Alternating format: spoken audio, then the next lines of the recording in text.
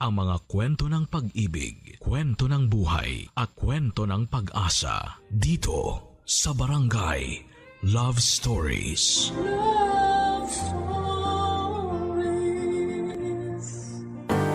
May mga taong ayaw magbanat ng buto para kumita ng malinis na pera. Mga taong walang ibang kaya kundi ang dumepende sa iba. Ikaw, kabarangay, naranasan mo na bang manggamit ng iba? Dear Papa Dudut, ako nga pala si Paulo, 25 years old at isang proud sugar baby o baby boy ng mga matatandang babae o matrona. Madalas ay byuda ang mga target ko. At syempre required na may kaya sila sa buhay o maraming koneksyon para mapakinabangan ko. 19 years old ako noong nagsimula kong pakinabangan ang kagwapuhan at katawan ko. Para sa mga matronang magsustento sa akin. Come and go lamang din naman ang mga matronang ito, Papa Dudut. Minsan ay nakakahanap na sila ng mas bata sa akin o mas magaling lang talaga silang bulahin. Madalas naman ay nahuhuli lamang sila ng mga anak nila at tinututulan ang mga ginagawa nilang pagkuha ng aliw mula sa mga katulad kong sugar baby. Isa sa mga pinaka-loyal kong taga-sustento ang isa sa mga paborito kong matrona. Itago na lang po natin sa pangalang Marcia. 60 years old at kaedad lamang ng nanay ko. Sobrang galante ni Marcia. Lahat ng ituro ng uso ko ay bibilhin niya. Hindi pahirapan sa kanya kung anuman ang gustong ipabili ko. Mayaman naman kasi talaga siya. O mas magandang sabihin na mayaman ang naging asawa niya. Matagal na siyang byuda, maswerte lamang na iniwanan siya ng mga negosyo at iba pang mga yaman. Yun nga lang, Papa Dudut, ay wala silang naging anak. Kaya ang libangan ni Marcia, ako at wala nang iba pa.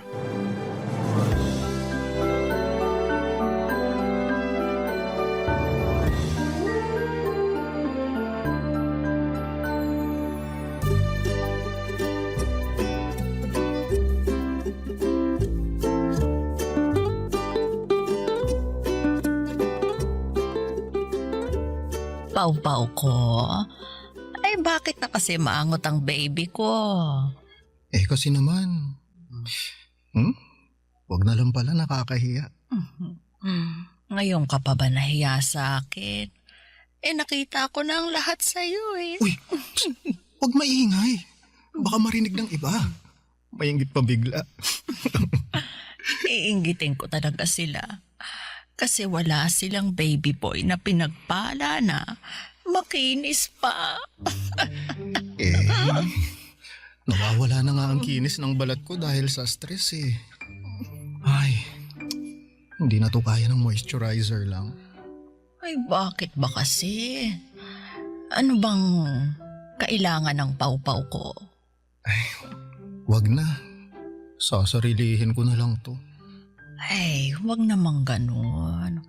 Ano bang kailangan mo? Sunscreen from Korea o Japan? Meron ako nun. Gusto mo bang magpa-body scrub? Hindi yan ang kailangan ko eh.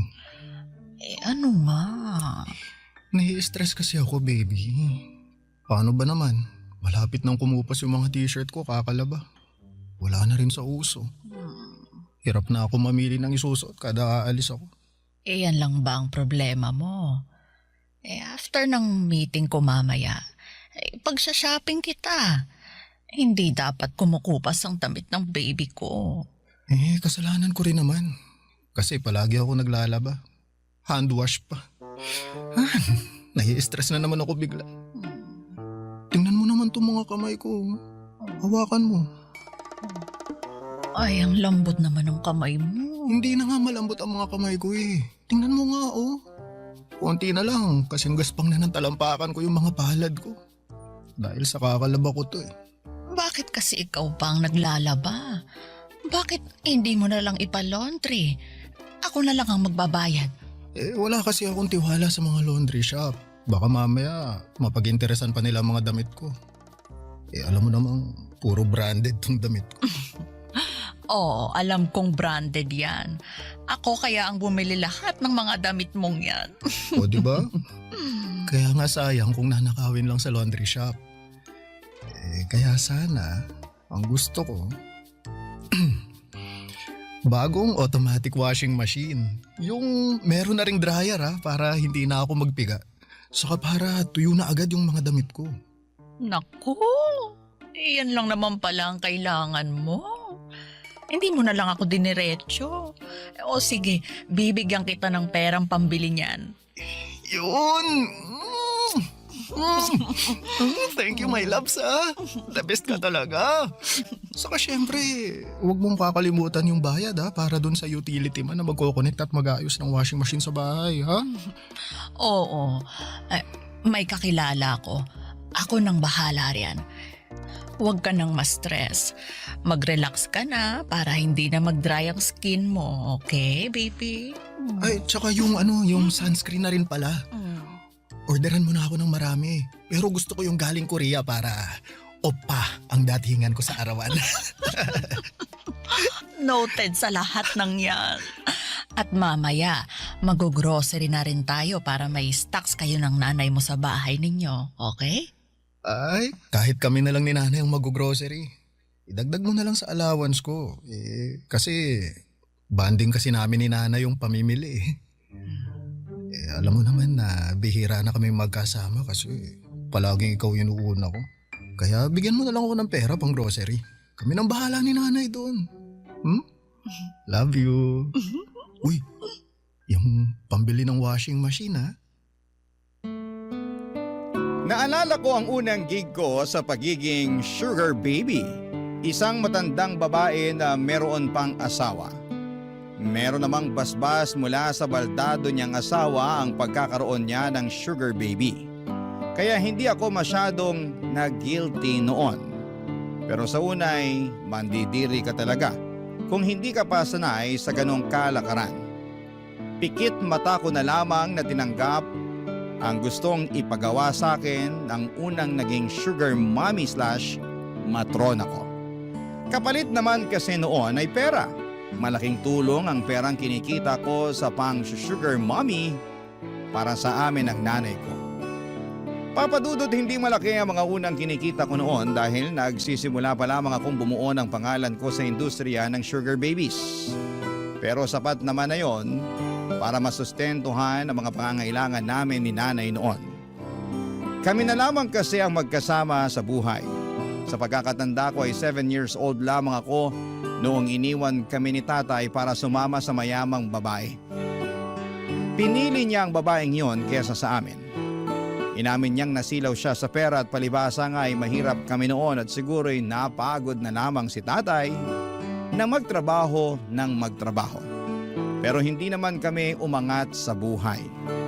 Kaya noong may nagpakita sa kanya ng interes, agad na niyang sinunggaban at iniwan kami ni nanay bilang kapalit.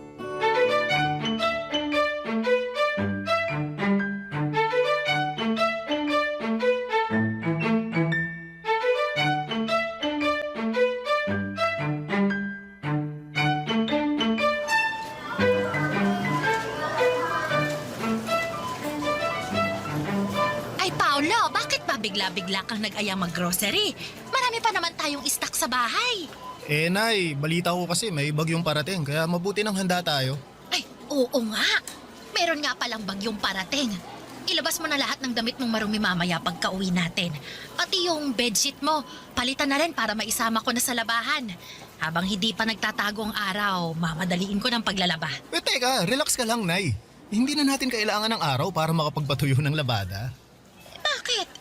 Ang ibig kong sabihin, bibilhan na kita ng automatic na washing machine. Ay, yung merong dryer? Yung hindi na kailangang bantayan palagi? Oo, bantayan na lang po natin yung bill ng kuryente kasi panigurado, tataas ang singil sa atin sa susunod. Ay, ayoko na pala niyan. Mataas palang konsumo sa kuryente. Talo tayo riyan. Hayaan mo na ako sa batsa at palo-palo. Kaya ko pa naman kahit mano-mano. Ay nako Nay, hindi ko naman nahahayaan na mas lalong gumaspang ang kamay nyo kakalaba. Kaya nga bibili na tayo ngayon ng washing machine para hindi na kayo mapapagod.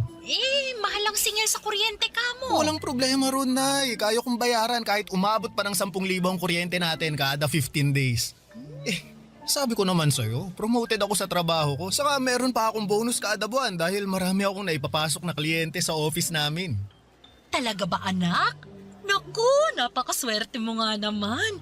Pero sana, makwentuhan mo ko tungkol dyan sa trabaho mo ha? Kasi nagtatanong sa akin ang mga tita mo. Wala naman akong masabi sa kanila kung anong trabaho mo tsaka kung bakit ganyang kalaki ang kinikita mo.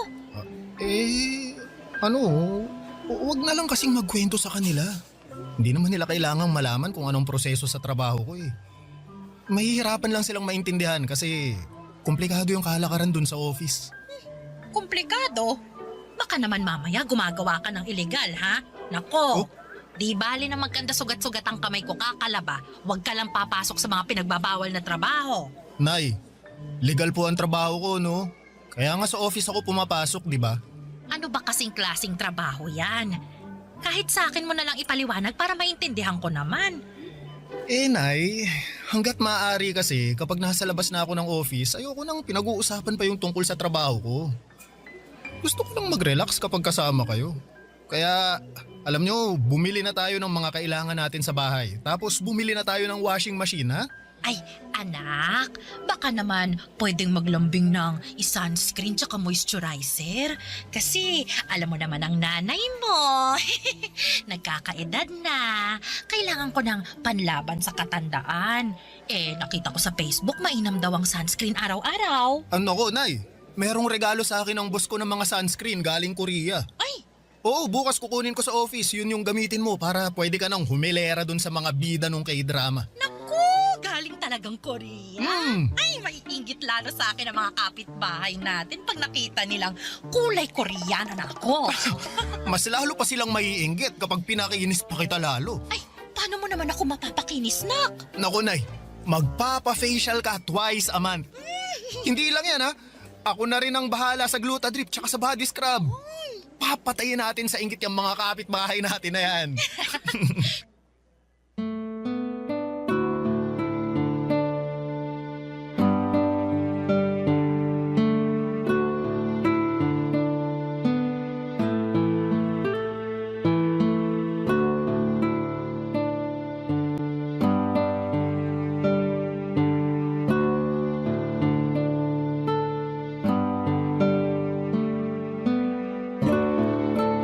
Papadudot, hindi alam ng nanay ko ang tungkol sa pagiging sugar baby ko. Bakit ko naman sasabihin sa kanya? Alam ko namang pipigilan niya ang ginagawa ko. Lalo't sa ganong dahilan kami iniwan ni tatay noon. Naniniwala naman siya na nagtatrabaho ako sa opisina. Noong hindi pa ganong kalakas at kadalasang kita ko sa pag-sugar baby, inakala ni nanay na nagtatrabaho ako sa call center. Sa gabi na kasi ako lumalabas ng bahay at tanghali na akong umuwi. Siyempre sa gabi ako madalas kinikita noon ng mga matrona ko.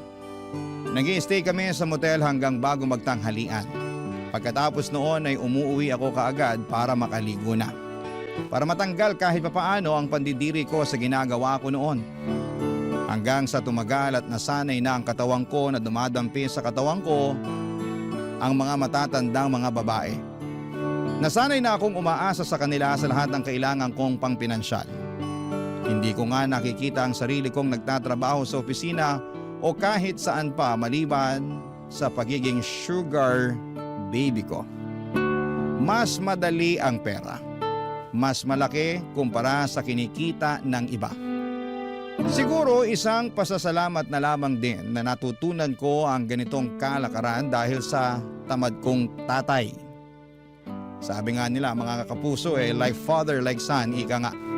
Wala na akong balita kay tatay at kung nasaan man siya. Sana ay ubos na ang pera ng babaeng pineperahan niya, Papadudot. Barangay Love Stories. Barangay Love Stories. Papadudot na ibili ko na si nanay ng automatic washing machine. Kita ko kung gaano siya nag-relax nang maibili ko ng washing machine. Nakaharap na lamang siya palagi sa salamin at pinagmamasdan ang mapula niyang labi at pisngi dahil sa mga makeup na binili ko sa kanya. Lagi din siyang nagsiselfie ng walang filter. Hindi na niya kailangan ng filter kasi sobrang kinis at puti na niya dahil sa Glutadrip na naging maintenance na niya, Papa Dudut. Nakakatuwa na makita ang aliwalas ng mukha ni nanay. Relax at hindi na siya stress. Hindi gaya nung naghihirap pa lamang kami. Ni bumili ng bagong tsinelas ay hindi niya magawa para sa sarili niya. Palagi niyang nire-repair ang pigtas na tsinelas niya gamit ang wire at goma. Yun marahil ang inspirasyon ko para ipagpatuloy ang pagkayod bilang sugar baby. Ayoko nang makita si nanay na nagre-repair ng lumang tsinelas gamit ang wire at goma. Gusto ko siyang bilhan palagi ng bagong labas na mga sandals at sapatos. Kaya naman sinikap kong galingan ang pambobola sa mga matrona ko. Isa na sa ginagalingan ko ng pangbobola ay si Deli. Senior na rin at isang biyuda, Papa Dudut. Mabusisi ito sa mga inaabot niya sa akin at hindi kasing galante ni Marcia. Pero malawak ang koneksyon niya sa gobyerno at iba pa. Kaya alam kong magagamit ko yon para maambunan ako ng tulong balang araw kapag kinakailangan na.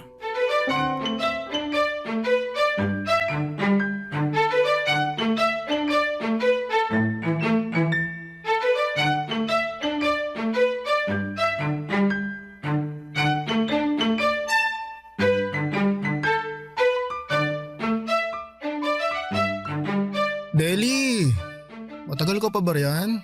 Kanina pa ako rito sa kamo. Babad na ako rito. Teka lang at may inaasikaso akong mahalaga.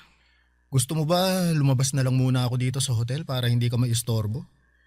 Nakakapagtrabaho naman ako kahit nandyan ka. Diyan ka na lang sa kama. Humilata ka riyan at mamaya tatabihan na kita. Nabuburyong na kasi ako rito Lahat na ng posisyon sa paghiga, nagawa ako na. Buksan mo na lang ang TV. May cable naman na ata dyan Manood ka ng balita para updated ka sa mga kaganapan sa Pilipinas. Para naman makasali ka na sa usapan namin ng mga amiga ko kapag lumalabas tayo. Bakit kasi kailangan ko pang makisali sa usapan nyo ng mga kaibigan mo? Hindi naman ako nakaka-relate. Puro sa ekonomiya, politika, relihiyon. Wala man lang bang tungkol sa showbiz para makapag-ambag naman ako kahit papaano? Ay nako, hindi nakakahasa ng utak ang mga chismis at showbiz. Habang bata ka pa lang, dapat busugin mo na ang utak mo ng mga iba't ibang kaalaman. Makakatulong yan sa'yo kapag nakikipag-socialize ka na sa mga matataas na tao. Ano ba yan? Palagi mo na lang akong pinapangaralan. Ang pinunta ko rito, lambingan. Hindi lecture, ha? Lambingan ba talagang pinunta mo o allowance? Syempre, kapag may lambing, matik na yung allowance. Ay, nako ka. Mabuti na lang talaga at gwapong-gwapo ka. At malaki ang katawan. Kaya sulit ang allowance na inaabot mo sa akin, di ba? Kahit payat tong utak ko. Deli. Ay, wag mo na akong kulitin sa allowance mo. Nagdagdag na ako last month. Aba, matuto ka namang makontento. Hindi naman yun Ay, ano pala? Baka naman, pwede mong matulungan yung tsuhin ko na nakulong. Kapatid yun ni nanay. Nakikiusap sa akin na magawa ng paraan yung kaso niya. Bakit sa akin ka lumalapit? Attorney ba ako? Pulis? Alam ko kasing marami kang koneksyon. Ano bang kaso ng tsuhin mo? Nakapatay. Nakapatay? Ewan ko ba dun sa tsuhin ko? Hold-upper pala. Tapos ayun, hindi niya sinasadyang mapatay yung hino-hold up niya. Tinutukan lang naman ng bread knife ng tsuhin ko yung hino-hold up niya kaso biglang pumalag yung biktima. Sinuntok yung tsuhin ko. Syempre, kailangan lumaban ng tsuhin ko. Sinaktan na siya, di ba? Kaya ayun, napuruhan niya yung biktima. Paano, Deli? May lusot kaya? Marami pa akong kailangang alaming detalye. Siya, susubukan kong gawa ng paraan. Yay! Teka, Saan pa bang masakit sa'yo para malagyan ko na ng ointment? Yung tuhod mo? Nagbabadya ba ng rayuma yan? Yung balakang? Aling buto mo yung tumutunog ngayon para mahimas ko na? Ha?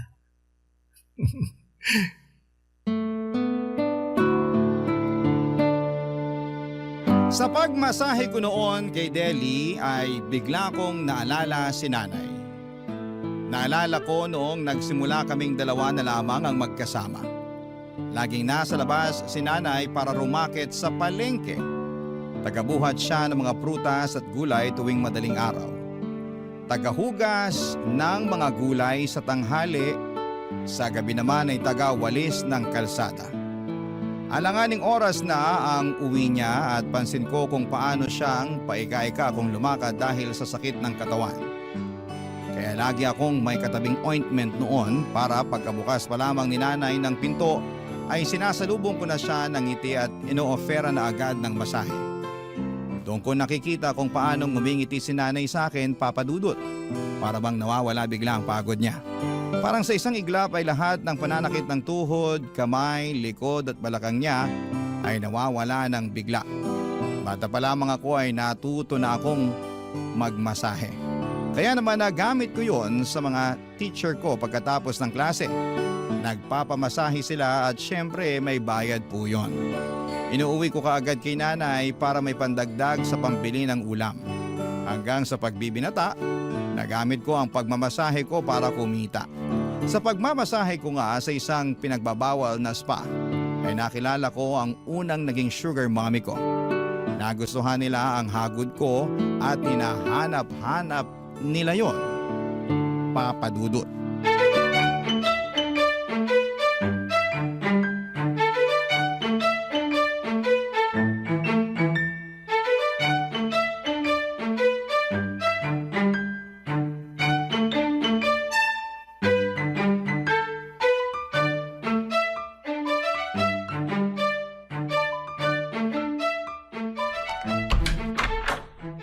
Nay? Nay, nakauwi na po ako. Paulo, anak! Kanina pa kita hinihintay. Mabuti na lang at nakauwi ka na. Naku, saktong-sakto. Nagluto ko ng sinigang na hipon. Paborito mo. Uy, biglang kumulo yung tiyan ko dun ah. Halika na para makakain na. Habang mainit pa ang sabaw. Ginawa na rin kita ng patis na may sili at kalamansi. Lalong kumulo yung tiyan ko sa sausawan na yan ah. Naglaway naman tuloy ako bigla. Talo ko pa tuloy yung naglili. Oh, ibaba mo na yung mga bit-bit mong paper bag para makakain ka na. Halika na. Ay, sinanay naman oh, hindi man lang na-excite sa nakitang mga paper bag na bit-bit ko. Ano ba yung mga pinamili mo? Ikaw na bata ka talaga. Hindi na kasya ang mga damit mo sa aparador, ha? Tapos nag-shopping ka na naman ulit. Eh di bumili tayo ng bagong aparador para magkasya ng mga damit ko. Pero nay, alam nyo, hindi naman sa akin tong mga nasa shopping bags eh. Para sa inyo to. Ay, para sa akin? Bakit? Birthday ko na naman ba, anak? Oh, bakit? Tuwing birthday ka lang ba dapat regaluhan? Wala namang okasyong kailangang i-celebrate para bilhan mo ko ng regalo. Nay, gusto ko lang i-celebrate ang pagiging best nanay nyo sa buong mundo. Anak ha, ang corny mo na. Naghahanap ka lang ng dahilan para gumastos eh. Nasa mall na kasi ako kanina. Nakita ko ang daming bagong labas ng mga damit. Feeling ko bagay sa inyo lahat ng pinamili ko. Check nyo, dali. Ito oh. Patingin nga. Anak, ang gaganda nito, hala. Oh, di ba? Ang mamahal din ako. Ay naku, isuli mong lahat ng to. Anak, masyadong mahal. Parang dalawang buwang groceries na natin to eh. Magkano ba? Ay, naku, baka pang 4 na buwan pa. Oy, Nay. Hindi ko na po isusoli yan, no? Sa inyo na yan. Enjoyin nyo na lang para kapag nagsisimba kayo ng mga plastic nyong friends, meron kayong ipangrarampa. Patayin nyo sila sa inggit, Nay, ha? Make your son proud, ha? Naku, ikaw talagang bata ka. Kung iniipon mo na lang ang perang pinangbili mo rito, hindi natin alam kung anong mangyayari kinabukasan. Kailangan handa tayo. O, ito na yung huling beses na bibilhan mo ko ng luho, ha? Mag-iipon na tayo. O, sige po. Kung saan kayo magiging masaya. Mag-iipon tayo. Pwede tayong bumili ng bahay para hindi na tayo umupa. Magnegosyo tayo. Tapos mag-travel tayo sa buong Pilipinas. At sa buong mundo. Tapos, bibili tayo ng... Oo. Nay! Naku, kakasabi ko lang kung saan kayo magiging masaya eh. Tapos bigla naman kayong iiyak dyan. Pasensya ka na anak ha. Masyado lang siguro akong masaya. Hindi pa rin kasi ako makapaniwala na umaasensa na tayo. Dahil sa'yo. Dahil sa pagpupursige mo. Salamat ha. Nay, Bigla na lang sumasakit tong puso ko kapag naaalala ko yung pinagdaanan natin mula nung iniwan tayo ng tatay mo. Yung hiya ko sa'yo noon anak kapag nakikita mong minumura na ako ng landlady natin dahil hindi ako makabayad. Kung paano tayo tumatakas tuwing madaling araw kapag alam nating alanganin na tayong makabayad. Bigla kong naalala kung paano tayo nagtsatsagang matulog sa waiting shed dahil walang kamag-anak natin ang gustong magpatuloy sa atin kasi wala silang tiwala sa atin. Akala nila pag nanakawan natin sila. Kasi alam nilang kapos tayo. Nakakahiya anak. Kaya pasensya ka na ha. Kung hindi kita naigapang ng maayos noon. Tapos ngayon, imbis na akong bumawi sa'yo, ikaw pa rin ang gumagawa ng paraan para mabuhay ako. Pasensya na anak ha.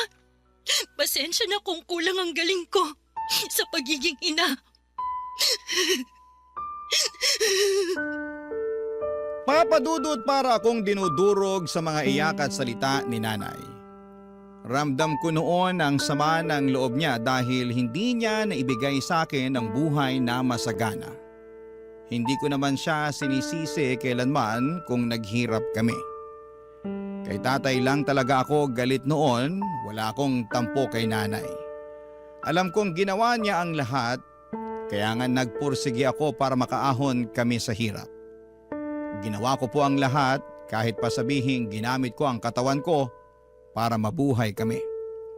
Wala akong ibang gustong mangyari kundi ang mabigyan ng magandang buhay si nanay, Papa Dudut. Bata pa lamang ako ay pinangako ko na yon sa kanya. At hanggat kaya ko, hanggat napapakinabangan ko pa ang itsura at katawan ko ay hindi ako titigil na gawin yon. Niyakap ko si nanay at pinatahan. Sinabi ko sa kanya na hindi na niya muling mararanasan ang hirap sa buhay. Kaya naman tinupad ko ang pangako ko sa kanya na mag-iipon kami para sigurado ang magiging kinabukasan namin. Pinahawak ko kay nanay lahat ng kinikita ko at marunong po kasi si nanay na mag-ipon. Marami rin siyang nakwento na pwede naming pagkakitaan. Oo lamang ako ng oo. Sino ba namang hindi sisipaging umoo? Kitang-kita ko sa mukha ni nanay ang saya habang nagkukwento ng mga balak niyang gawin kapag meron na kaming sapat na pera. Papa Dudut, kahit sino namang anak, may ingganyong pumayag. Masaya ang nanay mo eh. Hindi ba't yun naman ang goal ng bawat anak? Barangay Love Stories. Barangay Love Stories. Nag-focus ako sa goal namin ni nanay na makaipon ng malaki. Una naming plano ay makapagbukas ng negosyo. Meron ng listahan si nanay ng mga balak nitong negosyo na kaya ng ipon namin. Tuwing gabi ay pinag-uusapan namin kung paano yon maa-achieve. Kakasimula pa lamang namin noon ang pag-iipon kaya alam kong medyo matatagalan pa bago namin magawa ang ibang plano namin. Hindi na ako lumustay pa ng pera para sa mga material na bagay, nagche-check na rin kami ng mga murang bahay sa probinsya. Pangarap kasi ni nanay na makabalik ng probinsya para doon na tumira. Gusto kong tuparin yon para sa kanya. Dinagdagan ko na rin ang ibang sugar mommy ko at meron yung mga nakilala ko online. Sapat na sa kanila na hinaharot ko sila at pinapadalhan ng mga masiselan na mga pictures. Kumagat na rin po ako sa mga ganap online para sa mga bakla. Nagpapadala din po ako ng mga pictures na masiselan sa kanila. At dahil doon ay mas nadagdagan pa ang kinikita ko. Pero syempre hindi ko pinabayaan ang dalawang main matronas ko, sina Deli at Marcia. Higit sa lahat ay sila ang pinaka makakatulong sa akin para sa mga pangarap namin ni nanay. Kaya naman ginalingan ko sa kanila lalo. Lahat ng gusto nila dapat ay sundin ko.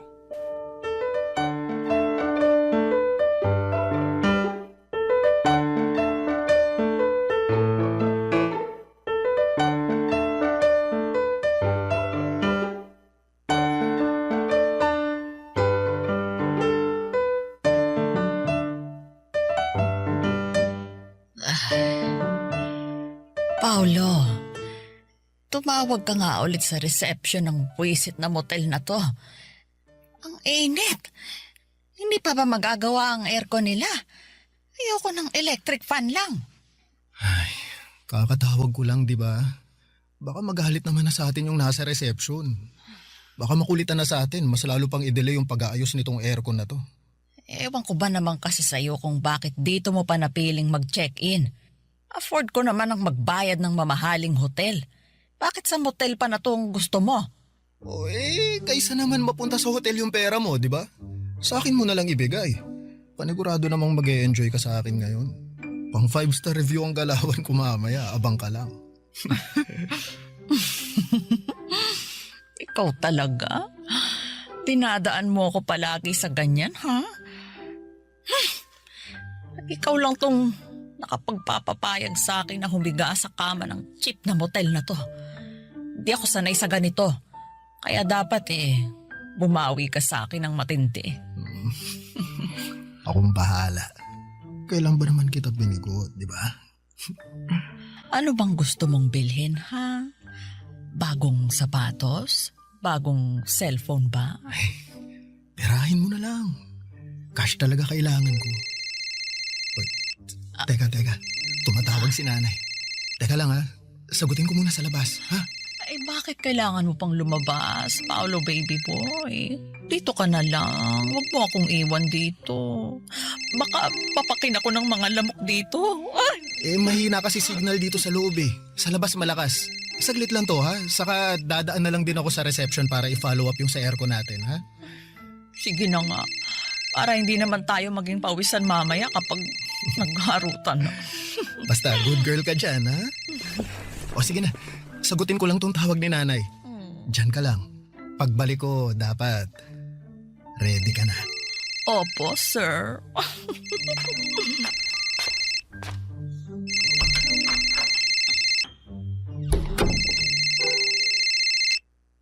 Hello, Deli? Napatawag ka? Kanina pa kita tinitext, hindi ka nagre-reply. Nako, sorry. Kasama ko kasi si nanay eh. Nagluluto kami. May balita na ba dun sa pinapaayos kong permit para sa negosyo ni nanay? Kaya nga ako tumawag sa'yo. Ayos na yon. Pumunta ka na lang bukas sa opisina ko. Pag-usapan natin yung mga kailangan yung ipasa. Ako na lahat ang mag-aasikaso nun. Yes! Hulog ka talaga ng langit, Deli! Salamat ha! Ay, thank you. May kapiling to, no? Alam ko. Akong bahala sa'yo. Gusto mo ba sa office natin gawin? Bakit pa ba kita papupuntahin ng opisina ko kung hindi ko rin gustong gawin ng alam mo na? Akong bahala.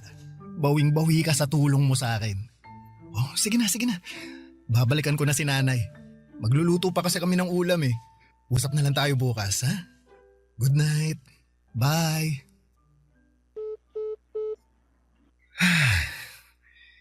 Ibang klase talaga si Deli. Daming tulong sa akin. Pero teka, unahin ko muna tong si Marcia. Marcia? Ready ka na ba? Eto na ako.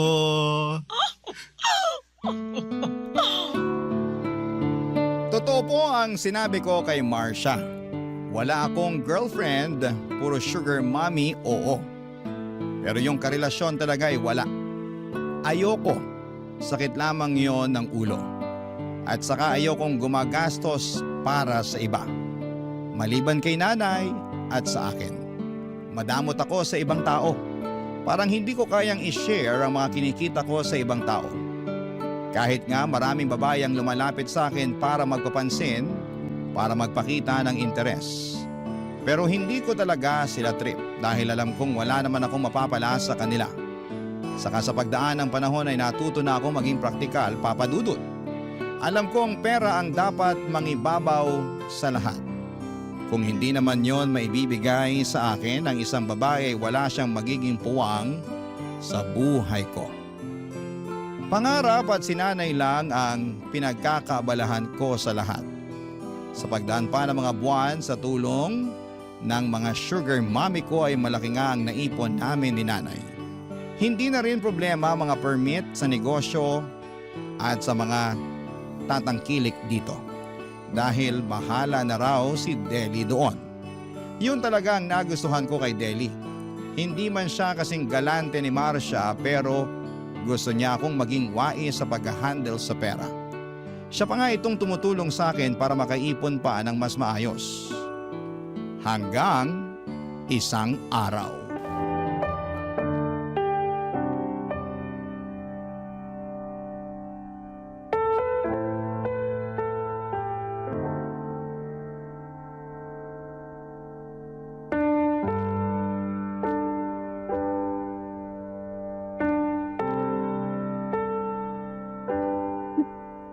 Oh, Nay. Nay, okay lang po kayo? Anak! Nay, ano bang nangyayari? May masakit ba sa inyo? Bakit? May namatay po ba? Anak! Huwag kang magagalit, ha? Kinakabahan naman ako sa inyo, Nay. Ano po ba yun? Sabihin niyo na. Anak! May boyfriend ako. Boyfriend? O ano ngayon? Hindi ka ba nabigla? Nako, Nay. Bakit pa ako mabibigla? Pinaganda nga kita ng pinaganda, di ba? Dextrose mo na ang glutat, puro ka makeup. Bakit pa ako mabibigla na nakabingwit ka ng boyfriend? Kayo naman, no? Yan ba ang sa tingin mo, ikagagalit ko? Walang problema sa akin kung may boyfriend ka na, Nay. Matagal na rin naman nung iniwan tayo ni tatay, Deserve niyong magkaroon ng bagong lalaki na magmamahal sa inyo. Mas bata siya sa akin, Paolo. Halos kaidaran mo. Sugar mommy daw niya ako. Ano? Sugar mommy? Ikaw, Nay? Iyon bang sinusustentuhan ko kapalit Oo, Nay. Oo, alam kong ibig sabihin nun. Bakit? Saan? Sino? Pinakilala lang naman sa akin ng isang kazumba ko. Uso naman daw. Tsaka, sayang. Nay, ano? Nalulungkot ako Naiinggit ako doon sa iba. Meron silang kasama. Kaya ayun, pumatol ako. Nag-aabot ako kaya lang. Napasobra yung pagmamahal ko sa kanya kaya binigay ko lahat. Ano? Nay, anong ibig niyo sabihin dyan? Huwag niyo sabihin... Kung iniisip mo, binigay ko sa kanya lahat ng ipon natin. Hindi ka nagkakamali. Tama ka. Nay! Naawa kasi ako sa kanya, anak. Sabi niya, kailangan ng pang-ospital ng tatay niya kasi may cancer daw. Kaya nagbigay ako. Konti lang naman. Kailangan lang daw ng pang-dextrose. Tapos sumunod, yung nanay naman daw niya yung may cancer. Di nagbigay ulit ako. Tapos sumunod, yung kapatid naman niya yung may cancer. Ganun ba? Oo. Nasa lahi raw nila, kaya minigay ko lahat ng ipon natin para gumaling silang lahat. Nay, bakit naniwala ka sa ganun? Kasi sabi niya babayaran naman daw niya ako Sa tingin ninyo, babayaran niya talaga yun? Hindi. Kasi binlock niya na ako sa lahat ng social media niya, pati yung sa cellphone number niya. Hindi ko na rin alam kung saan siya nakatira talaga kasi hindi naman pala totoo yung binigay niyang address sa akin. Anak, huwag ka magalit sa akin ha, please. Paano hindi ako magagalit? Pinaghirapan ko lahat ng inaabot ko sa inyo. Tapos malalaman ko, binigay nyo lang pala sa ibang tao? Ang lakas ng loob yung problemahin ng problema niya pero hindi nyo inisip yung naging paghihirap ko. Anak! Mamaya na tayo mag-usap, Nay. Baka magdilim pa yung paningin ko Aalis muna ako. Uuwi na lang ako. Pagkaya ko na kayong harapin ulit.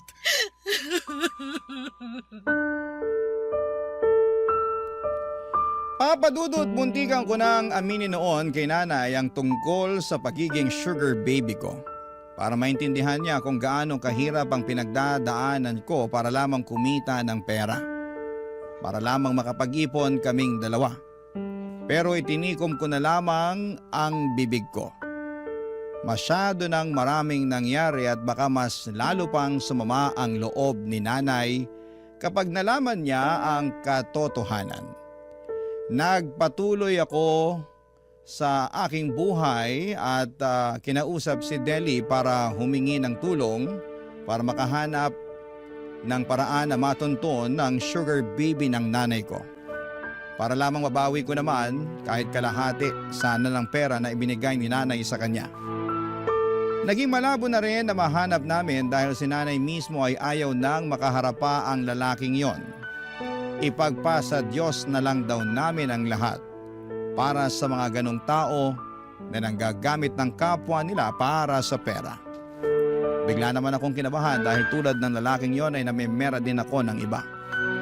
Pinabayaan ko na nga lang din, Papa Dudut. Siguro'y yun na rin ang karma ko dahil sa mga pinerahan kong matatanda. Pero hindi naman ibig sabihin ay hihinto na ako sa kalakaran. Ang pagiging sugar baby lang ang alam kong paraan para mabuhay kami ni nanay at makabawi ulit. Papadudot, nagpatuloy ako sa ganong buhay. Nagsimula ulit kaming mag-ipon. Ang mahalaga na lamang sa ngayon ay natuto na si nanay at nangako na siyang hindi na ulit magpapahulog sa isang sugar baby o baby boy. Maraming pong salamat sa pagbasa ng aking liham. Ang inyong kapuso at kabarangay forever, Paulo. Ano ang masasabi mo sa ating Barangay Love Stories today? Aabangan namin yan sa aming comment section. Ang mga kwento ng pag-ibig, kwento ng buhay at kwento ng pag-asa dito sa Barangay Love Stories. Love Stories.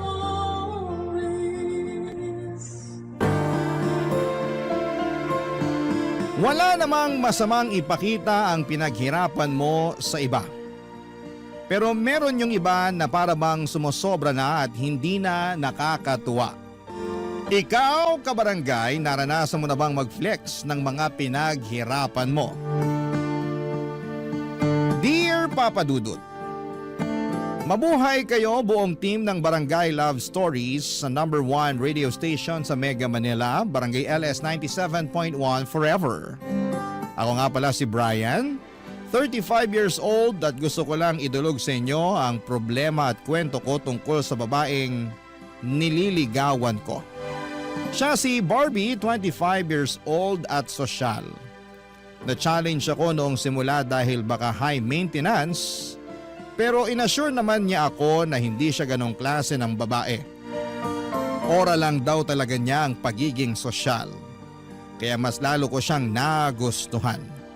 Sa lahat ng mga babaeng nakilala ko, sa kanya talaga ako tinamaan ng husto, Papa Dudut. Iba yung kilig na nararamdaman ko sa tuwing naiisip ko siya. Nasabi ko na nga rin yon sa dating kaklase at kaibigan kong si Martin. Binida ko talaga si Barbie sa kanya para suportahan nito ang feelings ko.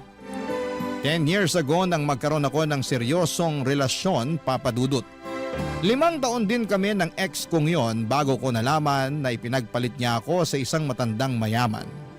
Dinibdib ko yon ng sobra at mula noong nagkahiwalay kami, puro lang ako panghaharot sa mga babaeng nakikilala ko, pero wala naman akong banak na seryosohin sila. Siguro dahil bukod sa hindi pa ako ready ay hindi rin ako totoong interesado sa kanila. Pero nung dumating si Barbie sa eksena, Papa Dudut, nagbago po ang lahat. Naramdaman ko ulit yung kilig at kakaibang saya kapag may nakilala kang taong gusto mo. Kapag kasama ko si Barbie, ang gaan lahat ng nararamdaman ko. Dinadaldal ko nga si Martin tungkol doon nang minsang nagkainuman kami sa bahay. Panay lang ang kantsaw niya sa akin dahil sa wakas daw ay nadali na ako ni Cupido.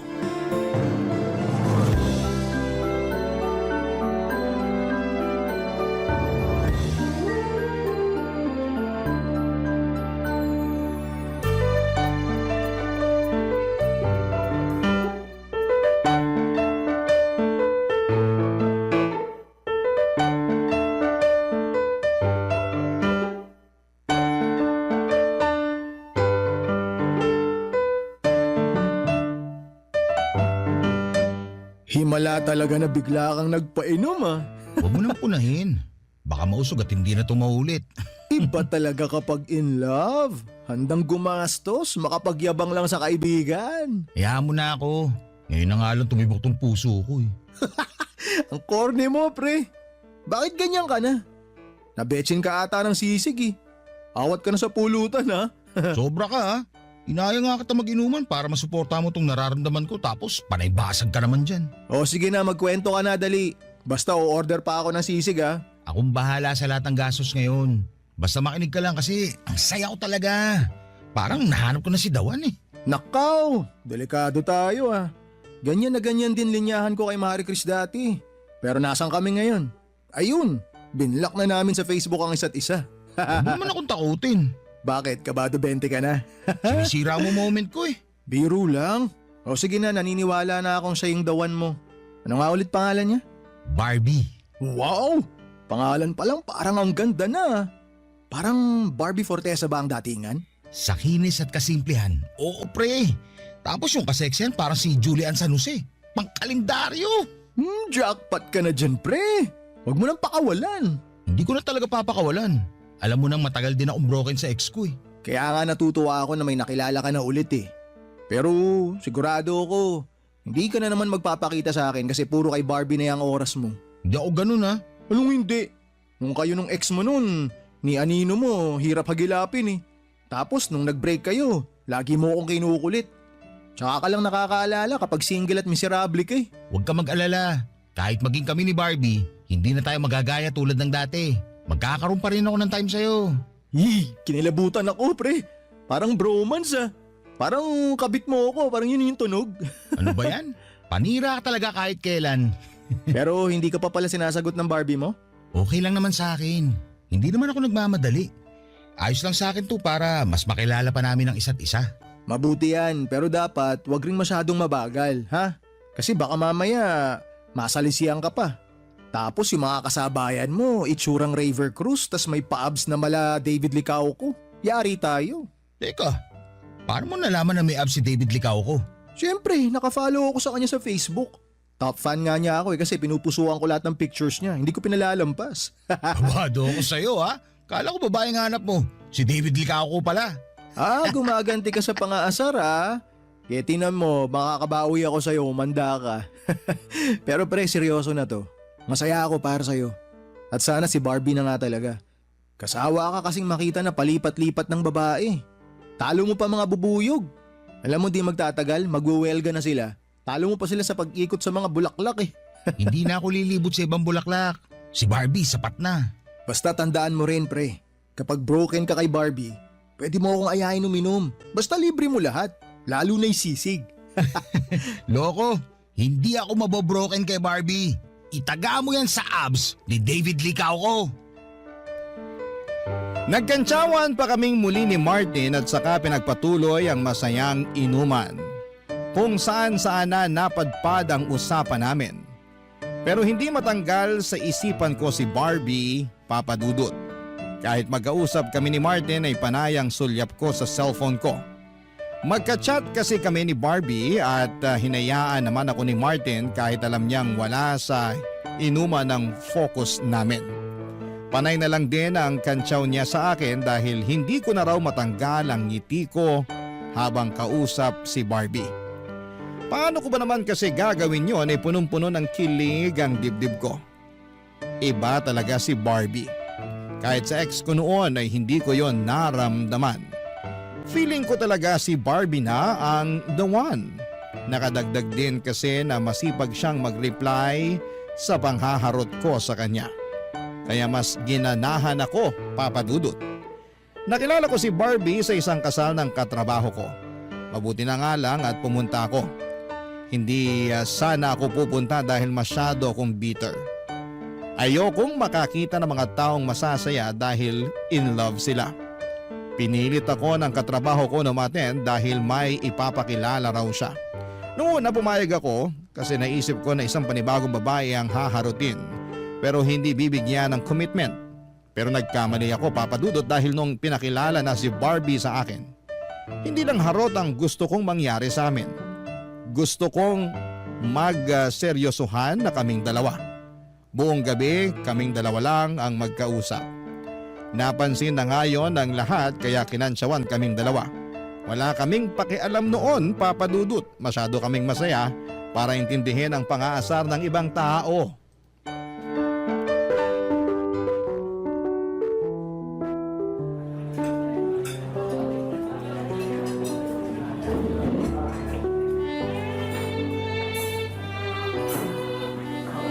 Brian, okay lang ba sa'yo na dito tayo kakain? Nagulat nga ako na dito tayo kakain. Hindi ba mahal dito? Napapanood ko to sa mga vlogger eh. Oo, pero masarap naman daw ang pagkain dito. Tsaka maganda rin ang ambience. Bawing-bawi sa ibabayad natin. Ako magbabayad dito. Ako nagyaya eh. Talaga ba? Di ba nakakahiya? Ayos lang, ano ka ba? Lalaki ako, kaya dapat ako magbayad. Eh pwede naman ako mag-ambag para hindi naman tunog abusado. Ang ambag mo lang ngayon, pangitiin ako. Makakapag-ambag ka ba nun? Naku, mabubusog ka sa ambag ko. Tara, order na tayo. Boom! Mahal nga rito. Grabe ang presyohan ha. Nakita mo? Huwag na lang ba tayo rito? Pwede naman tayong lumipat sa mga turo-turo kung nilang afford mo. Aray naman. Nasaling ang pagkalalaki ko doon. Kaya ko to. Nag-inarte lang ako. Hindi tayo lilipat sa turo-turo. Ang ganda pa naman ang suot mo ngayon. Bagay sa presyo ng mga pagkain dito. Salamat ha. Pinaghandaan ko talaga tong date natin kaya nagmaganda ako. Kala ko nga nasobrahan ako eh. Wala nang masosobra pa kaysa sa presyo ng kanin nila rito. Grabe! Talagang 120 ang isang order ng plain rice na mayroong celery sa ibabaw? Parang masama talaga ang loob mo na kakain tayo rito, no? Huwag na lang kaya nating ituloy to. Ako na tong nahihiya eh. Uy, ikaw naman. Nagbibiro lang ako. Hindi tayo aalis. Kaya ko magbayad dito. Umorder ka lang dyan. Akong bahala. Okay lang ba kung umorder ako ng steak? Magkano bang steak nila dito? 2.5 lang naman yung pinakamura. 2.5? Pinakamura pa yun? Bill ko na yung sa kuryente na isang buwan na. Okay, ganito na lang. Ako na magbabayad sa steak tapos ikaw na magbayad sa plain rice mo. Alam mo, kanina mo pa pasimple sinusugatan ng pride ko eh. Pero okay lang yan kasi type talaga kita eh. Kaya kahit 5K pa yung steak na yan, babayaran ko pa rin yan. Kahit maputulan na kami ng kuryente sa katapusan.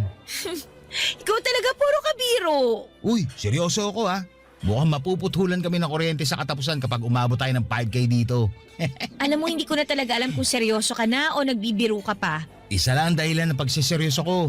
Ano yun? Ikaw. Kaya huwag mong bibiruin tong feelings ko para sa'yo ha. Kasi pag nasaktan ako, seryoso to. Ayoko na ulit magmahal. Bakit ang corny mo? Corny naman talaga ang tao kapag nagmamahal, di ba? Che! Ano, order na tayo? Uy, okay lang talaga ha. Kahit umabot tayo ng 5,000. Oo naman. Kung talagang love language mo ang steak, sige, ibibili kita kahit 10,000 pa yan. Brian? Ano yun? Mamaya pag dumating yung mga order natin, picturean mo ako kasama yun ha. Dapat kita rin yung logo ng restaurant na to para alam nila kung saan tayo kumain. Okay lang ba? Huwag mo na itatapon yung resibo ha, kasi sasama ko yan sa imamay day ko. Huwag mong lukutin para naman hindi nakakahiya sa makaka-view.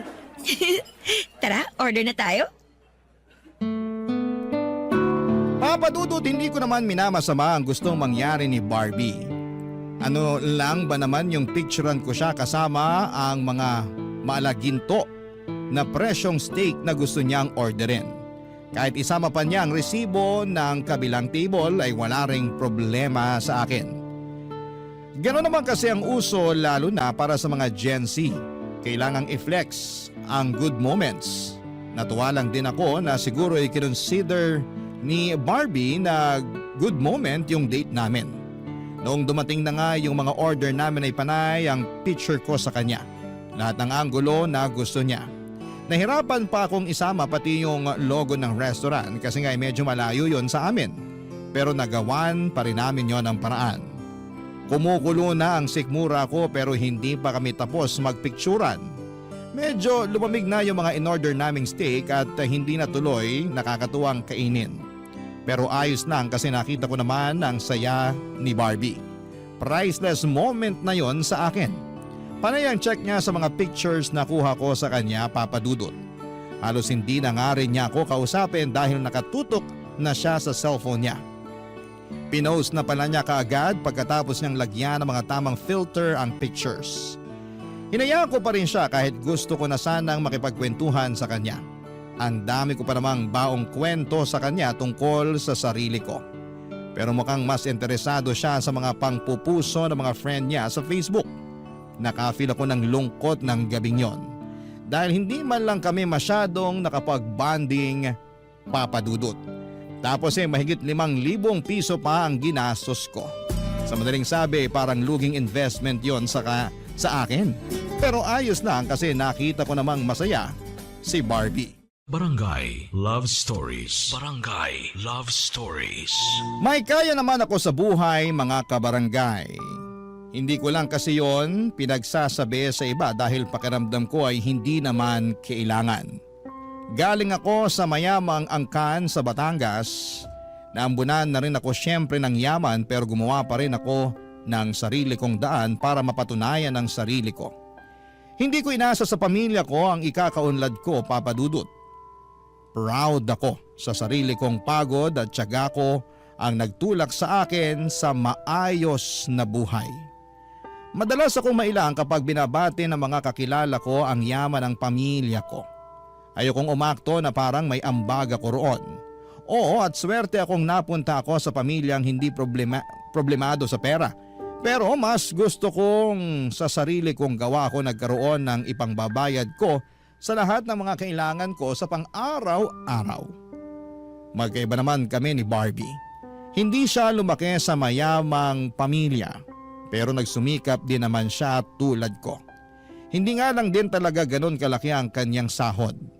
Napansin ko na mahilig siyang bumili ng mga magagarang gamit at kumain sa mga mamahaling restaurant. Doon talaga kami nagkaiba. Mas trip ko kasi yung mga simple lang na gamit at nakakabusog na kainan kahit na hindi ito kamahalan. Pansin ko kasi na puro branded ang gamit ni Barbie. Nung una inakala kong mayaman talaga siya pero nalaman ko na galing siya sa hirap at kahit papaano ay nakakaraos naman. Pinaliwanag niya sa akin, Papa Dudut, na mahilig lang talaga siya sa mga mamahaling gamit dahil nawawala raw ang stress niya sa buhay kapag nakakabili ng mga yon. Ang importante naman daw ay wala siyang natatapakang tao sa mga hiling niya at hindi pa naman daw siya nababaon sa utang. Hindi man ako komportable sa naging sagot niya pero tinanggap ko yon. Kaya lang ay parang na-turn off ako minsan nang mag-date kami sa isang luxury mall. May ginawa siya at hindi ko yon nagustuhan.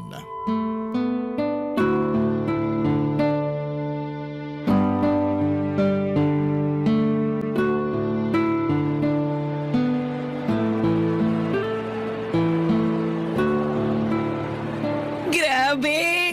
Ang bango talaga ng mga sala na mall, no? Ibang-iba sa mga mall na pangmasa. Ang lakas makayaman. Bihira ako pumunta rito kasi ang mamahal nga ng mga benta. Nakakatakot silipin yung price tag. Buti na lang at napapayag kita na dito mag-date. Na-experience ko rin sa wakas makapasok dito. Basta kung saan ka magiging masaya, dun tayo. Alam mo naman na yun. Nako, baka sa simula ka lang ganyan ha. Baka kapag sinagot na kita, hindi na kita mapasunod. Kahit gumawa pa tayo ng kasulatan na magiging under ako sa'yo habang buhay. Ikaw talaga. Pag ako sinumpong baka totohanin ko yan. Sige ka. Uy, Brian! Ano yun? Tingnan mo tong bag na to. Ganda. Mukhang mahal. Huwag na natin lapitan, baka magasgasan. Ay, hindi pwede. Pasok tayo sa loob. Please. Gusto ko lang talaga mahawakan tsaka mapicturan. Ang alam ko, bawal magpa-picture sa mga luxury bags pag hindi naman bibilhin. Para hindi raw magawa ng replika. Sino ba nagsabi sa'yo na hindi ko bibilhin? Ay, bibilhin mo nga. Joke! Siyempre hindi, no? Hindi ko yan afford, pero gusto ko lang hawakan. Magpunos ka maigi ng kamay mo, ha? Baka mamaya nagmamantika yung kamay mo. Naku, madali tayo niyan. Huwag ka mag-alala. Mukhang hindi ako susumpungin ng pasma ko ngayon.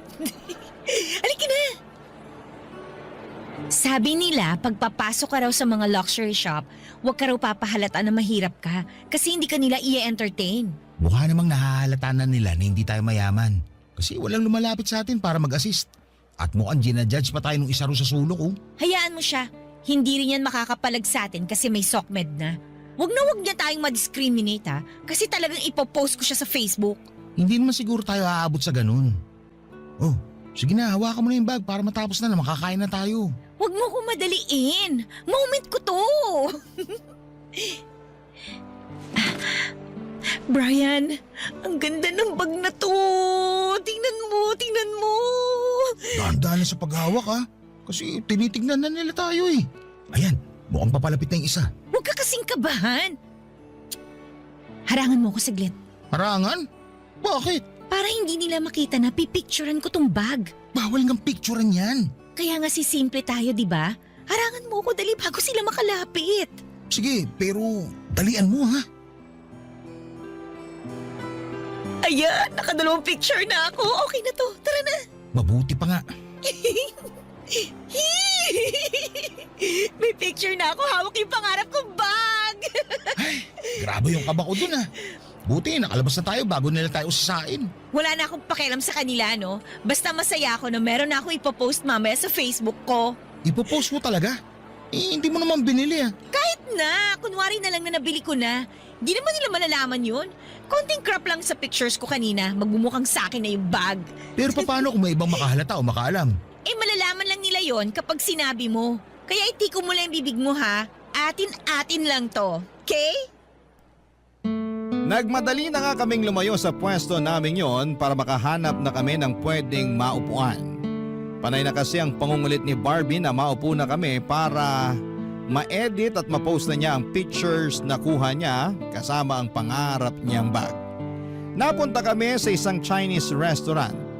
Mas ipopost kesa umorder. Ako na tuloy ang nahiya sa waiter na pabalik-balik para ma-check kung may orders na kami. Ang tagal din bago niya na-edit ang mga pictures. Kasi raw yung mga naunang inuna nito na ayusin ang edit niya. Nagmukhang hindi sa kanya yung bag. May gusto sana akong sabihin sa kanya pero alam kong ikakasama niya ng loob yon. Nakahiyaan ko na ring magpakatotoo sa kanya kasi ayokong ma-offend siya sa akin. Lalo na't gusto ko na talaga siya, Papa Dudut. Iniisip ko na lamang na yun naman na siguro ang huling beses na gagawin niya ang mga bagay na yon. Pero hindi nangyari ang iniisip ko. Sa next date namin, gusto ulit niyang bumalik sa luxury mall na yon para magsukat naman ng mga mamahaling damit at magpapanggap na OOTD niya ang suot niya. Buti sana kung binili niya pero pinahirapan niya lang ang mga nag-a-assist sa kanya. Wala siyang binili maski isa. Sabi niya hindi pa raw niya afford bilhin yon kaya makukontento na siya na i-post na lamang yon at magkunwaring sa kanya talaga ang mga yon. Wala naman daw magtatanong basta wag lang daw akong sasagot kung sakaling may mga has na magtanong tungkol sa mga ipinopost niya. Ganon na siya kakomportable sa akin, Papa Dudut. Nakwento ko yon kay Martin nang minsan akong dumalaw sa kanila.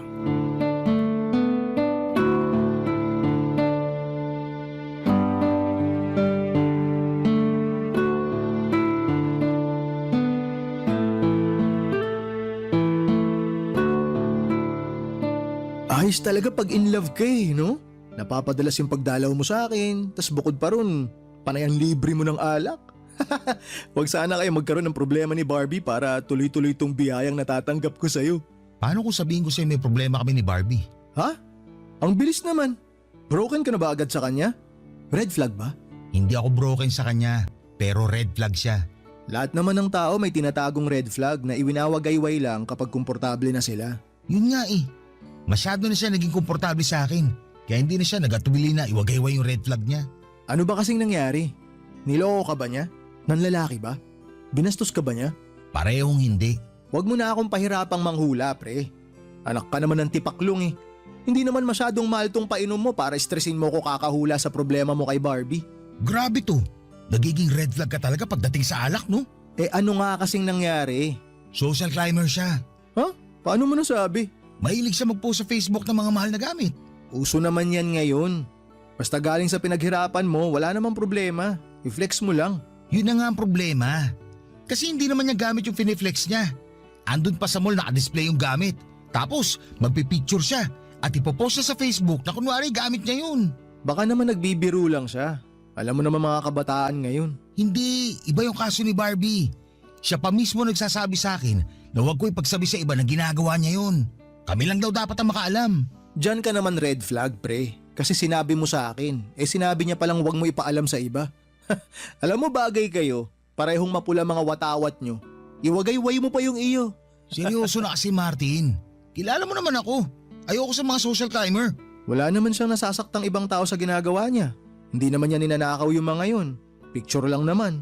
Hindi ba't parang pagnanakaw na yung ginagawa niya? Parang inangkin niya yung isang bagay na hindi naman sa kanya. Inuwi ba niya? Hindi naman, di ba? Ulitin ko picture lang yun. Wag mo masyadong palakihin yung issue. Hindi naman na sana lalaki tong issue, kaya lang paulit-ulit na nangyayari. Ako na iniiyak kada may pinopost siya na mamahaling restaurant at mga gamit. Minsan nga, may fine dining restaurant kaming nadaanan. Sabi niya, picturean ko daw siya doon. Kunwari kakatapos lang namin kumain. Itatag daw niya ako. Pero sumunod ka naman. Oo, kahit ayoko. Ay, parang ako na naiiyak sa ginagawa niya. Minsan nga, nasita kami doon sa jewelry shop na pinuntahan namin. Gusto niyo magpicture habang suot yung kwintas. Nag-request siya na picture ako siya doon sa store. Doon daw sa area na hindi halatang jewelry shop. Para daw hindi mapansin na doon lang namin kinunan yung picture. Sinubukan namin maghanap ng pwesto.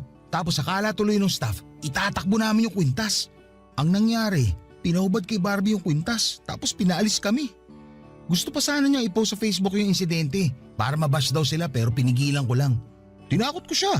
Sinabi ko kapag ipopost niya yun, malalaman ng friends niya sa Facebook na fake lahat ang ina-upload niya. Ayun, kumalma bigla. O anong balak mo ngayon? Parang gusto ko nang tumigil sa panliligaw. Pero kapag naiisip ko yun, nahihirapan ako.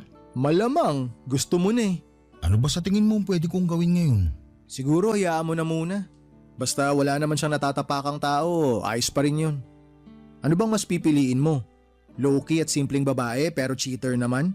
O yung ma-flex sa mga mamahaling gamit na babae pero mukhang loyal? Pili ka, pre. Natahimik ako sa sinabi ni Martin, Papa Dudut. Imbes na maging klaro, mas naguluhan ang feelings ko para kay Barbie. May point din naman kasi si Martin pero hindi niya maintindihan ang nararamdaman ko. Nag-change topic na lamang kami para hindi na ako ma-stress kakaisip sa kanya. Maayos naman kasi talaga si Barbie. Sa akin lang siya nagpapaligaw at alam kong loyal na siya sa akin. Ni minsan kahit may gwapong dumaan sa harapan namin ay hindi niya yon pinapansin dahil nakafocus siya sa akin. Ibang kilig na nararamdaman ko sa tuwing ginagawa niya yon. Malambing din siya at maunawain sa mga maliliit na kapalpakan ko. Hindi rin siya tinotoyo. Saka syempre, ang laking bonus na maganda siya at sexy. Ano pa bang mahihiling ko, hindi ba? Kaya lang, nadali niya kasi ang pinakaayaw ko sa isang tao. Yung pagiging social climber. Marami akong inalis sa buhay ko ng mga taong ganito. Lalo na yung mga hindi na nga afford ang marangyang lifestyle pero pinipilit pa rin para lamang may maipagyabang sa ibang tao. Nakakalungkot lang makakita ng mga ganito, Papa Dudut, at mas lalo lang akong nalungkot dahil kabilang si Barbie sa kanila. Gustuhin ko mang iwasang makita ang pagiging social climber niya pero hindi ko magawa. Paano ba naman kasi? Kade-date namin sa kaka-date namin, mas lantaran niyang ipinakita ang pagiging social climber niya. In-overthink ko tuloy na baka gamitin niya ang pera ko para lamang magmukha siyang sosyal at angat sa iba. Parang hindi ko masisikmura yon, Papa Dudut. Parang hindi ko kakayanin. Barangay Love Stories. Barangay Love Stories. Kinaya ko pa ba ang pagiging social climber ni Barbie? Oo, sinubukan ko pa rin. Nagkunwari na lamang ako na okay lang at lagi ko na lang iniisip ang good sides niya kapag nati-turn off na ako sa mga ipinapakita niyang pagiging social climber. Minsan nga ay gusto niyang manood kami ng sine pero dapat daw doon sa mga reclining chair para magmukhang premium at maisip agad ang mga tao na hindi regular na sinihan ang pinasukan namin. Maaga rin kaming pumasok sa loob ng sinihan para lamang makapag-oras siya bago magsimula ang pelikula. Pinakita rin niya ang mamahaling kape na hindi rin naman niya ininom daw dahil acidic siya. For the picture lang daw, Papa Dudut. Isang beses din ay nagsukat siya ng mamahaling sapatos, nagpa-pedicure siya at foot spa para bumagay sa sapatos na isusukat niya. Mahal ang sapatos na yon at alam niya sa sarili niyang hindi niya yon bibilhin. Pero kailangan pa rin niyang picturean para ma-post sa Facebook. Siyempre, inari na naman niya ang sapatos na yon kahit sinukat lang naman niya. Kasabwat pa nga ako dahil ako ang nagpicture sa paa niya habang suot niya yon. Ako rin ang nag-edit para magmukhang hindi floor ng mall o shop. Nakakahiya talaga yon pero ginawa ko pa rin kasi habang tumatagal, nahuhulog naman na ang puso ko sa ibang magaganda niyang kinikilos. Doon naman siya bumabawi. Pero pagkatapos niya makabawi, gagawa na naman siya ng mga bagay na agad kong hindi magugustuhan. Yun ang naging cycle naming dalawa, Papa Dudut.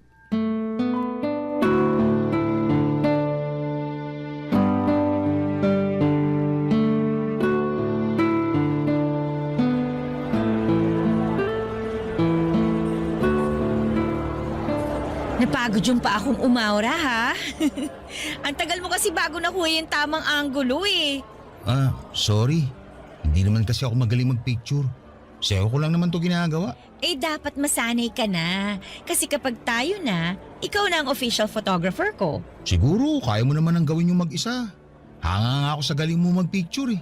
Huwag mo na ako idamay dyan. Hindi pwede, no? Kailangan pa rin kita. Para makarelate ka na rin sa mga boyfriend na taga-picture ng maaarte nilang girlfriend. Ay, hindi na ako makapaghintay na maging official na tayo. Bakit kasi hindi mo pa ako sagutin ngayon? Oy, may lakad ka ba? Ba't nagmamadali ka? Ikaw kaya nagsabi na hindi ka na makapaghintay na maging official tayo. Wait lang kasi. Sure naman na sasagutin kita balang araw eh. Pero ngayon, wait lang muna. Bakit? Tetestingin mo pa ba ako? Hindi naman. Kasi gusto kitang sagutin kapag nasa ibang bansa na tayo. Ha? Hindi ba cute yun sa'yo? Sa ibang bansa magiging tayo? So, kailangan muna natin pumunta sa ibang bansa para sagutin mo ako? Kasi pwede naman. Mahilig naman ako mag-travel. Hindi ako mahilig mag-travel eh. Tsaka sayang lang ang pera, mapapagod lang ako sa kakalakad. Mabilis din ako mahilo sa biyahe, hindi ko kaya. Nalalabuan ako sa gusto mo mangyari. Gusto mo, sa ibang bansa ako sagutin. Pero ayaw mo naman mag-travel para mangyari yun. Ayaw mo lang yata ako sagutin eh. Ay, teka, mali pala ako ng pagkakasabi doon. Ang gusto ko lang mangyari, yun bang magmukhang nasa ibang bansa kita sinagot? At pwede naman mangyari yun. Anytime, pwede ako mag-leave sa trabaho para lang matupad na yan. Hindi mo naman naintindihan eh. Ay, nako. Hindi mo na kailangan gawin yan. Hindi na tayo gagastos ng mahal. Meron akong mas praktikal na alam. Mas praktikal? Paano? May kakilala ka bang magaling mag-edit ng pictures? Nagagawa mo naman yun kahit sa simpleng app lang sa cellphone mo, di ba? Iiba pa rin yung professional para walang bahid ng pandaraya. Anong ibig mong sabihin? Pwede na kitang sagutin anytime. Basta may mahahanap kang mag-edit ng picture natin na kunwari nasa Korea tayo. Yung tipong nasa ilalim tayo ng cherry blossoms. Yung bang nakasuot tayo ng puffer jackets. Yung ramdam na ramdam ko tuloy yung lamig. Yung ganon. Eh bakit hindi na lang tayo pumunta ng Korea para totoo na? Ako nang bahala sa gastos para lang ma-experience mo rin yun. Eh sabi ko naman sa'yo, hindi ako mahilig mag-travel. Uunahin ko na lang ibili ng gamit kaysa ipang bakasyon ko, no? So yun talaga ang gusto mo? Magaling mag-edit? Kuha-kuha mo talagang idea ko. Ay, para may ma-post ka sa Facebook, tama ba? Oo, grabe. Iba na talaga ang connection nating dalawa. Gets na gets mo na yung gusto ko. Pero sa panahon ngayon, kahit gaano kagaling yung nag-edit, mahalata pa rin. Marami nang magagaling na mga mata ngayon. Mahirap na kapag nagkabukingan. Nakakahiya. Hindi yan. Marami akong friends sa Facebook na alam agad kapag edited ang picture o hindi. E di i-hide natin sa kanila. Basta yun lang naman yung gusto ko eh. I-edit tayo sa iba't ibang lugar sa Korea. Gusto ko yung mga sikat na tourist spot doon ha. Tsaka kung pwedeng mag-edit na may kasama tayong sikat na artista sa Korea. Di ba? Kunwari kasama natin nagsasamgyupsal. Perfect yun, di ba? Perfect yun! Parang hindi ako sigurado kung gusto ko yan. Alam ko na bibigla ka pa lang ngayon. Pero mamaya pagka uwi mo, marirealize mo na maganda yung idea ko. At least, hindi ka nagagastos pang travel natin, di ba? Kailangan lang nating magpanggap. Hindi ako makapaniwala sa sinabi ni Barbie, Papa Dudut. Pero inintindi at inunawa ko pa rin. Siguro'y ganun lang talaga siya, baka may nangyari sa kanya noon kaya naging social climber siya. Sinubukan pa rin niya akong kumbinsihin tungkol sa ideya niya. Umuo na lamang ako para tumigil na siya. Pero ayoko talaga. Buong gabi na magkasama kami at wala siyang ibang bukang bibig kundi ang matuloy ang plano niya. Hindi pa rin ako nagsasalita tungkol doon. Nagtampo tuloy siya dahil nahalata niyang naiinis na ako. Nagpahatid na siya sa bahay at hindi niya ako tinext o chinat man lang. Nalungkot ako kaya minessage ko siya at sinabing payag na ako sa gusto niya. Naghanap talaga ako ng magaling mag-edit ng picture para magmukhang nasa Korea kami. Nagbayad ako ng malaki para lamang magawa yon. Natuwa si Barbie nang makita mga picture na inedit. Doon na niya ako sinagot. Pinost ni Barbie ang pictures namin at hindi ko yon inaccept sa timeline ko nang itag niya ako. Andun pa rin kasi ang hiya ko. Lalo na't nag-copy-paste din siya ng quote mula sa ibang magkarelasyon na vlogger. Iyang hiya talaga ako sa ginawa niyang yon. May mga taong nagko-comment at pabirong nagsasabi na baka edited daw. Pero nilabanan ni Barbie yon at sinabing totoo ang lahat. Nag-comment pa siya ng flight tickets namin kunwari pero kinuha lang niya mula sa internet ang mga yon. Kabado talaga ako na may makahalata. Halos atakihin ako ng anxiety dahil sa mga ginagawa niya. At nung hindi ko na talaga natiis, ginost ko na siya. Ilang beses niyang sinubukang puntahan ang bahay ko pero lagi akong nagtatago. Hindi ko siya kayang harapin dahil baka hindi ko ma-filter ang dapat kong sabihin sa kanya, Papa Dudut.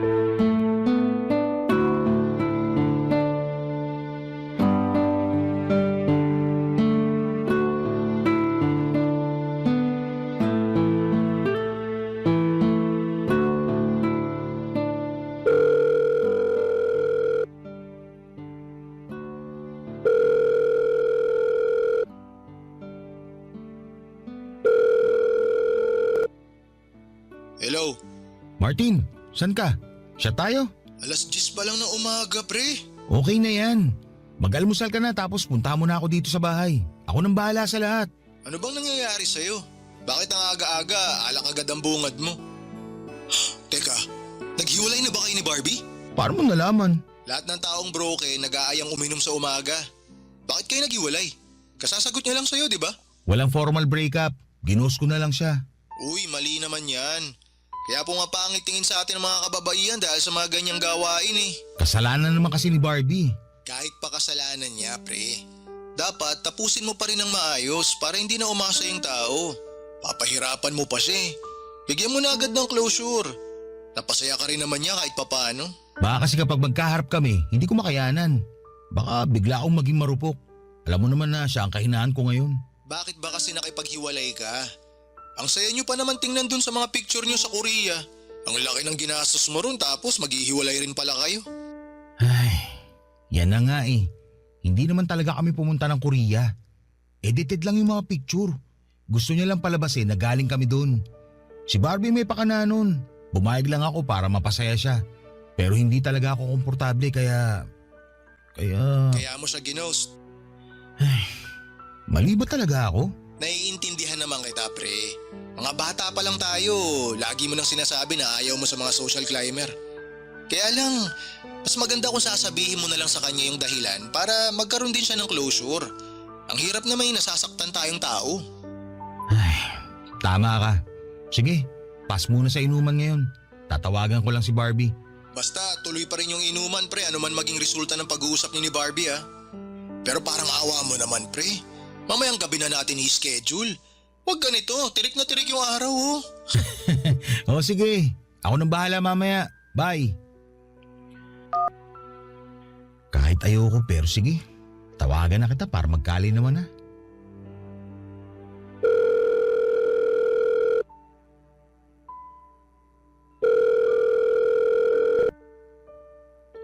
Mabuti naman at nagparamdam ka na.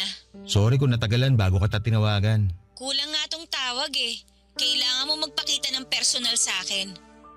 Ano ba kasing nangyari? May problema ba tayo? Meron. Eh di sabihin mo sa akin para alam ko. Hindi yung bigla ka nalang nawawala. Talo mo pang babaeng may toyo? Barbie, gusto ko lang mag-sorry kung hindi ako nagparamdam sa'yo ng ilang araw. Eh ano ba kasing dahilan? Bakit hindi ka nalang bigla nagparamdam? Kasi ayoko na. Anong ayaw mo na? Bala ko talaga na i-ghost ka eh. Para hindi na ako mahirapan na sabihin sa'yo yung totoo. Kasi alam ko masasaktan ka. Pero hindi naman tama na gawin ko yun sa'yo. Kaya tumawag ako para formal na makipag-iwalay. Ang galing mo rin no? Matapos mo akong makuha tsaka ka biglang aayaw. Pare-pareho talaga kayong mga lalaki eh. Sa una lang kayong magaling. Gusto naman talaga kita eh. Hanggang ngayon. Huwag ka na magsinungaling. Yan ang pinakaayaw ko sa lahat eh. Hindi ako nagsisinungaling. Ay. Kaya gusto ko na rin aminin sa'yo yung totoo para hindi rin mabigat to sa dibdib ko. Barbie, social climber ka. Hindi ko yun nagustuhan. Anong social climber? Hindi ako ganun no? Kapal na mukha mo ah. Simpleng tao lang ako na simpleng mga bagay lang ang gusto. Sige, ganito na lang. Hindi ako natuwa sa mga pinost mong mamahaling gamit sa Facebook, lalo't hindi naman sa iyo yun. Huli na rin talaga yung pagpapa-edit mo ng pictures natin na kunwari nasa Korea tayo. Doon talaga ako nadali. Ayoko na. Eh di sana sinabi mo sa akin yan. Tsaka wala naman akong ginawang masama ah. Nagnakaw ba ako? Nanira ba ako ng ibang tao? May mga tao bang napariwara dahil sa mga post ko? Wala naman di ba? Ang babaw ng panghuhusga mo sa akin. Barbie, ang gusto ko lang sana. Tuloy-tuloy ang sasabihin mo. Baka mamaya hindi pa kita matansya. Tama lang na maghiwalay na tayo. Sinubukan kong tawagan muli si Barbie para ipaliwanag ang sarili ko. Nasaktan ako na hindi niya ako nagawang maintindihan. Pero sa huli ay sinukuan ko na rin lalo't pinagbumuran niya ako sa text. Blinak na rin niya ako sa lahat ng social media accounts niya. Maraming nag-message sa akin na mga screenshot ng mga parinig niya sa akin sa Facebook. Ako ang nagmukhang masama. Tinanggap ko naman yon at hindi ko na kailangang ipaliwanag ang side ko dahil ginawa ko lang ang sa tingin kong tama para sa sarili ko. Hindi naman enough na gusto mo lang ang isang tao. Dapat din ay makakabuti siya para sa mga pinaglalaban mong prinsipyo sa buhay. Sadly, hindi yon natumbasan ni Barbie. Nanghinayang talaga ako sa relasyon namin at aminado akong nami-miss ko pa rin siya kahit may 4 na buwan na kaming hiwalay. Pero wala naman akong balak na makipagrelasyon pa ulit sa kanya. Wala na akong naging balita pa sa kanya at nagbalik na akong muli sa dati kong nakasanayan. Date lang muna pero iwas muna sa commitment hanggat hindi pa nakikita kung siya na talaga. Natuto na ako sa mga nangyari sa amin ni Barbie at ayoko nang maulit pa yon. Sisiguraduhin ko na kung sino man ang next na makikilala ko, siya na ang nararapat at huli ko. Ayoko nang sumugal sa maling tao para sa akin at hindi na ako papayag na unahin ko lagi ang kilig at landi. Meron pang mas malalim doon para mas tumibay ang pundasyon ng magiging relasyon namin kung sino man siya. At habang wala pa siya ay maghihintay lamang ako. Gagawin ko muna ang mga bagay na nagpapasaya sa akin at makukontento sa sarili ko. Aayusin ko ang mga maling nakagawian ko at balang araw kapag nagkita na kami ng dawan ko, hindi na ako magkakamali na piliin siya at ipaglaban. Dahil sigurado na ako sa mga desisyon ko sa sarili ko dahil minsan ay nagawa ko ng piliin kung ano ang mas tama para sa sarili ko. Maraming salamat po sa pagbasa ng aking liham. Ako ang inyong kabarangay forever, Brian. Barangay Love Stories. Barangay Love Stories. Anong say mo sa Barangay Love Stories na ito? Pagkwentuhan natin sa comment section yan. Nagustuhan ng iyong napakinggan? Ituloy yan via live stream sa www.gmanetwork.com/radio.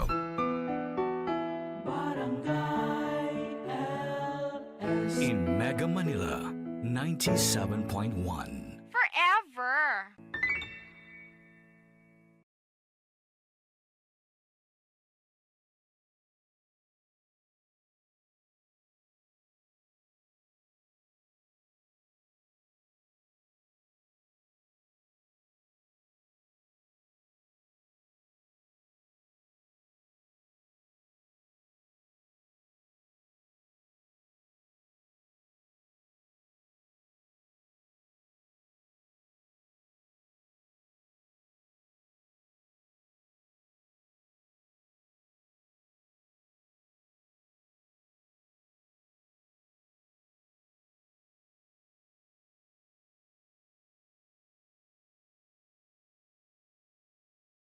Ang mga kwento ng pag-ibig, kwento ng buhay at kwento ng pag-asa dito sa Barangay Love Stories. Love Stories.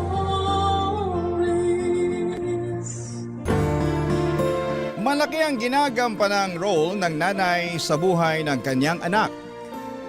Ang nanay ang siyang humuhubog sa magiging ugali at pipiliing mga tao na pakikisamahan ang kanyang anak sa paglaki nito. Ikaw, kabarangay, bilang isang anak, gaano kahalaga na maayos ang pakikitungo sa iyo ng iyong ina?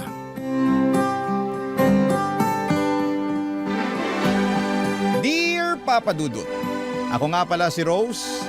Sa kasalukuyan ay edad 45 na ako. Hanggang ngayon ay wala akong asawa at walang naging anak. Ang dahilan, ang aking nakaraan. Hayaan niyo akong ibalik ko kayo sa aking pagkabata para maunawaan ninyo ang dahilan kung bakit natakot na akong bumuo ng sarili kong pamilya. 15 anyos ang nanay ko noong ipinagbuntis niya ako. Maagang nabuntis si nanay dahil nagre-rebelde ito sa kanyang nanay noon, na siyang lola ko naman. Mahigpit kasi si lola kay nanay. Bukod pa roon ay masyado itong relihiyosa at madalas ay wala na sa lugar.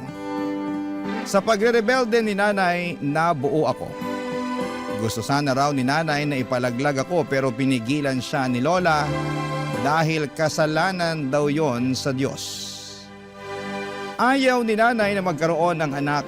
Sino bang gusto sa edad na 15, hindi ba?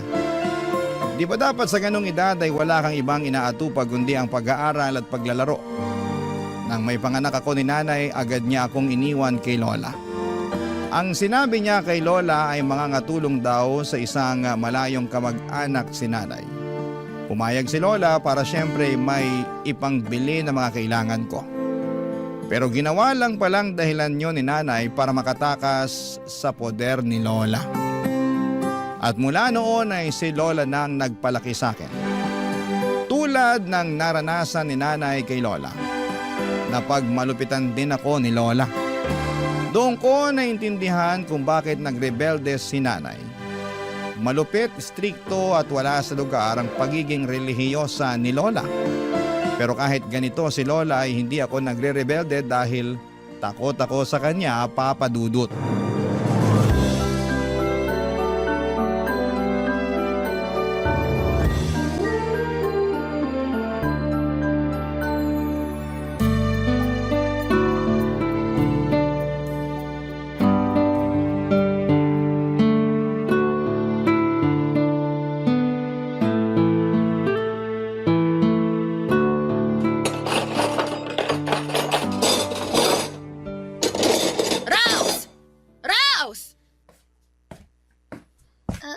Lola?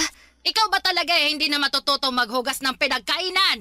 Tingnan mo nga, nagmamantika pa tong mga pinggan na hinugasan mo. Itong mga tinidoro, may mga kanin pang nanigas.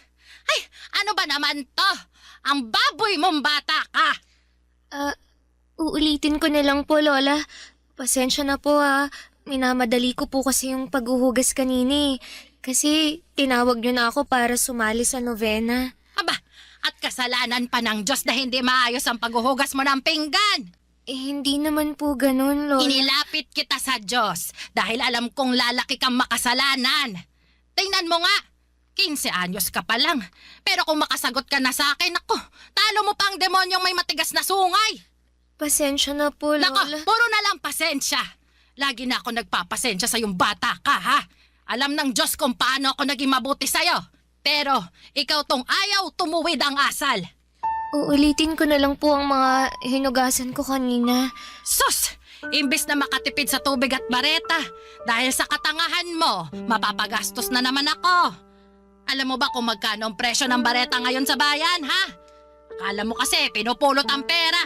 Sorry po, Lola. Mabuti sana kung nagpapadala pa ng pera ang magaling mong nanay. Pero hindi! Matapos kang iluwal, ako nang gumagastos para sa lahat. Siya tong nagpapakasarap pero ako tong nagpapakahirap. Ibawas niyo na lang po sa baon ko yung ipangbibili niyo ng bareta. Abay talaga! Sineswerte, nabuo pa rin ang ibibigay kong baon mo matapos tong katangahan mo. Wala akong pakialam kung maglakad ka araw-araw sa eskwela. At matuto ka na rin humingi ng pagkain sa kaklase mo. Kasi hindi ka na rin pwedeng magbaon ng tirang ulam dito. Naiintindihan mo? Opo, kahit kanin na lang po ang babaunin ko. Didiskarte na lang po ako ng Kahit ulam. kanin! Hindi ka pwede magbaon para matuto kang bata ka. Opo, Lola. Opo. At mamaya, pagkatapos mong maghugas, kunin mo ang bilao ng munggo at dalhin mo sa altar. Lola, huwag niyo pong sabihin... Luluhod ka ulit sa munggo ng 4 na oras. Dumipa ka at humingi ng kapatawaran sa Panginoon sa ginawa mo mga mali. Lola, hindi pa kasi magaling ang sugat ko sa tuhod nung pinaluhod niyo ako nung Ay wala akong pakialam. Nagkamali ka. Lumuhod ka ulit sa munggo. Kahit pumasok pa ang mga butil ng munggo sa tuhod mo, hindi ka pa rin tatayo hanggat hindi natatapos ang 4 na oras. Naiintindihan mo? Lola... Parang lumalabang ka pa, no? O sige, dagdagan mo ng 1 oras ang pagluhod mo sa munggo. Dagdagan mo rin ang asin ng munggo para lalo mas magsugat-sugat yung tuhod mo. Habang nakaluhod sa munggo noon, ay hindi ko maiwasang sambitin sa Diyos ang galit ko. Galit hindi lang kay Lola, kundi pati na rin kay Nanay. Hindi ko naman sana mararanasan ang paghihirap ni Lola na ibinibigay sa akin kung hindi ako iniwanan ni Nanay sa kanya. Pati nga sa Diyos ay nagalit na rin po ako. Bakit niya hinayaan na mapunta ako sa ganong sitwasyon? Napakabata ko pa para maranasan ang ganong klase ng hirap. Akala ko ba mahal niya ako? Mahal niya ang lahat ng nilalang niya sa mundo. Pero anong nangyari sa akin? Sa paglipas pa ng mga araw ay nagpatuloy ang pagiging malupit ni Lola sa akin. Napadalas na rin po ang pananakit niya. Kapag mainit ang ulo niya ay binubugbog niya ako kahit na wala akong ginagawa basta ako ang una niyang makita. Ako kaagad ang pagdidiskitahan niya. Lamog na noon ang katawan ko pero wala akong ibang magawa kundi ang tanggapin lahat ng mga yon.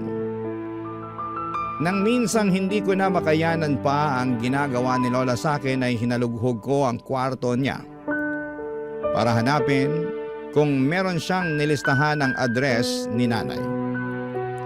Hindi naman ako nabigo, Papa Dudut. Nakita ko ang address book niya kung saan ay nakalista roon ang address ni Nanay. Nagmadali akong magsulat kay Nanay para magsumbong sa ginagawa ni Lola sa akin. Nagmakaawa na rin ako na sunduin na niya ako at itinago ko pansamantala ang sulat na yon at bala kong ipadala sa susunod na Sabado kapag meron na akong sapat na pera at kapag walang pasok. Pero sa kamalasan, Biyernes pa lamang ay naharang na yon ni Lola, Papa Dudut.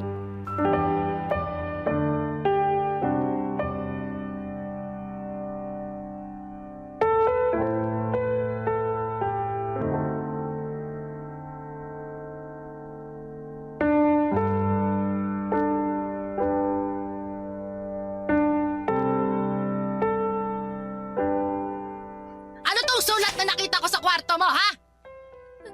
Lola, Teka, babasahin ko, ha? Dear Nanay, sunduin niyo na po ako. Ayoko na kay Lola dahil lagi niya akong sinasaktan.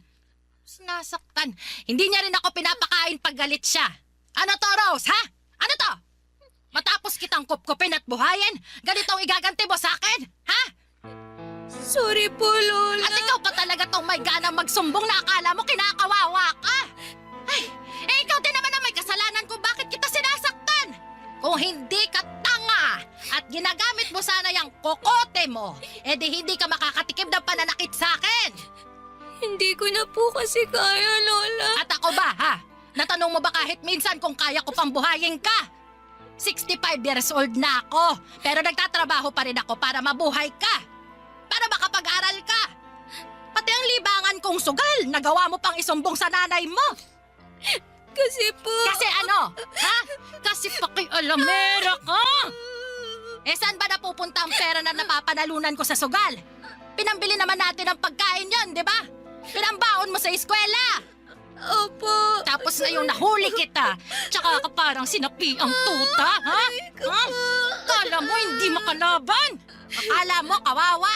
Pasalamat na lang ako at pumasok ako sa kwarto mo. Eh kung hindi pa ako kinutuban na may ginagawa kang mali, hindi ko pa malalaman na gusto mo iparating sa magaling mong nanay ang pagdidisiplina ko sa'yo. Hindi na po mauulit. Nadala lang po ako ng galit. Galit? Aba, ikaw pa tong may ganang magalit sa akin. Wala kang karapatang magalit, Rose. Tatandaan mo na utang na loob ang buhay mo sa akin. Kung hindi dahil sa akin, pinalaglag ka na niya noon. Tapos magsusumbong ka sa kanya. Eh wala nga siyang pakialam sa'yo. Mahal ako ni nanay. Mahal? Eh, kung mahal ka niya, hindi ka niya tatakasan, tonta. Kung mahal ka ng nanay mo, edi sana nandito siya. Eh, asan ba siya? Andon, sa malayo. Nagpapakasarap sa buhay niya habang ako tong nagpapakahirap na alagaan ka. Kapag nalaman niyang hinahanap ko siya, babalikan niya ako rito. Kukunin niya ako. Pag nalaman niyang sinasaktan niya ako, babawiin na niya ako. Matatauhan na siya. Eh, bobo ka talagang bata ka, no? Ilusyonada. Hindi ko alam kung saan mo nakuha yung ilusyon mong gusto ka pa rin kunin ng nanay mo. Sinasabi niyo lang yan. Hindi totoo yan. Mahal ako ni nanay. Walang nanay ang hindi magmamahal sa anak. Sinungaling kayo. Ano naman ang mapapala ko sa pagsisinungaling ko? Alam mo, mabuti pa. O sige, lalakipan ko pa ito ng sulat ko para kampihan ka. Ako na ang magsasabi sa magaling mong nanay na sinasaktan nga kita. Oh, ayos ba yon? Ha? Para kunin ka na niya. Total, masyado kang pabigat sa akin eh. Dahil sa'yo nagkakasala ako. Kaya mabuti pa, magsama na kayo ng nanay mo. Wala kang utang na loob. Ha? Parehas kayo ng nanay mo, mga kampo ng Diablo. Sinasabunutan, tinatadyakan, sinasampal at pinadugo pa ang ilong ko ni Lola. Paulit-ulit hanggang sa mamanhid ang katawan ko at tuluyan akong nahimatay sa sahig. Akala ko ay mag-aalala si Lola noon pero hinayaan niya lamang ako sa sahig hanggang sa magkamalay ako. At nang magising na ako ay inutusan niya akong magluto na at maglinis ng bahay. Para bang walang nangyari. Sinabi rin niya na pinadala na niya ang sulat namin kay nanay. Ipinakita na rin niya sa akin ang perang hawak niya na pamasahe ko na raw kapag dumating si nanay para kunin ako. Sa totoo lang ay inaabangan ko na ang araw na yon. Wala nang kaso kung nabugbog ako ni Lola noon. Parang nawala na nga ang sakit dahil naisip ko na yun naman na ang huling beses na sasaktan ako ni Lola. Makalipas ang 2 linggo ay dumating na si nanay at kabado ako noon pero masaya. Yun ang unang beses na nakita ko siya. Nakasimangot siya noon at hindi pa nga niya ako pinansin dahil una niyang hinarap ang lola ko. Nakita ko kung paano silang mag-away dahil sa akin.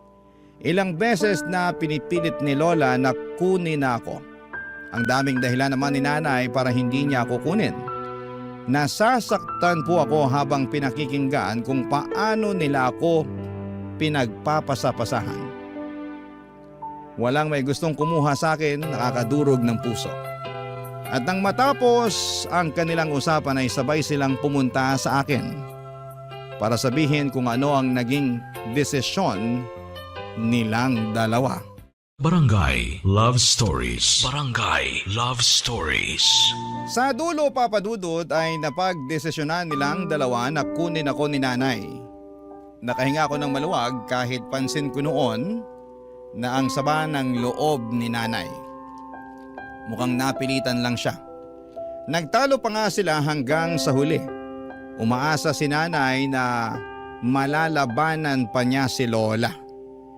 Pero sabi ni Lola ay sapat na ang panahon na ibinigay niya para alagaan ako. Walang nagawa si nanay at napangiti na lamang ako. Sa wakas ay tapos na ang impyerno sa buhay ko. Inutusan ako ni nanay na iligpit na ang mga dadalhin kong damit. Magkasama sina nanay at lola sa sala. Sinusubukan nilang magkaayos na dalawa bago kami umalis. Panayang sipol ko habang inilalagay sa sako ang mga damit ko. Wala na akong pakialam kung sa sako ko pa ilagay ang damit ko. Basta makaalis lamang ako sa poder ni Lola. Kahit bit-bitin ko pa yon gamit lang ang maliit na braso ko ay titiisin ko. Pinaiwan ni Lola ang mga damit na sa tingin niya ay pwede pa niyang ibenta. Ang mga natira lang sa akin noon ay yung mga butas-butas at kupas na. Wala pa rin akong pakialam noon. Kahit wala na akong maisuot na maayos, Papa Dudut, makalabas lang ako ng pintuan ng bahay ni Lola ay ayos na talaga. Nang matapos ang pag-iimpake ko ay nilapitan ko na sina nanay at Lola, Papa Dudut.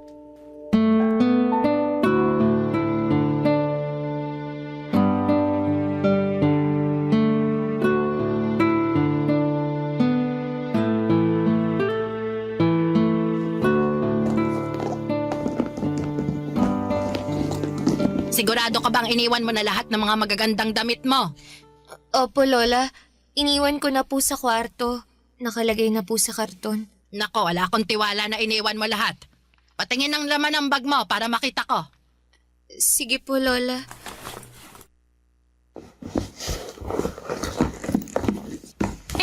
Sinungaling ka naman palang talaga. Hanggang sa huli ilalamangan mo pa akong bata ka, ha? Bakit andito pa ang maong na pantalon na to? Bakit hindi mo isinali sa iiwan mo, ha? Alam mo bang pwede ko pa itong mabenta sa mga apo ng kasamahan ko sa simbahan?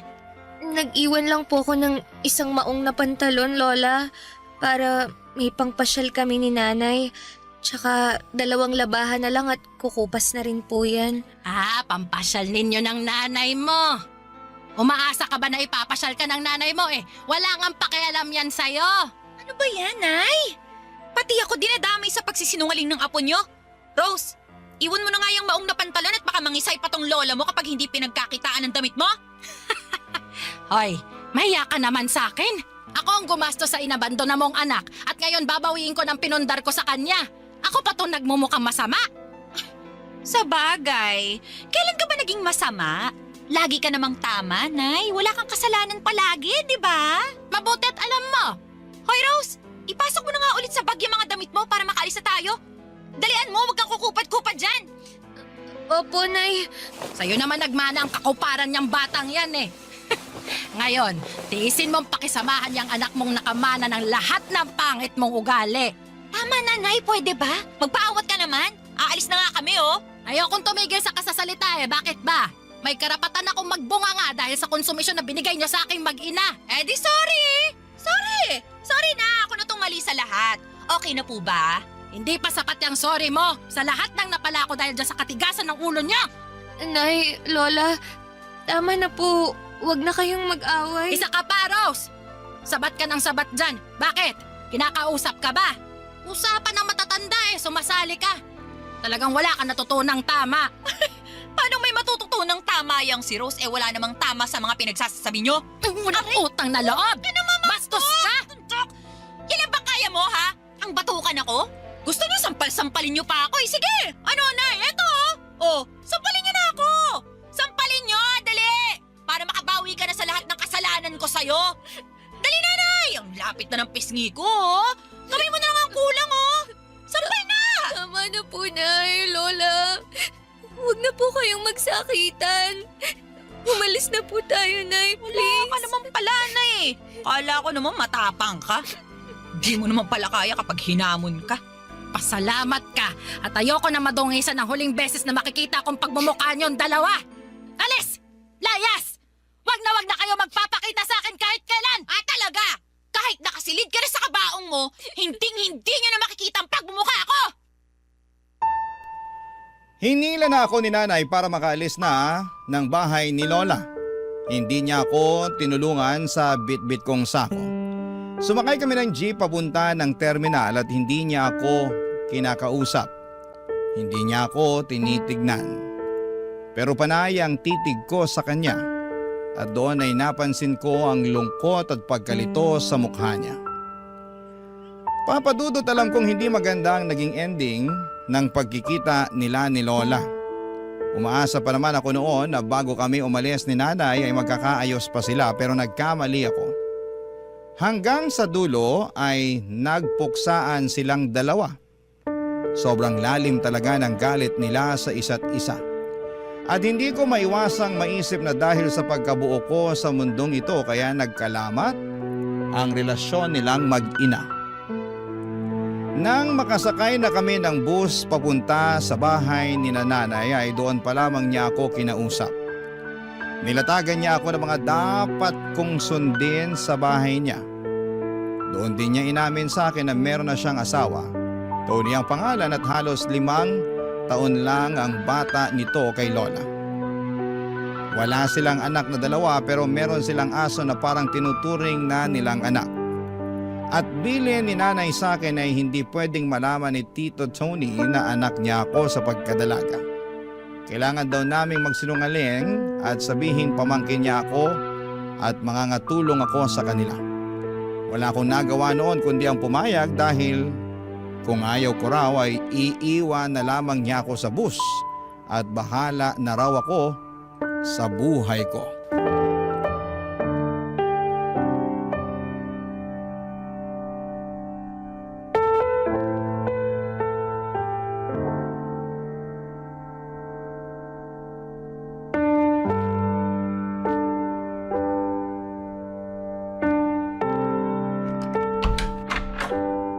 Tony! Baby ko! Andito na kami ng pamangkin kong si Rose! Mabuti naman at nakauwi ka na, baby. Yung kaso natin, ayaw na naman kumain. Hala! Pinagluto mo ba ng manok? Oo, inilaga ako na, pinirito ko pa. Pero mukhang naumay na sa manok eh. Bumili ako ng barbecue, ayaw din. Hey. Ano kaya nangyari dyan? May bukas pa kaya na veterinaryo ngayong gabi? Naku, wala na. Nagtingin na rin ako. Di naman siya matamlay eh.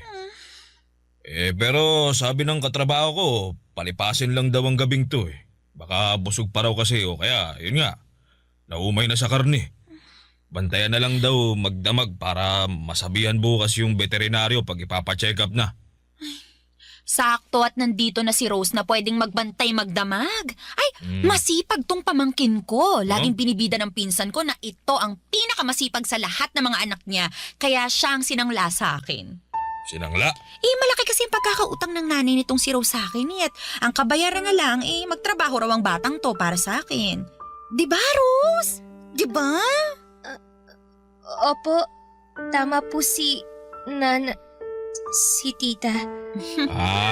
Ganun ba? Huwag kang mag-alala. Kahit na wala ka namang sahod hindi ka naman namin gugutumin dito. Ay, wag mong sabihin yan, Tony. Baka mamaya maging masiba to sa pagkain. Mapagastos pa tayo imbis na makabawi sa utang ng nanay niya sa akin. Hoy, Rose, sakto lang ang kainin mo ha. 2 beses ka lang kakain sa isang araw. Sa tanghali at gabi lang. Tipirin mo rin ang pagkain ng kanin at may kamahalin ng bigas dito sa Maynila. Opo, tita. Malaki pa lang pagkakaawig niyong dalawa. Hindi ko kayo kilala mapagkakamalan ko kayo mag-ina. Tumigil ka nga, Tony. Ang layo naman ang mukha niya sa mukha ko, no? Tsaka tignan mo naman ang kutis namin. Tisayin ako. Ito namang si Rose parang sunog na barbecue. Wala naman sa kulay yan. Napansin ko lang sa hugis ng mga mata at mukha nyo. Halos parehas Wala namang masama lalo't magkadugo naman kayong dalawa. Siya. Huwag na lang nating pagtalunan at baka tuyuin ka na naman at awayin mo pa ako. Mabuti naman. Ay, baby ko, pwede bang tignan mo muna yung aso natin habang inaasikaso ko tong si Rose? Bibilinan ko na rin siya ng mga dapat gawin dito sa bahay para alam na niya kung paano gagalaw mamaya. Sige. Mabuti pa nga. Mag-iinit na rin ako ng ulam natin para may makain na tayo. Ay, konti lang ang initin mong ulam ha. Hindi nakakain tong si Rose. Nakarami na siya ng mani at nilagang saging sa bus kanina. Sigurado ka ba? Marami pa naman yung ulam. Pwede pa siyang makisalo sa atin. Sayang naman kung hindi natin mauubos agad baka mapanis na yun. Di kapag nangangasim na, ipakain na natin kay Rose. Ikaw talaga, bebe ko. Puro ka biro O sige na. Maiwan ko na kayong dalawa dyan Asikasuhin ko lang yung aso natin. Hoy, muntikan mo na akong tawaging nanay sa harapan ni Tony ha? Di ba ilang beses na kitang binilinan sa bus na isaksak mo dyan sa utak mo na tita ang itatawag mo sa akin? Kapag nabuko tayo ni Tony, palalayasin talaga kita. Sorry po, Nay. Oo, yan na naman! Nanay na naman! Bobo ka talaga. Tama ang lola mo mahina ang kukote mo. Kaya galit na galit sa'yo ang lola mo dahil dyan sa katanghan mo. Ayusin mo, Rose, ha? Kung lola mo na pagtiisan ka pa kahit papano, pues magkaiba kami. Handa kitang palayasin sa isang beses na magkamali ka. Naintindihan mo? Opo, tita. Dinuro-duro pa niya ang noo ko para raw maalog ang utak ko at rumihistro sa kokote ko na hindi kami mag-ina, na magtiyahin kami. Nasaktan po ako pero ano ang magagawa ko? Andun ako at pumayag na rin naman ako. Unay naging trabaho ko ay ang bantayan magdamag ang aso nilang may lahi. Habang kumakain silang mag-asawa, ako naman ang parang gwardyang nakabantay sa kanilang aso. Aso na kung ituring nila ay mas tao pa kesa sa akin. Mali ba na makaramdam ng selos dahil mas anak pa ang turing sa asong yon kesa sa akin? Hindi rin ako hinahayaan ni nanay na makatulog. Kailangang nakabantay ako magdamag sa aso. Baka raw kasi may mangyari kahit sa ilang segundo lamang na pumikit o malingat ako. Nakakainggit kung paanong pakitaan ang pagmamahal ni nanay ang aso niya. Pero ako, kailan ba? Sa pagdaan ng mga araw ay pinaramdam ni nanay sa akin na isa lamang akong katulong. Hindi niya ako pinag-aral at hindi inaabutan ng pera. Ang sabi niya sa akin kung meron mang kailangan tulad ng napkin at iba pang mga gamit na pang babae ay sabihan ko na lamang siya para siya na ang bumili. Iba rin ang pagkain ko sa pagkain nilang mag-asawa. Madalas ay sardinas ang pinapakain sa akin, lalo kapag karne ang ulam nila. Depensa ni nanay ay kailangan nilang magtipid dahil mahirap ang buhay sa Maynila. Nilalagyan na lamang ni nanay ng kaunting cabbage at saka tinutubigan ng marami ang sardinas para kasya sa buong araw na ulam ko. Samantalang habang ang aso nila ay halos maumay na sa pritong manok at barbecue. Barangay Love Stories. Barangay Love Stories. Pinangarap ko noon na makasama si Nanay Papa Dudut. Ang makilala siya at maranasan ang pakiramdam na may nag-aalaga at nagmamahal sa iyo. Matagal kong pinagdasal na iligtas na ako ni nanay mula sa pagmamalupit ni Lola. At nang mangyari po yun, akala ko ay simula na ng kasiyahan at pag-ahon ko. Pero nagkamali ako. Mula noong nasa poder na ako ni nanay ay wala akong ibang naranasan kundi ang paghihirap. Kung ikukumpara, mas pinahirapan ako ni nanay kesa kay Lola. Sa mga salita pa lamang niya na halos hindi na makain pa ng aso, durog na ako. Doon ako madalas napapatanong kung meron ba talagang ganong klaseng ina na papakitaan ka ng masama at hindi ka ituturing na tao. Nagdadalawang isip ako kung kakausapin ko si nanay na ibalik na lamang ako kay Lola o manatili pa rin ako sa poder niya dahil baka naninibago lamang kaming pareho sa ugali ng isa't isa. Hindi ko na alam ang gagawin ko noon, Papa Dudut. Habang hindi pa maayos ang desisyon ko ay nagpatuloy lamang ako sa pagsunod sa mga utos ni nanay sa akin. Sinubukan kong maging perpekto sa bawat galaw ko at sa bawat gawaing bahay. Pero tao lang pala ako. Nagkakamali at hindi palaging pulido ang gawa ko. Naintindihan ko yon pero iba kay nanay. Walang puwang ang pagkakamali sa batas niya.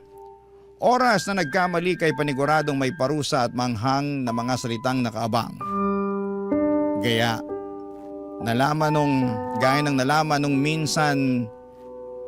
gaya na lamang nung minsan nila akong pinagbintangan na nagnakaw ng malaking halaga ng pera.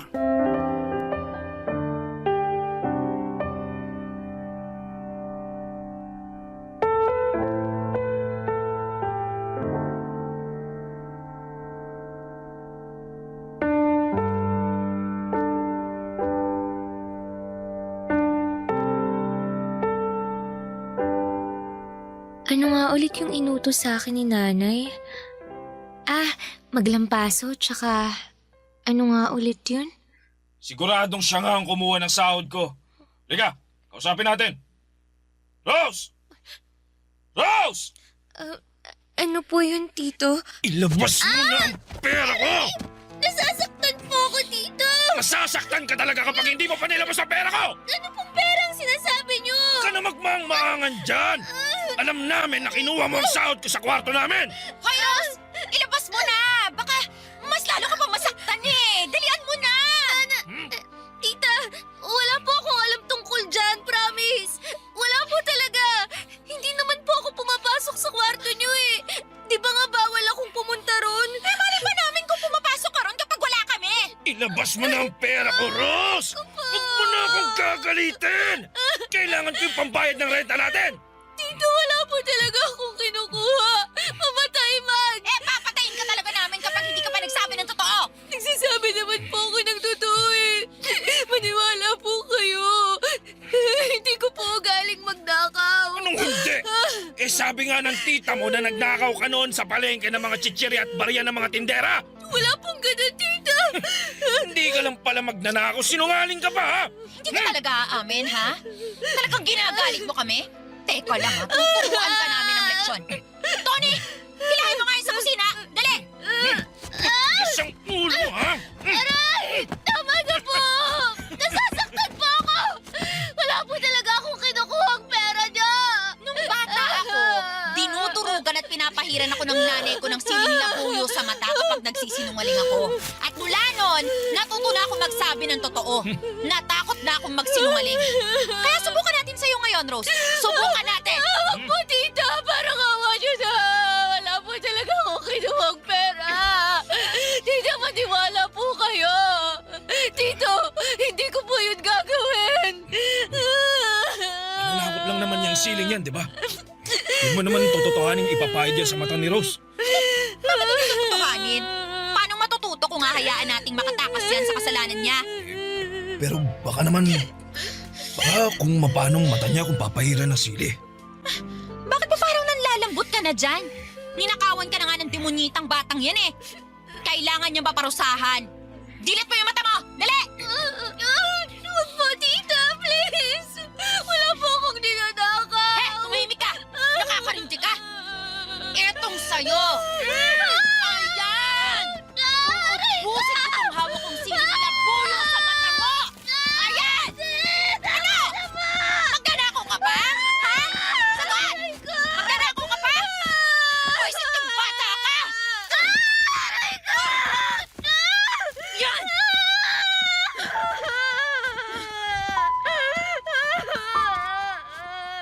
Wala akong ninakaw na pera, Papa Dudut. Kahit piso ay wala akong ginalaw na sobre sa tokador. Alam ng Diyos yon, pero bakit hinahayaan niyang pahirapan ako ng nanay ko at pahiran ako ng siling labuyo sa mata? Napakahapdi, napakasakit. Nang matapos si nanay sa pagpahid ng sili sa mata ko ay saka ako binitawan ni Tito Tony at hinayaan akong humiga sa sahig habang nagkukuskus ng mata. Rinig ko ang tawa ni nanay at ramdam ko ang konsensya sa mga tingin ni Tito Tony. Inaya ni nanay na halugugin ang kwarto ko para hanapin ang pera ni Tito Tony. Wala silang nakita roon at paliwanag ni nanay ay mukha raw inubos ko na yon. At itinapon pa ang sobrang pinaglagyan ng pera para walang ebidensya. Naniwala si Tito Tony at inayaan nila ako sa sahig ng kusina. Nanlalabo ang kaliwang mata ko dala ng pagkakakuskus ng siling labuyo.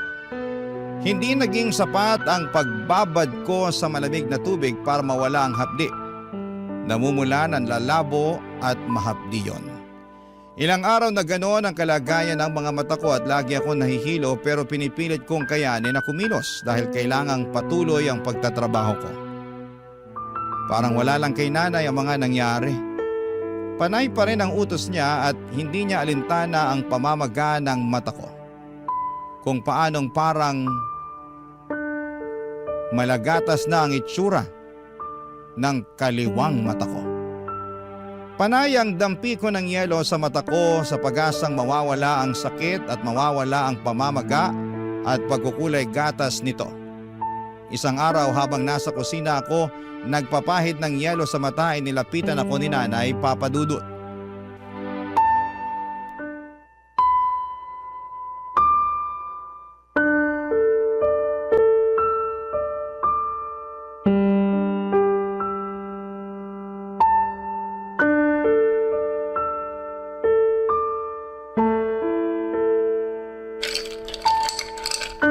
Ano?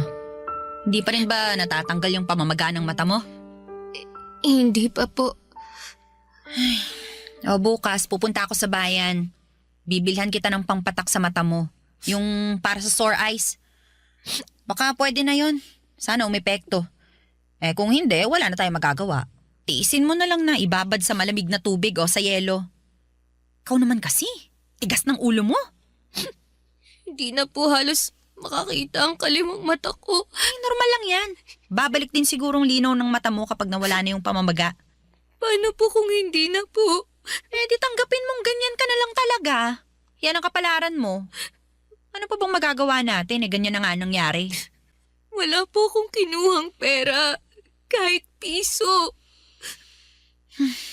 Alam ko. Alam niyo? Oo nga. Paulit-ulit. Boba. Bingi mo. Pero bakit hindi niyo sinabi kay Tito Tony? Bakit hinayaan yung kaladkarin at sabunutan niya ako? Bakit niyo pinahiran ng sili ang mata ko? Bakit pang dami mong tanong? Gusto ko pong malaman. Kasi hindi ko maintindihan kung bakit ganito ang ginawa niyo sa akin. Gusto mo bang makatikim ulit, ha? Talas ng dila mo, ah. Pasalamat ka nga at kailangang inabot mo, eh. Hindi ko naman po dapat to nararanasan, eh. Kasi wala naman po talaga akong kinukuhang pera. Oo na nga, paulit-ulit. O sige, para matigil na to, aaminin ko na. Ako ang kumuha sa pera ng Tito Tony mo. Po, hinaan mo yung boses mo. Baka marinig ka ng kapitbahay eh. Nagamit ko sa sugal. Di ko naman kasi alam na mapapatalo ko lahat eh. Bala ko namang ibalik, kaso biglang hinanap ng Tito Tony mo. Natakot ako na magalit siya sa akin. Kaya sa akin yung ibinintang? Tama! Magaling! Sino-sino ba naman ang magtutulungan kundi tayong magkadugo, di ba? O ngayon, alam mo na. Bati na tayo, ha? Bakit niyo po ito nagawa sa akin? Arte mo naman. Mana ka sa lola mo, ang drama. Kakanood mo yan ng teleserye. Alam mo, mabuti pa, magsaing ka na para makakain na tayo bago dumating ang tito mo. Bilisan mo na. Pag dumating si Tito Tony, sasabihin ko sa kanya ang totoo. Sasabihin mo sa kanya ang totoo? Ilalaglag mo ako? Ako na sarili mong nanay? Kailangan niyang malaman ng totoo para malinis ang pangalan ko sa kanya. Bakit kailangan pa nun? Hindi na. Makakalimutan din yun ng Tito Tony mo. Palipasin lang natin yung galit niya. Pero ang tigas ng ulo mo, ha? Sige, gumanyan-ganyan ka sa akin at hindi kita bibilhan ng pangpatak sa mata mo. Hayaan kita mabulag. Gusto mo yon? Hindi po. Kung mananahimik ka at magpapakabait ka, malay mo. Kapag banalo ko sa sugal sa susunod na linggo, ipapacheck up natin yung mata mo. Magsusugal po kayo? Oo, at huwag kang magkakamaling magsumbong sa Tito Tony mo, ha? Ayaw niyang bumalik ulit ako sa pagkalulong sa sugal. Pag ikaw talaga nagsalita, humanda ka. Pati ka ng mata mo bubulagin ko. Dinuroan ako ni Nanay sa mukha sa sobrang gigil niya, Papa Dudut. Sakay tinulak at pinagsasampal habang nakasandal ako sa pader. Hindi na po ako lumaban pa, parang nasanay na ang katawan ko sa pananakit niya. Nang matapos at mapagod na siyang saktan ako ay saka siya lumabas ng bahay para magsugal. Iniwan niya akong mag-isa sa bahay at nakatulala ako at hindi na ako makaiyak noon. Parang pakiramdam ko ay nauubos na ang luha ko. Nang makabawi ako ng lakas ay pumasok ako sa kwarto ko para kunin ang mga damit ko. Yun na ang huling araw na titira ako at mananatili sa impyerno. Umalis ako ng bahay na yon. Umalis ako sa bahay ng nanay ko. umalis ako sa impyerno. Hindi ko po alam kung yon ang hudyat ng Diyos para tulungan ako. Dahil sa paglaboy ko sa kalsada, saktong nakasalubong ako ng mga grupo ng madre na siyang tumulong sa akin nang malaman nila ang kalagayan ko. Pinapulis nila si nanay at si Tito Tony. Ilang beses nagmakaawa si nanay sa akin pero wala na akong natira kahit katiting na awa sa kanya.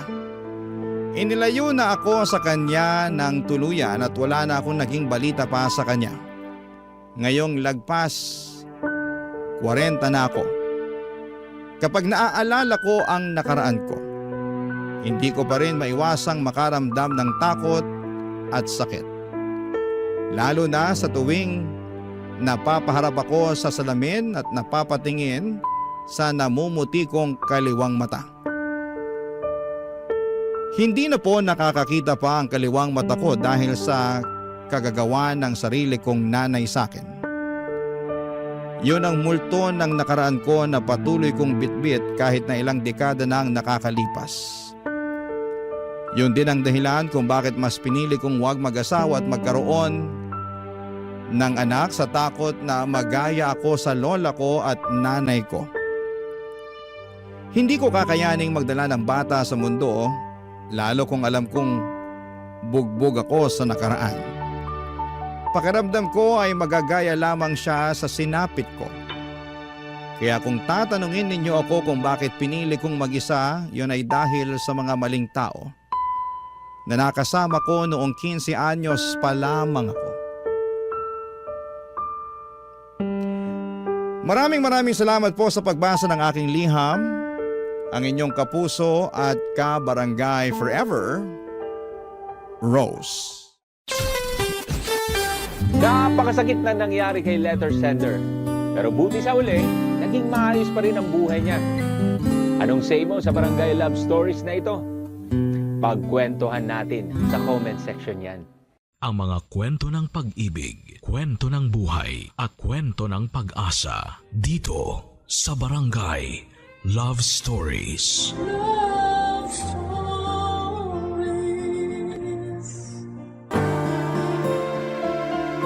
Isang malaking responsibilidad na masasabi ang pagkakaroon ng anak. Kapag hindi ka handa ay huwag kang gumawa. Ikaw kabarangay, handa ka bang magkaroon ng sariling pamilya? Dear Papa Dudut, mapagpalang araw sa inyong lahat. Ako nga pala si Lena, 30 years old at isa sa mga masusugid ninyong tagapakinig sa Spotify ng Barangay Love Stories. Kaya naman na-inspired din po ako magpadala ng kwento sa inyo. Neto lang nakaraan ay naganap ang lahat ng ibabahagi ko sa inyo. Ito ang naging dahilan ng malaking pagbabago sa akin. Hindi po ako mahilig sa commitment. Lagi akong takot kapag usapang commitment na papadudot. Gusto ko ay casual lang. Lagi akong nakatambay sa mga online dating site para makahanap ng mga papayag sa gusto ko. Casual lang. One night stand. Kasama tuwing nalulungkot kapag nag-iisa. Yun lang naman ang hanap ko. Kapag may gusto ng something more, syempre, atras kagad ako. Aminado kong emotionally unavailable akong tao, papadudot. Kaya siguro tinuruan ako ng leksyon ng Diyos. Nakilala ko sa isang online dating site si Jonathan. Mas bata siya sa akin ng 3 taon. Alam niya kung ano ang pinasok niya at hindi naman siya humiling ng kahit na ano. Gusto lang din niya ng laro. Gusto lang din niya ng kasama at laro. Pinayagan ko yun. Unang pagkikita pa lang namin ay may nangyari na kaagad sa amin. Nagkaroon kami ng koneksyon, pero sa kama lang. Masaya naman siyang kasama, kaya naulit ng ilang beses ang pagkikita namin na lahat ay nauuwi sa pagsisiping. Maganda talaga ang koneksyon namin sa kama. At iyon ang naging dahilan para aksidente niya akong mabuntis. Hindi kami nag-ingat dahil nadala kami ng init ng katawan. Hindi ko yon natanggap kaagad. Hindi naman ako handang maging ina pero nangyari na. Ayaw ko namang ipalaglag dahil para sa akin ay wala namang kasalanan ang nasa sinapupunan ko. Dahil dito, Papa Dudut, ay kinausap ko si Jonathan tungkol sa ipinagbubuntis ko, Papa Dudut.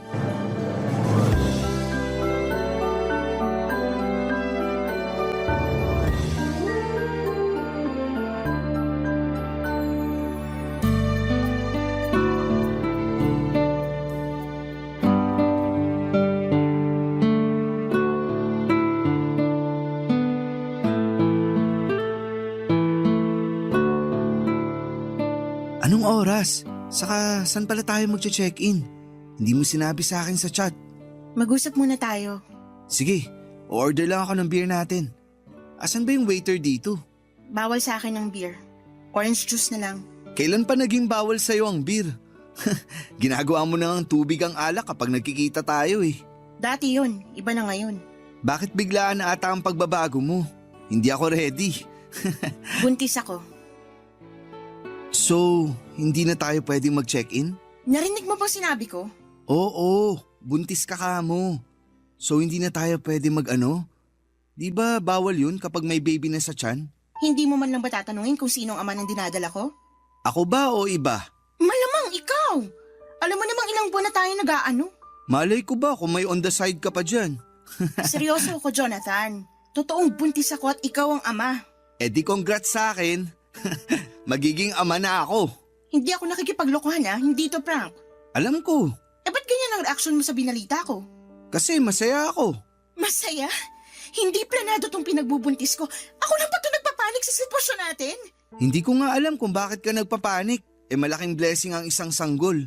Pues hindi ako ready sa blessing na to. Kaya kung may kilala kang santo na malapit sa Diyos, dasalan mo na para bawiin to. Uy, wag naman. Gusto ko pang maging tatay. Paninindigan ko yan. Seryoso ka ba, Jonathan? Hindi biro tong pinagbubuntis ko. Malaking pagbabago to sa buhay natin. Ano naman ngayon? Balang araw naman magiging nanay ka at magiging tatay din ako. Maaga lang nangyari sa atin, pero nakatadhana na to. Sigurado ako. Nakatadhana akong mag-rescue ng mga aspin at maging cool na tita, hindi maging ina. Eh saya na yung role na binigay sa'yo ng Diyos. Huwag ka nang pumalag. Mahalin mo na lang. Hindi ko alam kung bakit ganyan ang reaksyon mo eh. Pero mamaya lang, sigurado akong matatauhan ka na. Maiisip mo na hindi ka pa handang maging ama. Malabo yan. Gusto ko talagang maging ama. Saka pwede naman na akong magkaroon ng anak sa edad ko. Huwag kang pakakasiguro. Gusto ko talagang maging ama para may i-flex ako sa Facebook. Karamihan kasi ng mga tropa ko may mga anak na. Makijoin na rin ako. Saka para may dahilan ako para tumakas kapag sobra na sa inuman. Higit pa sa pagpe-flex sa Facebook ang pagkakaroon ng anak. Malaking responsibilidad to. At willing naman akong akuin kung gusto mo. Huwag mo sanang ipapalaglag ha. Araw-araw ako makokonsensya kapag ginawa mo yan. Alam ko karapatan mo bilang babae kung gusto mong ituloy ang pagbubuntis mo o hindi. Pero sana may isip mo na hindi ka naman nag-iisa sa pagharap niyan. Andito ako. Kami ni nanay. Ipapakilala kita sa kanya. Magugustuhan mo siya. Jonathan! Ramdam ko na natatakot ka. Siguro mamaya makakaramdam din ako niyan. Pero mas inunahan kasi ako ng saya. Ikaw din. Baka mamaya maging masaya ka na sa bagong blessing na dumating sa buhay natin.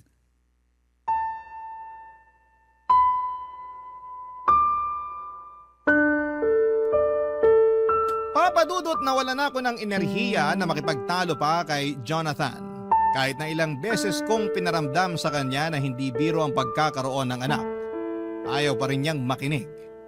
O ayaw niya lang pakinggan dahil masyado siyang in love sa ideya na magkakaroon na siya ng i-flex sa Facebook. Tinawagan nito ang kanyang nanay para ibalita ang mga nangyari. Mukha namang maayos ang naging usapan nila, Papa Dudut. Mukhang mabait din ang nanay niya.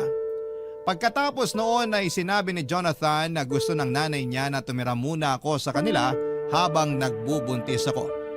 Gusto nilang alagaan ako at ang magiging anak ko. Aaminin ko na natouch ako sa mga sinabi ni Jonathan. Yun kasi ang unang beses na may trumato sa akin na parang isang pamilya. Wala kasi akong nakagisnang magulang. Lumaki ako sa tiyahin ko at noong mismong dibo ko ay kinausap na niya ako para umalis na sa bahay niya. Hindi na raw niya ako kayang buhayin pa. Nasa tamang edad naman na raw ako para makapagtrabaho. Umalis ako sa bahay ng tiyahin ko sa mismong 18th birthday ko. Hindi ko alam kung saan ako pupunta noon. Bitbit ko ang 2 malaking bag kung saan ay nakalagay ang mga gamit ko. Pansamantala ay nakitira ako sa best friend ko. Umalis din ako makalipas ang 2 buwan dahil panayang parinig sa akin ng mga magulang niya. Nakahanap ako ng trabaho at nagsumikap. Mula sa pagbe-bed space ay nakakuha na ako ng sarili kong kwarto. Paunti-unti ay umayos ang buhay ko. Ito ang dahilan kung bakit natatakot akong mapalapit at mapamahal sa iba. Natatakot ako na isang araw ay abandonahin din nila ako tulad ng ginawa ng mga magulang at tiyahin ko. Kaya naman malaking pagbabago talaga sa akin at tinanggap ako nila Jonathan at ng kanyang nanay at masarap pala yon sa pakiramdam, Papa Dudut.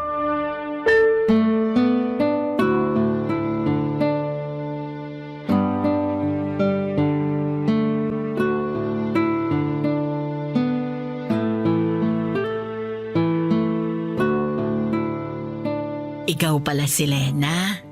Opo, tita. Nanay na lang ang itawag mo sa akin. Magkakaapo na ako sa inyo, kaya dapat magulang na rin ang trato mo sa akin. Salamat po, Nanay. Ayan, 2 na ang anak ko. Ayos lang po ba talaga sa inyo na tumira ako rito? Oo naman. Ako nga tong nangulit kay Jonathan na dito ka tumira. Lalo na nung nalaman ko na umuupa ka lang daw ng kwarto. Tama ba? Opo, yun lang kasi yung kaya ng sahod ko eh. May mga kasama ka ba ron na tenants? Marami po, paupahang mga kwarto talaga yon. Naku, sakto palang kinuha na kita rito. Hindi makakabuti kung napapaligiran ka ng maraming tao. Maniwala ka sa akin. Mabilis ma-stress ang mga buntis. Dito ka na lang talaga. Mas maaalagaan ka pa namin ni Jonathan. Nasan po ba si Jonathan? Hindi kasi siya nagre-reply sa mga chat ko. Pabalik na yon. Pinabili ko lang ng merienda natin at saka ibang kailangan mo. Ay, nakakahiya naman po. May pera naman po ako. Ako na lang pong gagastos sa mga pangangailangan ko. Ay hindi pwede. Hati kayo ni Jonathan. Pag lumabas ang bata, sisiguraduhin ko naman na si Jonathan na ang magtatrabaho para masustentuhan lahat ng pangangailangan ng apo ko. Hindi ko naman po pwedeng iasa sa kanyang lahat eh. Kawawa naman siya. Makakapagtrabaho pa rin naman ako, makakapag-ipon pa para panghanda sa panganganak ko at sa iba pang mga pangangailangan naming mag-ina. Lena, naisip ko lang, paano kaya kung pagkatapos mong manganak ay huminto ka na sa trabaho? Para naman matutukan mo ang anak mo. Wala ka naman po problemahing bayarin sa upa kasi libre na ang lahat dito para sa'yo. Pero gusto ko pa rin po sanang may trabaho para mas malaki ang maipon namin ni Jonathan para sa anak namin. Iba na talaga ang henerasyon ngayon, ano? Nung panahon kasi namin, kailangang huminto sa pagtatrabaho ang mga nanay para may magbantay sa mga anak. Kaya ko naman pong pagsabayin. Ay naku, sa una lang yan. Pero kapag nahawakan mo na ang anak mo, halos ayaw mo nang bitawan at ayaw mo na ring bumalik sa trabaho. Lagi mong mamimiss. Lagi kang mag-aalala. Marami akong pamangkin na ganyan ang nangyari. Saka ako na po siguro po problemahin kapag nandun na ako. Sa ngayon, gusto ko pa rin pong magtrabaho para maiabot naman po ako sa inyo kahit papaano. Hindi mo kailangan akong abutan. Ano ka ba? May pinagkakakitaan naman ako. Ipunin mo na lang para sa anak mo. Salamat po, tita. Anong tita? Di ba nanay na ang itatawag mo sa akin? Hindi pa rin po ako sanay. Sanayin mo na. Kasi magtatampo ako sa iyo kapag hindi. Wala po kasi akong tinawag na nanay mula pagkabata. Kaya parang ang hirap sanayin ng dila ako na banggitin ng salitang yan. Nakwento nga sa akin ni Jonathan. Kaya pinilit ko talaga siya na kunin ka rito. Kailangan mong magkaroon ng isang ina para alam mo kung paano maging ina sa magiging anak mo. Salamat po, Nanay. O kung may kailangan ka, huwag kang mahihiyang magsabi sa akin. Ituring mo akong isang ina. Salamat po. Nay, Lena, nakabili ako ng merienda. Okay bang paglihian mo tong inihaw na mais at taho? Bakit naman ikaw ang magdidesisyon sa paglilihian ni Lena? Hindi ba pwede yun? Natakam kasi ako nung nakita ko to sa palengke eh. Ikaw ata ang naglilihi eh. Ganyan din ang tatay ni Jonathan dati. Siya ang nauunang maglihi kesa sa akin. Dalin mo na rito yung mais sa taho na yan. Maski ako nadamay sa paglilihi mo, Jonathan. Nagkatawanan at nagkantsawan pa ang mag-ina habang hinahanda ni Jonathan ang merienda namin, Papa Dudut. Napangiti na lamang ako.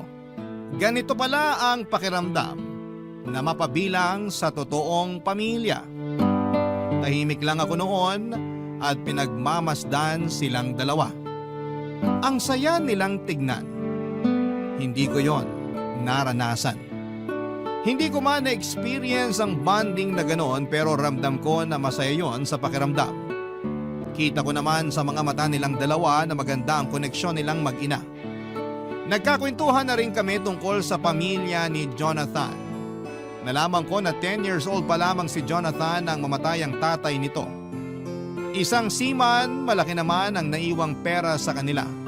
Sapat para masustentuhan ang pag-aaral ni Jonathan hanggang kolehiyo.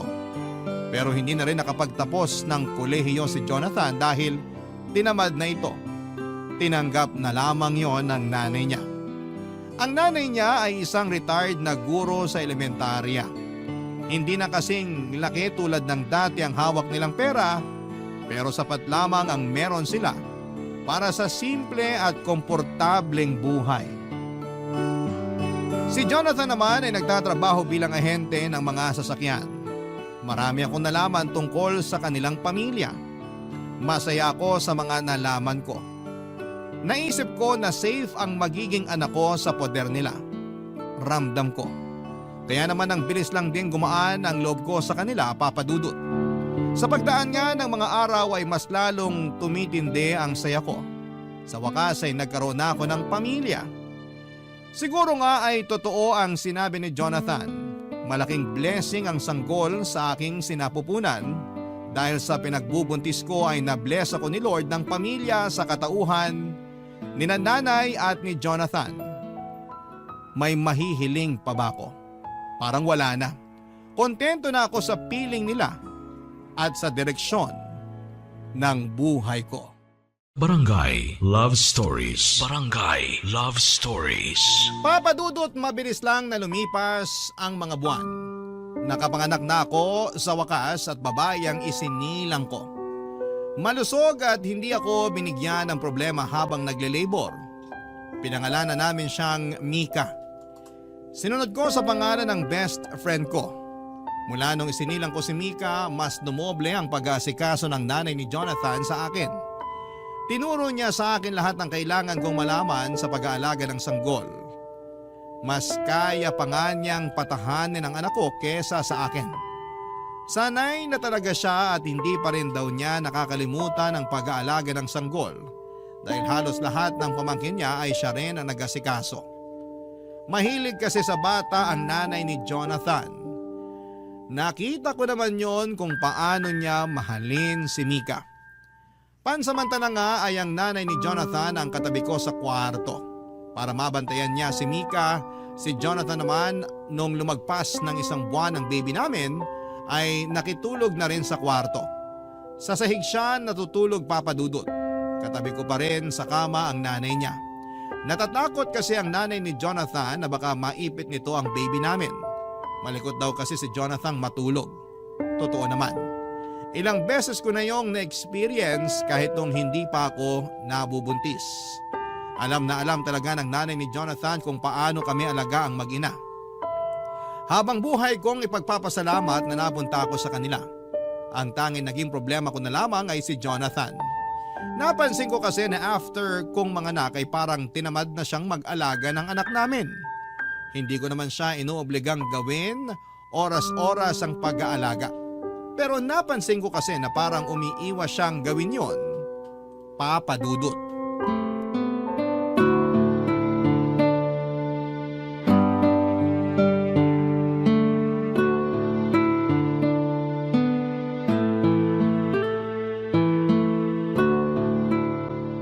Oh, isoli ko na si Baby Mika sa'yo. Kala ko hindi na kayo matatapos mag-selfie. Ayaw kasi niyang umiti. Hindi pa talagang ngingiti yan. Iyak pa lang naman ang alam niyan. Hindi tuloy ako makahanap ng ipopost sa Facebook. Hindi maayos lahat ng kuha naming dalawa. Kahit blurred pa ang kuha mo sa kanya, ilalike pa rin yan sa Facebook. Basta baby, matik na yun. Sige na nga.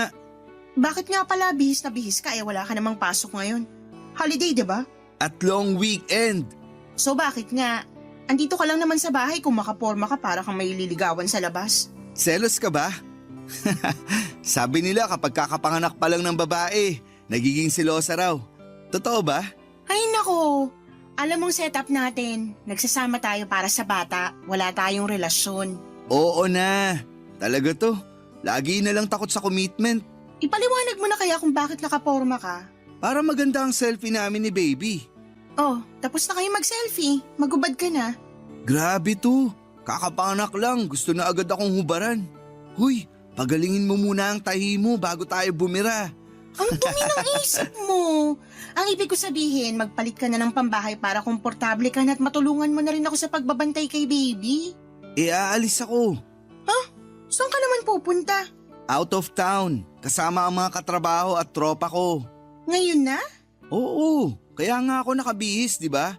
Hinihintay ko na lang yung tropa ko magsusundo sa akin. Bakit ngayon mo lang sinabi sa akin? Hindi mo man lang pinaalam. Bakit ako magpapaalam? Wala namang tayo.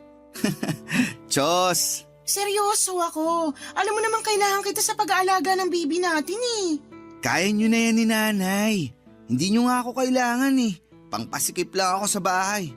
Pero Jonathan, hindi naman pwedeng iasa na lang natin sa nanay mo lahat ng pag-aalaga sa anak natin. Gusto naman niya.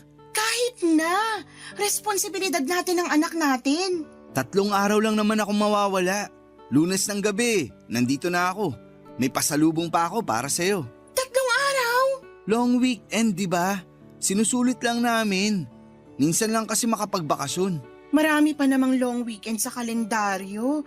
Baka naman pwede magpaska muna ngayon. Nakita mong kapapanganak ko pa lang eh. Hindi pwede. Nakapag-ambag na ako sa tutuluyan namin at sa gas. Susulitin ko na. Bawiin mo na lang yung ambag mo para ipandagdag natin sa pambili ng diapers at vitamins ni baby. Lalong hindi pwede. No refund sa ambag. Kawawa naman mga kasama ko kung kukunin ko yung ambag ko. Planado na yung budget eh.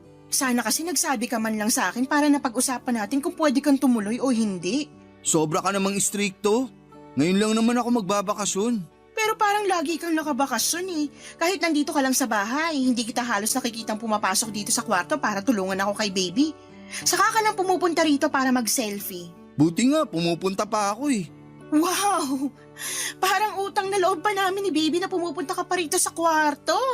Iba. Mali ata pagkakasabi ko. Sorry, nabigla lang. Huwag kang magalit ha. Babawi ako sa inyo ni baby pagbalik. Promise. Ako ang mag-aalaga. Matulog ka hanggat gusto mo. Promise. Promise yan ah. Oo. Ayun na, bumusina na yung tropa ko. Aalis na ako ha. Mag-chat na lang tayo. Update na lang. Okay? Bye! Natahimik na lamang ako at pinigilang magalit. Lalo na nung hindi niya maingat na sinarado ang pintuan ng kwarto kaya nagulat ang baby Mika namin. Mas lalo tuloy akong nagngit-ngit sa galit. Iniwan niya kaming mag-ina at akala ko naman dahil long weekend ay makakasama namin siya. Pero hindi pala. Mas inuna niyang makasama ang mga katrabaho at katropa niya. Hindi ko naman siya pinagbabawalang lumabas. Lagi ko naman siyang pinapayagan na makipag-inuman o kung saan man siya pumunta pagkatapos ng trabaho niya. Basta ang sa akin lang ay tumulong siya sa pag-aalaga sa anak namin. Pero hindi ganoon ang nangyayari. Ako at ang nanay lamang niyang nag-aasikaso kay baby Mika. Naya na nga ako na magpatulong sa nanay ni Jonathan dahil hindi naman niya yon responsibilidad. Matagal ko nang napansin yon kay Jonathan. Parang wala talaga siyang interes sa anak namin. Noong nasa sinapupunan ko pa lamang ay excited lagi si Jonathan na mga anak ako para raw maipagmalaki pa niya sa Facebook ang anak namin. Ilang selfie lang ang lumipas pagkatapos kong mga anak ay hindi na niya pinakita ulit sa akin na excited siya sa pagdating ng anak namin. Saka lang talaga niya kinukumusta ang anak namin kapag kailangan niya nang may maipopost sa Facebook. Ang nakakainis pa sa mga caption niya, lagi niyang pinamumukha na isa siyang mabuting ama. Na akala mo ay lagi niyang inaalagaan ang anak namin. Kung alam lang ng friends niya sa Facebook na parang ginagamit lamang niya ang anak namin para may maipost siya at magmukhang dakila, Papa Dudut.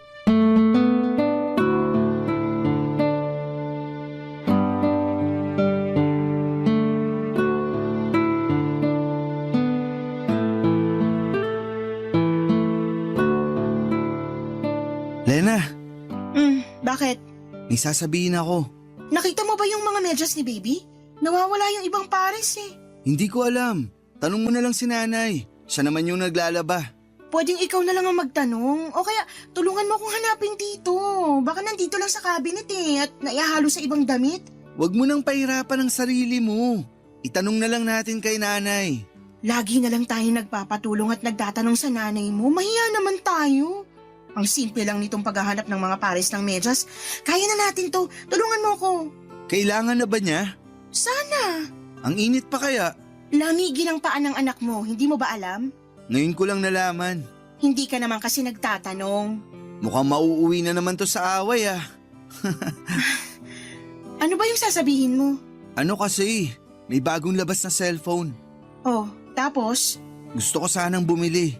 Sira na ba yung cellphone mo? Hindi pa naman. Eh di wag ka munang bumili. Hindi practical eh. Tulungan mo na akong hanapin yung mga pares ng medyas ng anak mo bago siya magising. Mas importante to. Mas importante ang cellphone mo kaysa malamigan ng paa ng anak mo? Hindi naman yan ang ibig kong sabihin. Mali lang ako ng nagamit na salita. Pero kailangan ko talaga ng bagong cellphone. Para saan nga? Kung parehas lang naman ang purpose sa dati mong cellphone, mas maigi na wag ka na munang bumili. Nagsasayang ka lang ng pera. Ipunin mo na lang para sa future na pangangailangan ng anak natin. Puro na lang anak natin. Paano naman ang kailangan ko? Ano?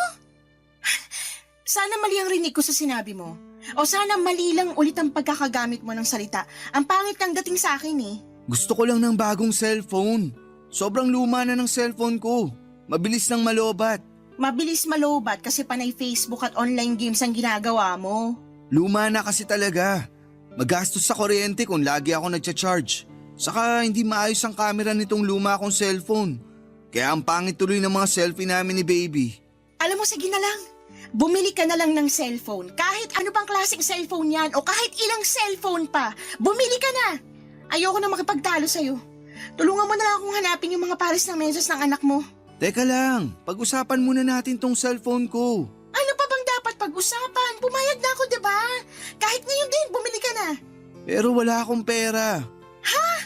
Eh bakit mo sinasabi sa akin na kailangan mo nang bumili ng bagong cellphone tapos wala ka naman palang pera? May konti ako na itabi, pero pangbakasyon ko sana yun sa susunod na long weekend. Diretsuhin mo ako. Baka pwedeng pairam muna ng pambili ko ng cellphone. Ano? Hindi pwede. Ikaw ang gagamit, kaya ikaw ang gumawa ng paraan para bumili. Huwag mo idamay ang pera ko. Ibabalik ko rin naman. Nilaan ko yung ipon ko para sa pangangailangan ng anak natin, lalo't hindi pa ako sigurado kung babalik pa ako sa trabaho o maghahanap ako ng ibang pagkakakitaan. Bad trip naman. Ano ka mo? Wala. Tutulungan mo ba ako sa paghahanap ng medyas ng anak mo? Hindi. Wala ako sa mood. Gusto ko na noong sapakin si Jonathan sa gigil ko, Papa Dudut. Halo-halo na noon ang emosyong nararamdaman ko. Hindi nakakatulong sa postpartum ang pinapakitang kabalbalan ni Jonathan sa akin. Nagmadali siyang lumabas ng kwarto at saka malakas na sinarado ang pintuan. At dahil doon ay nagising ang anak namin. Nahirapan na tuloy akong pabalikin sa pagkakatulog si baby. Hindi ko na rin nagawa ang dapat kong gawin dahil kailangan kong patahanin ang anak namin. Hindi ko na alam ang uunahin ko, kung ang baby namin o magalit sa inaasal ni Jonathan. Doon ko nakita kung gaano ka-immature si Jonathan. Para siyang bata na hindi binigyan ng pambili ng candy. Gusto kong magsumbong noon sa nanay niya pero ayoko namang magkaroon sila ng away dahil sa akin. Kaya naman sinubukan kong intindihin pa ang tatay ng anak ko. Kaya lang Papa Dudut, habang tumatagal ay mas lalong lumalala noon ang ipinapakitang asal ni Jonathan sa akin. Hindi na rin siya nagsiselfie kasama si baby. Hindi na rin niya hinahawakan pa ang anak namin. Ni pansinin kapag pumapasok sa kwarto ay hindi niya ginagawa. Lumamig na rin ang pakikitungo niya sa akin. Hindi ko na alam ang gagawin ko noon para manumbalik ang koneksyon namin. Kaya naman naglabas ako ng pera at inabot sa kanya.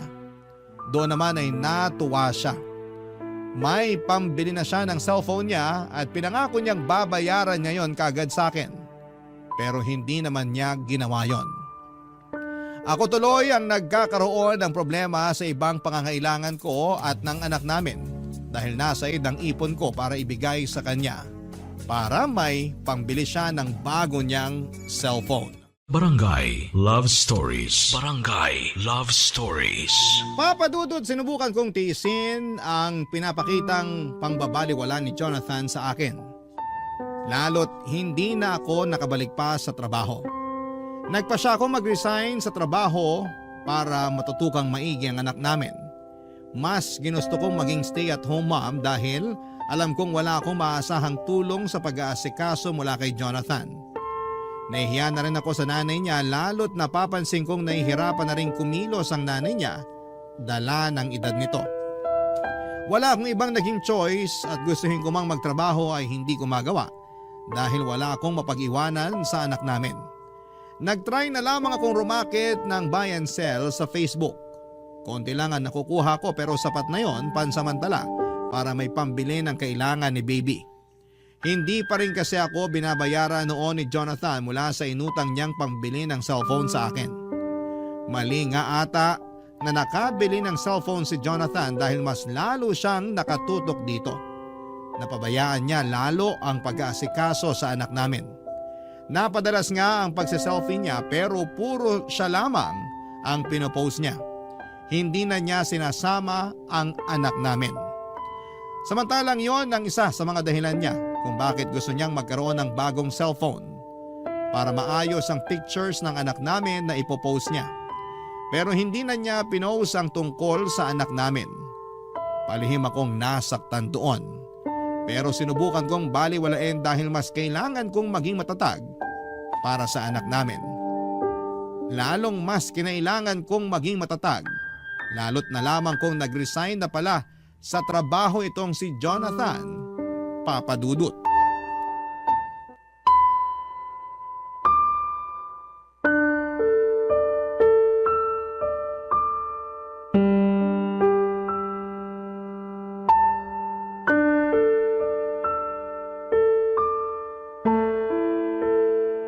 Nag-resign ka sa trabaho? Oo nga, paulit-ulit.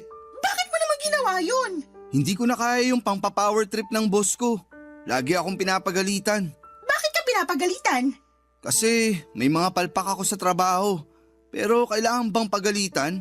Pwede namang kausapin na lang. Para naman siyang isip bata.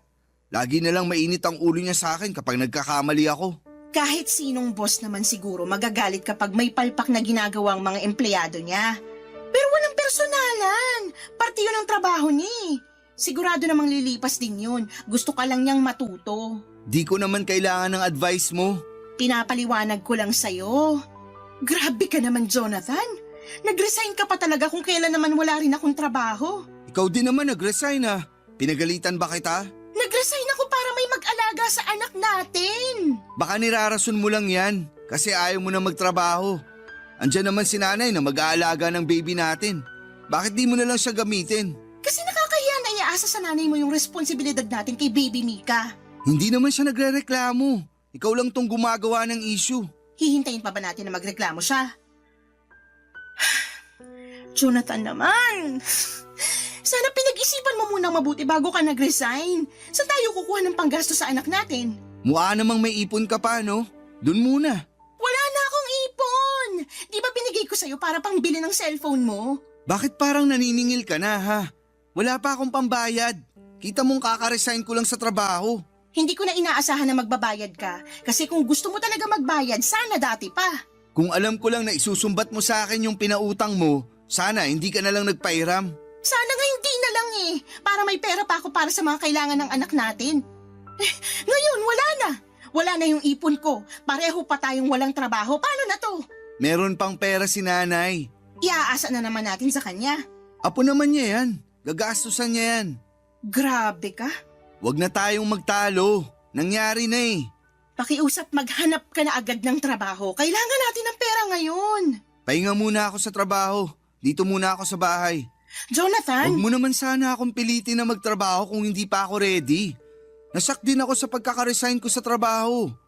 Bigyan mo ako ng time na makamove on. Hindi tayo hihintayin ng mga bayarin, Jonathan. Tayo mag-a-adjust sa mga gastusin, tandaan mo yan. Hindi kasi ganun kadaling maganap ng trabaho. Ayun naman pala eh. Sana yan ang naisip mo bago ka nag-resign. Wala eh. Nangyari na. Maliligo lang ako saglit. Pwede bang ikaw na muna magpalit ng diaper ni baby? Kailangan ko mag-relax sa banyo. Nasa sala lang si nanay. Teka, tatawagin ko. Subukan mo namang palitan ng diaper ng anak mo kahit minsan. Trabaho kasi yan ng mga babae. Wow, Jonathan! Trabaho mong asikasuhin ang sarili mong anak. Hindi nga ako marunong dyan. Ikaw na lang. Tuturuan kita para alam mo na sa susunod. May pinapabili pala si nanay sa akin. Teka, uunahin ko muna yon. Nagmamadaling lumabas ng kwarto si Jonathan, Papa Dudut. Hindi ko na naihabol sa kanya ang huli kong sasabihin sana. Napailing na lamang ako at alam kong nagsisinungaling siya. Naiiyak na ako noon habang pinapalitan ang diaper ng anak namin. Hindi ako makapaniwala na merong ganong klaseng ama, Papa Dudut. Halo-halo na ang nararamdaman ko. Stress, galit at lungkot. Wala man lang akong maramdamang saya. Pagkapalit ko ng diaper ni baby ay pumunta ako ng sala para ipakiusap muna sa nanay ni Jonathan na bantayan muna ang anak namin para makaligo na ako. Pasimple kong tinanong kung nasaan si Jonathan. Nagtaka rin ang nanay niya dahil hindi raw niya alam kung saan siya nagpunta. Nakumpirma ko tuloy na nagsinungaling siya para makaiwas na magpalit ng diaper ni baby. Nalaman ko rin na tumambay pala siya sa isang computer shop na binabantayan ng isa niyang kaibigan. Pagkatapos noon ay nag-inuman pa sila. Sa pagdaan pa ng mga araw ay hindi ko pa rin nakumbinsi si Jonathan na magtrabaho. Nakatambay lang siya madalas sa computer shop at umuuwi na lamang sa gabi para kumain at matulog. Hindi ko magawang magreklamo sa nanay niya dahil iniisip ko na sino bang kakampihan sa aming dalawa. Hindi naman ako ang kadugo. Napadalas na rin ang away namin dahil doon at lalong kinausap niya ang nanay niya para bigyan kami ng pera na pangbili ng kailangan ng baby namin. Nahiya akong tumanggap ng pera sa nanay niya kahit nanay na niya mismo ang nag-aabot sa akin. Alam kong darating ang panahon na kailangan na ring maghigpit ng nanay niya dahil may pangangailangan din siya na kailangang pagkagastosan.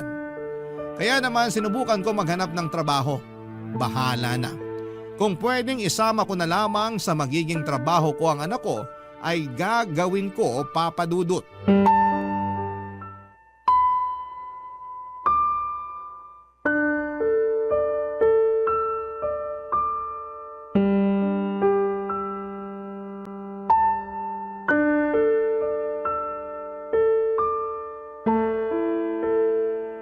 Lena, mag-usap tayo. Maghahanap ka na ba ng trabaho? Hindi yan ang gusto kong pag-usapan. Eh ano pala? Sigurado ka bang anak ko si Baby Mika? Ano? Natanong ko lang kasi syempre, mahilig kang makipag-ano sa ibang lalaki. Gusto ko lang makasiguro. Ikaw lang ang nakakasama ko ng ilang buwan bago nabuo si Mika. Sinubukan mo na bang tingnan ang mukha ng anak mo? Parang ikaw nga lang ang gumawa eh. Kamukhang kamukha mo. Nanay mo pa mismo nagsabi na kamukha nyo ng tatay mo si Mika. Pati yung nunal sa noo. Ngayon mo pa ako pagdududahan ha? Eh kung may pera ka, ipa-DNA test natin para magkaalaman na. Wag na yung DNA test na yan. Gastos lang yan. Gusto ko lang talagang itanong. Nakaka-insulto ka na. Sorry na. Kung wala ka ng ibang sasabihin, pwedeng lumabas ka na muna bago ako sumabog sa sobrang galit ko sa'yo. Hindi mo naman kailangang magalit. Nagtanong lang ako. Karapatan ko ring malaman ng totoo. Lumabas ka na lang, please. May isa pa pala akong sasabihin. Huwag mo na akong galitin lalo, please. Hindi ka magagalit. Baka magustuhan mo pa tong naisip ko. Ano yon? Yung dati kong katrabaho, hindi raw sila magkaroon ng anak. Parang hindi ko gustong pupuntahan ang sasabihin mo. Makinig ka muna. Maging open-minded ka. Matagal na silang mag-asawa, pero hindi pa rin sila magkaroon ng anak. Lumapit sa akin yung katrabaho kong lalaki. Baka raw makatulong ako. At ano naman ang maitutulong mo para magkaroon sila ng anak, Aber? Ikaw ang bubuntisin? Hindi Huwag mong sabihin sa akin na akong ipapabuntis mo sa kanya. Uy, mas lalong hindi. Grabe ka naman mag-isip. Walang bubuntisin sa atin. Ano nga ang balak mo? Yung iniisip ko kasi, sakto lang para hindi na tayo mamroblema sa gastusin kay baby. Kasi napapansin ko, lagi ka nalang stress at malungkot dahil kay baby. Walang kinalaman si Baby Mika sa stress at lungkot na nararamdaman ko. Akala mo lang yun. Pero sobrang stressful talaga ang magkaroon ng anak. Lalo kung hindi pa handa yung magulang, di ba? Anong pinupunto mo? Hindi ba pumasok sa isip mo na ipaampon na lang natin si baby? Ano? Makinig ka muna bago ka magalit. Hindi ko na kailangan makinig para hindi ako magalit. Hindi effective. Galit ako sa lahat ng sinasabi mo. Yung katrabaho ko kasi, nakwento ko sa kanya na pwede niyang ampunin si baby para maalagaan at mabigyan ng magandang future. Kasi hindi natin kayang gawin yun, di ba? Pareho tayong walang trabaho. Tapos, wala ka pang kasamang mag-aalaga sa kanya. Hindi ako makapaniwala na naisip mo yan. Gusto ko lang maging praktikal. Paano ba natin bubuhayin ang anak natin? Pareho tayong walang pera. Grabe ka, Jonathan. Grabe. Pumayag yung katrabaho ko na ampunin si baby. Sabi nga nila, baka mag-abot pa sila ng 5K sa atin para pasasalamat. Mag-a-update naman daw sila lagi sa kalagayan ni Baby Mika para makampante tayo. Saka Lena, bibigyan tayo ng 5K. Ayaw mo pa nun?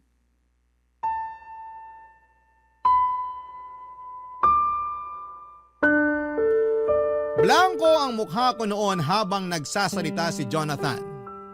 Hindi ko na magawa pang magalit. Napagod na ako. Hindi ko na rin siya inimik noon.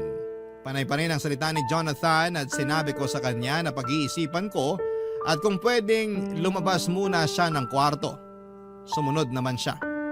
Sabi niya iidip lang daw siya sa kwarto ng kanyang nanay at gigisingin ko na lamang daw siya kapag nakapag-decide na akong ipamigay ang baby namin. Pagkalabas ni Jonathan ng kwarto ay nilabas ko ang mga bag namin ni baby at nag-impake. Hindi ko na kayang magtiis. Nagkataon pang wala ang nanay niya kaya madali akong nakatakas. Mabilis akong natapos at may konti pa akong natirang pera mula sa inabot sa akin ng kanyang nanay. Nakiusap ako sa dati kong katrabaho na kung pwedeng makituloy muna kahit na ilang araw at pumayag naman.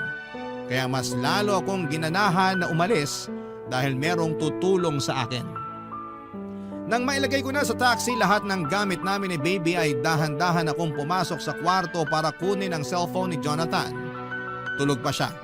Malalim pa ang tulog at tinanggal ko ang SIM card niya at saka nireset ang cellphone at saka yon kinuha.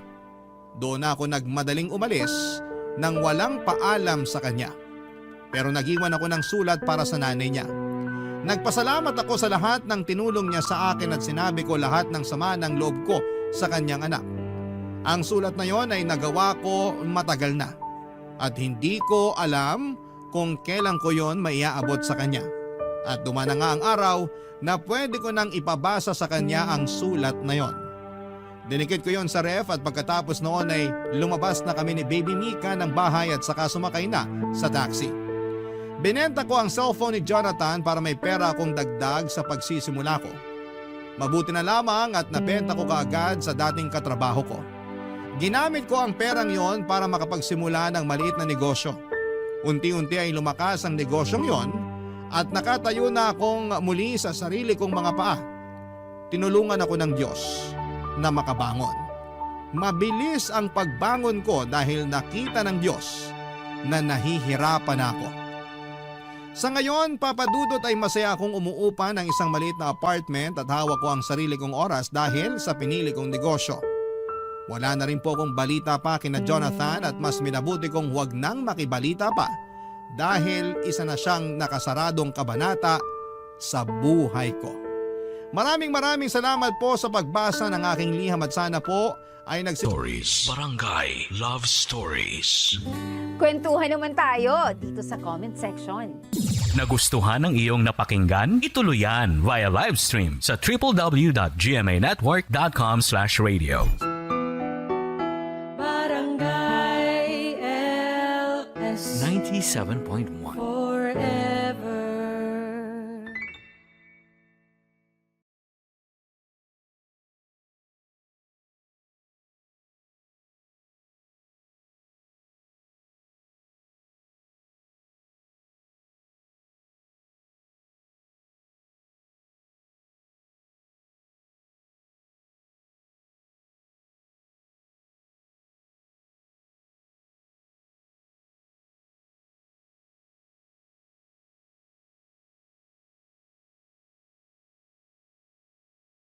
Ang mga kwento ng pag-ibig, kwento ng buhay, at kwento ng pag-asa dito sa Barangay Love Stories. Love Stories. Ang mga aksyon na hindi pinag-iisipang mabuti ay nagresulta ng ating pagsisisi sa huli. Kaya nga huwag tayong maging pabigla-bigla sa mga pagpapasya. At pag-isipan nating ito ng husto. Ikaw, kabarangay, pabigla-bigla ka ba magdesisyon? Dear Papa Dudut, dala ng sitwasyon na hindi natin inaasahan at emosyon na hindi mapigilan kaya tayo nakagagawa ng mga desisyon na pabigla-bigla. Tapos ay nagsisisi tayo sa huli. Pero ika nga tao lang, nagkakamali at nadadapa rin. Ang mahalaga ay marunong tayong tumayo, magpatuloy at magpunas ng mga luha. Yan ang eksaktong karanasan na gusto kong ibahagi sa programa ninyong Barangay Love Stories, kaya napasulat ako. Ako nga pala si Clarence, 30 years old at taga Laguna. Ang ikukwento ko ay nangyari noong 20 years old pa lamang ako. College dropout ako at hindi ko lang siguro feel mag-aral. Saka mahina ako sa klase kaya madalas akong nahihirapan. Kaya nga nung tumigil ako ay nagalit sa akin ang ate Terry ko. Ang kaisa-isa kong kapatid na nagpapaaral sa akin noong mga panahong yon, Papa Dudut.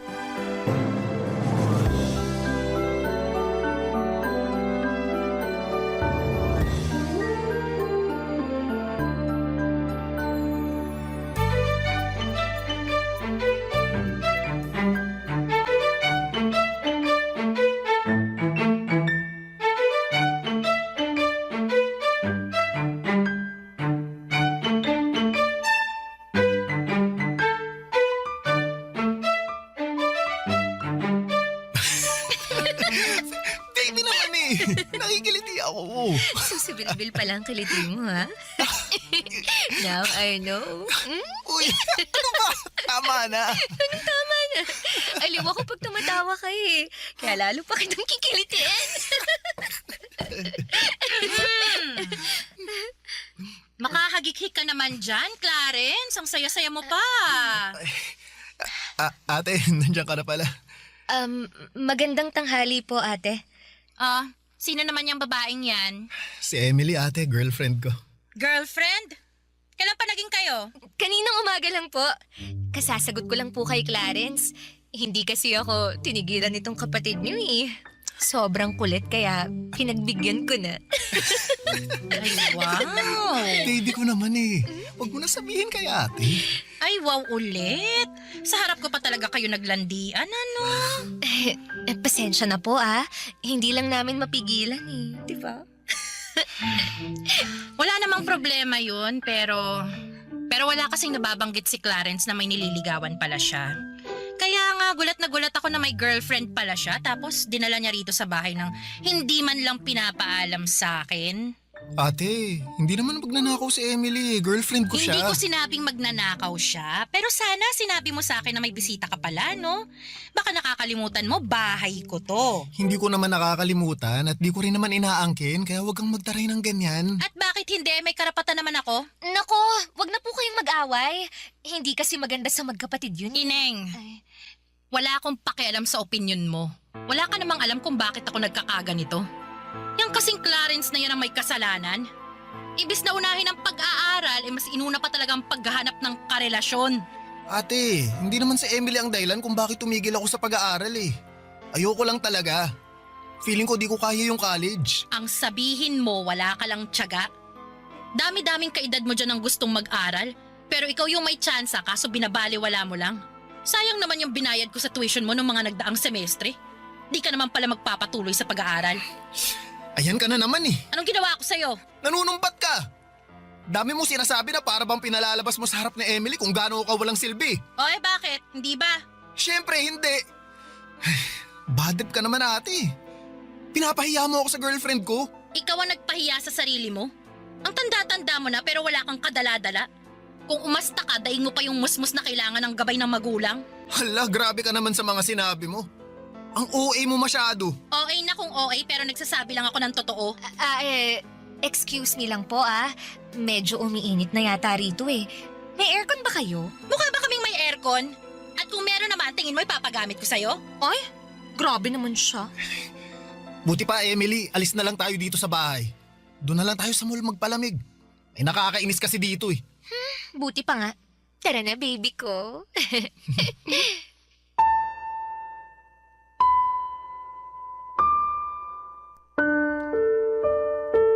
Papa Dudut, hindi talaga kami magkasundo ng ate ko. Para kasi siyang galit sa mundo palagi, yun bang pinaglihi sa sama ng loob na madalas kong sabihin sa kanya. Sa edad niya kasi noong 29 ay single pa rin siya. Baka factor na walang lalaki na nagkakagusto sa kanya kaya ganon siya kasungit. Sa katunayan ay ramdam ko na pinagtsatsagaan na lamang namin ang isa't isa. Lalo't nangako siya noon sa mga magulang namin bago sila namatay, naaalagaan niya ko. Fast forward, madalas kong sabihin kay Emily na gusto ko nang umalis sa poder ni Ate Terry. Ayoko na kasi yung pakiramdam na minamanduhan lalo na at hindi naman ako bata. Marunong na akong mag-isip at magdesisyon para sa sarili ko. Kaya nga kinumbinsi ako ni Emily na umalis na sa bahay ni ate.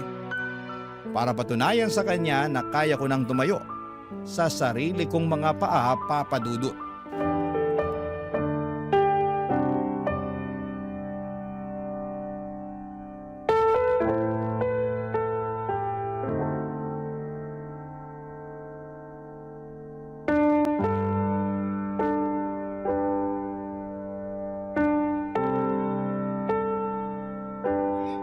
Alam mo ate, mabuti pa alis na ako dito sa bahay mo para hindi mo na ako mabubungangaan.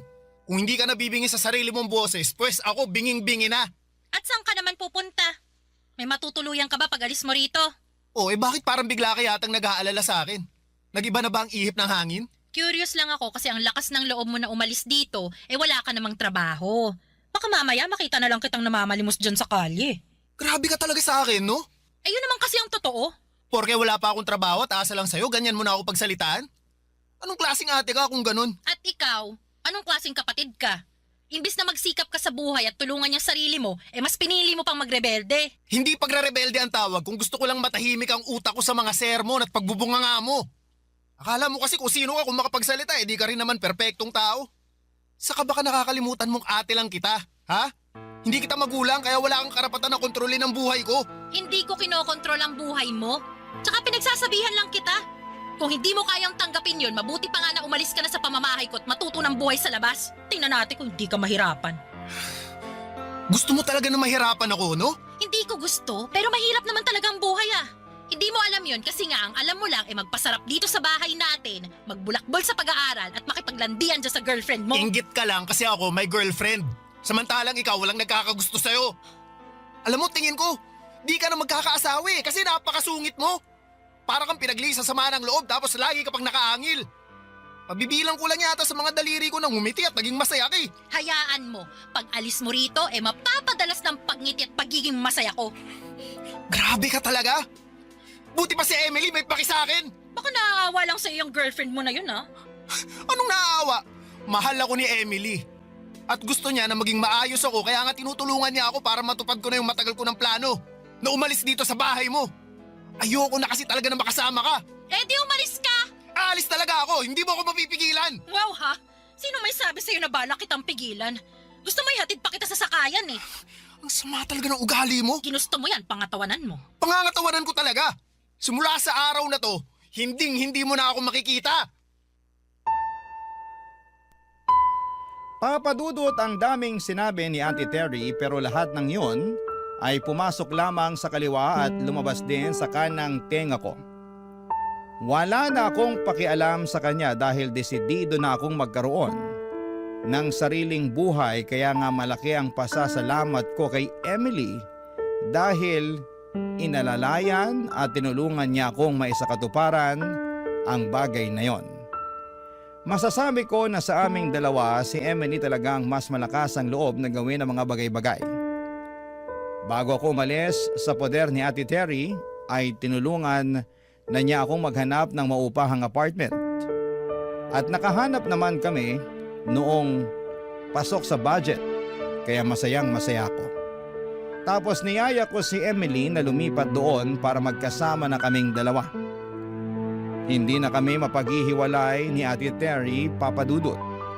At wala na ring maninita sa amin. Barangay Love Stories. Barangay Love Stories. Papa Dudut, tuluyan ko na ngang pinutol ang koneksyon ko kay Ate Terry.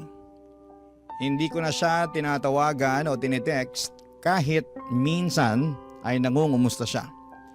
Blinako na rin siya sa Facebook at gusto ko na lang magsimula ng buhay na hindi siya kasama kaya nag-focus na lamang ako sa paghahanap ng trabaho. Para meron kaming pambayad sa renta ni Emily. Dahil unemployed pa ako, siya ang nag-aabono ng advance at deposit ng apartment na tinuluyan namin at nangako ako na papalitan na lamang yon. Hindi nagtagal ay nakapasok ako sa isang canteen bilang all-around dishwasher, service crew at minsan ay cook.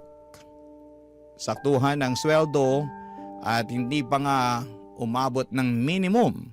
Kaya naman nahirapan akong makapag-ipon ng pera. May trabaho naman si Emily bilang call center agent dahil mataas ang kinikita niya kesa sa akin. Siya ang gumagastos sa aming dalawa hanggang sa nagreklamo na siya. Tapos ay nabuntis ko pa siya kaya lalong nagkanda leche-leche ang lahat, Papa Dudut.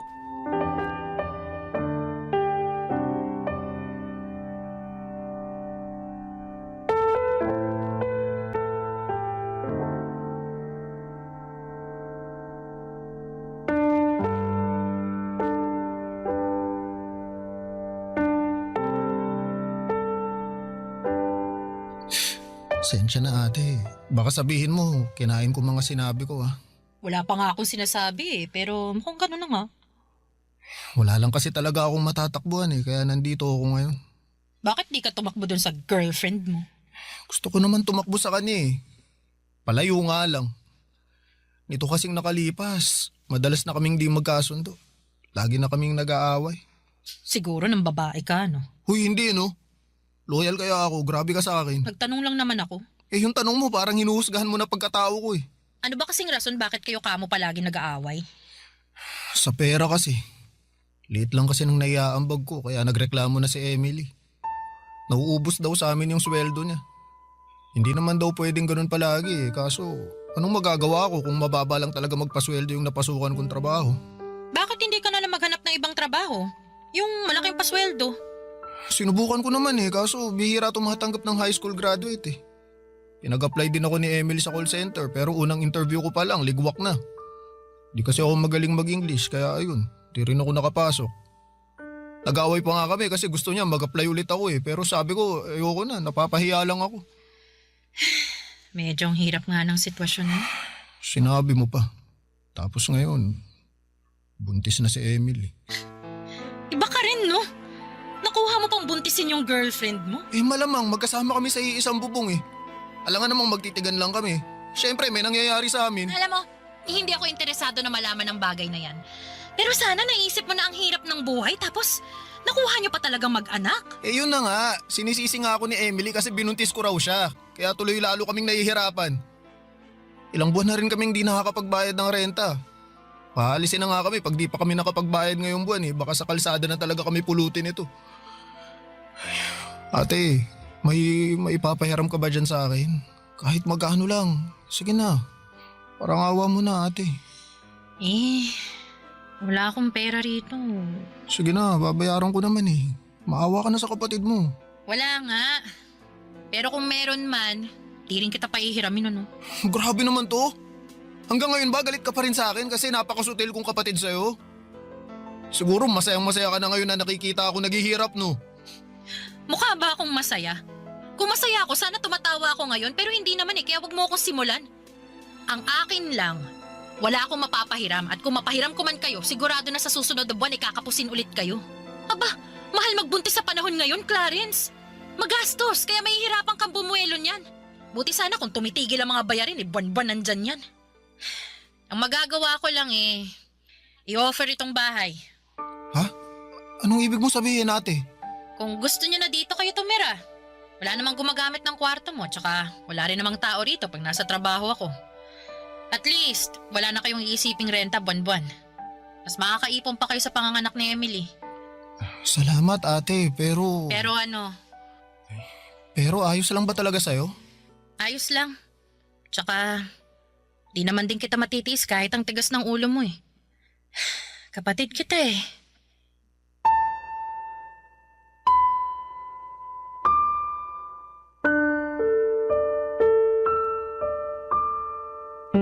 Papadudot kinain ko talaga ang mga sinabi ko nung umalis ako sa poder ni Ate Terry nang makiusap nga ako sa kanya. Natulungan kami ni Emily. Kaya nga kahit hiyang-hiya ako sa kanya ay tinis ko ang sermon niya sa akin dahil may punto naman ang mga sinabi niya. Pagkatapos ay tinulungan naman niya kami nang alokin niya kaming bumalik na sa bahay niya upang doon na manirahan. Noong sinabi ko kay Emily ang alok ni Ate Terry ay hindi siya natuwa kesyo akala ko raw ba ay gusto ko nang makaalis sa poder ng ate ko ganito ganyan. Pero dahil nga gipit na kami noon at wala nang maibayad sa nirerentahan namin at ayaw na rin naman niyang maglabas ng pera plus buntis pa nga siya ay wala na ring nagawa si Emily kundi ang pumayag na bumalik sa poder ni ate. Kaya lang papadudot simula noon palagi na kaming nag-aaway.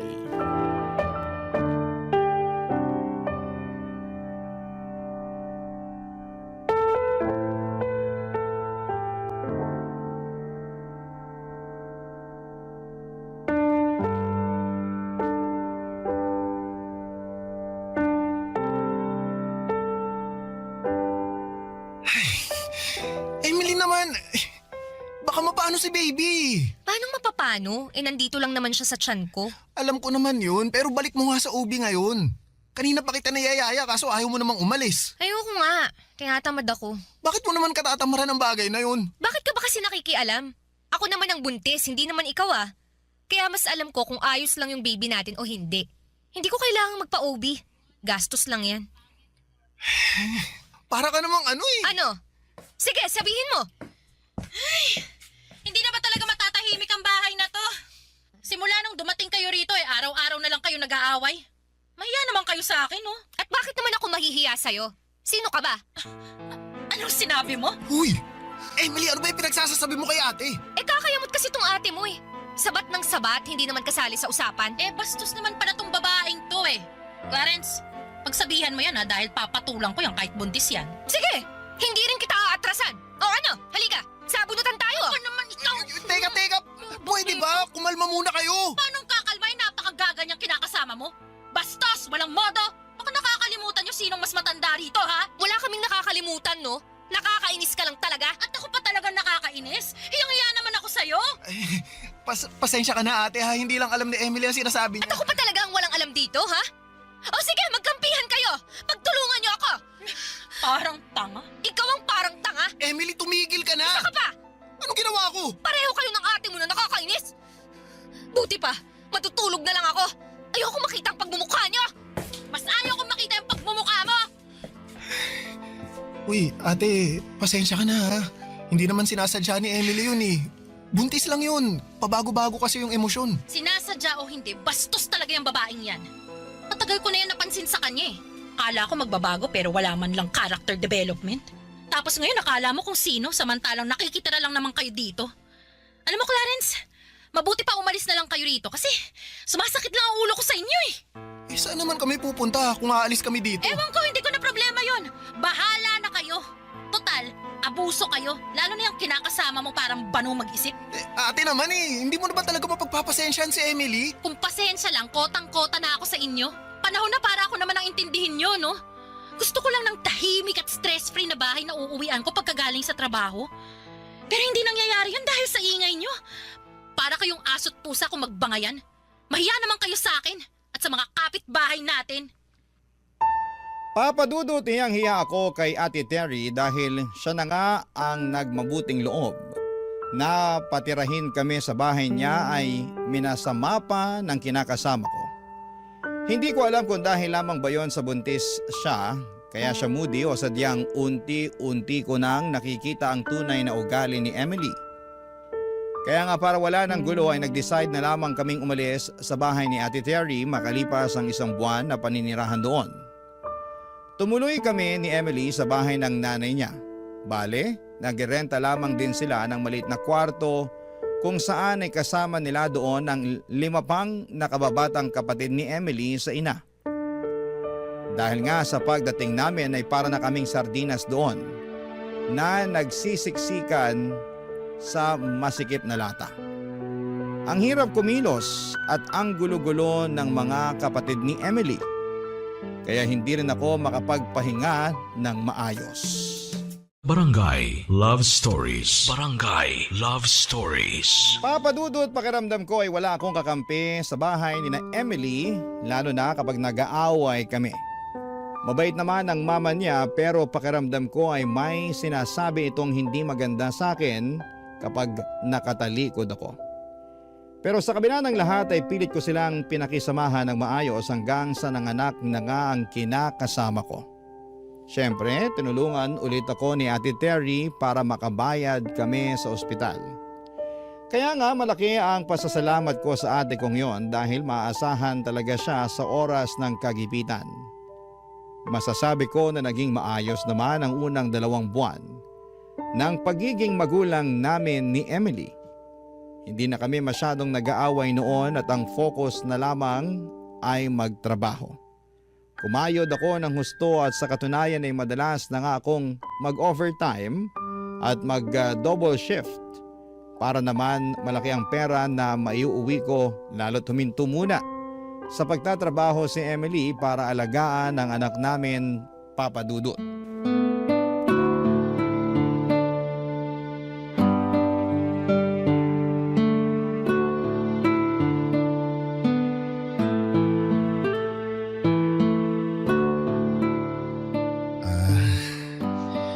Ito na pala yung sahod ko, Emily. Akin na. Kompleto ba to? Oo naman. Sige ha, bilangin ko. Huh? Ito na yun? Ha? Bingi ka ba o ano? Kako, ito na yung ipinagmamalaki mong sweldo? Oo, yan na yun. Ang kaunti lang naman na ito. Sigurado ka na wala kang kinupit ha? Grabe ka naman. Naniniguro lang. Nag-expect kasi ako na malaki-laking sweldo eh. Kasi halos dun ka na tumira sa pinagtatrabahuhan mo. Pero magkano lang naman yung nadagdag? Ayos ka rin, no? Imbis na magpasalamat ka sa akin, ganyan pa mga salitaan mo. Nakakawalang gana tuloy. Hoy, wala kang karapatang mawala ng gana. Dahil paano didede itong anak mo? Paano ako makakabili ng diaper niya? Sige nga. Baka nakakalimutan mong pamilyado ka na. Tapos hihiritan mo ako ng ganyan. Wala akong nakakalimutan. Pero hindi mo ba ako kayang pasalamatan man lang sa ginagawa ko para sa pamilya natin? Eh bakit kita pasasalamatan? Eh responsibilidad mo yan. Inanakan mo ako kaya kargo mo kami ng anak natin. Lalo ngayon na hindi ako nakakapagtrabaho. Ay nako, kakainis naman eh. Namimiss ko na yung sweldo ko. Buti pa nung wala tayong anak. May sariling pera ako. Pero ngayon, wala. Sa liit ng sinesweldo mo sakto lang sa pangangailangan ng anak natin. Naiintindihan ko naman na naiinis ka. Pero hindi ba pwedeng lawakan mo naman ang pangunawa mo? Nagsisikap naman ako eh. Nagtatrabaho ko ng mabuti para sa inyo. Mahirap lang talagang buhay ngayon. Ang sabihin mo, mahina kang dumiskarte. Buti pa yung ibang lalaki dyan, oh. Ang gaganda ng trabaho, ang lalaki ng sweldo. Buti pa yung ibang babae, yung mga kinakasama nila, sitting pretty na lang sa bahay nila. Samantalang ako, eto, losyang na. Tapos, wala pang pera. Mali naman yata na ikumpara mo ako sa ibang lalaki. Pati na rin niya sarili mo. Mali na kung mali, pero hindi ko lang talaga mapigilang mainggit eh. Tsaka, pati ba naman yun, sisitahin mo pa? Bakit hindi mo nalang pagtuunan ng pansin yung sarili mong diskarte? Para naman umasenso ka, ha? Sabi ko naman sa'yo, nagsisikap ako, di ba? Hindi ko naman nakikita eh. Puro ka lang salita. Hindi mo lang talaga napapansin kasi inuuna mo pang mainggit sa iba. Kita mo na? Pati talaga yon, sinisita mo pa. Paanong hindi kita sisitahin? Nakakapikon ka na. At ako pa talagang nakakapikon? Ha? Palibhasa! Wala kang alam sa nararamdaman ko! Wala ka rin pakialam! Anong klaseng kinakasama ka? Anong walang alam at pakialam? Meron kaya? Hindi ako naniniwala sa'yo! Di huwag kang maniwala. Problema ko ba yon? Alam mo, pagod na ako. At gusto ko lang magpahinga kaya pakiusap. Manahimik ka na dyan. Wala akong karapatang magpahinga. Ano sinabi mo? Narinig mo ang sinabi ko! Huwag kang umastang bing dyan! Lintik na buhay naman to! Pati itong kinakasama ko, lintik din! Papa Dudut, sobrang aburido ako kay Emily kaya hindi ko na nakontrol ang bibig ko na magsalita ng mga masasakit. Bagay na lalo lamang gumatong sa nagbabaga at mainit-init na naming away. Tapos ay kinantsawan pa kami ng mga kapatid niya at pinagpustahan kung sino sa amin ang kakampihan nila. Siyempre walang kumampi sa akin kaya lalo lamang akong nanliit at nakaramdam na pinagtutulungan nila ako. Noong hindi pa humuhupa ang tensyon sa pagitan namin ni Emily ay pumagitna na ang nanay niya para sawayin at awatin kami. Tumigil na ako pero kung ano-ano pa ring mga sinabi ni Emily kaya napiko na ako at nagdesisyon na lamang na umalis sa bahay nila. Bago ko pa mabigwasan ang pagmumuka ng kinakasama ko. Tapos pumunta ako sa bahay ni Ate Terry. Para kung bata na nagsumbong sa kanya kaya naman galit na galit siya. Kasi inaapi na raw pala ako doon. Gusto niya sanang sumugod kina Emily para raw sa bunutan ng kinakasama ko kesyo wala siyang pakialam kung hindi pa nagtatagal simula ng mga anak ito. Pero inawat ko na lamang si ate at pinakiusapan na pabayaan na lamang niya akong magpahinga sa bahay niya. Kinabukasan, Papa Dudut, ay doon na ako umuwi kina Emily at sermon agad ang pinaalmusal niya sa akin.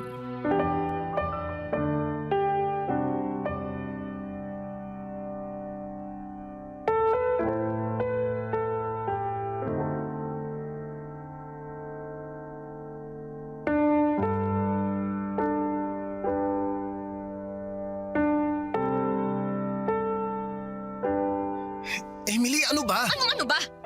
Inaano kita, ha? Nagtatanong lang ako sa'yo. Saan ka galing, ha? Saan ka natulog? Sagutin mo ako! Sina Ate Terry nga. Kanino ko pa sinabi na galing ako sa bahay niya, di ba? Hindi ako naniniwala sa'yo! May ibang babae ka, no? Aminin mo na!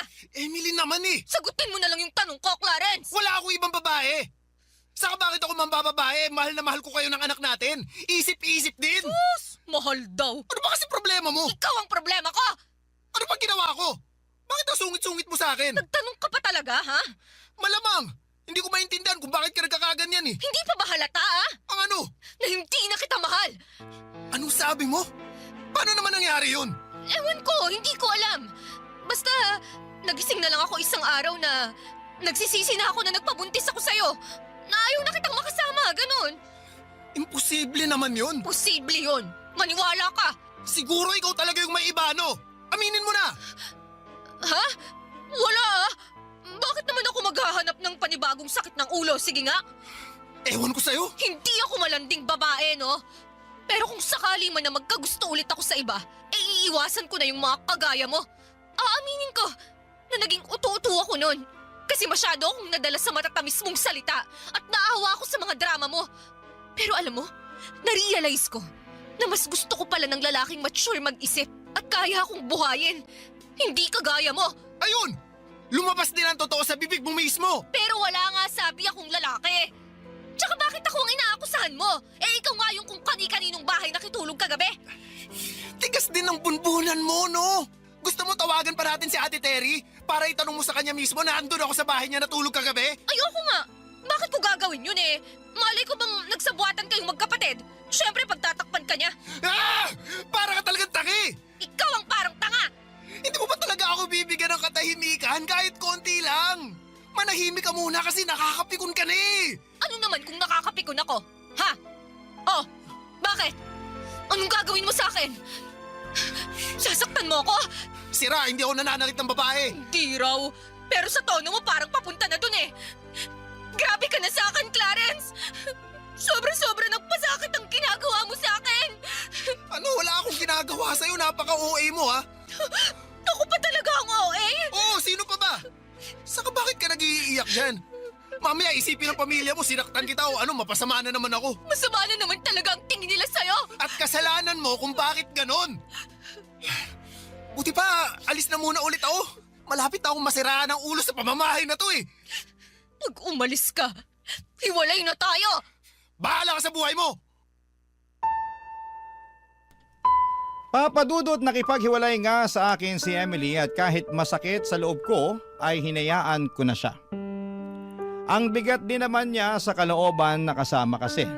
Tipong hindi na niya ako nirespeto at hindi niya rin na-appreciate ang mga efforts na ibinibigay ko para sa kanya. Bukod doon ay pinagbintangan niya pa akong may ibang babae samantalang siya nga yung nanlalalaki. 2 araw pagkatapos kong umalis sa bahay nila. Maging si Ate Terry ay hindi rin makapaniwala sa kinahandungan ng aming relasyon. Pero isa lang ang nasabi niya. Confirm daw na malandi ang dati kong kinakasama. Wala na naman akong pakialam kay Emily. Ang habol ko lang ay ang anak ko na nakikita ko ng 1 beses sa loob ng 1 linggo. Nag-focus na lamang ako sa pagtatrabaho at pagpapaunlad sa aking sarili para masustentuhan ko ang aking anak at mabigyan siya ng maayos na kinabukasan. Hanggang dito na lamang po ang sulat ko, Papa Dudut. Maraming salamat po sakaling mapili niyong i-ere sa programa ninyong Barangay Love Stories. More power po sa inyong programa at sa inyong istasyon.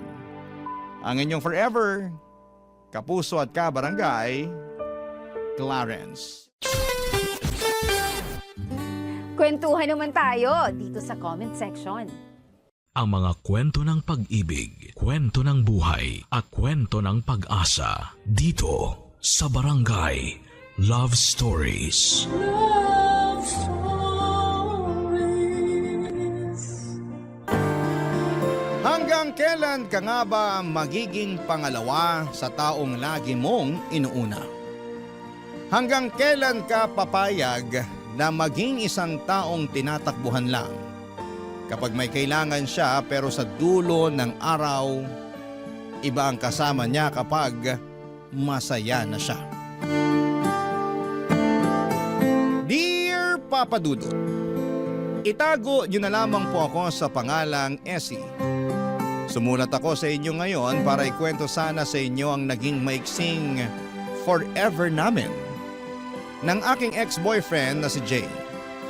Tulad ng mga kakasimulang relasyon, napupuno kami noon ng pagmamahalan at halos ayaw naming malayo sa isa't isa. Updated sa ginagawa ng bawat isa kahit nga magkasama na kami sa trabaho, ay nagte-text pa rin kami at nagkukumustahan kung kaya pa ba ang workload na meron kami sa araw na yon. Ganon kami.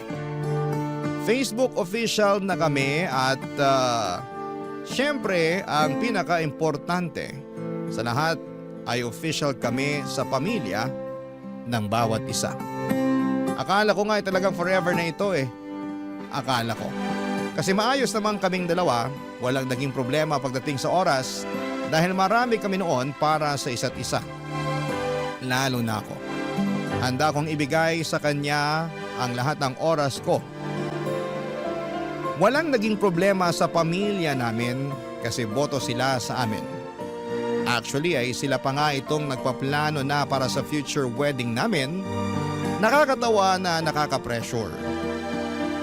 Wala rin naging problema na sobrang bigat o walang naging challenges sa relasyon namin na hindi namin nalagpasan dahil sinisiguro ko na hindi kami aabot sa punto na matatalo kami ng mga pagsubok na yon. Bago pa man lumala ang inuupahan na naming pareho ang problema o inuupuan na namin ang mga problema at pinag-uusapang dalawa. Sobrang perfect na nga eh.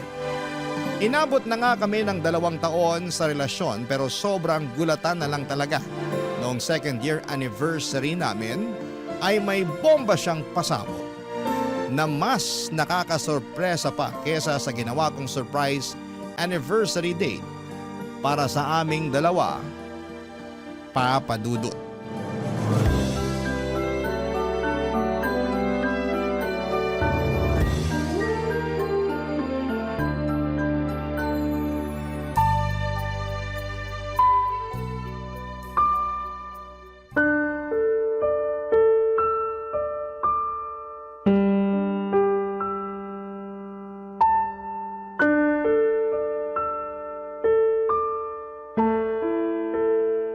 Surprise! Happy anniversary, babe!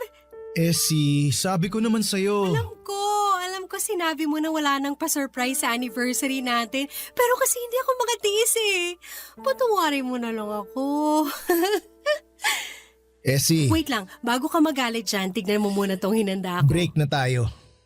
May hinanda akong tinola sa gata ng paborito mo. Narinig ko. I'm sorry kasi dapat kahapon ko pa sinabi to eh. Kung alam ko lang na maghahanda ka ng ganito, di sana... Bakit?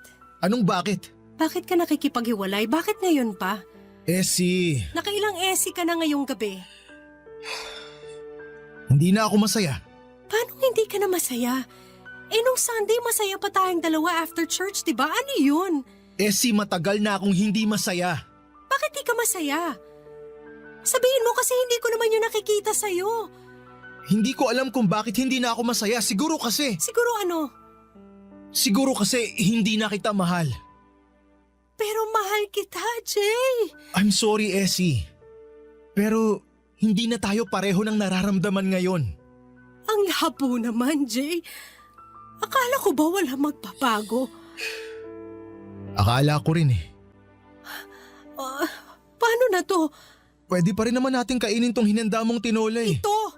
Itong relasyon at hindi ang lintik na tinola na yan. Hindi ko alam. Hindi ka nalalaban? Hindi na. Ako lalaban pa. Wag na. Please, Jay. Hindi ko na kaya, Essie. Hindi na talaga.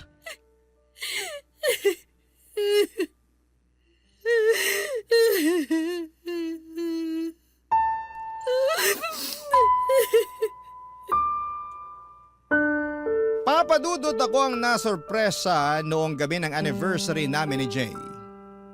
Iyak ako ng iyak na hindi niya ako mapatahan pa.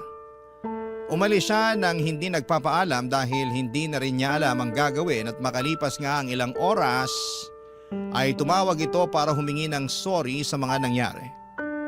Akala ko noon ay makikipagbalikan na ito kasi natauhan na pero hindi, Papadudot. Tumawag ito para sabihin na sana ay hindi pa rin kami mag-iwasan. Na sana sa opisina lalo ay makakapag-usap pa rin kami tulad ng dati dahil hindi naman pwedeng mag-isa sa amin na i-give up ang trabaho dahil lang nagkahiwalay kaming dalawa. Na sana ay kahit na hindi na kami magkarelasyon ay matatakbuhan pa rin namin ang isa't isa tulad ng dati. Tulad nung magkaibigan pa lamang kaming dalawa, Papadudot. Hindi ko nasabi sa inyo na bago kami maging magkarelasyon ni Jay ay naging mag-best friend kaming dalawa. Since college, takbuhan na namin ang isa't isa lalo na kapag may problema. Lalo na siya. Lagi ang tumatakbo sa akin kapag may kailangang tulong at andon naman ako para saluhin siya. Nasanay siyang ganon sa akin hanggang sa maging kami. Kaya siguro kahit ngayon na magkahiwalay kami ay gusto pa rin itong maging ganon kami sa isa't isa. Takbuhan kapag may problema at pumayag ako rito. Pumayag akong bumalik kami sa pagiging mag-best friend kung ito ang paraan para hindi siya mawala sa akin dahil aaminin ko na hindi pa ako handa na mawala siya. Baka sa ganitong paraan ay bumalik yung nawala niyang feelings. Baka makita niya ang halaga ko. Kaya pumayag ako. Naging best friend niya ulit ako, Papa Dudut.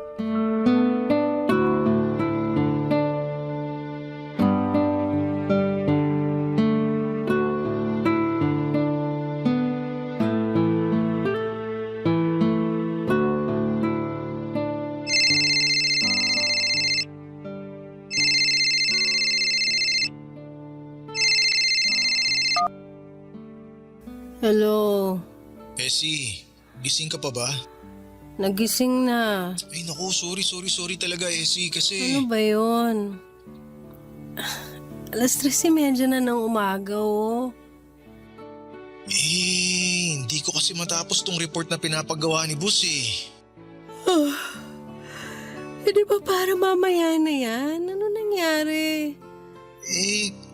Kanina ko lang kasi to sinimulan. Akala ko madaling gawin pero hindi naman pala. Anong gusto mong gawin ko? Tulungan mo naman ako please. Hindi kita kayang tulungan kung over the phone lang, Jay. Di, pumunta ka rito. Sige na Essie, please. Please Essie, please. Ano ba naman, Jay? Mag-alas 4 na eh. Please naman Essie oh.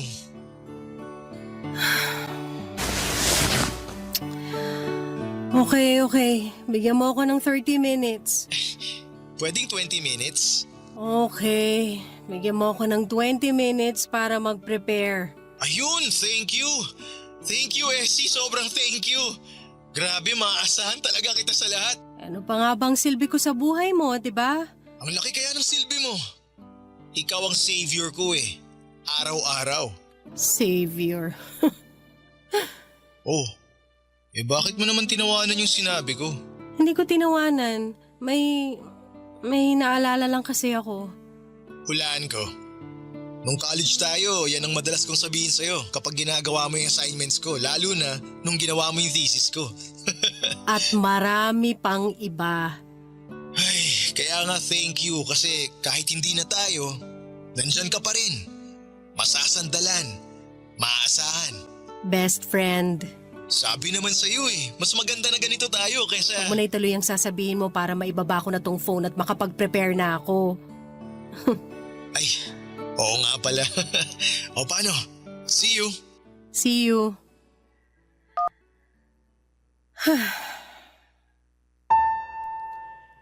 Best friend, yan na lamang ako muli sa buhay niya. Takbuhan niya kapag may kailangan o may problema. Para kaming bumalik sa college, ang daming nagsasabi na ang tanga-tanga ko para ipagpatuloy ang ginagawa ko. Pero kibits balikat na lamang. Hindi kasi nila naiintindihan yung kagustuhan ko na mapalapit lamang kay Jay. Nasanay akong kasama siya at nasanay akong lagi siyang nandyan. Kaya hindi madaling putulin yung naging routine namin. Hindi ko kaya. Kaya naman nakontento ako sa ganito sa pagiging best friend kung eto ang paraan para hindi siya mawala sa akin. Dahil Papa Dudut, aaminin ko, kahit 2 taon na ang nakalipas, ay mahal ko pa rin siya. Hindi nawala ang pagmamahal ko sa kanya siguro'y dahil ayaw ko naman kasing mag-move on talaga sa kanya. Kasi lagi naman kaming magkasama. At kahit noong nagkaroon na ito ng bagong girlfriend, ay andun pa rin ako sa kanya. Natatakbuhan niya. Kahit ang sakit-sakit na. Andun pa rin ako at umaaktong ayos na ang kahit durog na ako. Dahil alam kong wala ng pag-asang maging kaming dalawa dahil may mahal na siyang iba. Papa Dudut. Barangay Love Stories. Barangay Love Stories. Papa Dudut, lumipas ang 5 taon at heto pa rin ako, katrabaho pa rin si Jay. Ginagawa pa rin ang lahat para sa kanya. Nagigising ng sobrang aga kahit sobrang dilim pa para lamang tulungan siya sa trabaho niya na hindi niya maintindihan o hindi niya magawa. Lumipas nga ang 5 taon at heto, nakakasama pa rin niya ako sa inuman kapag masama ang loob niya sa trabaho o kaya ay sa karelasyon niya. Lumipas nga ang 5 taon at heto, mahal ko pa rin siya. Wala pong nagbago. Mahal na mahal ko pa rin siya. Tanga na akong tanga pero hirap talaga akong kalimutan siya. Lalo na't lagi namang kaming magkasama. At dahil nangako ako sa kanya na hindi ako magbabago, na hindi ako iiwas at magiging mag-best friend pa rin kami. Kahit nga noong time na sinabi nito sa akin na engaged na sila ng kanyang girlfriend. Hindi pa rin ako umalis. Nangako pa rin ako na matatakbuhan niya anumang oras niya ako kailangan, Papa Dudut.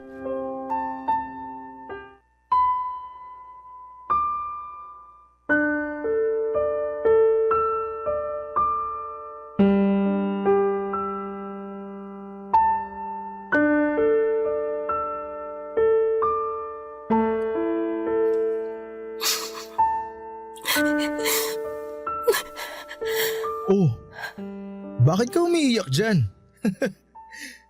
Masaya. Masaya kasi ako para sa'yo. Masaya ka ba talaga? Tingnan mo nga, namumugto na yung mga mata mo kay iiyak dyan, oh. Hindi. Ganito lang ako magpakita ng saya. Masaya ako para sa'yo, Jay. Masaya ako na ikakasal ka na. Alam mo, masaya rin ako. Sobra. Siya na yung babaeng pangarap ko eh. Siya na yung gusto kong makasama araw-araw. Alam mo yun? Alam mo ba yung ganong pakiramdam? Alam ko. Sus, alam mo ba talaga? Eh wala kang ang love life ngayon eh. Wala man akong boyfriend ngayon pero naramdaman ko naman yan. Dati. Sa'yo. Bale, wala pa kaming napag-uusapang araw kung kailan mismo yung kasal pero asahan mo, isa ka sa mga unang makakaalam. Nako, kahit wag na, hindi naman ako importante para sa kasal niyo eh. Hindi no? Best friend kita. Kailangan nandun ka. Sasabihin ko sa kanya na gawin ka pang ang abay. Wag mong gawin yan. Ayos lang ako kahit nga hindi na ako pumunta eh. Uy, nasaan na yung pangako mo na makakasama kita lagi? Pero kasal mo yun, Jay. Eh ano naman ngayon? Mahalagang araw yun para sa akin. Dapat nandun ka. Pero kasal mo yun. Eh ano nga ngayon kung kasal ko yun? Ex mo ko. Best friend na kita ngayon. Ang tagal na nating wala. Eh lagi na nga tayong magkasama eh. Hindi na tayo naiilang sa isa't isa tulad ng ibang mag-ex dyan. Iba tayo, okay? So dapat pumunta ka. Jay, hindi ko kaya. Bakit? Hindi ko alam. Ay nako, nabigla ka lang siguro. Tara, libre kita ng kape. Tulungan mo na rin ako sa mga dapat tsaka mga hindi ko dapat gawin sa kasal. Okay ba yun? Jay, please. Eh alam ko na ang gusto mong sabihin. Gusto mo iwasan at layuan mo na ako dahil engaged na ako.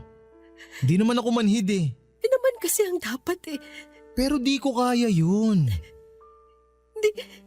Hindi mo kaya? Oo. Kasi nasanay na ako na nandyan ka. Hindi ko alam kung makakayanan ko ang araw-araw na wala ka.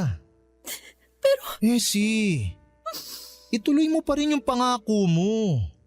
Huwag kang mawawala sa tabi ko. Nandyan ka lang para matakbuhan ko. Para matulungan ako. Diyan ka lang. Walang dapat magbago kahit ikasal pa ako. Kahit magkaanak pa ako at magkaapo. Diyan ka lang.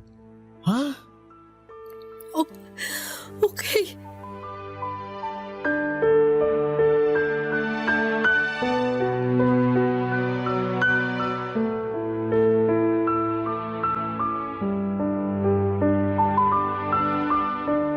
Yun na nga po ang pinakamasakit na pangakong kailangan kong panindigan.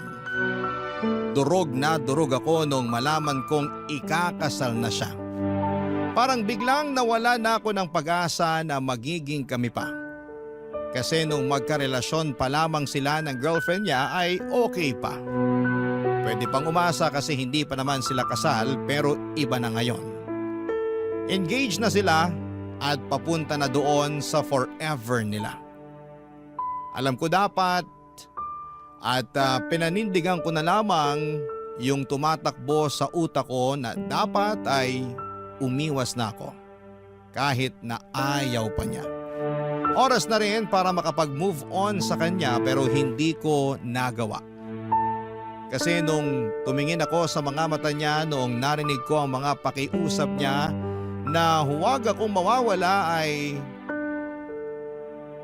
para akong natameme. Na dapat na sa tabi lamang niya ako, lahat ng plano ko na lumayo ay nawala at pumayag ako sa kagustuhan niya. Ang mga kong hindi ako aalis. Na forever akong nasa tabi niya at forever niya akong matatakbuhan kapag kailangan niya ng forever best friend. Hindi ko po alam, Papa Dudut, kung hanggang kailan ako masasanay sa ganito. Hindi ko alam kung makaka-move on na ba ako sa kanya at matatanggap na ang katotohanan na mag-best friend na lamang kaming dalawa.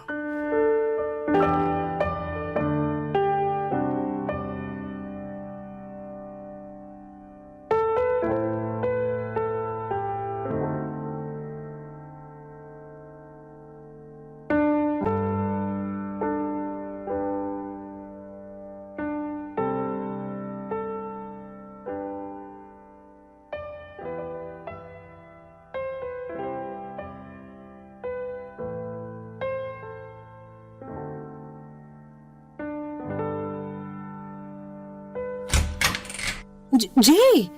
Anong ginagawa mo rito? Essie, pwede bang dito muna ako? Tuloy ka. Ano ba nangyari? Si ano kasi? Yung fiancé mo. Ha? Paano mo nalaman? Kapag ganyan na itsura mo, alam ko nag-away na naman kayo eh. Hindi ko siya maintindihan eh. Ang labo niya.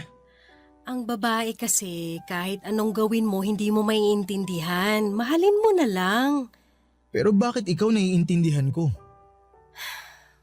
Kasi best friend mo ko at matagal na tayo magkakilala. Ang hirap niyang intindihin. Lagi na lang ako yung nag-a-adjust. Paano naman ako? Kailangan ba lagi ako yung may malawak na pangunawa? Bakit siya hindi niya magawa yun para sa akin? Nagmumukha akong sunod-sunuran sa mga gusto niya eh. Siya lagi yung nasusunod. Para tuloy akong aso. Naiintindihan kita. Ay, buti ka pa. Ha? Buti ka pa naiintindihan mo ako. Buti ka pa ramdam ko na hindi ako nag-iisa kapag kasama ka. Buti ka pa… Jay, maaayos nyo rin yan. Away lang yan. Pero paulit-ulit na lang kasi. Pag-usapan nyo lang, maayos din yan. Mabuti pa tara na lang dun sa sala at ipagtitimpla kita ng kape. Pag-usapan natin yan hanggang sa gumaan ang pakiramdam mo. Ay, salamat Essie ah. Paulit-ulit ka na lang sa pasasalamat dyan. Ayos lang, gano'n naman talaga eh. Paanong ganun? Ito na yung role ko sa buhay mo. Maging best friend mo. Takbuhan mo nga ako sa lahat, di ba? Di ko alam ang gagawin ko kapag wala ka. Kaya please, Essie. Huwag kang mawawala ah. Oo. Mag-promise ka. Kasi Essie, hindi ko makakayanan ng mag-isa. Kailangan kita. Kailangan kita, Essie. I know. Kape na? Yes, please. Thank you, Essie.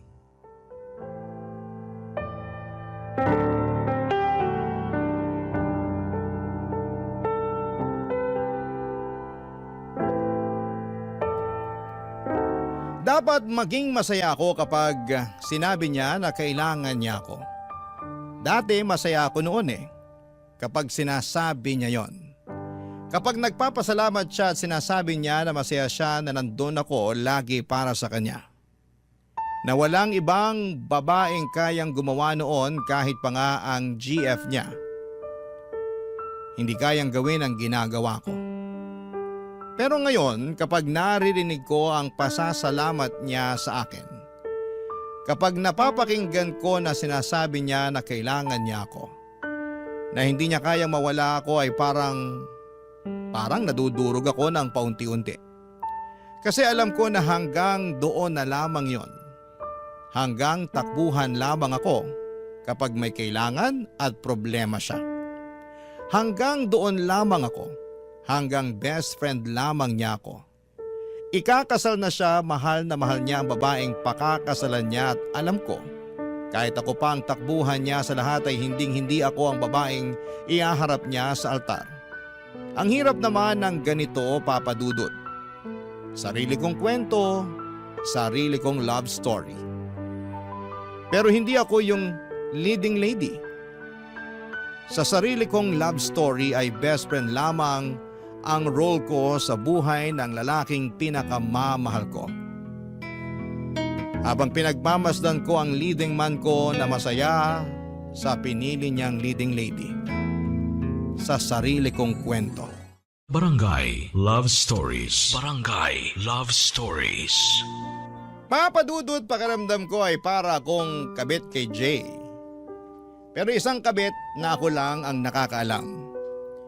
Yung pinupuntahan niya lagi kapag may problema sila ng fiancé niya at yon ang pinakaayaw ko sa lahat.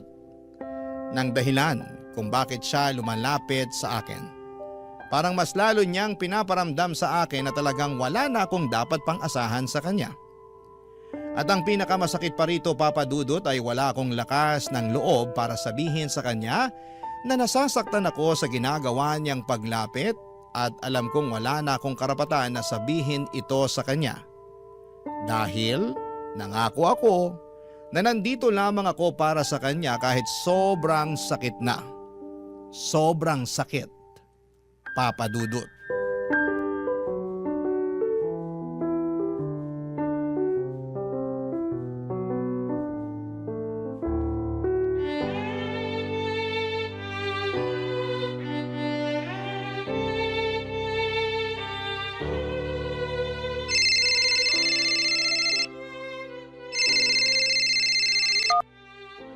Hello? Hi, Essie. Naistorbo ba kita? Hindi naman. Bakit? Wala naman. Gusto lang kitang kumustahin.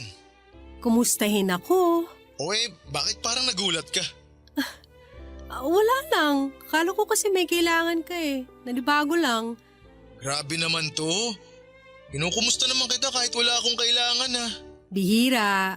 Kaya sorry, nagulat lang. Okay lang naman ako. Ano bang meron? Wala naman. Pwede bang tumawag lang ako kasi gusto kita makausap, ganon? Weird eh. Hindi ako sanay na tumatawag ka na walang kailangan. Uy, nakakasakit ka ng damdamin Kanina kasi sa office napansin ko na parang tulala ka. Tapos tahimik. Di ka nga ata kumain ng lunch Dami lang kasing dami lang ginawa kaya ayun, hindi na nakakain. Tigilan mo nga ako, wala kayang masyadong ganap sa office ngayon. Masama lang siguro yung pakiramdam kasi lately sobra yung puyat ko eh. Aba, mukhang pinariringgan mo ako dyan Bakit naman kita paparinggan? Kasi ako lagi nang pupuyat sa'yo. Ay, teka, parang weird pakinggan yun Ang ibig kong sabihin, napupuyat ka dahil sa katutulong sa akin sa mga take-home ko na trabaho. Sus, wala yun. Ilang years ko na namang ginagawa yan, sanay na ako. Parang masama ata loob mo Pero Essie, sobrang thank you Ano bang nakain mo at ganyan ka ngayon, ha? Wala naman. Bigla lang kasi kitang naisip ngayon. Tapos, naalala ko yung mga pinagdaanan natin nung naging tayong dalawa. Naalala mo nung nag-away tayo dahil nagsiselos ako dun sa isang katrabaho natin? Si Fred? Sus, paano ko makakalimutan yun? Binlock mo pa ako sa Facebook nun sa sobrang selos mo. Pero in-unblock din kita kinagabihan, no? Eh kasi sabi mo natatakot ka na kapag hindi kita ka-chat, kami ni Alfred yung mag-usap. Praning ka! Sus, ikaw nga rin tong praning eh. Naalala mo si Camille, yung naging kapitbahay ko? Ang tindi kaya ng selos mo dun. Halos araw-araw nasa bahay ka para bakuran ako sa kapitbahay ko na yun. Oy, may dahilan para magselos ako dun sa sakang na yon, ano? Panay kaya pagpapakit niya sa'yo, napapansin ko kaya. Sus, madumi ka lang mag-isip. Di mo lang maamin na selosa ka talaga. Kapal nito, gustong-gusto mo naman na pinagsiselos ako. Ang cute mo kasi pag nagsiselos ka. Tsaka doon ko nararamdaman na ang gwapo ko. Tsaka mahal na mahal mo ako. Oh, kaya pala. Ikaw talaga? Sus, ikaw rin naman dyan. Di ba nga nung... isang Hawaiian pizza at pa-upgrade na sa pineapple juice yung drinks. No ice please. Ha? Ano sinasabi? Tapos, available ba yung lasagna nyo? Jay! Hindi na. Okay lang. Sige, siguro sa next order ko na lang. Ano bang? Oo, okay na yun. Thank you. Bye.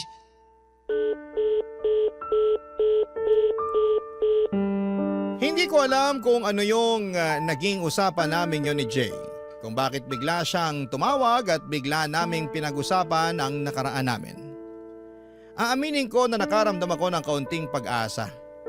Baka kapag nagtuloy-tuloy ay baka maisip niyang mahal niya pa rin ako.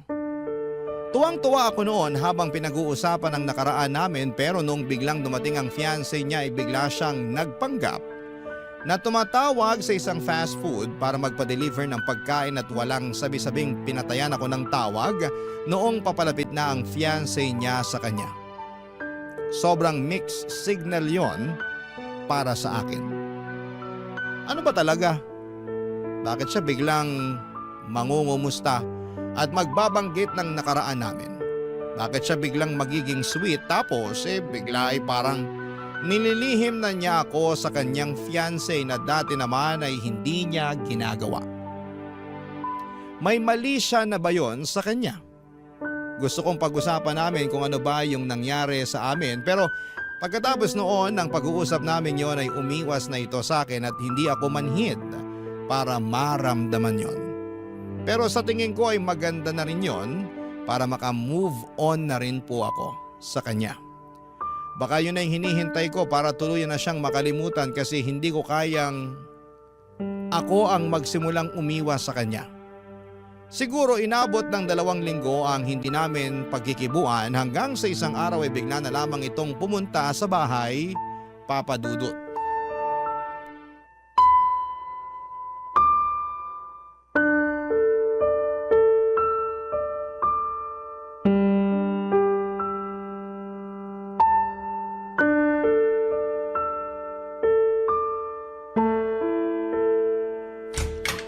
Oh, Jay, anong ginagawa mo rito? Bakit lagi kayong magkasama ni Pete? Pete? From marketing? Bakit? May ibang Pete ka pa bang nakakasama, ha? Wala. Teka, bakit parang galit ka? Hindi ako galit. Hindi. Nagtatanong lang ako kasi lagi kayong magkasama eh. Bakit masama ba? Oo. Kasi wala namang koneksyon ng department natin sa kanila. So hindi ko magets kung bakit lagi siyang umaali-aligid sa cubicle mo kapag break. O kaya kapag meron siyang chance. Bakit? Wala ba siyang ibang cubicle na pwedeng puntahan? May tinatanong lang yung tao. Ano yun araw-araw? Oras-oras may tinatanong? Si lalaki ako. Alam ko yan. Anong alam mo? Na meron siyang intensyong iba sa'yo. Ano naman ngayon? Pareho naman kaming single, wala namang magagalit. Ako yung magagalit, bakit? Bakit ka magagalit? Sino ka ba para kagalitan kung sino man ang lumapit sa akin? Best friend mo ko. Aking ka lang. Ha! Best friend ka lang. Yun lang. Ganon din ako sa'yo. Best friend mo lang ako. Nangako ka na pwede kitang matakbuhan kahit na anong oras. Kapag kailangan kita, nandun ka. Pero hindi ko pinangako na ikaw lang ang pwedeng tumakbo sa akin kapag may kailangan. So ganun na lang yon. 2 kaming pwedeng lumapit sa'yo. 2 na kami, ganun. Wala na sa akin ang focus mo. Bakit kailangan mag-focus ako sa'yo? Sino ka ba? Best friend mo nga. Paulit-ulit naman tayo eh. Oo! Uulit Uulit-ulitin ko yan hanggang maintindihan mo na best friend ka lang at best friend lang ako at sana alam nating pareho ang limitasyon na yon. Yung pitang bigyan mo ng limitasyon dahil mas nauna ako sa'yo. Nauna ka, pero tapos ka na. Tandaan mo yan. Wala kang karapatan para pagbawalan ako na lumapit o lapitan ng mga tao kasi hindi mo ko pag-aari. Pero nangako ka. Nangako ka rin naman dati, di ba? Walang iwanan. Tayo lang forever. O asa na yon? Bakit? Ikaw lang ba may karapatang bumali ng pangako? Hindi mo naiintindihan yung punto ko eh. Ikaw ang hindi makaintindi sa sitwasyon natin at sa limitasyon natin, Jay, hindi ako. Limitasyon? Walang limitasyon sa atin. Dati siguro oo nung baliw na baliw ako sa'yo pero ngayon, bibigyan ko na ng limitasyon ng sarili ko sa'yo. Bakit? Dahil ba kay Pete? Dahil nakahanap ka na ng ibang matutulungan mo? Ng ibang mamahalin? Ha? Ganun na lang yon? Hindi dahil kay Pete. Dahil sa akin. Pagod na ako. Jay, pagod na ako. Pagod na ako na lagi mo na lang nilalapitan kapag may kailangan ka. Pero anong kapalit doon? Pag-atras ko sa pag-move on. Pagod na ako na maging okay na best friend mo na lang kasi hindi talaga siya okay. Masakit. Masakit ng sobra. Ilang taon na kaya please lang. Hayaan mo naman ako maging masaya ulit. Hayaan mo na lang na makalimutan kita at magpapasalamat ako kung hahayaan mo akong gawin yun, Jay, kasi mahal pa rin kita pero please, tama na. Tama na. Essie! Umalis ka na. Please, umalis ka na. Essie naman, pag-usapan muna natin to. Sandali! Teka! Essie! Essie, ano ba? Essie, buksan mo tong pinto. Kinakausap ko kita eh.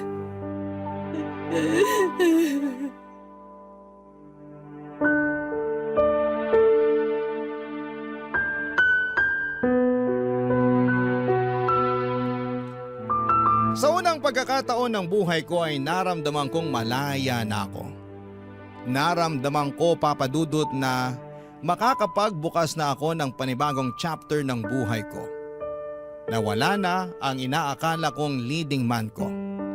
Sa unang pagkakataon ng buhay ko ay naramdaman ko na may ginawa rin akong tama para sa sarili ko naman. Sobrang sakit na tuluyang kunang pinutol ang koneksyon namin ni Jay. Pero alam kong mas kailangan ko ang sakit na yon para tuluyan kong maitulak ang sarili ko papunta sa tamang direksyon at sa tamang tao. Alam ko na habang nakadikit ako kay Jay ay nababawasan ang chance na mahanap ko ang totoong leading man ng buhay ko. Kaya ng gabing yon, sinabi ko sa kanya lahat-lahat ng mga tinago kong salita sa loob ng maraming taon. Tinapos ko ang chapter namin ang gabing yon. At hindi ako nagsisisi na ginawa ko yon dahil sa unang pagkakataon sa buhay ko. Nagkaroon ako, Papa Dudut, ng pag-asa na magiging masaya ulit ako. Sa unang pagkakataon ng buhay ko ay naramdaman ko na tama ang ginawa ko at alam ko ang kasunod nito ay saya na.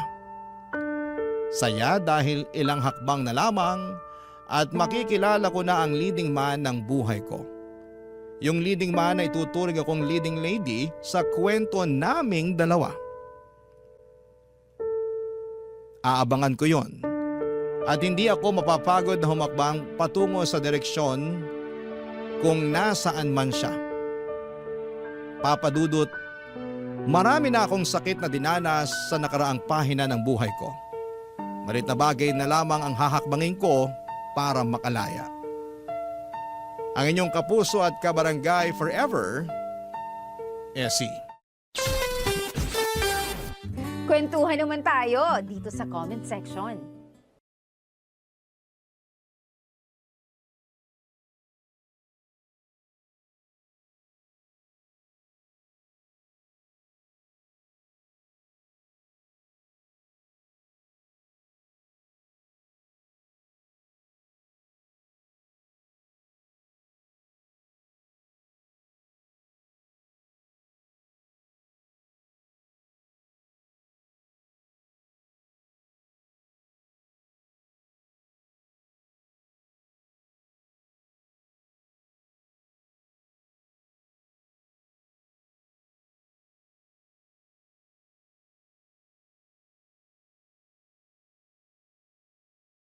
Ang mga kwento ng pag-ibig, kwento ng buhay at kwento ng pag-asa dito sa Barangay Love Stories. Love Stories.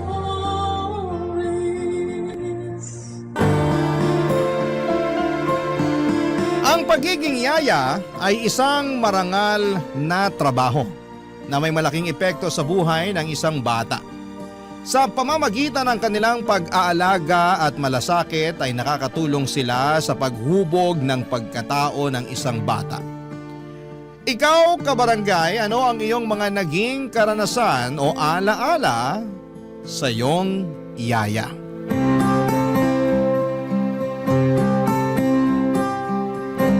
Dear Papa Dudut, ako po si Jessica, Jess for short na lang.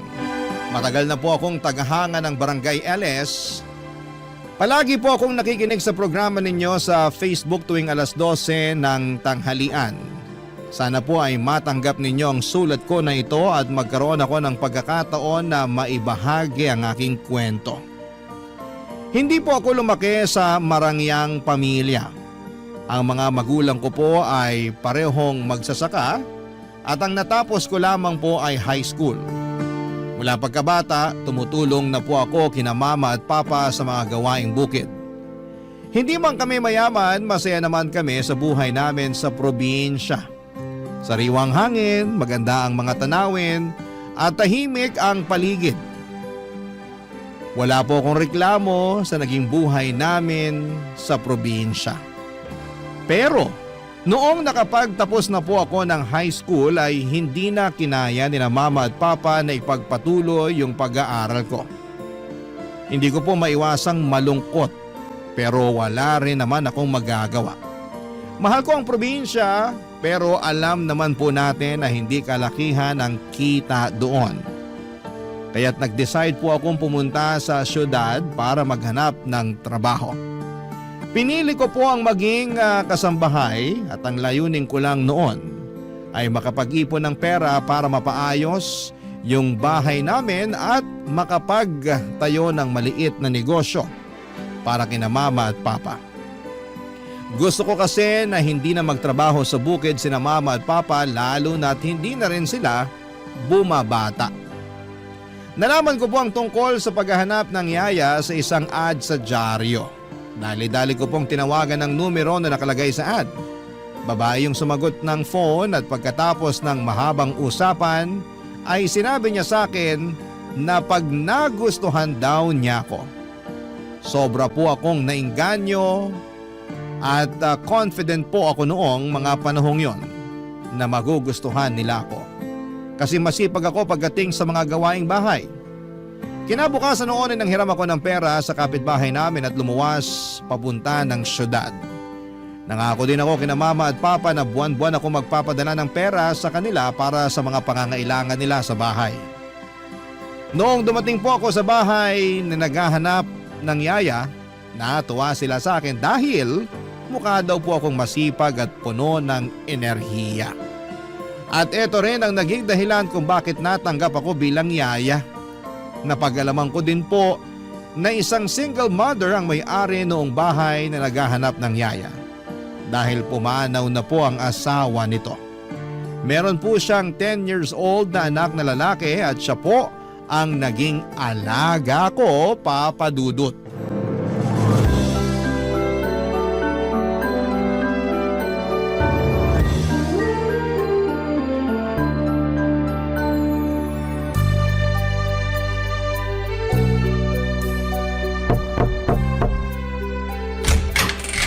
Hello, ikaw ba si Winston? Pinakilala ka na sa akin ng mama mo. Hi! Ikaw ba yung bagong yaya ko? Oo, ako si Jessica. Pero tawagin mo na lang akong... ang haba din naman kasi ng Jessica.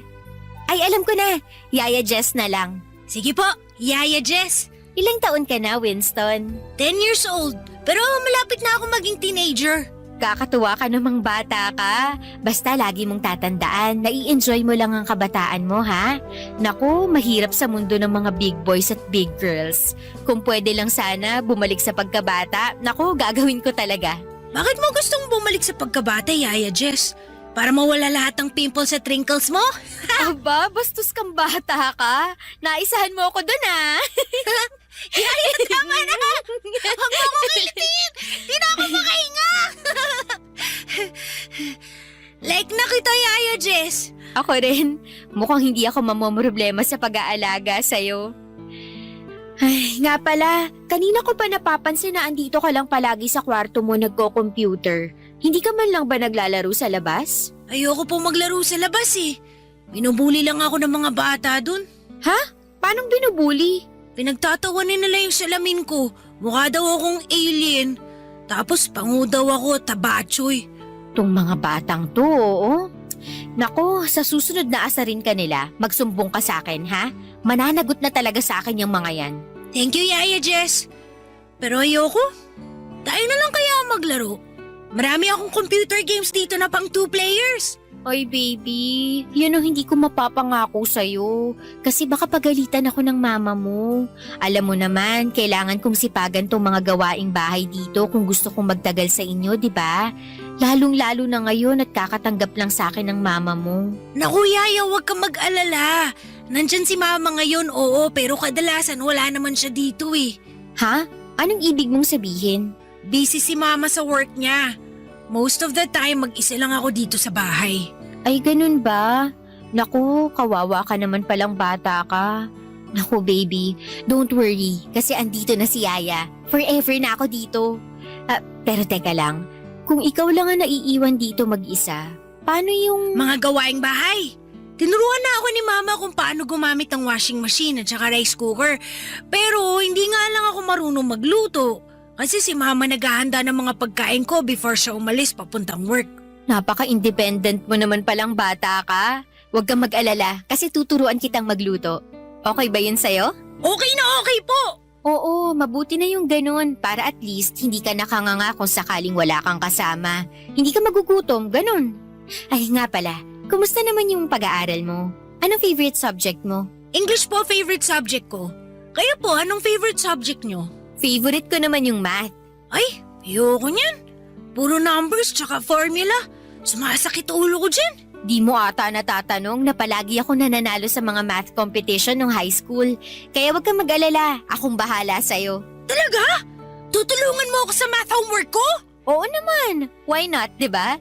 The best ka talaga, Yaya! Naku, wag kang mahiya, bulahin mo pa ako. Gustong gusto ko nakakarinig ng mga ganyan eh. Music to my ears. Ikaw na ata yung pinaka-the best na Yaya na kinuha ni Mama. Yan, ganyan dapat. Ay, teka lang. Naku, ikaw bata ka. May yaya ka na pala dati. Ba't umalis yung dati mong yaya? Tinakot mo siguro, no? Kaya umalis. Yaya Jess talaga? Hindi! Sabi kasi ni Mama sa akin na bumalik daw yun ng probinsya kasi mag-aasawa na. Ah, buti pa siya may love life. Ay, speaking of Mama, babalik na ako dun sa kusina ha. Baka kasi hinahanap na ako ng mama mo. Kung may kailangan ka, tawagin mo lang ako, okay? Sige po, Yaya. Thank you!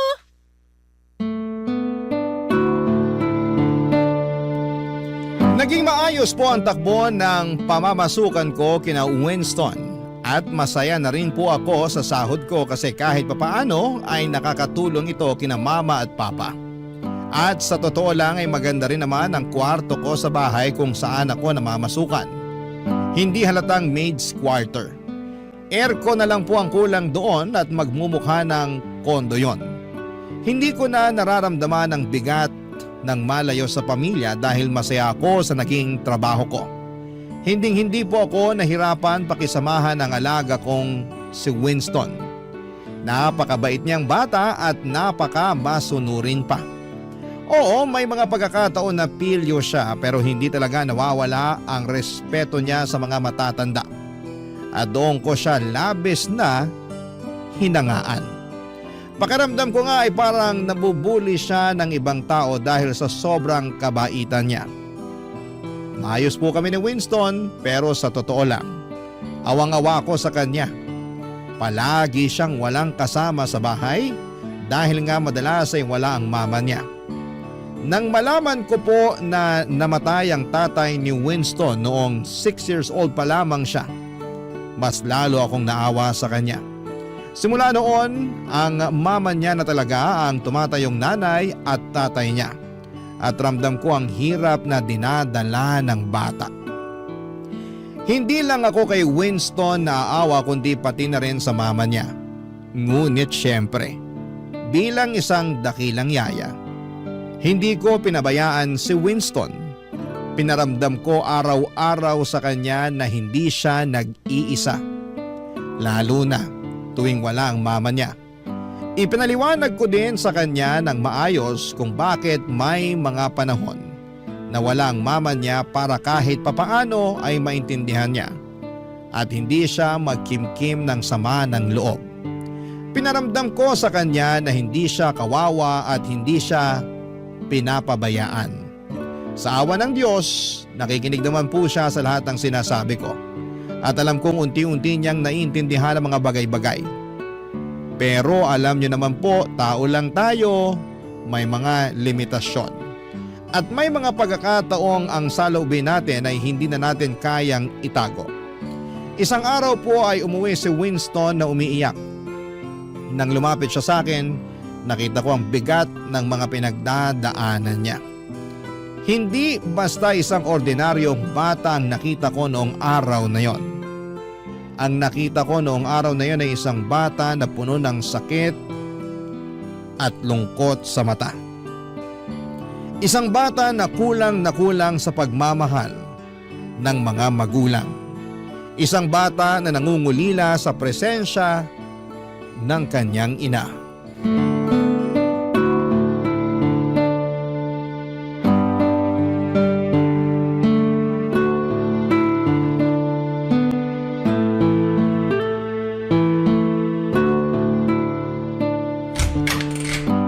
Winston, ready na yung breakfast mo. Kumain ka na. Oh, anong nangyari sa'yo? Ba't ka umiiyak? Malapit na kasi yung family day namin, Yaya Jess. Tapos, sabi ni Mama, hindi daw siya makakapunta. Hala, ganun ba? Tahan na, huwag ka nang umiyak. Yung mga kaklase ko siguradong sasamahan ng mga mama at papa nila. Ito talagang baby ko. Alam ko na kadalasan sa mga nakikita mo, lalong-lalo na sa mga kaklase mo, ay merong mama at papa. Pero ganito kasi yan. Hindi lahat ng bata ay kumpleto ang mga magulang. Pero kahit na ganun pa man, lagi mong tatandaan na hindi ka bawasan yun sa pagkatao mo. Ganun po ba yun, Yaya Jess? Oo naman. Pwedeng-pwede ka mamuhay ng masaya at normal kahit hindi kumpleto ang mga magulang mo. Pero, iba pa rin po talaga pagkasama mo mga magulang mo. Oo, totoo naman yun. Alam mo ba na maraming bata dyan ang kompleto nga ang mga magulang pero hindi naman masaya ang family nila? Paano niya naman po nasabi? Ay nako, eto na, ichichika ko na sa'yo. Alam mo ba na yung kaklase ko nung elementary, lumaki siya na may mama at papa pero... Yaya Jess naman eh! Ituloy mo! Mas nasasaktan ako sa pagbitin mo sa kwento eh. Tung bata na to. Makinig ka kasi muna, baby. So ayun na nga, lumaki siya na parehong nandyan ang mama at papa niya pero hindi siya happy. Alam mo kung bakit? Bakit naman po? Kasi palaging nag-aaway yung mama at papa niya. Oo, totoo yun. Tapos ito pa yung mas nakakaloka dyan. Yung mama niya, nahuli niya yung tatay na may... basta, yun. Nahuli na may ano? Wala yun. Basta ang bottom line dito ay hindi siya masaya kahit complete family sila. So mas mabuti pa pala na hindi complete ang family? Ay nako baby, hindi sa ganun yun. Ang ibig ko lang namang sabihin ay hindi lahat ng complete family na nakikita mo ay masaya. Yung iba dyan may pinagdadaanan pero hindi lang nila pinapakita. Kaya wag ka nang sad, okay? Thank you talaga, Yaya Jess. Okay na po ako. Yan, dapat ganyan. Smile ka lang. I love you, Yaya Jess. Love na love din kita. May alaga forever and ever. Pero sa totoo lang po, medyo sad pa rin ako kasi hindi makakapunta si Mama sa family day namin. Baby, eto ha, ipapaliwanag ko sa'yo ng mabuti. Yung mama mo kasi, ginagawa niya ang lahat para sa'yo. Oo, alam ko na parati siyang wala dito sa bahay. Pero ang rason kung bakit parati siyang wala ay dahil nagtatrabaho siya para sa'yo. Pinipilit ka niyang itaguyod kahit mag-isa siya. Alam ko naman po yun. Pero nalulungkot pa rin ako eh. Sa tingin mo, bakit kumuha ng yaya ang mama mo? Para may makasama ka syempre kasi concerned yung mama mo sa'yo. Kung sa bagay. Ganito na lang ang isipin mo, baby. Kung hindi busy si mama mo at palagi siyang nandito sa bahay, sa tingin mo ba magkakaroon ako ng chance para maging yaya mo? Tama! Sobrang talino mo talaga, Yaya Jess. Alam ko. Ako pa ba? Ako na to eh. Di na lang siguro ako sasali sa family day. Tatapusin ko na lang yung mga assignment na hindi ko pa natatapos. Basta, Yaya, tutulungan mo ako ha. Math pa naman yung assignment ko. Alam mo naman na mahina ako pagdating sa problem solving. Ay, teka lang. Sinong nagsabi sa'yo na hindi ka a-attend ng family day? Ano pa nga bang magagawa ako eh? Hindi nga raw makakapunta si mama, di ba? Ay, dyan ka nagkakamali. Sasamahan kita. Pupunta tayo ng family day. Talaga po, Yaya? Seryoso kayo? Pwera na lang kung kinakahiya mo ko. Ano ka ba, Yaya? Hindi no. Siyempre gusto ko na nandun ka. Oh, yun naman pala eh. Huwag kang mag-alala. Paghahandaan ko yung family day na yan. Okay? Thank you po! I love you, Yaya Jess! Noong mga panahong yon, kung ano-ano na lamang ang sinasabi ko kay Winston para gumaan ang kalooban niya. Alam ko na may punto siya, Papa Dudut. Lahat ng bata ay may karapatan na magkaroon ng buo at masayang pamilya. Hindi nila pinili na ipanganak sa mundong ito kaya't responsibilidad ng mga magulang na alagaan at bigyan sila ng tamang gabay. Pagdating naman sa amo ko o sa nanay ni Winston, alam kong ginagawa niyang lahat para matugunan ang mga pangangailangan ni Winston. Ang totoo niya ay awang-awa rin ako kay ma'am kasi wala siyang katuwang sa pag-aalaga sa bata. Pero tulad nga ng sinabi ko, ginagawa ko na lamang ang lahat upang hindi magtanim ng sama ng loob ang bata sa nanay niya. At habang hindi siya nasasamahan ng nanay sa araw-araw, ako na muna ang tumatayong parang pangalawa niyang ina. Sobrang saya po ni Winston noong dumalo kami sa family day ng school nila. Parang ang saya-saya niya. At ni minsan ay hindi niya naaalala na hindi buo ang pamilya niya. Sa araw na yon, tuwing may magbabalak na tanungin si Winston kung nasaan ang mga magulang niya, ako na kaagad ang sumasabat para hindi na maalala ng alaga ko. Kasi alam ko na deserve niyang mag-enjoy ng buong buo sa araw na yon. Gusto ko lang na makita na masaya siya. Pagkatapos ng family day ay naisip ko na magandang pagkakataon na yon para makausap ang amo ko. Pinag-usapan namin si Winston at naawa din siya sa bata pero sa kabila ng lahat, nagpasalamat din siya sa akin. Kasi nakikita niyang ginagawa ko naman ang lahat ng makakaya ko para gampanan ang tungkulin ko bilang yaya ni Winston. Makalipas ang ilang linggo, mas lalo lang akong naawa kay ma'am at sa alaga kong si Winston dahil na-promote si ma'am sa trabaho niya. Ibig sabihin, mas abala na siya sa pagtatrabaho at mas kumonte ang oras at panahon na maaari niyang ilaan para makasama si Winston. Sa kabila ng lahat ay hindi ko pa rin maiwasang humanga kay ma'am. Sa panahon ngayon, marami ng magulang ang pinapabayaan na lamang ang mga anak nila. Pero si ma'am kahit abala sa trabaho ay makikita mo talaga ang kanyang dedikasyon at pagsusumikap na mabigyan ng magandang kinabukasan si Winston.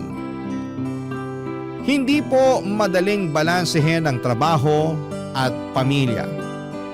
Pero si ma'am, ginagawa niyang lahat para matugunan ang mga pangangailangan ni Winston. Alam kong hindi siya perpekto at may mga pagkakataon na hindi niya kayang gampanan ang lahat ng papel sa buhay ni Winston. Ngunit ang mahalaga ay hindi siya sumusuko. Batid ko na gusto niyang makasama si Winston, kaya nga lang, ang trabaho niya ay isang malaking responsibilidad. Barangay Love Stories. Barangay Love Stories. At dahil nga po sa naging sobrang busy si ma'am sa trabaho, Sa akin na niya pinapaubaya ang paghatid at sundo kay Winston sa school. Naalala ko pa nga na tinanong ko siya kung bakit hindi na lang niya pasakayin si Winston sa school bus. Pero ang sabi ni Mama ay mas kampante raw siya kung ako na lamang ang kasakasama ni Winston. May punto naman siya kasi siguro ako na atang naging super yaya na tagapagligtas ng mga batang naiwan sa bahay. Joke lang po, Papa Dudut. Pero seryoso, mula nang maging ganon ang setup ay nagiging parte na ng araw-araw ko ang mag-tricycle kasama si Winston papunta sa school niya. Kasi 15 minutes lang naman ang layo ng school sa bahay nila. At sa awa ng Diyos, mas naiintindihan na ni Winston ang sitwasyon ng mama niya. Hindi siya nagkikimkim ng sama ng loob at hindi nagbago ang pakikitungo niya sa nanay niya. Kung paano niya ako pakitunguhan, ganon din siya sa akin at doon ko talaga nahanap yung hirap at saya ng magulang. Kahit na hindi ako ang tunay na magulang, ramdam ko pa rin yung pagmamahal at pagkalinga kay Winston. Pero sa totoo lang po ay parang mas favorite ako ni Winston noong mga panahong yon. Joke lang po. Sana po ay hindi ninyo masamain ang sinabi ko. Wala akong intensyon na higitan si Ma'am. Ang gusto ko lang ay maramdaman ni Winston na maraming nagmamahal sa kanya. At hindi siya nag-iisa. Gusto ko siyang iparamdam na may buong pamilya na nagmamahal sa kanya. Kahit na hindi buo ang pamilya niya. Ganun ko po siya kamahal, parang sarili kong anak. Isang araw noong hinatid ko si Winston sa eskwela, ay hindi ko inaasahan na may mangyayari pala sa akin na makapagpapabago sa takbo ng buhay ko. Ang tadhana nga naman, minsan nakakalungkot pero minsan ay nakakatawa din, Papa Dudut.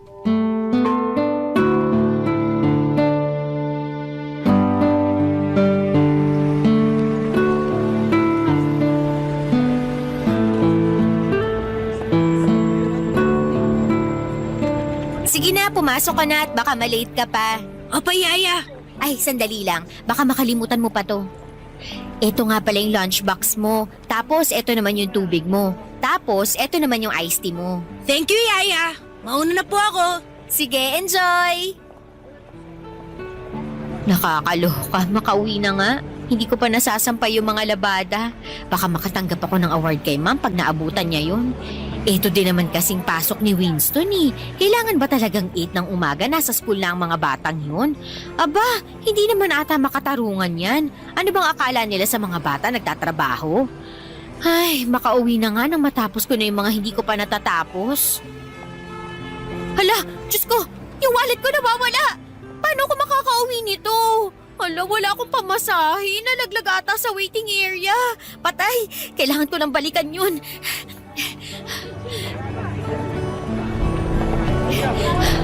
Diyos ko, hiningal ako dun ah. Buti na lang at nandito na ako. Ay, nasa na kaya yung wallet ko? Miss, excuse me. Sa'yo ba to? Uy, yung wallet ko! Akala ko ninakaw na eh. Thank you talaga ha. Thank you sobra. Sandali lang. Paano mo naman nalaman na wallet ko nga to? Binuksan ko tas nakita ko yung picture mo sa loob. Ang ganda mo pala. Pero mas maganda ka sa personal. Nako kuya, tigil-tigilan mo nga ako. Baka maniwala pa ako sa'yo eh. Nga pala, ano ginagawa mo dito, miss? Yung alaga ko kasi dito nag-aaral. Tapos nung pauwi na ako, saka ko namalayan na naiwan o nalaglag ko na pala yung wallet ko dito sa waiting area. Mabuti na lang talaga at ako yung nakapulot. Kaya super thank you talaga kuya. Naku, kung hindi dahil sa'yo, mahihirapan ako makauwi kasi nandito yung pamasahe ko. Nako, di ka mahihirapan kasi driver ako. Kayang-kaya kitang ihatid sa inyo. Ah, ganun ba? In fairness naman. Driver ka ng school bus? Hindi. Yung anak kasi ng amo ko dito rin nag-aaral. Tapos ayun, hinahatid at sinusundo ko siya araw-araw. Ay, sosyal. Siguro malaki ang sahod mo, no? Hindi rin. Ang totoo nga niyan, nagbabalak na nga ako mag-abroad eh. Ha? Bakit naman? Yung pinsan ko kasi, nagtatrabaho sa Taiwan bilang factory worker. Tinutulungan na rin ako ng pinsan ko. para makapasok ako sa kumpanyang pinagtatrabahuhan niya. Pinapaasikaso na niya sa akin yung mga papeles ko. Sana lang walang maging aberya. Ay hala, ganun ba? Sayang naman. Ha? Paanong sayang? Bihira lang kasi ako makakita ng gwapo sa waiting area na to. Nambola pa. Uy, totoo yun ah. Kala ko nga nung una teacher ka eh. Paano ba naman? Posturang-postura ka sa uniform mo. Wala akong magagawa. Ito yung gusto ng amo ko eh. Ah, kaya pala. Pero bagay sa'yo ha. Salamat. O paano? Mauna na ako sa'yo ha. Ang dami ko pang kailangang ayusin sa bahay ng amo ko. Miss, teka lang. O bakit? Magkikita pa ba tayo ulit? Ha? Bakit mo naman naitanong yan? Gusto sana kitang makita araw-araw bago man lang ako lumuwas papuntang Taiwan.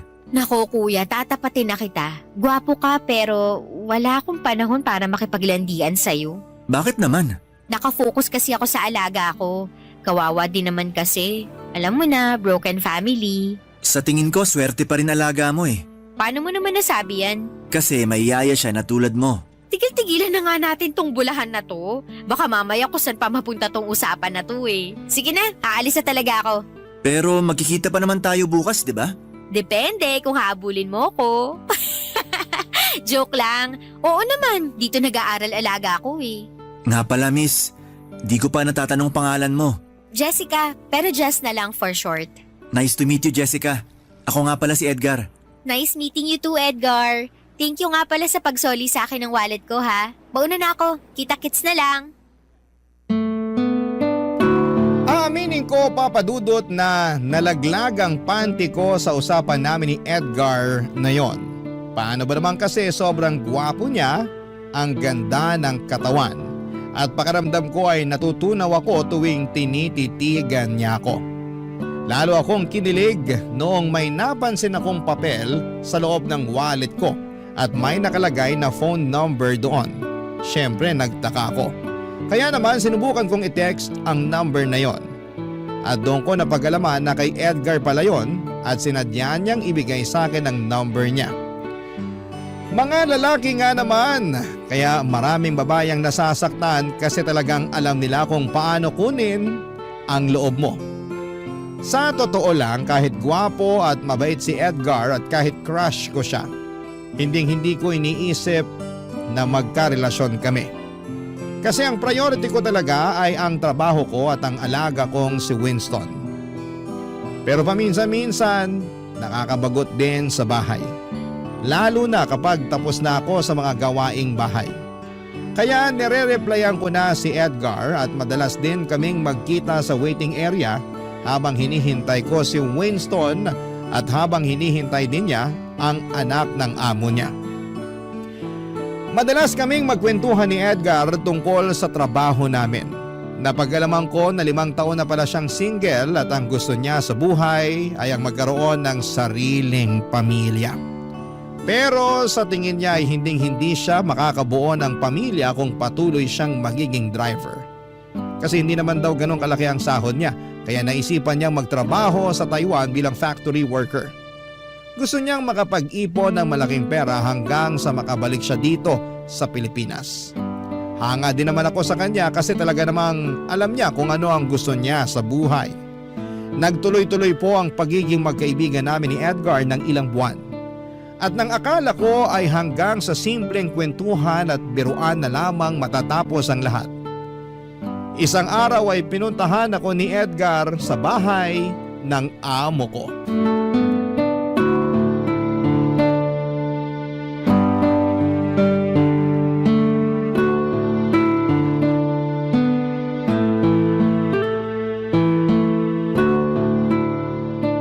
Tapusin na natin tong assignment mo sa math para makapaglaro ka na ng game sa computer mo, ha? Okay po, Yaya Jess.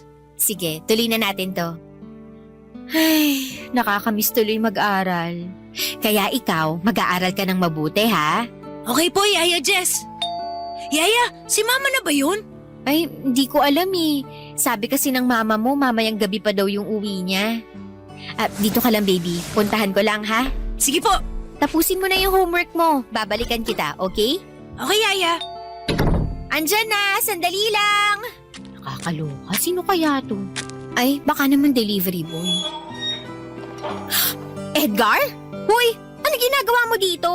Jessica, Loko ka, anong kailangan mo? Bakit ka nandito, ha? natatandaan mo nung nag-usap tayo dati at nakwento mo sa akin kung saan ka nakatira? Di ko aakalain na darating ang araw na mapapakinabangan ko yun. Hindi mo pa sinasagot yung tanong ko. Anong kailangan mo? Sira ulo ka? Paano kung nakita ka ni ma'am dito, ha? Eto naman, wala naman tayong ginagawang masama ah.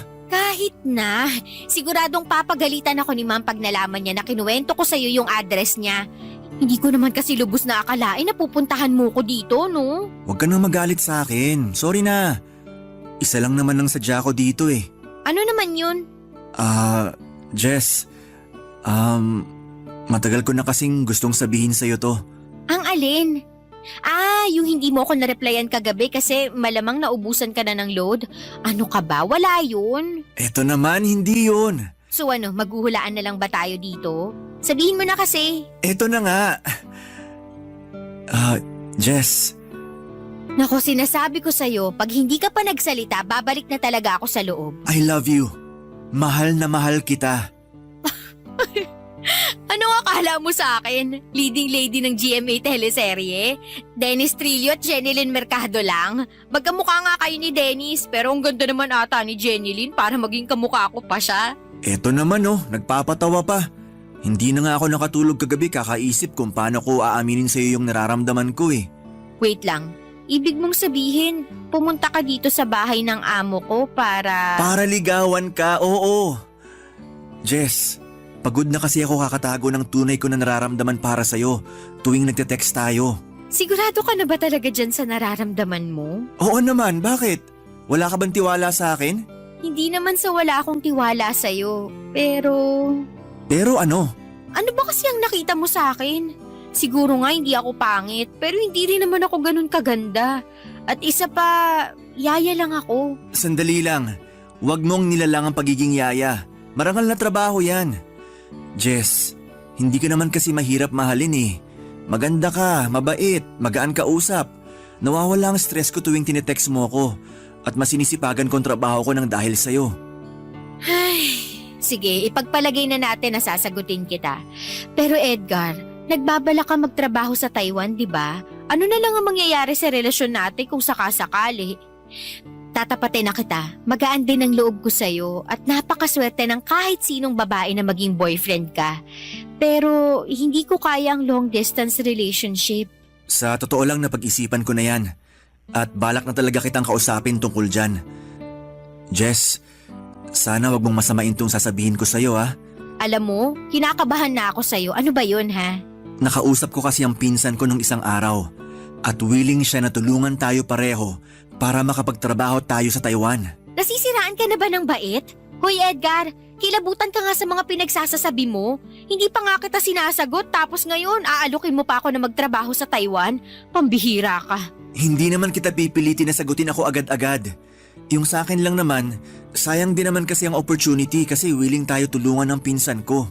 Hoy Edgar, kung sakali man na maging tayo, mas pipiliin ko na lang na tiisin ang long distance relationship kesa sa iwanan ko yung alaga ko, no? Kawawa naman siya pag umalis ako. Sige, ikaw bahala. Wala namang pilitan to eh. Pero pag-isipan mo na lang kasi di hamak na mas malaking kikitain mo sa Taiwan kung sakasakali. Naloka po ako sa mga sinabi sa akin ni Edgar noong araw na yon, Papa Dudut. Ewan ko ba? Aminin ko na natutuwa ako noong inamin sa akin ni Edgar na mahal niya ako. Kasi totoo lang ay ganon rin naman ang nararamdaman ko para sa kanya. Pero noong inalok niya akong magtrabaho sa Taiwan kasama siya ay doon ako talaga naloka.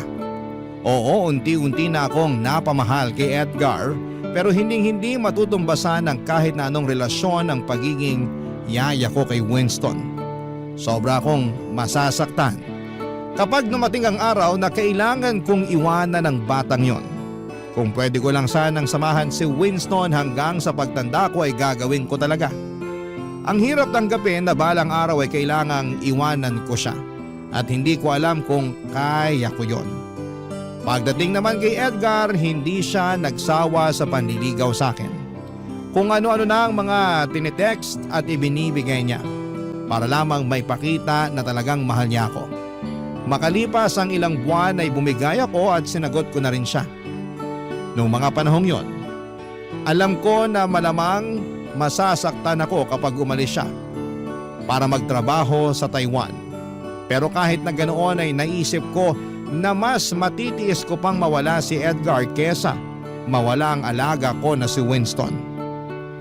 Kay Winston ko naranasan ang pakiramdam ng pagiging isang tunay na ina. Alam ko rin na masaya siya at komportable siya sa akin bilang yaya niya. Tama naman si Edgar na di hamak na mas malaki ang kikitain ko sa Taiwan. Pero hindi ko kayang isakripisyo ang pagiging pangalawang ina kay Winston. Hindi matutumbasan ng kahit na anong halaga ng pera ang pagiging yaya ko sa batang yon. Noong mga panahong yon ay sapat na sa akin na nakapagpapadala ako ng pera sa mga magulang ko sa probinsya. Wala akong utang at wala akong mga luho. Kaya kahit na hindi ganoong kalaki, ang sahod ko bilang yaya okay lang sa akin. Ang mahalaga sa akin ay makasama ko si Winston Papadudot at magampanan ko ang papel ko bilang pangalawang ina para sa kanya. Barangay Love Stories. Barangay Love Stories. Naging okay na ang takbo ng buhay ko, Papa Dudut. As usual, yaya ako ng napakakulit na batang si Winston. At tuwing day off ko naman ay lumalabas kami ni Edgar para mag-date.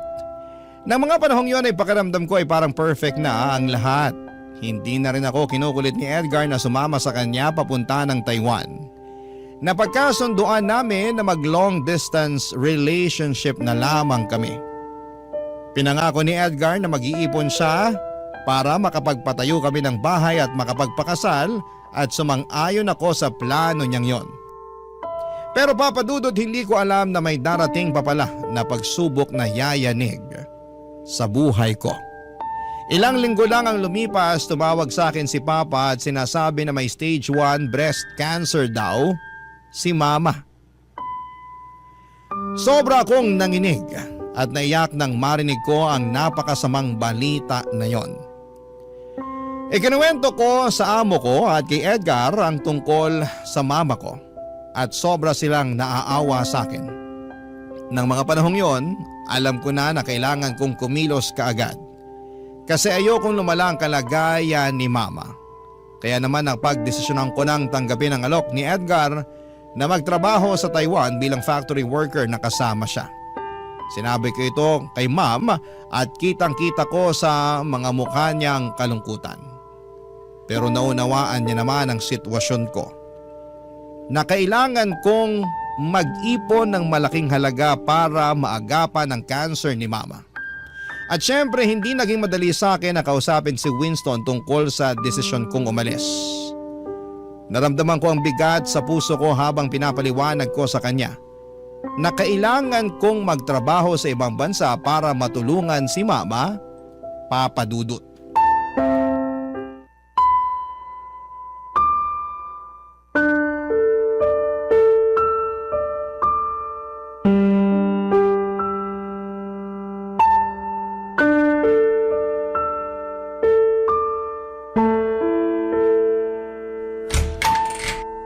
Winston?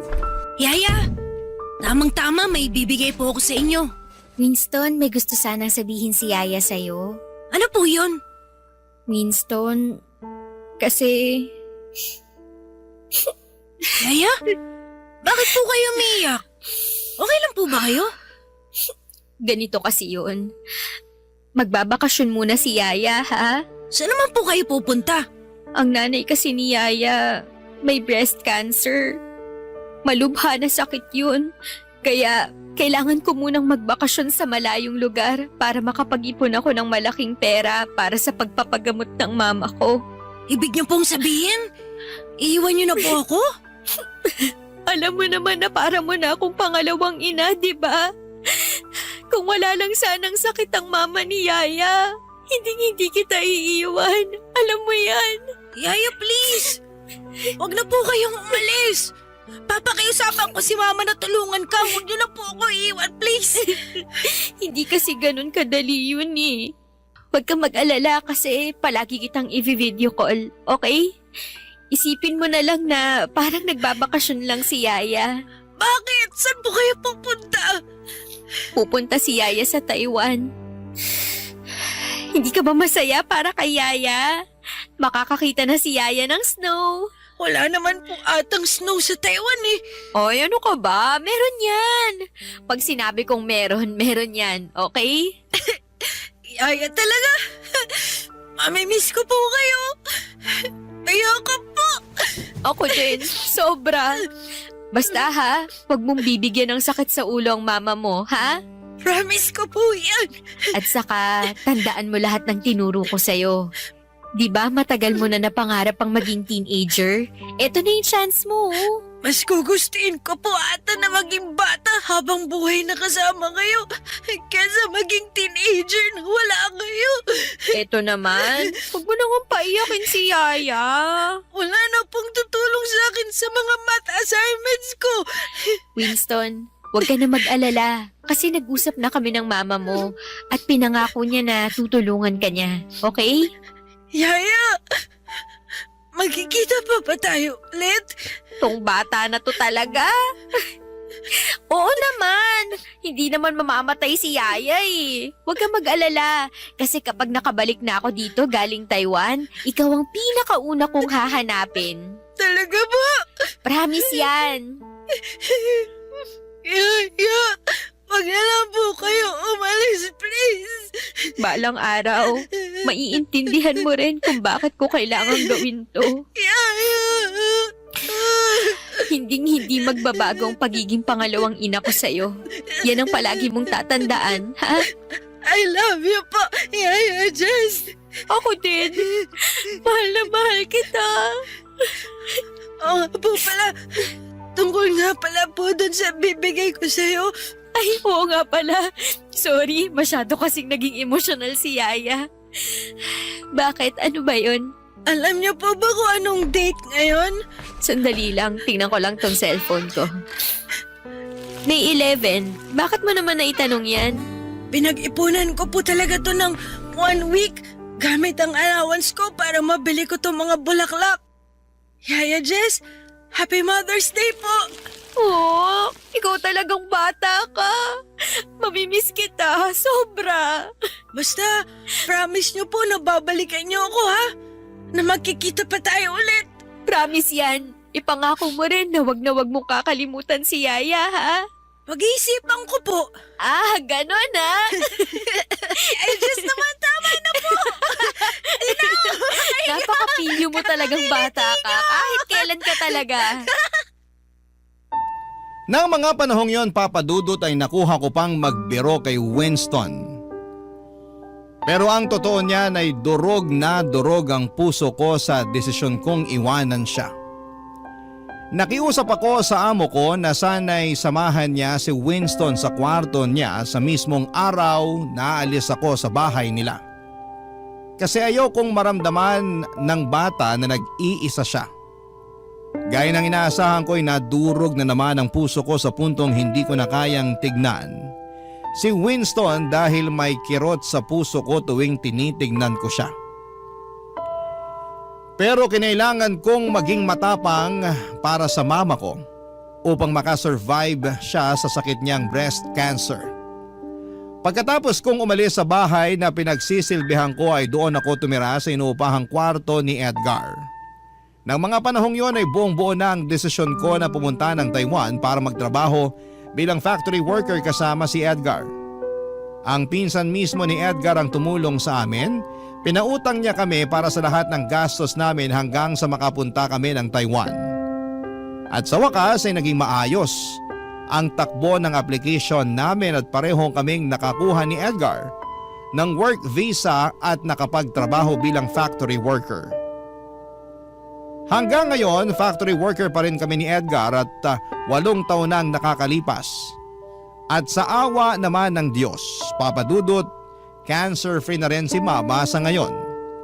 Hindi naging madali ang buhay ko dito sa Taiwan pero lubos pa rin akong nagpapasalamat sa trabaho namin dahil napagamot ko si Mama at nagkaroon kami ni Edgar ng kaunting ipon. Pagdating naman kay Winston, nagkaroon kami ng communication from time to time. Pero ang talagang nagpaantig Sa puso ko ay nang makatanggap ako ng message mula sa mama ni Winston. Gusto sana ng mama niya na dumalo ako sa high school graduation ni Winston. Naisipan namin ni Edgar na matagal-tagal na rin kaming hindi nakababalik sa Pinas. Kaya pareho kaming sumang-ayon sa ideya na magbakasyon. Ipinaalam namin ito sa employer namin at dahil matagal na kaming nagtatrabaho bilang factory worker ay inapprove kaagad ang aming vacation leave. Hindi na rin naging problema sa amin ni Edgar ang pambayad ng ticket dahil may ipon naman kami kahit papaano. Nung araw ng high school graduation ni Winston ay hinatid ako ni Edgar. Oo, nakikita ko ang mukha ni Winston sa social media at nakakausap ko pa rin siya sa chat, pero kinabahan pa rin ako. Kasing hindi ko sinabi sa kanya na sosorpresahin ko siya sa araw ng graduation niya, Papa Dudut.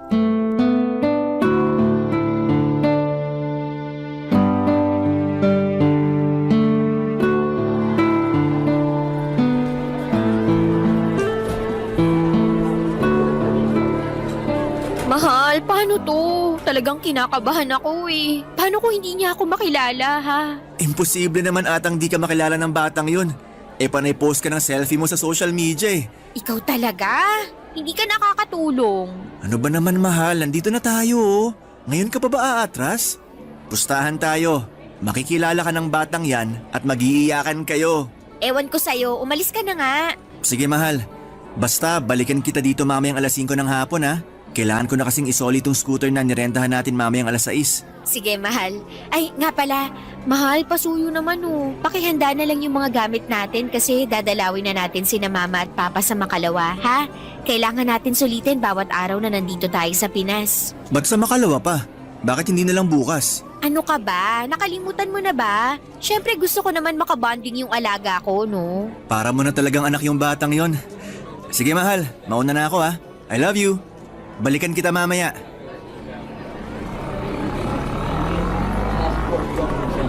Yaya Jess? Yaya Jess, ikaw nga! Winston! Yaya Jess, di ko akalain na darating yung araw na magkikita ulit tayo. Uy, ang laki mo na! Mas matangkad ka pa sa akin! Kamusta ka na, anak? Okay lang po ako. Kayo po, kumusta? Yaya, sobrang namiss ko po kayo. Ako din, naku. Kung alam mo lang kung gaano kitang namiss. Yaya, di ba? Nangako kayo sa akin na babalikan niyo ako? Sobrang natutuwa po ako kasi tinupad niyo yung pangako niyo. Sa graduation ko pa. Naku, magpapasalamat ka sa mama mo kasi siya yung nagsabi sa akin na graduation mo ngayon. Bilang pangalawang nanay mo, sa tingin mo ba palalampasin ko yun? Thank you nga po pala. Salamat kasi hindi niyo pinarana sa akin na galing ako sa broken family. Salamat po kasi minahal niyo ako ng buo na parang tunay niyong anak. Salamat din po kasi kayo yung tumayong mama ko nung mga panahong busy si mama sa trabaho niya. Tsaka nung panahong sobrang kailangan ko ng pagmamahal ng isang ina. Ikaw talaga. Hindi ka pa rin nagbabago. Pinapaiyak mo pa rin ako. Kakainis ka. I love you po, Yaya Jess. Mas mahal kita, anak. Basta promise ko sa'yo na Na ano po, Yaya? na ikaw ang magiging panganay ko forever. Yaya Jess naman eh.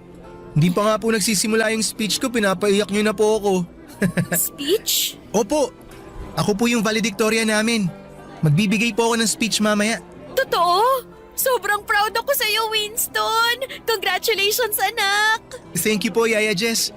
Ang sarap din po pala sa pakiramdam na tinatawag niyo akong anak. Alam ko na tinatawag niyo na ako ng ganyan dati pero mas naramdaman ko po siya ngayon. Para tuloy nararamdaman ko na dalawa yung nanay ko. Siyempre naman. At yun nga ang maganda dun eh. Dalawa ang nanay mo, di ba? Oo nga po eh. Ay, Yaya, kumusta po pala buhay niyo ni Manong Edgar sa Taiwan? Uy, paano mo naman nalaman yung tungkol sa amin ni Kuya Edgar mo?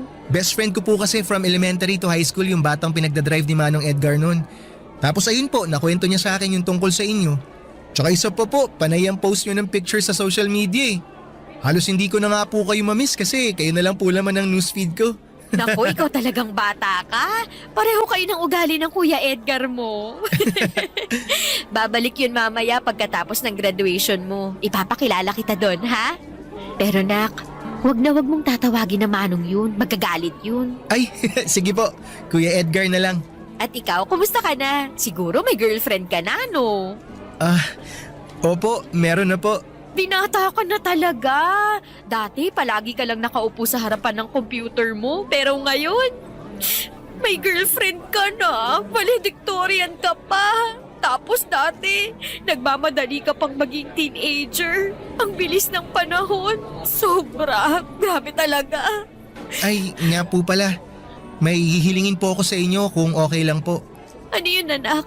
Pwede po bang Nanay Jess na lang po ang itawag ko sa inyo? Ikaw talagang bata ka. Dapat noon mo pa naisip yan eh. Siyempre naman, ano ka ba? I love you po, Nanay Jess. I love you din, anak. Halina po kayo sa loob. Nag-aantay na sa atin si Mama dun. Tara! Papa Dudut, sobra po akong naiyak sa speech ni Winston ng graduation niya, Papa Dudut. Pareho niya kaming pinasalamatan ng mama niya at hindi ko napigilang yakapin siya pagkatapos ng speech niya. Sobra din pong natuwa ang dati kong amo noong nakita niya ako. Labis po akong natutuwa sa naging kalagayan ni Winston dahil dito ko na napatunayan na naging mabuti akong yaya sa kanya. Wala siyang sama ng loob sa kahit na kanino at napaka-positive ng batang yon. Dito ko talaga na-realize na ang pagiging yaya ay higit pa sa ordinaryong trabaho. Ang pagiging yaya ay isang misyon na humuhubog sa pagkatao ng mga bata.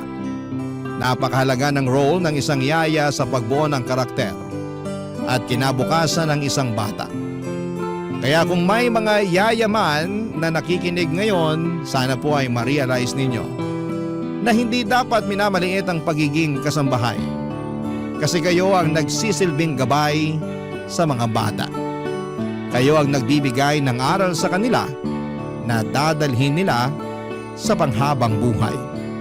Sa mga yaya na nakikinig ngayon, saludo ako sa inyo at ngayon po ay nakabalik na nga po or nakabalik na kami ni Edgar sa Taiwan at patuloy pa rin naman po ang komunikasyon ko kay Winston. Kahit malayo kami sa isa't isa, hindi kami nawawala sa buhay ng isa't isa at palagi ko siyang tinatanong kung kumusta siya. Napuntahan ko rin sina mama at papa sa probinsya noong nasa Pilipinas ako at sa awa naman ng Diyos. Malusog at masaya sila sa ngayon. Ilang buwan na lang po ay mag-expire na ang kontrata namin ni Edgar dito sa Taiwan dahil sapat na ang naipon namin na pagdesisyonan na po namin na bumalik na ng Pilipinas. Napag-isipan namin ni Edgar na pagtayo ng maliit na negosyo gamit ang aming savings. Hindi pa po namin napagdidesisyonan kung anong klaseng negosyo pero isang bagay lamang ang sigurado. Babalik po kami ng Pilipinas sa loob lamang ng ilang buwan. At para naman po sa aming dalawa, napagdesisyonan din po namin ni Edgar na ipaayos ang bahay ng mga magulang ko sa probinsya at doon na rin po kami titira. At doon na rin magnenegosyo nang sa ganoon ay malapit ako sa mga magulang ko. At kahit papaano ay pwede na rin po akong bisitahin ni Winston kung kailan niya gusto. At syempre po, hindi mawawala ang balak namin ni Edgar na magpakasal this year. Sobrang excited na po ako sa mga magagandang bagay na naghihintay sa akin, Papa Dudut. Maraming salamat po sa platform na ibinigay ninyo sa amin upang maibahagi po namin ang mga naging karanasan namin sa buhay. Ang inyong forever na kapuso at kabarangay, Jess. Barangay Love Stories. Barangay Love Stories. Nakakaantig naman talaga ang ating kwento. Ikaw ba, kabarangay? Nakarelate ka ba sa story natin ngayon? Kwentuhan naman tayo dito sa comment section. Nagustuhan ng iyong napakinggan? Ituloy yan via live stream sa www.gmanetwork.com/radio.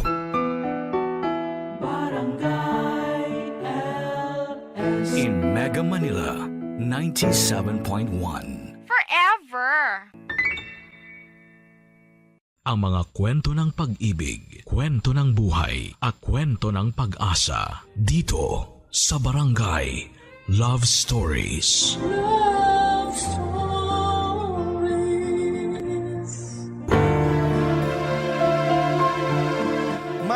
Marami sa atin ang araw-araw na nakikipagsabayan sa agos ng kahirapan. Parang walang katapusang karera habang ang presyo ng bigas, gulay at pamasahe ay pataas ng pataas.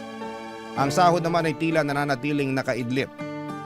Marami ang natutong humawak sa dasal at umaasang balang araw ay makakaahon din, matitikman din ang kahit kakapiranggot na ginhawa. Ikaw, kabarangay, kailan mo nasambit sa sarili mo na all is well pa rin? Kahit halos lahat ay tila hindi na maayos. Dear Papa Dudut, ako po si Boyet, 26 years old sa ngayon, pero yung ikikwento ko po sa inyo ay parang kailan lang nangyari sa buhay ko. Bata pa lamang po ako noon, nakatira po ako sa tiyahin ko sa Cavite. Simula sanggol pa lamang ako ay sa kanya na ako lumaki. Pasalamat ako at binuhay niya ako kahit medyo malupit po siya. Naalala ko pa nga mga sigaw niya sa akin na parang bangungot sa gabi, Papa Dudut. Kaya gusto ko noon na makita ko ang nanay ko. Gusto kong kunin niya ako at magising sa bangungot na yon. Pero wala pong nanay na dumating. Ang sabi nila ay prostitute daw ang nanay ko. Matapos akong iwan sa tiyahing ko ay hindi na ako binalikan pa. Kaya walang araw na hindi ko tinatanong ang sarili ko kung mahal ba ako ng nanay ko. Kasi wala naman sigurong nanay na iniiwan lang ang anak. Kaya naman tinanggap ko rin ang sinasabi nila na patay na siya para mapanatag ang kalooban ko.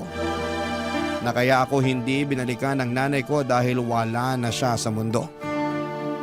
Walang gabi na hindi ako umiiyak noon, Papa Dudut.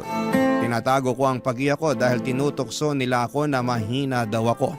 Nang payatot at iyakin. Bakit ba kapag lalaki hindi pwedeng umiyak? Tao naman tayo. Marunong tayong umiyak kung nasasaktan. Dahil sa mga dinanas ko sa tiyahing ko ay nag-ipon ako ng pera galing sa pangangalakal ko. Gusto kong makaipon ng pamasahe. Gusto kong pumunta ng Maynila. Oo nga't gusto kong paniwalaan na patay na ang nanay ko para mapanatag ang loob ko na mahal niya ako at hindi iniwan. Pero may parte pa rin sa puso ko na nagsasabing buhay siya at gusto ko siyang hanapin sa syudad. Lumuwas ako ng Maynila kahit na 10 years old pa lamang ako. Daladala ko ang mga pag-asa na sana'y makita ko ang nanay ko. Nang makarating ako sa Maynila ay sobrang takot ang naramdaman ko. Ang laki-laki, ang lawak at ang lahat ng tao ay parang hindi ko mapagkakatiwalaan. Unang gabi ko ay tumambay lamang ako sa labas ng simbahan. Hindi ko na matandaan kung anong simbahan yon. Pero nagdasal ako na sana'y gabayan niya ako. At sana'y walang mangyaring masama sa akin at makita ko ang nanay ko. Nagdaan ang maraming araw, linggo at buwan hanggang sa nakilala ko si Manong sa isang squatter sa Makati, Papa Dudut.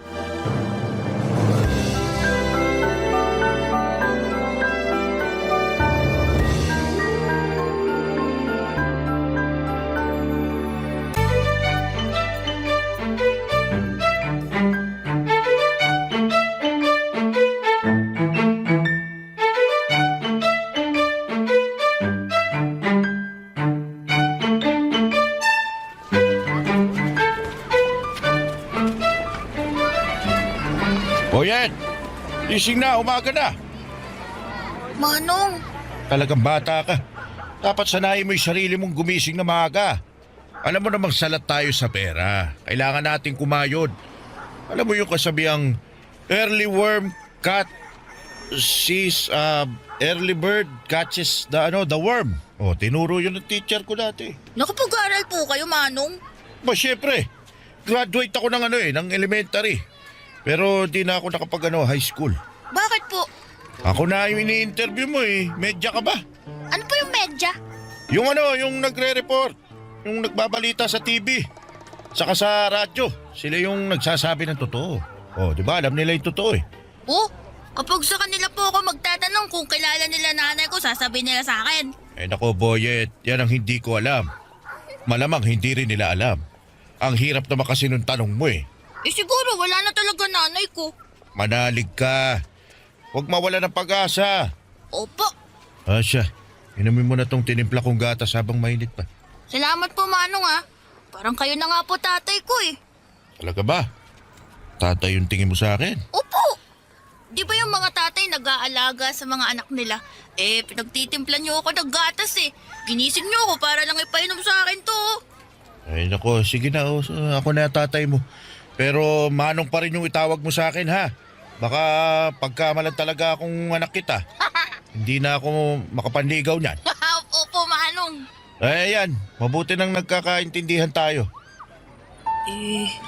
Manong, salamat po sa pagkup-kup niyo sa akin ha.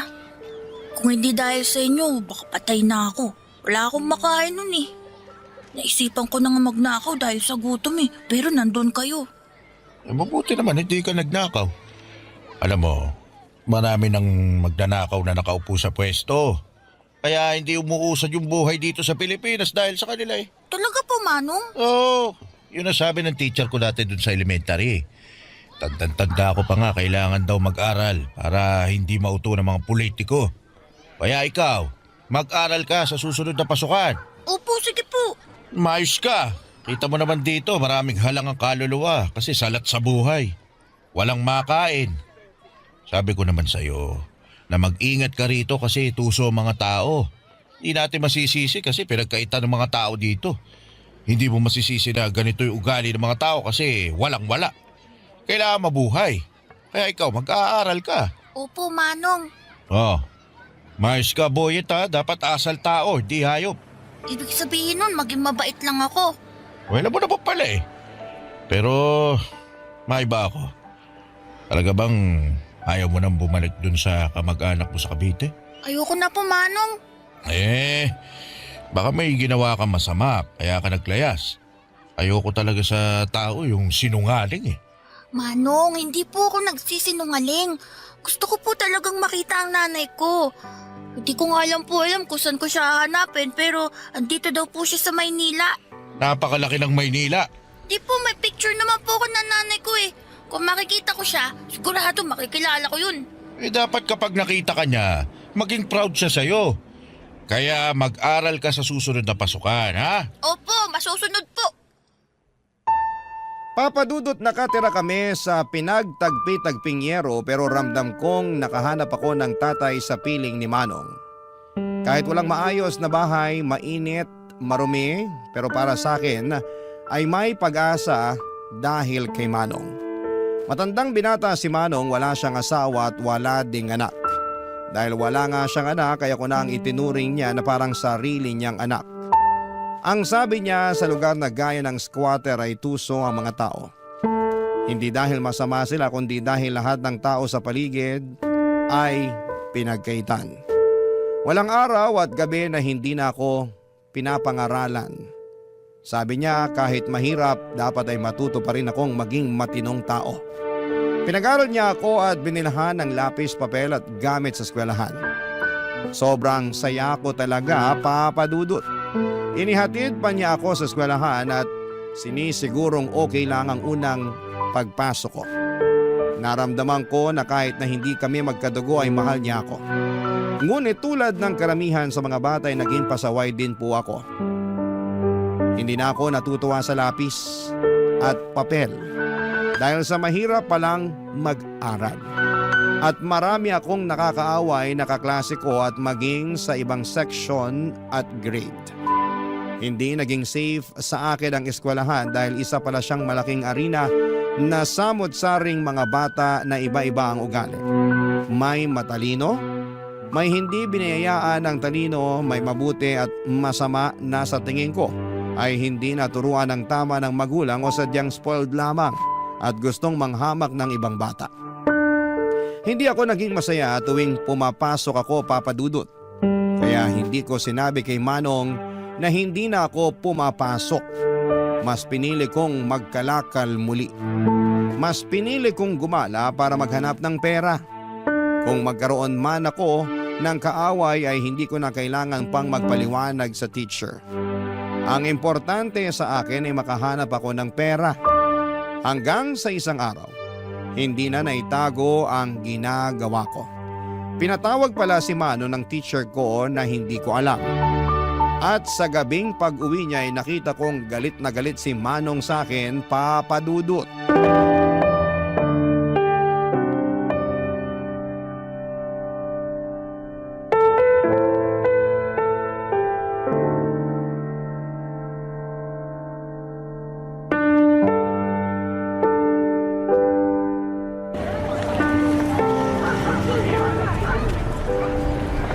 Ano tong ginagawa mo, Boyet? Bakit hindi ka pumasok, ha? Umapasok po ako, Manong. Alam mo ba na ang sinungaling ay kapatid ng magnanakaw? Ayokong lumaki kang maging masamang tao, ha? Manong! Pinatawag ako ng teacher nyo. Sinabi niya sa akin na 2 linggo ka nang hindi pumapasok. Alam mo bang nagulat ako sa nalaman ko kasi ang alam ko pumapasok ka. Binibigyan pa kita ng baon.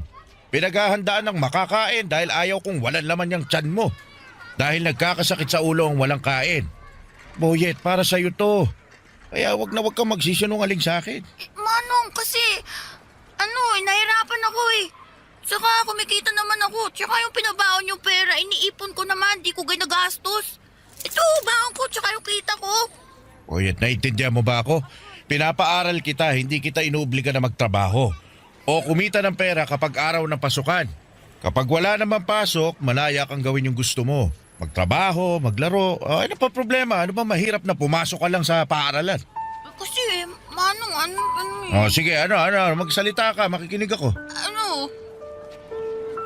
Gusto mo bang habang buhay na nasa magulong lugar na to?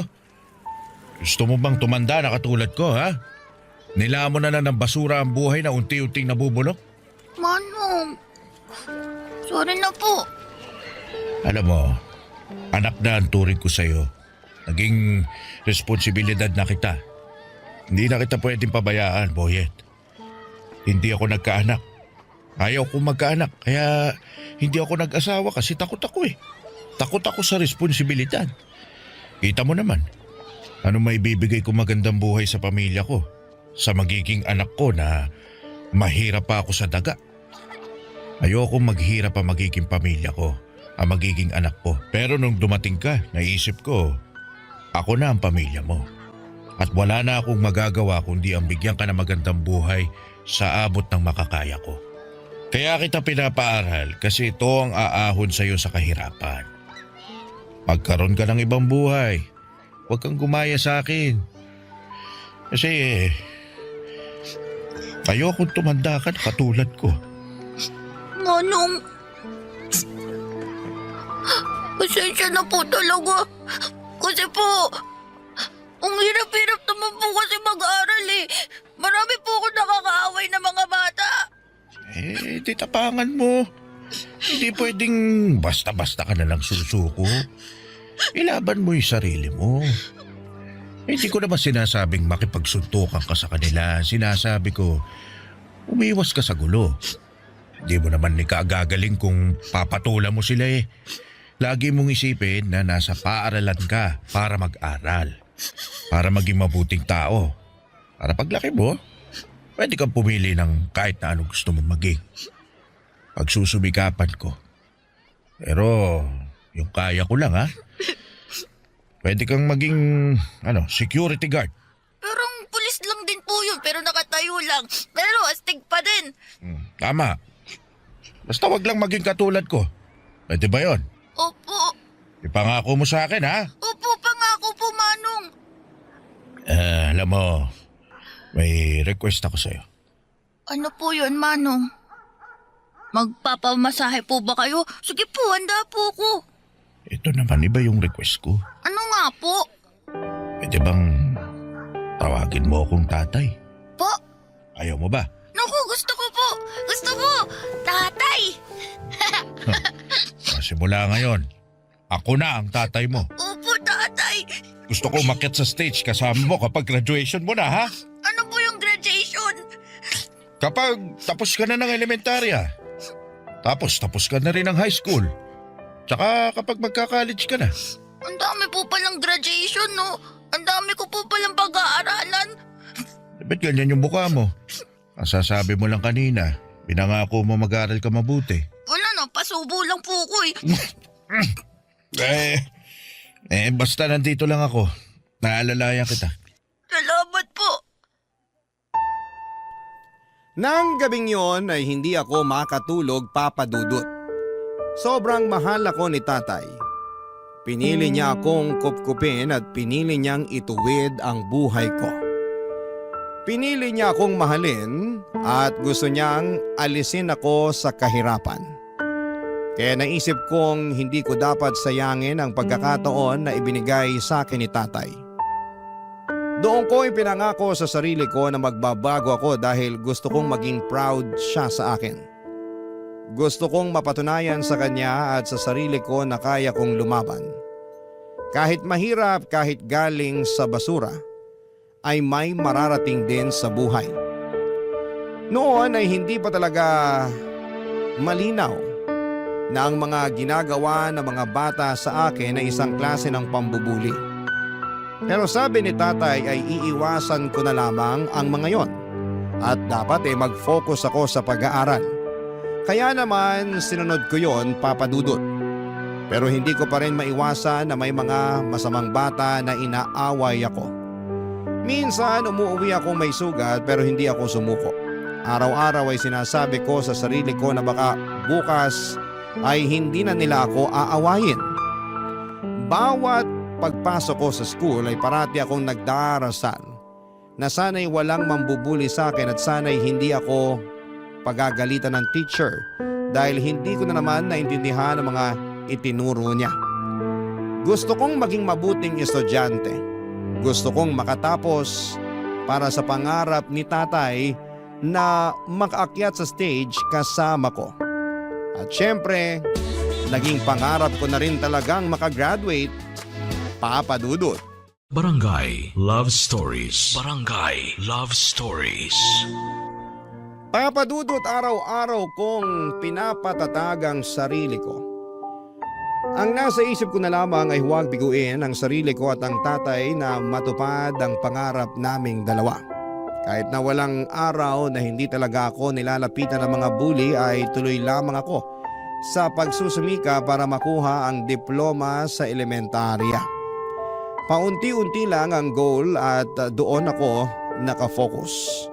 Tinapangan ko talaga sa bawat pagsikat ng araw at sabi ko na sa gabi, wala na naman ang mga bully at kasama ko naman si tatay. Pero ayun na nga, sa school ay sobrang hinahamak talaga ako. Kesyo nakatira ako sa basura, sa squatter, nangangalakal at ang baon ko ay galing daw sa basura. Kahit ano pang sabihin nila, iniisip ko na lamang na may pera naman sa basura at may pupuntahan itong pagsusumikap ko sa pag-aaral. Ngunit isang araw, ibang bully naman ang dumating. Nagkasakit si tatay, ibang klase palang bully ang sakit. Kailangan mo ring tapangan at buksain para magpatuloy sa buhay. Ilang linggo na siyang nangihina at kahit sinasabi niyang pumasok ako sa paralan ay mas pinili kong alagaan siya. Hindi pwedeng basta-basta ko na lamang pabayaan siya dahil alam kong hindi madali ang buhay kapag may dinaramdam, Papa Dudut.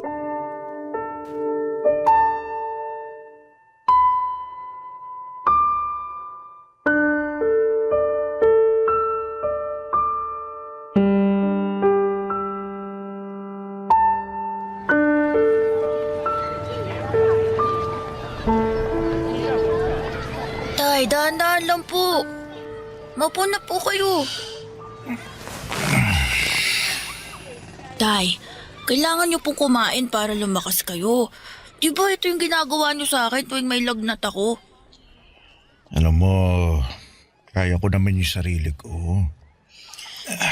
Talaga si tatay oh. Ayaw talagang inaalagaan siya. Sige na, mag-ayos ka na.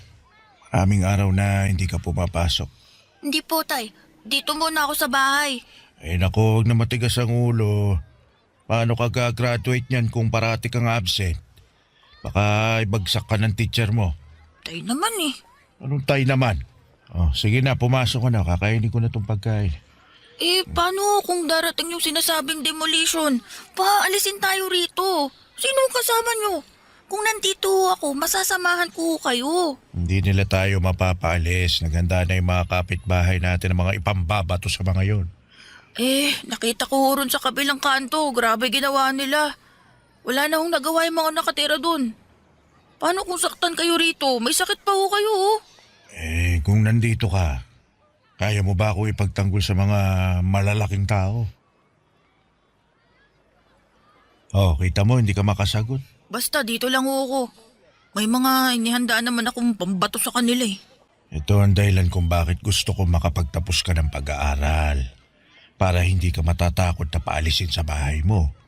Makakabili ka ng sarili mong bahay o may pera ka para umupa ng matirhan na may legal na titulo. Yung bang re-respetuhin ka ng mga tao. Tay, ang hirap po pala maging mahirap, no? Ang dami mong dapat gawin para lang hindi ka masasaktan at makuha mo yung respetong sinasabi nila. Kung hindi na talaga kaya, hahanap na lang tayo ng ibang mapapwestuhan. Siguro mas makakatulong sa mga tao yung itatayong barangay complex dito. Grabe naman po pala sila. Wala, ganun talaga eh. Tay, okay lang po ba kayo? Oo naman. Sige na, mamaya ako natubusin. Tay, yung totoo. Mukhang kailangan ko lang maiga ulit. Sige o. Salamat, Boyan. Baka nabinat ho kayo kakaisip sa demolition na yan. Siguro, pero okay lang ako. Tutulog ko na lang to, mawawala rin. Lalakas din ako. Sana po bumalik na sa dating lakas ang katawan nyo, Tay. Galing ako, anak. Tay, mukhang ito na ho yung demolition. Titingnan ko sa bintana.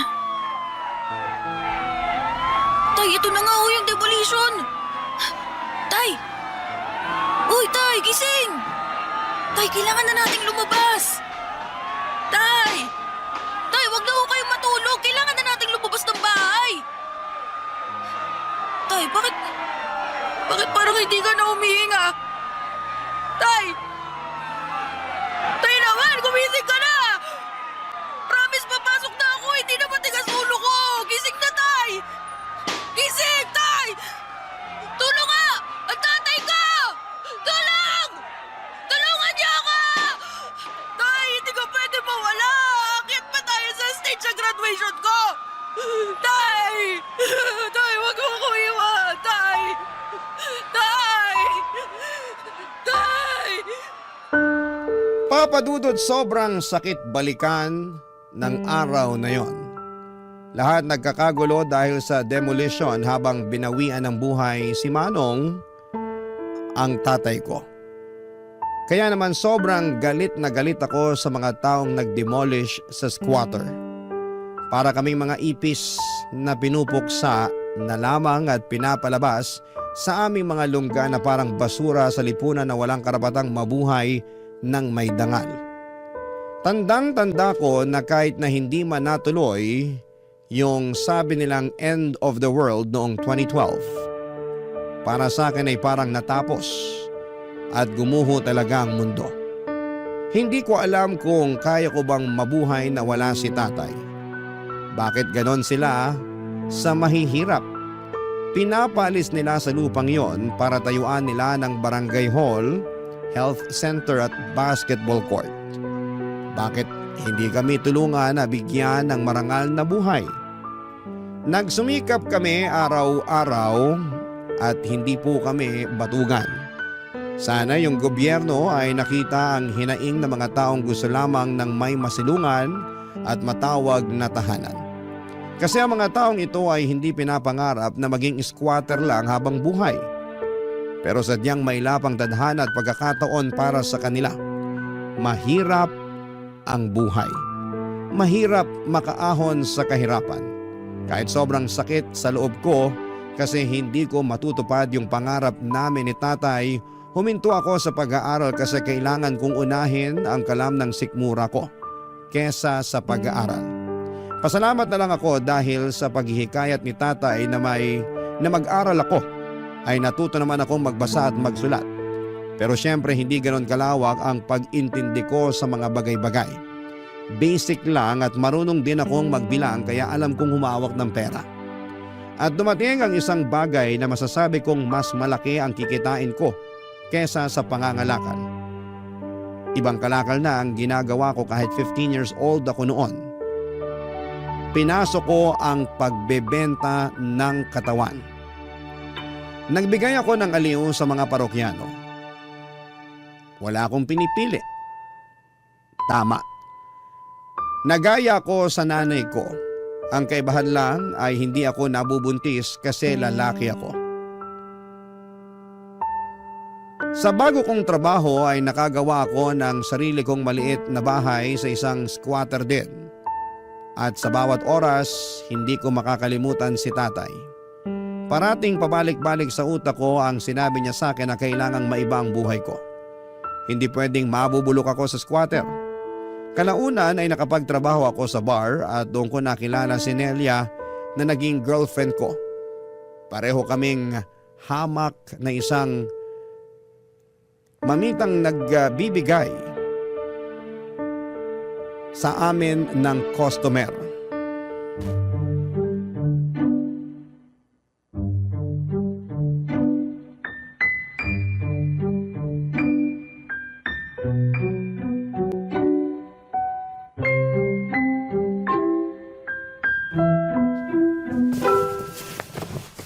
Talagang ganyan ang susuotin mo?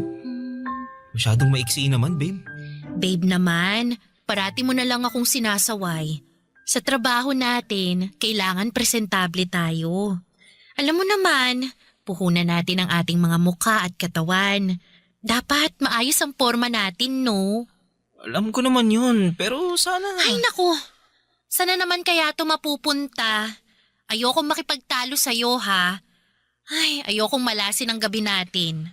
Nelia, hihingi sana ako sa'yo ng pabor eh. Ayan ka na naman. Gusto mo talaga maging manang ako sa harap nila? Paano ako kikita ng pera? Paano tayo makakaipon? Paano natin mababayaran tong upa sa bahay? Sabihin mo nga sa akin, babe. Alam ko naman yan. Ang sa akin lang, sana bawas-bawasan mo yung pagtanggap ng customer na... Na ano? Na ikakama ako. Diretsahin mo na. Babe, bago pa lang tayo maging tayo, ganito na trabaho ko. Ganito na si Nelia. Ganito na trabaho ko. Isang babaeng bayaran. At ganyan ka na rin. Ito talagang ayaw ko eh. Kapag ikaw pwedeng mangialam, kapag ako hindi.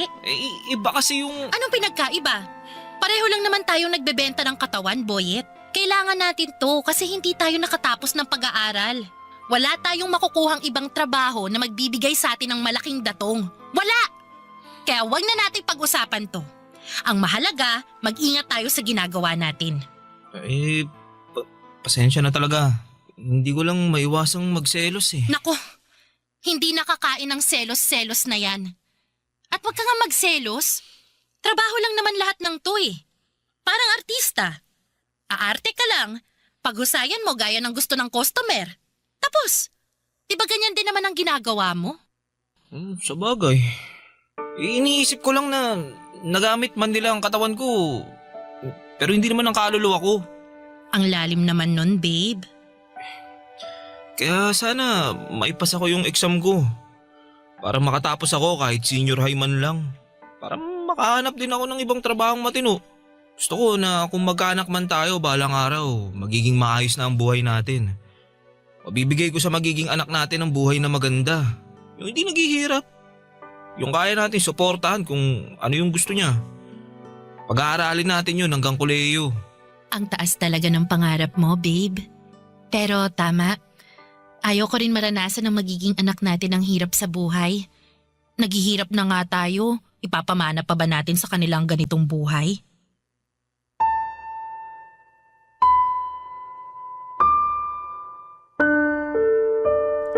Papadudot na encourage ko si Nelia na mag-ALS. Sinubukan niya talaga, papadudot. Maraming beses na parang gusto na niyang sumuko pero parati ko pa rin siyang sinasabihan na para ito sa aming dalawa. para pwede naming sabihin na may pinag-aralan kami.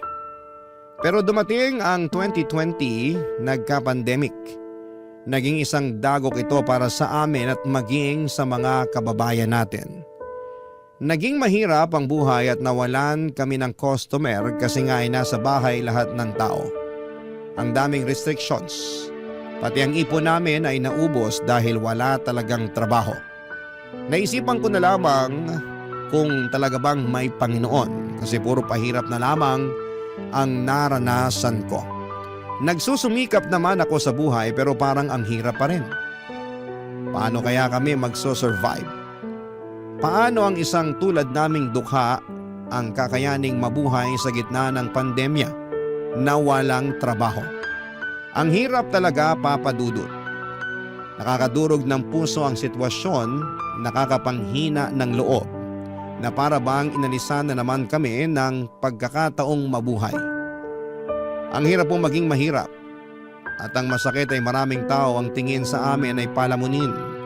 Nakapina lamang para sa ayuda at pasanin ng lipunan.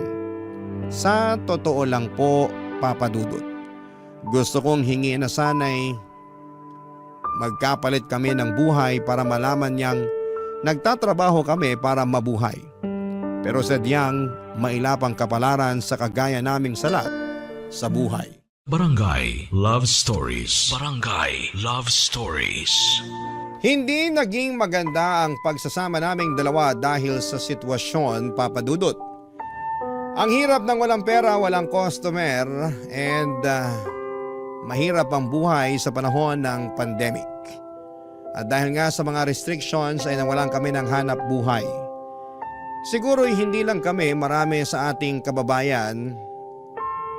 Sana nga ay yun na ang huling pandemic sa mundo. At dahil nga sa hirap ay parati kaming nag-aaway at mainit ang ulo. Totoong nakaka-high blood ang walang pera. Pero nang malift ang mga restrictions ay unti-unting bumalik ang lahat. Nagkaroon na ulit kami ng trabaho at magkahiwalay kami ng bar. Nagkikita na lamang kami tuwing umuuwi ng bahay at ang importante ay magkasama pa rin kami. At gaya nga ng dati ay balik kami sa dating gawi, ang pagbebenta ng panandaliang aliw. Ang kumita ng pera, ang magtrabaho na kahit para sa iba'y mabaho pa sa basura ang ginagawa namin. Para sa akin ay wala akong pakialam dahil wala naman akong inaapakang tao. Wala akong hinahamak. Gusto ko lang kumita ng pera pero isang umaga'y nagulat ako nang umuwi si Nelia sa bahay, Papa Dudut.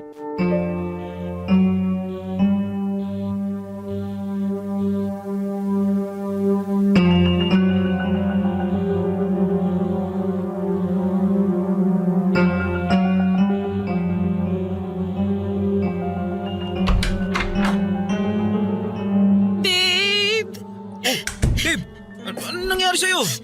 Teka, may mga pasa ka. Sino may gawa sa'yo nito, ha? Babe, nakakatakot siya.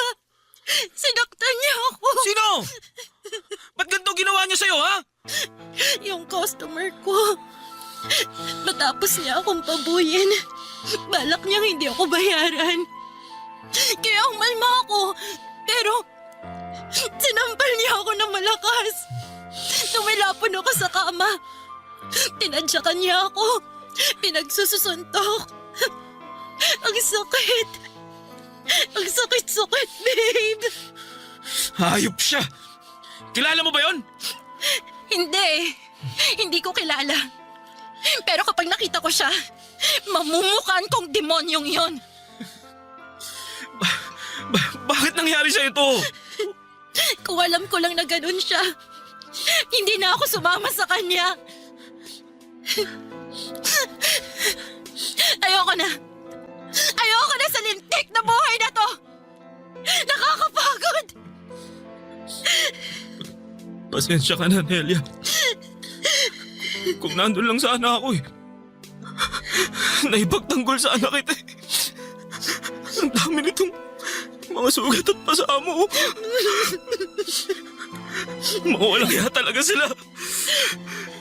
Kahit noon pa man, kung sino pa yung angat sa buhay, Sila pa ang may asal demonyo! Siguro nga, ito na yung panahon na ihinto ko ng ganitong trabaho. Ayoko na. Kaya, magsusumikap ako. Mag-aaral ako. Gusto ko makapagtapos para makakuha ng matinong trabaho na hindi yuyurakan ng pagkatao ko. Tama yan. Papangako ko sa'yo na balang araw. Ire-respeto tayo ng mundo. Hindi na tayo mamalitin. Hindi na tayo bababuyin.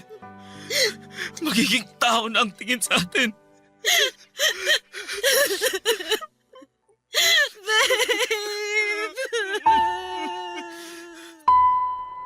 Ilang linggo ring nagpagaling si Nelia sa mga natamo niyang sugat at pasa, Papa Dudut. Sobrang nakakagulat na may tao talagang gagawa ng ganon.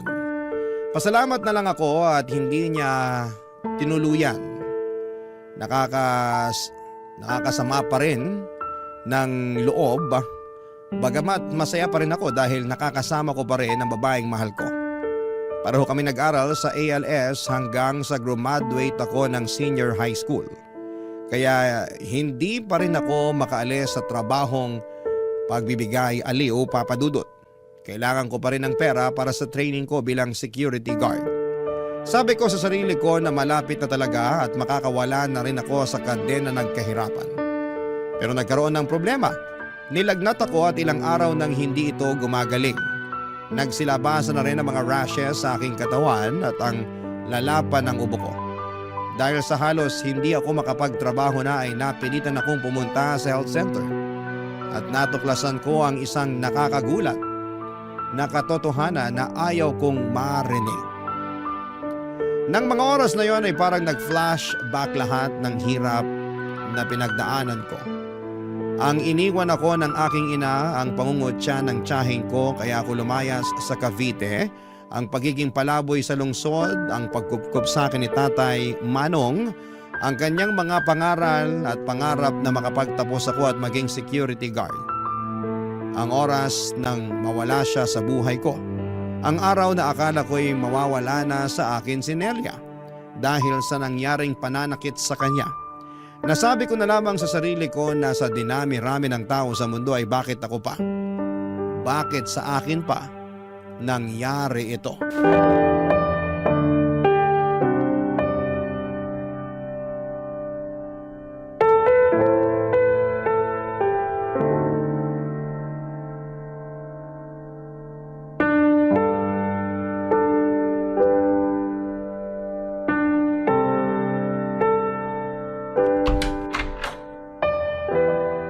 Babe, ang tagal mo namang bumalik. Akala ko kung napano ka na. Halika, kumain ka. Babe, bakit parang tulala ka? Anong sabi ng doktor? Na-check ka ba? Nakapunta ka ba sa center? Naku, sana pumayag kang samahan kita. Pwede ko namang isarado muna tong tindahan eh. Boyet? Bakit? Akala ko, malapit ko na matupad ang pangarap ko eh. Akala ko magiging security guard na ako. Magiging maayos ang buhay ko. Teka, ano bang nangyari? Doon ako galing sa center. Sumailalim ako sa mga test. Anong resulta? Ano bang test ang ginawa nila sa'yo? Alam mo, gusto ko sanang ilihim pero karapatan mong malaman ng totoo kasi magkarelasyon tayo. At baka... Ano bang nangyayari? Pinapakaba mo naman ako eh. Magsalita ka, Boyet! Iniisip ko kung saan ko kaya nakuha to. Naalala ko, may naging customer ako. Ayaw niya maglagay ng protection. Malaki ang binayad niya sa akin. Pumayag na ako. Kasi isang beses lang naman eh. Teka, huwag mong sabihin nagpositibo ka. Patawarin mo ako, Nelia. Bakit mo ginawa yan? Akala ko kasi ano eh. Ibig sabihin, hindi.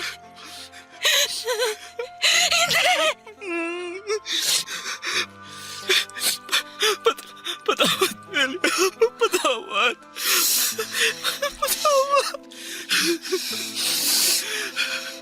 Ibig sabihin, nahawaan mo na ako? Boyet naman! Bakit ka pumayag makipagsiping na walang proteksyon? Ang tagal-tagal na natin sa trabahong to! Nagawa mo pa rin maging bobo! Tukso ako ng pera! Pera! Pera! Pera! Natukso ka sa pera! Pero ano naging kapalit, ha? Buhay natin!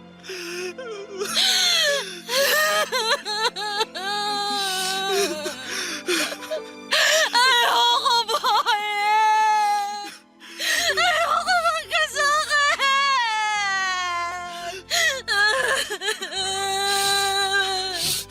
Ayoko magka-AIDS! Ayoko! Nelia, patawarin mo ako. Nindig ka! Ay magagawa ka yung pagiging mo ng tawad! Alam ko hindi madali ito. Pero hirap na ako eh. At kasalanan mo yun! Tama! Nelia! Nelia!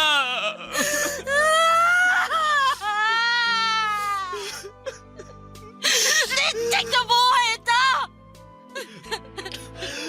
Kailan ba tayo lulubayan ng malas? Kapag wala na tayo sa pahirap na mundong to!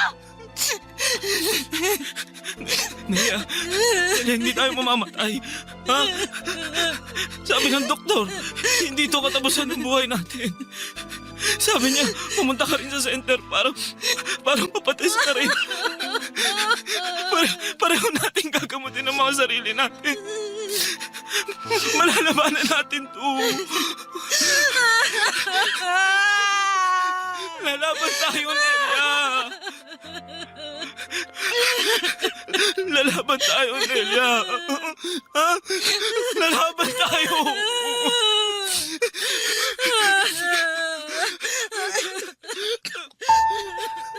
Parang teleserye ang naging buhay ko, Papa Dudut.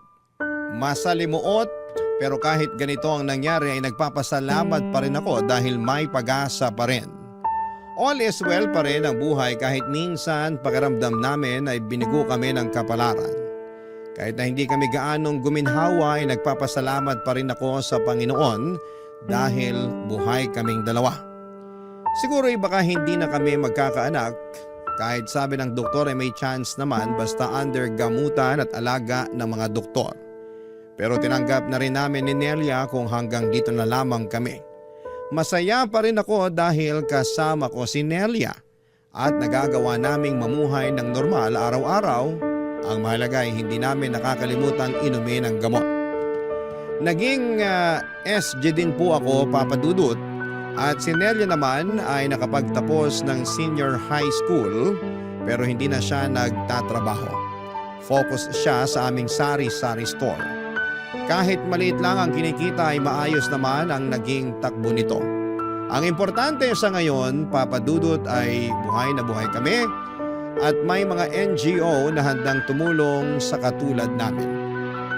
Sana sa mga nakikinig sa programa ninyo ay gusto kong ipaabot sa lahat na sana'y huwag kayong mandiri sa mga taong may HIV dahil hindi naman nakakahawa ang HIV kung walang sexual contact at blood-to-blood contact. Hindi nakakahawa ang HIV kapag nakikipagkamay, paggamit sa isang baso, pag-upo sa tabi ng isang may HIV, paglangoy sa swimming pool, sa ubo at sipon. Sana'y maging malawak ang kaisipan natin at sana'y napulutan ng aral ang naging buhay ko ng ating mga kabarangay. Ang inyong kapuso at kabarangay forever, Boyet.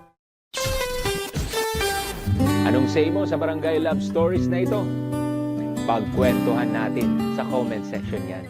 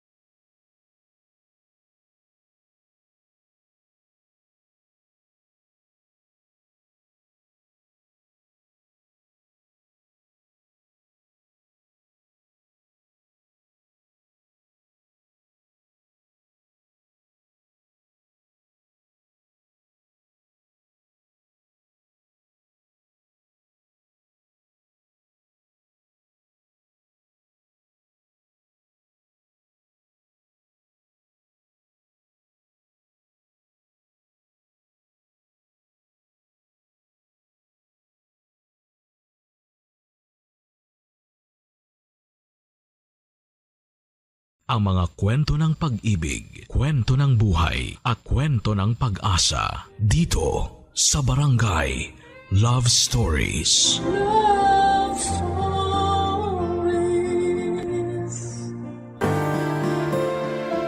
Isang pagkakilanlan ng bawat tao ang kanyang birth certificate. At iba pang mga certificate ng kanyang mga achievements sa buhay. Maaring requirements itong certificate para makapag-aral, kumuha ka ng passport, para makapagtrabaho abroad o para mas gumanda ang status sa buhay. Ikaw, kabarangay, ano ang tinatagong certificate mo na ipagmamalaki mo? Dear Papa Dudut, magandang tanghali po sa inyo, Papa Dudut, at sa lahat ng mga listeners natin sa Barangay Love Stories. Kapag wala pong trabaho ay nakikinig po ako sa inyo sa radio at minsan naman ay sa live streaming. Kaya po ako sumulat sa inyo dahil naniniwala ako na kapupulutan din ng aral ang karanasan ko. Ako po si Daphne, tubong Cavite, pero sa Quezon City ako naninirahan para magtrabaho sa isang call center. Dito rin ako nag-aral ng college kaya kabisado ko na ang buong QC. Sa pag-aaral ko noon at pagtatrabaho ko kahit malayo sa aking pamilya ay nagpursige akong magtagumpay. Hanggang sa lumuwas ang kapatid ko mula Cavite dahil mag-aaral siya sa college. Katulad sa pinasukan ko noon. Natural lamang bilang ate na maging gabay at sandigan niya ako, Papa Dudut. Tumira sa akin ang kapatid ko para makatipid sa renta. At ako rin ang nagpresentang asikasuhin ng ilan sa mga kailangan niya. Kabilang na nga ang pagkuha ng birth certificate niya sa PSA. Hindi pa kasi uso noon ang mga online.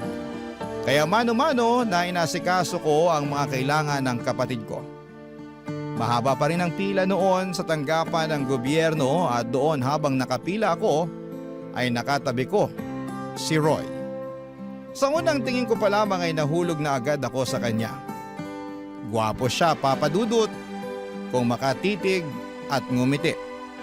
Yung ngiti niya ay parang natutunaw ang lahat ng inip ko sa paghihintay sa pila. Kinausap niya ako, Papa Dudut.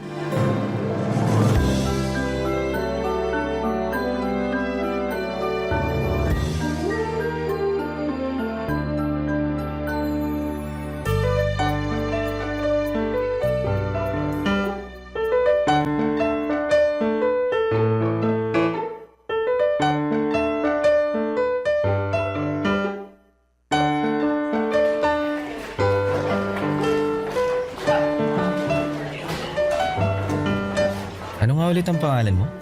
Daphne, Roy, right? Tama. Anong kukunin mo? Senomar ba?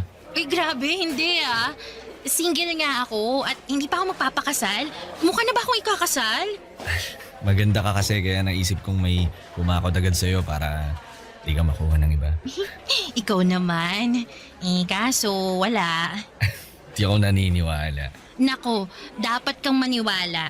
Nandito ako para kumuha ng birth certificate ng kapatid ko. Requirements kasi para sa school niya. Mabuti ka palang ate. Medyo.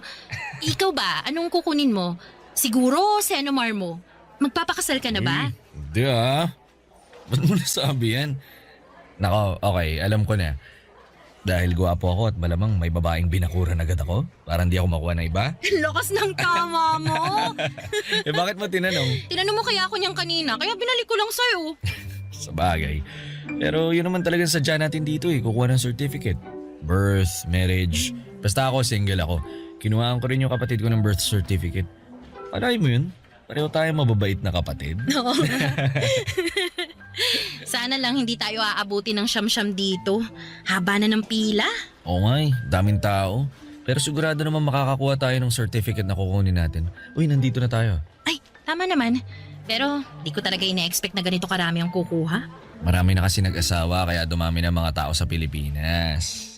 Bagay. Ikaw, kailan ka mag-asawa? Hala, grabe namang tanong yan. Para maganda pag-uusapan natin, para hindi tayo mabagot dito. Oo nga naman. Di ko pa alam. Depende kung may manligaw. Sa ganda mong yan, walang nanliligaw. Ay, iibahin ko pa lang sagot. Depende kung gusto ko ang manliligaw sa akin. Juicy Natural lang naman yan na kailangan mo rin mamili na makakasama mo sa buhay, di ba? Tama naman. Ano bang gusto mo sa isang lalaki? Syempre, yung may trabaho. Basic yun. Sigurista ka rin Syempre naman. Di nakakain ng pag-ibig, no? Sa bagay, pero maliban sa may trabaho, ano pa gusto mo? Yan talagang pag-uusapan natin dito. Bakit? Nailang ka ba? Siguro, okay, sige, pwede mo namang di sagutin. Ako nga pala, kakakilala lang natin pero hindi naman na tayo strangers, di ba? Kilala mo pangalan ko, kilala rin kita. Alam mo pangalan ko, alam ko rin pangalan mo. Sige na nga, sasagutin ko na. Yun naman pala Sige, makikinig ako sa sagot mo. Napaka-hypocrite ako naman kung wala sa qualification ko yung may itsura, di ba? Bakit ka natawa? Basic naman nga kasi talaga yun. Di ba una tayo na-attract sa physical appearance ng tao? Yes. Ayoko rin sa pangit. Hindi sa inaalala ko lang din syempre yung magiging anak ko. Alam mo na. Klase ka rin Maganda ka tapos gwapo mapapangasawa mo. Siguradong gwapo at magaganda magiging anak niyo. Ay, sana. Wala lang to paano kung ako yung lalaki? May chance ba yung physical appearance ko? Na. Ikaw talaga. Syempre naman. Gwapo ka naman. Hindi nga. Oo nga. Tingnan mo silang lahat dito. Ikaw ang pinaka may itsura, no? Naku salamat at pasok ako sa standard mo ng gwapo bakit ka natatawa? Joke lang pala na gwapo ako. Naku, gusto mo lang talaga ulitin ko sa iyo yung sinabi ko. Mr. Roy, ang gwapo niyo po at kayo ng pinakagwapo na nandito sa opisina. Pero sana makuha na natin ang birth certificates ng mga kapatid natin. Kasi ang sarap ng humiga tsaka magpahinga. Kailangan mo pa ng mas mahabang pasensya. Malayo pa tayo sa finish line. Oo nga. Hindi po mahirap kausap at pakisamahan si Roy Papadudut. Sa pag-uusap po namin na yon ay sobrang pigil po ako sa sarili ko dahil ang totoo po. Kinikilig po talaga ako. Bawat salita niya ay parang musika sa aking tenga. Ang bawat ngiti niya ay sobrang nakakabighani po talaga.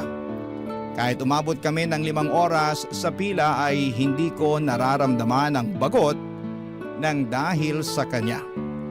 Bago kami umalis sa building ng PSA ay hiningi na niya ang number ko at syempre binigay ko kaagad. Hoping talaga ako na baka siya na ang para sa akin at magkatotoo yung gusto ko na kapag magkaanak man ako ay siguradong maganda at gwapo. Nang araw na yon ay agad siyang nag-text sa akin at nangumusta kung nakauwi ako sa bahay. Sinagot ko naman yung text niya hanggang sa araw-araw na kaming nagte-text at niyaya niya ako ng isang date.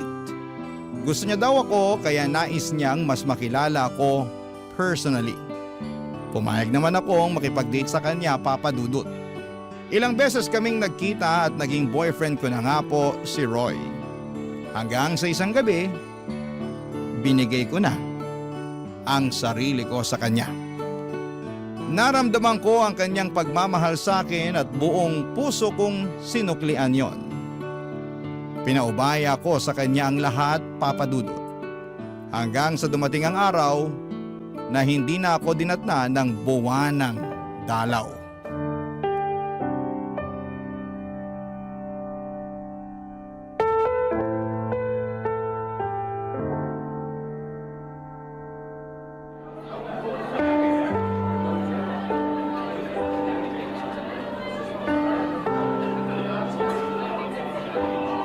Mahal, may sasabihin sana ako sa'yo. Ano yun, mahal? Parang ang serious mo. Mahal mo naman ako, di ba? Mukhang seryoso nga to. Ano ba yan? Alam mo, mahal, di mo na dapat ako tanungin ng ganyan kasi alam naman natin ang sagot. Mahal kita. Mahal na mahal. Kaya nga dito kita dinala sa favorite restaurant mo kasi mahal kita eh. Salamat sa pagmamahal mo ah. Na-appreciate ko talaga lahat ng to. Pero Anong pero? kinakabahan kasi ako. Ikaw talaga, 5 months na tayong magkarelasyon, kinakabahan ka pa rin sa akin? Tsaka kilala na natin ang isa't isa, di ba? Wala na tayong tinatago mula ulo hanggang paa. Kabisado na natin ang bawat isa. Tama ka, pero Ano ba yung pero na yan? Sabihin mo na nga para ma-let go mo na yan, para gumaan na yung loob mo. Sige na, ano? mukhang good news naman siguro to kasi nagmamahalan naman tayo. Mahal, hindi ako manghuhula. Sabihin mo na. Naaalala mo yung 3rd monthsary natin?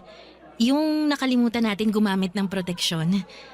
Bale, hindi na kasi ako dinatnan. Tapos medyo masama din ang pakiramdam ko lately. Kaya, ayun, nag-pregnancy test na ako. Eto, kita mo naman ang resulta. 2 guhit. Buntis ako, mahal. Magkakaanak na tayo. Ano? Hindi ka ba natutuwa na magiging ama ka na? Alam mo naman, di ba? Sinabi ko na to sa'yo, hindi pa pwede. Alam mo, dapat ininom mo kasi yung pills mo eh. Ayaw mo ba? Sinisisi mo na nabuntis ako? Ibig sabihin, mahal, panagutan mo naman ang anak ko. Kasi sabi mo lang kanina na mahal mo ko tapos hindi mo pala ako pananagutan. Mahal kita, pero hindi pa ako handa na magkaanak tayo. Hindi pa pwede. Eh anong gagawin ko? Nakabuo na tayo, buntis ako. Pwede naman nating ipalaglag yan. Tama, maghahanap ako ng pwede nating lapitan para makatulong sa atin. Sasamahan kita. Ano? Mahal, hindi pa natin kailangan ng bata. Kapag kasal na tayo, may sariling bahay, yung financially okay na tayong dalawa, makakagawa naman tayo ng baby anytime sa future noon. Kaya pwede nating ipalaglag yung dinadala mo ngayon. Nahihibang ka na ba? Kasalanan niya sinasabi mo. Hindi ako papayag na ipapalaglag ang batang to. Hindi pwede. Pero mahal, hindi pa ako handa. Eh ako ba handa? Andito na to oh. Hindi ko ipapalaglag ang bata. Ayoko magkasala. Hindi ako mamamatay tao. Hindi ko papatayin ang sarili kong laman at dugo. Hindi pa naman yung bata, di ba? 1 buwan pa lang yan, kaya hindi pa buo yan. Diyos ko naman, hindi ako makapaniwala na ganyan ang sasabihin mo sa akin. Hindi ako makapaniwala na ganyan ang taong minahal ko. Kasi naman, Daphne, wala naman sa plano natin na magkaanak eh. Pero pwede naman nating ibahin yung plano, di ba? Ayoko pang maging ama. Wala akong planong mag-alaga ng bata. Ang sabihin mo, hindi mo ako mahal. Dahil kung mahal mo ako, tatanggapin mo to eh. Pakakasalan mo ako. Mahal kita, pero wala pa sa usapan natin ang kasal-kasal na yan. Ano pala itong ginagawa natin? Tiki man lang? Bakit ba ako nagtiwala sa'yo kung ang gusto mo lang ay panandali ang kasiyahan? Pareho tayo naging masaya nung ginawa natin yun. Pwede pa naman tayo magpakasaya sa bawat isa eh. Alisin lang natin yung nasa tiyan mo. Promise, mag-iingat na talaga ako. Hindi na tayo makakabuo. Anong klaseng pag-iisip yung meron ka? Hindi ako nakikipagrelasyon para lang sa ganyan. Ginagawa natin yun dahil mahal natin ang isa't isa. Ano ba? Wala akong pakialam. Sagutin mo ang tanong ko. Mahal mo ba talaga ako o gusto mo lang akong gamitin? Mahal kita. Kung mahal mo ako, pakasalan mo Hindi ako. pwede. Bakit? Basta hindi pwede. Tapos ang usapan. Papadudot, buo na talaga ang desisyon ni Roy na hindi niya papanagutan ang dinadala ko dahil ayaw niyang masira ang plano niya sa buhay. Dahil sa hindi na kami magkasundo ay tuluyang kaming nagkahiwalay, Papa Dudut. Itinuloy ko ang pagbubuntis ko dahil mahal ko ang magiging anak ko. Wala siyang kasalanan at gusto kong ibigay sa kanya ang karapatan nitong mabuhay sa mundo. Pero takot ako na sabihin ko ang totoo sa mga magulang ko. Maaring nasa tamang edad na ako, may trabaho, pero takot pa rin ako sa mga magulang ko. Takot akong sabihan nila na bakit ako nagpakatanga sa isang lalaki. Na bakit hindi ako nag-ingat. Ang tanging nakakaalam na mga oras na yon ay ang kapatid kong kasama ko sa inuupahan namin. Walang araw na hindi ako umiiyak. Hindi naman ako nagsisisi na nabuo ang bata, pero nagsisisi ako dahil ang ama niya ay ayaw siyang tanggapin. Sa takot ko sa mga magulang ko ay nagpa-relocate ako sa malayong probinsya sa norte. Kahit mas mababa ang sahod doon, ng pagiging call center ay pinatos ko para lamang maitago sa pamilya ko ang lahat. Ni hindi na nila alam na may boyfriend na ako noon. Ang diskarte na lang namin ang kapatid ko na gusto kong pumunta ron dahil na burn out na ako sa trabaho. Kaya ako lumipat ay para naman mas maiba ang nakikita kong environment.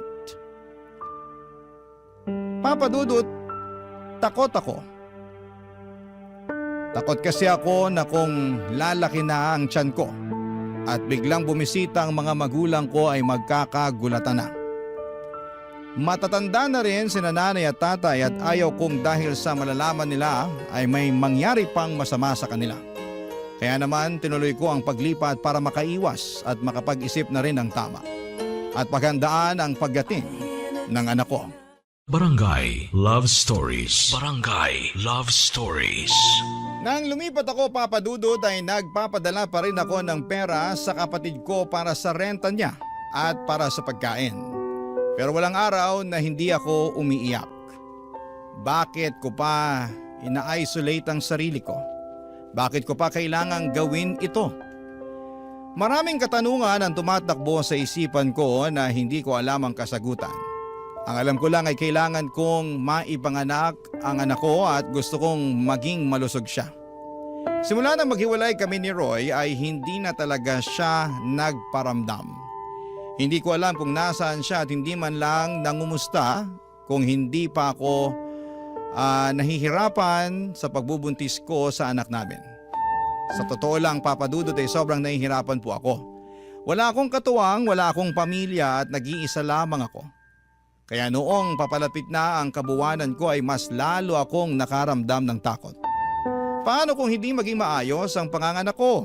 Ano ang gagawin ko kung wala akong pamilya o kaibigan man lang sa tabi ko na tutulong sa akin? Kaya naman naisipan kong lakasan ang sarili ko at umuwi sa Cavite. Ayaw kong mag-isa lamang ako sa oras na ipapanganak ko na ang aking supling.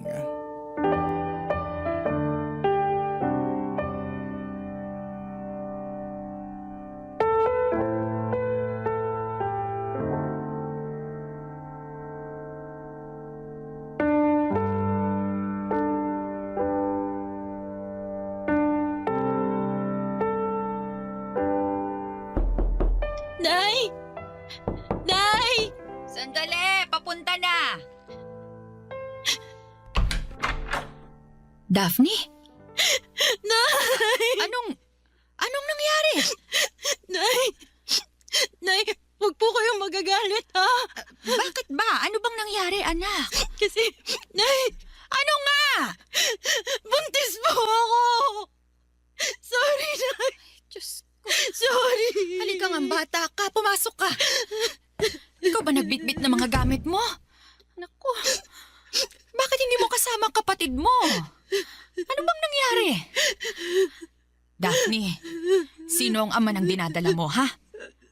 Nasaan siya? Hindi mo man lang sinabi sa amin na buntis ka. Kahit yung kapatid mo, wala ring sinabi. Nay, I'm sorry po talaga. Pero wala pong ama ang anak ko. Ano? Ibig sabihin, naman? Bakit naman ganito? Nagkamali po ako, Nay. Maling-mali po. Pero ayoko po may magawa pa akong mali. Ayoko po ipalaglag yung bata. Gusto ko po siyang mabuhay, Nay. Mahabaging Diyos. Ay, talagang mali kung ipinalaglag mo yan. Ay, nakong bata ka. Sandali. Nakakapagpa-check up ka naman ba? Opo. Mabuti naman. Ay, naku anak, bakit naman ganito? Ginulat mo ako. Nay, handa naman po ako sa anumang galit niyo. Kahit sumbatan niyo po ako. Tatanggapin ko po yun kasi nagkamali naman po talaga ako. Eh ano pang silbi ng panunumbat ko? Naging mabait kang anak, Daphne. Hindi mo kami binigyan ng sakit ng ulo ng tatay mo. Pero ito... Hindi ka ba talaga pakakasalan ng ama ng batang yan? Hindi po. Nawala na lang siya na parang bula matapos niyang malaman na nagdadalang tao ako. Napaka-irresponsableng lalaki yan. Saan mo ba nakilala yon, ha? Hindi mo man lang inalam ang pagkatao ng lalaking yon. Mabait naman po siya sa akin, Nay. Akala ko po kasi maayos siyang tao. Naging okay naman po yung relasyon namin eh. Pero nang malamang buntis ka, hiniwalayan ka. Napakasama ng lalaking yon. Sorry, Nay. Sorry po. Ay naku, huwag ka nang mag-sorry. Hindi mo kasalanan na may taong mapagsamantala. Si tatay kaya, matatanggap kaya niya to? Siguro, magagalit yun sa umpisa. Pero mahal ka ng tatay mo. Matatanggap niya rin yan. Natatakot po ako, Nay. Ang importante ngayon, nandito ka. May kasama ka. Hindi po kayo galit sa akin. Ay, hindi ko alam, Daphne. Ang sa akin lang, anak kita. Hindi kita pwedeng pabayaan at apo ko ang batang yan. Kung mas ginamit ko lang sana yung utak ko, hindi sana nangyari sa akin to. Ay, huwag mo nang sisihin ang sarili mo. Hindi mabuti sa isang buntis ang umiiyak. Tumahan ka na. Ako nang bahala mamaya sa tatay mo pag uwi niya. Sigurado po ako pagchichismisan tayo ng mga kapitbahay natin. Huwag mo nang alalahanin ang mga yon. Wala naman silang ambag. Hindi nila alam ang nangyari. Tsaka, sino ba sila para husgahan ka? Nandito lang ako, anak. Ang mahalaga sa ngayon, ligtas ka dito. At sana maging maayos ang panganganak mo.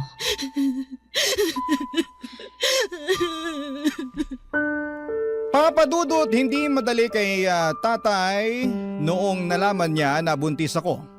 Pero tulad ni nanay ay inunawa niya ako, Papa Dudut. Kalaunan ay pareho silang dalawa na naging excited na sa unang apo nila. Nakikipag-away pa sila sa mga marites na sinasabing disgrasyada daw ako. Hanggang sa dumating ang araw na pinanganak ko ang munting anghel ko. Sa unang rinig ko ng pag-iyak niya ay parang lalabay sa tenga ko. Ang sarap pala sa feeling na marinig ang boses ng anak mo na nagbibigay ako ng buhay. Nang makita ko, Papa Dudut, ang mukha niya ay sobrang tuwa ko. Tama lang ang desisyon ko na hindi ko siya pinalaglag. Tama ang desisyon kong harapin itong pagsubok na ito. Pinalaki ko ang anak ko ng mag-isa pero syempre nandyan naman ang lolo at lola niya. Bumalik ako sa Quezon City kasama ang anak ko at naging porsigido ako sa trabaho dahil sa anak ko. Kahit walang amang nakalagay sa birth certificate niya, nagiging ama at ina ko para sa kanya. Pinangako kong mamahalin at aalagaan ko siya. At kahit iniwanan kami ng ama niya, ay kaya ko siyang buhayin. Hanggang isang araw, bumisita si nanay sa QC. Namasyal kami sa isang mall at laking gulat ko, Papa Dudut. Sa unang pagkakataon matapos ang huli naming pag-uusap, ay nakita ko si Roy.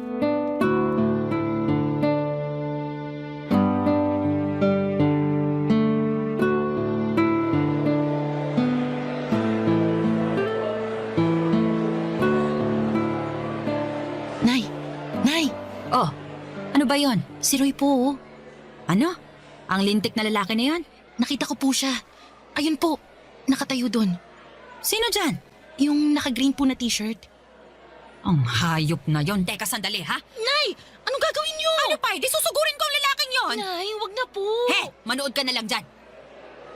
Hoy, lalaki! Nay! Daphne? Kulang niya akong lalaki ka? Hindi ka pa ba kinarma sa ginawa mo? Sandali! Hindi ka pa mangungumusta sa babaeng kinakasan mo? Sa babaeng niloko mo? Huwag tayo dito mag-usap. Ay, bakit hindi pwede? Hoy, kahit saan ko gusto, wala ka magagawa. Ang sama-sama mong tao ka. Makakaya po dito. Ay, naku, mahiya ka pa pala. Matapos mong buntisin ang anak ko, iwanan siya, tapos ngayon may pahiya-hiya ka pang nalalaman dyan. Ay! Roy, saan mo ba gusto mag-usap? Pagbibigyan kita. Hoy, Daphne! Sa parking lot, walang tao doon. Okay, doon tayo mag-usap. Ay, hindi! Gusto ko dito! Nay, tara na, Ayoko nakakahiya. sabi! Nay!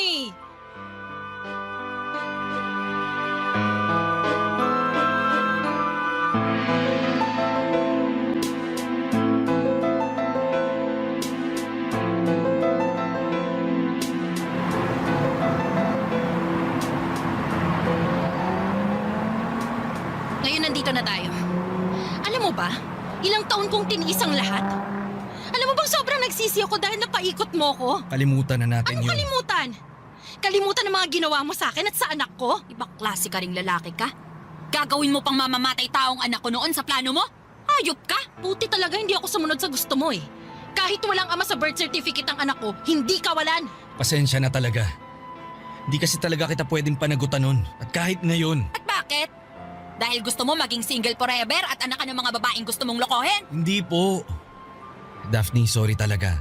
Alam mo, nakukonsensya talaga ako sa ginawa ko pero hindi talaga tayo pwede. Tama na nga yung hindi tayo pwede. Mas lalo mo nang pinamumuka na nagpakatanga ako sa'yo. Sa totoo lang, minahal kita. Alam mo yan. Pangklase? Mahal. Mahal tapos hindi pananagutan? Ano yon? Nagsinungaling ako sa'yo, Daphne. Ano? Mahal mo ko pero nagsinungaling ka. Alin ba doon ang totoo? Dapat hindi na natin to kinausap eh. Dapat sinapak na lang natin. Sobrang makasarili ako. Nung araw na nagkakilala tayo, nabighani talaga ako sa'yo. Totoo yun. Kaya napilitan ako magsinungaling sa'yo. Ano?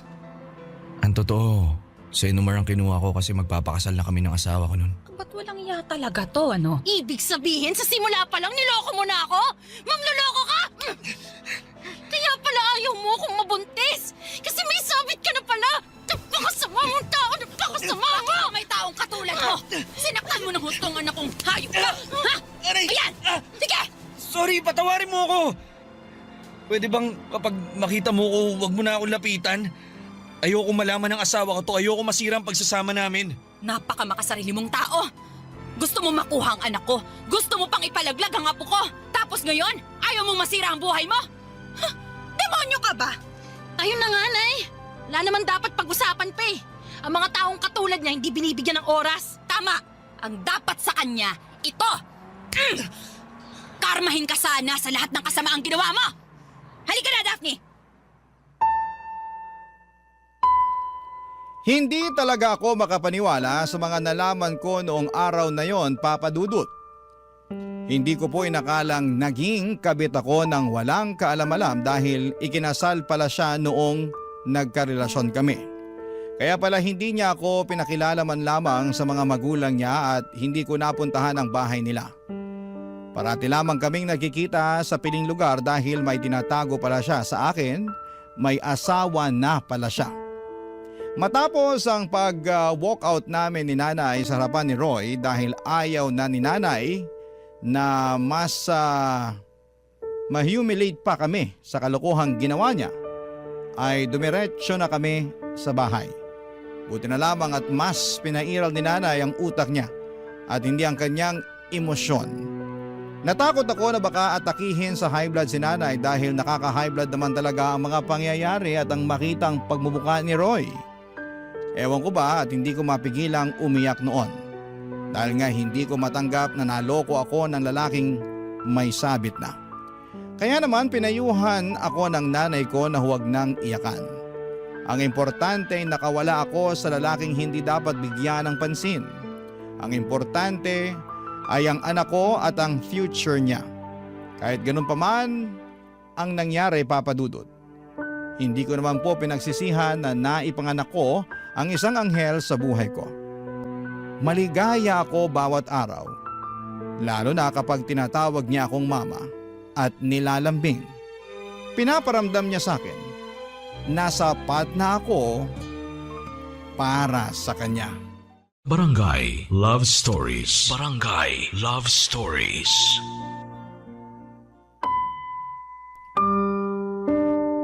Kahit ayokong isipin ang naging ugnayan namin ni Roy noon, parating nagpa-flashback sa utak ko ang mga alaala ng kanyang panloloko. Simula pa lamang noong nagkakilala kami. Ang usapan pala naming yon ay puno ng kasinungalingan. May plano pala talaga siya na akitin at bilugin ang ulo ko para makuha niya ang kanyang gusto. Sadyang huli na ako nang kumala sa relasyon dahil nga sa nabuntis na ako, Papa Dudut. Siguro kung hindi ako nabuntis baka hanggang ngayon ay napaikot niya pa rin ako at patuloy niya akong ginagamit sa pansarili niyang kapakanan. Napaka makasarili niyang tao, Papa Dudut. Mabuti na lamang at nandyan ang mga magulang ko na walang sawang sumusuporta sa akin. At ina-assure nila ako na wala akong naging kasalanan at biktima lamang din ako. Dahil kung alam ko naman ang katotohanan ay tiyak na hindi ko talaga pinatulan si Roy kahit lumuhod siya sa harapan ko para manligaw. Alam nyo kasi, Papa Dudut, may detalye doon sa paghaharap namin ni Roy kasama ang nanay ko na hindi ko alam. Nalaman ko na lamang na nandun pala ang asawa niya at nakita at narinig niya ang pinag-usapan namin. Yun ang sinabi ni Roy sa akin. Paano ko nalaman? Dahil isang araw ay nagulat na lamang ako at natunto ni Roy kung saan ako nagtatrabaho, Papa Dudut.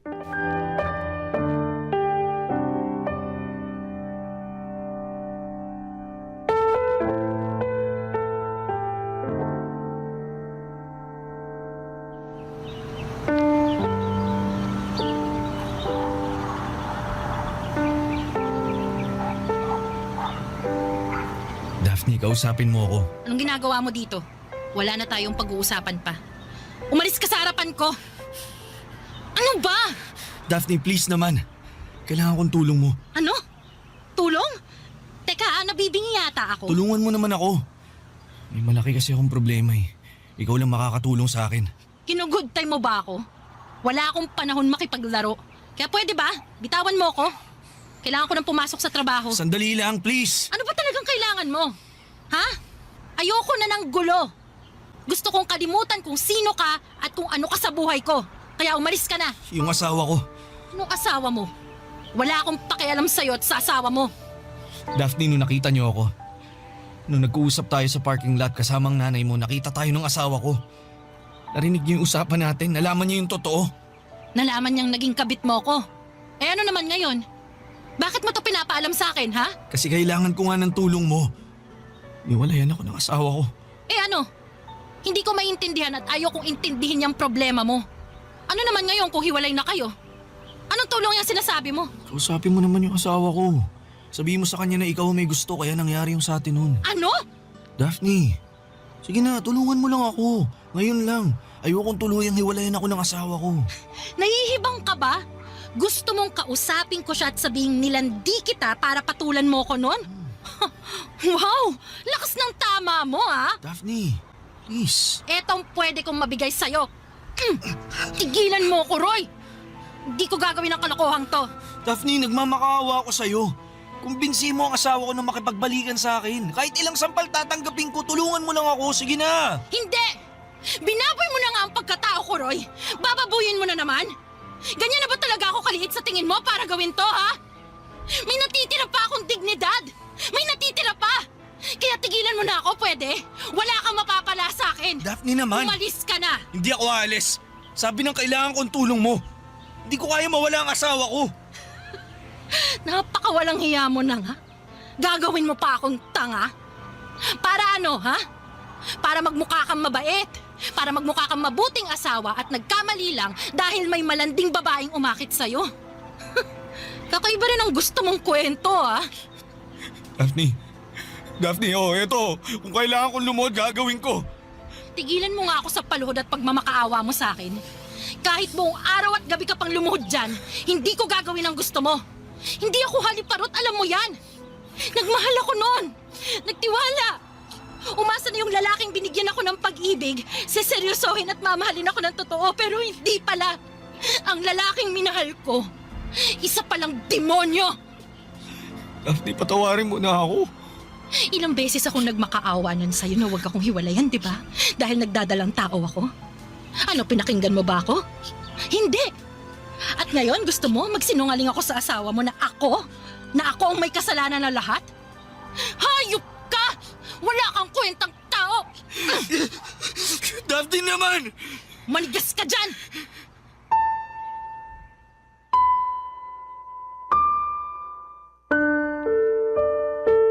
Sobrang nag-init talaga ang buo kong katawan sa gustong mangyari ni Roy Papadudut. Niloko na nga ako, gusto pa niyang maging kasabwat ako sa panlulokong gagawin niya. Sino bang matinong babae ang papayag sa ganon? At saka hindi ako cheap na babae na pwede niyang gamitin. Pagkatapos ng tagpong yon ay hindi ko na alam kung anong nangyari kay Roy. At siguro tuluyan na siyang hiniwalayan ang kanyang asawa. Deserve naman niya kasi wala siyang kwentang lalaki. And after 2 years ay may nakilala naman akong lalaki.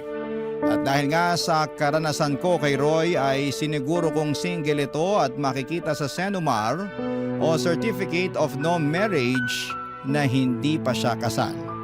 Mabait at hindi sinungaling ang naging boyfriend ko, Papadudut. At tanggap niya ang nakaraan ko at ang anak ko. Sobrang maunawain at mapagmahal. At dahil swak naman kaming pareho, naisipan namin ang magpakasal. Pareho kaming kumuha ng Senomar dahil requirement ito para kami ay ikasal, Papadudut.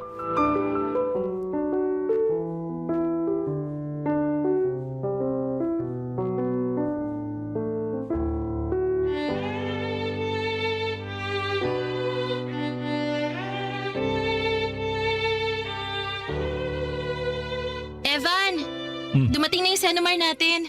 Bubuksan ko na ba tong 2 envelope? Sabay ba talaga? Sabay tayong kumuha eh. Sige, buksan mo na para malaman mo single ako at ready na pakasalan ka. Sige, ikaw ang magbubukas ng sa akin at ako naman ng sayo. Game? Game. Teka, babasahin ko na. Ayan! Single! Single nga, sabi ko sa iyo eh. O ano, pwede na tayo ikasal. Wala tayong sabit pareho. Han! Oh, bakit ka umiyak? Hindi ko mapigilan. Natutuwa lang ako kasi matutuloy na yung kasal natin. Ako rin.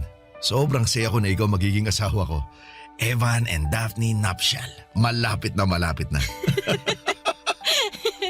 Parang showing soon lang na plug O bakit? Artistahin naman tayo Alam mo, Han, naisip ko. Total magiging mag-asawa na tayo. Magiging isang pamilya na tayo. Gusto ko nang ituloy yung sinabi ko nun sa'yo. Yung bala kong i-adopt yung anak mo. Gusto ko magamit niya ang apelyido ko na ako ang legal na ama niya sa mata ng batas. Talaga ba? Oo naman. Kaya sana pumayag ka na. Sorry, Han. Ayaw mo pa rin? Hindi. Gusto ko. Doon kasi, hindi ako sure sa idea mo na ganito. Kasi nga, ayoko mag-expect na magiging happy ending tayo. Pero napatunayan ko na totoo ka. Na mahal mo nga ako. At wala kang ibang babae sa buhay mo kundi ako. Alam mo, Han, walang araw na hindi ako naging totoo sa'yo. Ayoko rin yung sinungaling na tao eh. Basta ngayon, ang importante malapit na yung kasal natin. At gusto ko na ibigay ko rin sa anak mo yung apelyido ko. Kasi hindi lang ikaw ang mahal ko, pati na rin ang anak mo. Ang lahat sa'yo. Han. Deserve mo at ng anak natin na maging masaya tayo bilang isang pamilya, ha? Kaya please, pumayag ka na. Oo naman. Gusto kong dalhin namin ang anak ko ang apelyido ng isang lalaking sobrang bait. Salamat, Hana. Ikaw kasi, mabait ako kasi mabait ka rin. Tsaka may isa pa pala akong request. Ano yun? Gusto ko gawa agad tayo ng kapatid niya para dalawa na agad yung anak natin. Oo ba? Oh, yun naman pala eh. Ready na ako dyan. Yan. Happy family tayo niyan. Magkakaroon na tayo ng marriage certificate. At sayong-sayo na ako. Ang swerte ko sa'yo. Ako ang swerte sa'yo. Mahal na mahal kita, Han. Mahal na mahal na mahal din kitahan.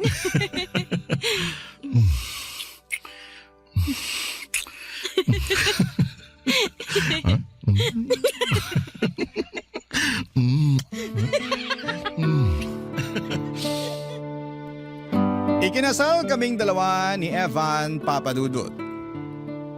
At on the process na ang adoption ng anak ko para maging legal father niya si Evan. Sobrang saya ko po dahil hindi ko lubos akalain na ibibigay sa akin ng Diyos ang isang lalaking kabaligtaran ni Roy. Naging maayos po ang pagsasama naming dalawa ng asawa ko at ng anak ko at ngayon po ay 5 buwan na akong buntis. Natupad po agad ang gusto ng asawa ko na susundan namin ng bunso. Wala akong naging problema sa asawa ko at ang pinagpapasalamat ko ay araw-araw na nagiging biyaya ang pagsasama namin. Sa ngayon ay wala akong balita tungkol kay Roy at wala akong balak na makibalita pa kung ano ang nangyari sa buhay niya. Wala na akong pakialam sa buhay niya. Ang sa akin ay gusto kong mapanatiling masaya at malusog ang aking pamilya. Maraming salamat po, Papa Dudut, ang inyong forever kapuso at ka-barangay, Daphne. Ano ang masasabi mo sa ating Barangay Love Stories today?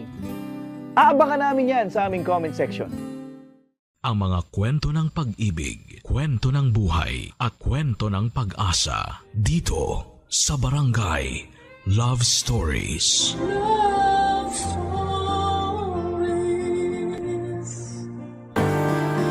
Hindi madaling maging magulang lalo na kung nagkahiwalay na kayong mag-asawa. Hindi mo alam kung paano ninyo maitatawid ang responsibilidad sa inyong mga anak dahil hindi na kayo magkasama sa iisang bubong. Ikaw, kabarangay, bilang isang single parent, kaya mo bang kayaning mag-isa kahit na hindi mo na siya kasama?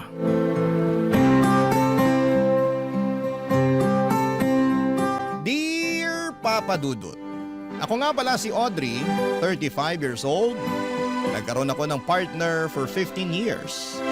Si Phil, kaedad ko lang din siya. Nabiyayaan kami ng isang anak mula noong nagkaroon kami ng anak ay naisip naming magpakasal na. Kaya lang, napansin namin, Papa Dudut, na lagi kaming humahanap ng dahilan para huwag planuhin lagi ang kasal namin. Hindi namin alam kung ano ba ang problema kasi ang tagal na rin naman naming magkarelasyon. Kasal na lang talaga ang magbibigay ng formality sa lahat.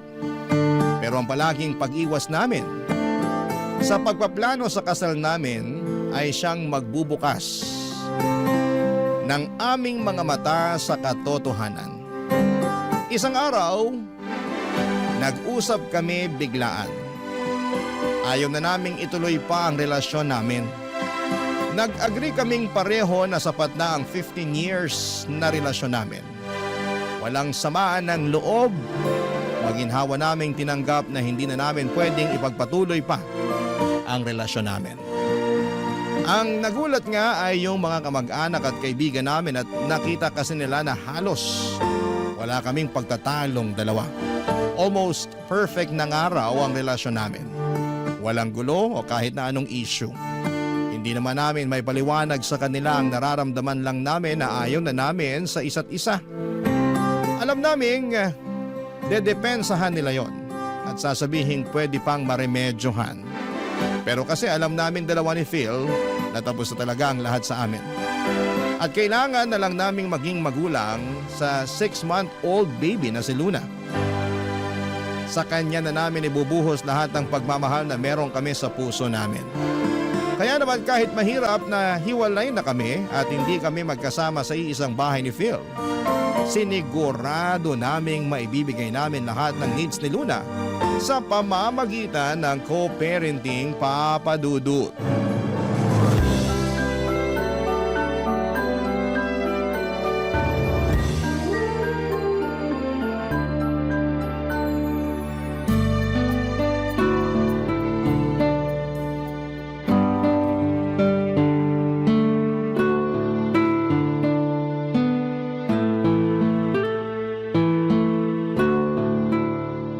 Kakayanin ba natin? Oo naman. Tayo pa ba?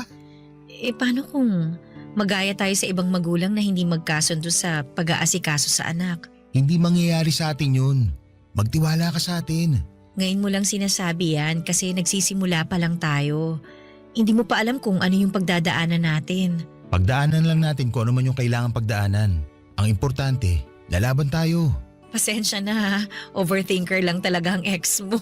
Sorry ka napunta ka sa magaling mga assure na ex. Natatawa lang ako. Grabing magbiro ang tadhana Bakit naman? Kasi ang tagal na nating magkarelasyon. 15 years yun. Tapos nakailang beses din tayo mag-try na magkaroon ng anak noon. Laging palyado. Tapos kung kailan naman tayo binigyan ng anak, saka naman tayo nagkahiwalay. May aaminin ako sa'yo. Ano yun? Huwag na pala. Ako naman pinag-overthink mo. Sorry na.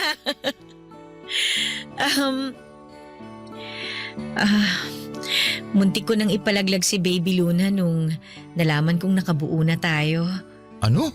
Kasi naman, pasira na yung relasyon natin noon. Ang gulo na. Kahit hindi natin aminin, ramdam ko nun yung distansya sa pagitan natin. Kaya parang ang hirap ng kalagayan ko. Nag-overthink ako. Ako rin may aaminin. Ano ba to? Para naman tayong nag-open forum. Ang usapan lang naman dapat ngayon kung paano ang co-parenting natin. Mas maganda maging open na tayo sa nakaraan natin. Para alam na natin kung paano natin pakikisama ng isa't isa sa mga susunod na araw. Ano ba nga aminin mo? 1 buwan bago natin malaman na buntis ka, doon ko naramdaman na ayoko na sa relasyon natin. Bakit naman naisip mo pa rin na magpakasal tayo? Kasi magkakaanak na tayo nun.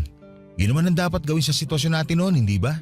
Pero ikaw naman tong panayang iwas sa usapang kasal after. Nahalata mo pala. Kaya ba ikaw na rin yung kusa nagsabi sa akin na huwag tayo magpakasal? Oo, kasi kilala na kita. 15 years ba naman tayo magkasama sa iisang bubong? Ayoko namang ipilit ang sarili ko kung hindi mo na ako gusto. Pero kung hindi mo naramdaman na umaayaw na ako, gusto mo pa rin bang makasal tayo? Bakit tumatawa ka lang dyan? Kasi naisip ko, wala na rin pala namang point na pag-usapan pa ang past. Baka kung ano pang masabi natin at magkasakitan pa tayo, di ba? Sabagay. Sige, wag na lang natin pag-usapan. Tapos na rin naman yon. Ang mahalaga, andito tayo para sa anak natin. Kaya mula ngayon hanggang sa mga susunod na araw, wala nang dapat pag-usapan kundi ang co-parenting sa anak natin, ha? Opo, boss. Masusunod yan. Ay, teka. Maghahanda lang ako ng merienda natin. Baka abutin tayo hanggang mamaya sa pag-uusap para sa anak natin Mukhang magiging madugong usapan natin tungkol sa anak natin, ha? At least hindi madugong usapan sa past.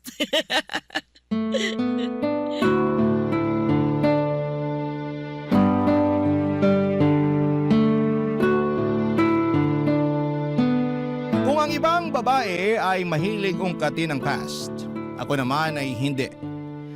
Ayoko na. Sa totoo lang ay ganon ako noon at gusto kong pag-usapan namin ni Phil lagi ang nakaraan. Ayoko may gusot pa kami sa past para naman maging smooth lang ang present namin. Pero nung mga oras na yon na pinag-usapan namin ang past ay bigla akong nakaramdam ng pagkailang. Hindi po ako komportable na ungkatin ang totoong nararamdaman namin noon bago kami magkahiwalay. Mabuti na lang at pumayag si Phil na itikom ang bibig para hindi na namin i-discuss ang naging feelings namin noon. Kaya naman ang mga oras na yon ay wala kaming ibang ginawa kundi ang ayusin ang co-parenting namin sa anak namin na si Luna. Naging maayos naman ang usapan. Naging civil kami sa isa't isa at feeling ko mas lumalim ang friendship namin. Ang anak naming si Luna, syempre, sa poder ko. Dadalaw si Phil 4 na beses sa isang linggo kapag hindi siya busy. Tuloy ang sustento niya sa aming mag-ina.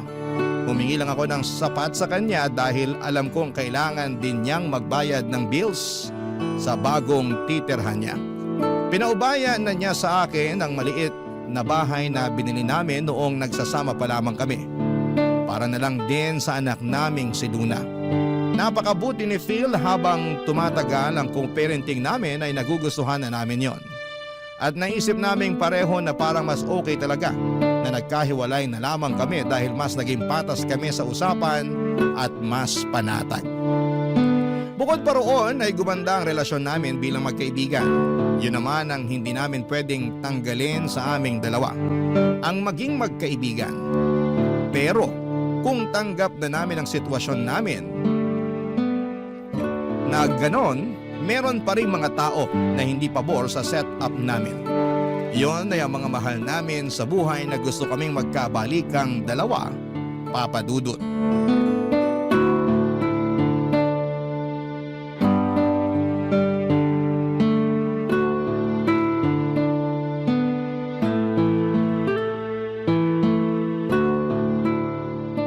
Sorry kung nalate ako ng dating ha. Hindi ko inasahan na magdadagdag pa yung boss namin ng trabaho eh. Okay lang yun. Sabi ko naman sa'yo, okay lang kung hindi ka muna makadalaw ngayon eh. Bawing-bawi ka naman ng mga nakaraan. Hindi pwede. Napag-usapan na natin to. Pagdalaw na nga lang ang gagawin ko, hindi ko pa magawa. Ayos nga lang. Baka naman maumay na ang anak mo sa'yo sa kakadalaw.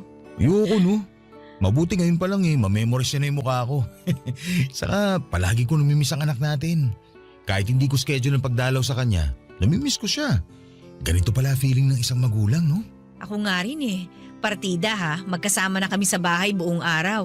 Pero kapag lalabas ako at ipababantay ko kay mama si Luna, naku, hindi ako mapakali. Gusto ko nang umuwi kagad para makasama ang anak natin. Ay, kamusta pala mama mo? Ang tagal ko nang hindi sila nakikita ng papa mo ha. Pakisabi, nabanggit ko sila sa'yo ha. Baka mamaya magtampo na sila sa akin. Ay nako, mas mabuting wag muna kita banggitin sa kanila. Oh, bakit naman? Eh kasi kukulitin lang nila ako. Kukulitin? Na ano, makipagbalikan sa'yo. Ah, kuha ko na. Ganyan din si nanay at tatay sa akin. Bakit daw hindi na lang natin ayusin ang relasyon natin? At kapag sinabi nating maayos naman tayo sa isa't isa, mas lalo nila tayong ipupush na magkabalikan. Kasi nga okay naman daw tayo. Eh bakit hindi na lang daw tayo magsama ulit? Hindi naman daw pala tayo magkagalit tulad ng iba. Alam mo ba, rinding-rindi na ako sa kanila sa tuwing kinukumusta kanila ha. Lalo na si mama, lagi nagpaparinig na mahirap maging single mom. Na kesyo kailangan ko pa rin daw ng kasama dito sa bahay sa pag-asikaso kay Luna at kung ano-ano pa.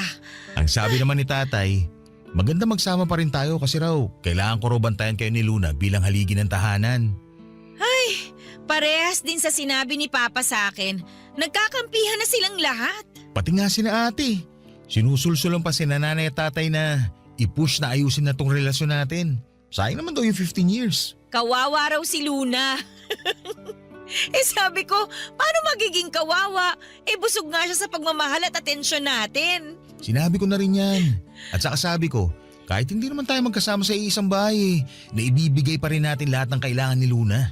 Kaso ayaw pa rin nilang magpatalo no? Sasabihin nila na kesyo mas maganda pa rin kung magkasamang dalawa. Ay nako, yan mismo ang linya ni na mama. Paulit-ulit. Sabi ko nga, i-record na lang nila para hindi na sila mapagod kakapangaral. Sa susunod talaga, ako na magre-record ng mga advice nila para ipe-play ko na lang kapag naisip nila makialam ulit. Order tayo ng recorder online. Sana matanggap na nila yung bagong setup natin, no? Oo nga eh. Tayo nakamove on na, sila ayaw pa rin talaga. Hindi ko rin naman sila kasi masisisi. Nasanay sila na magkasama tayo, tsaka walang broken family sa angkan namin eh. Ako lang yata ang nagpasimula. Hindi naman tayo broken family ah. Walang broken sa sitwasyon natin.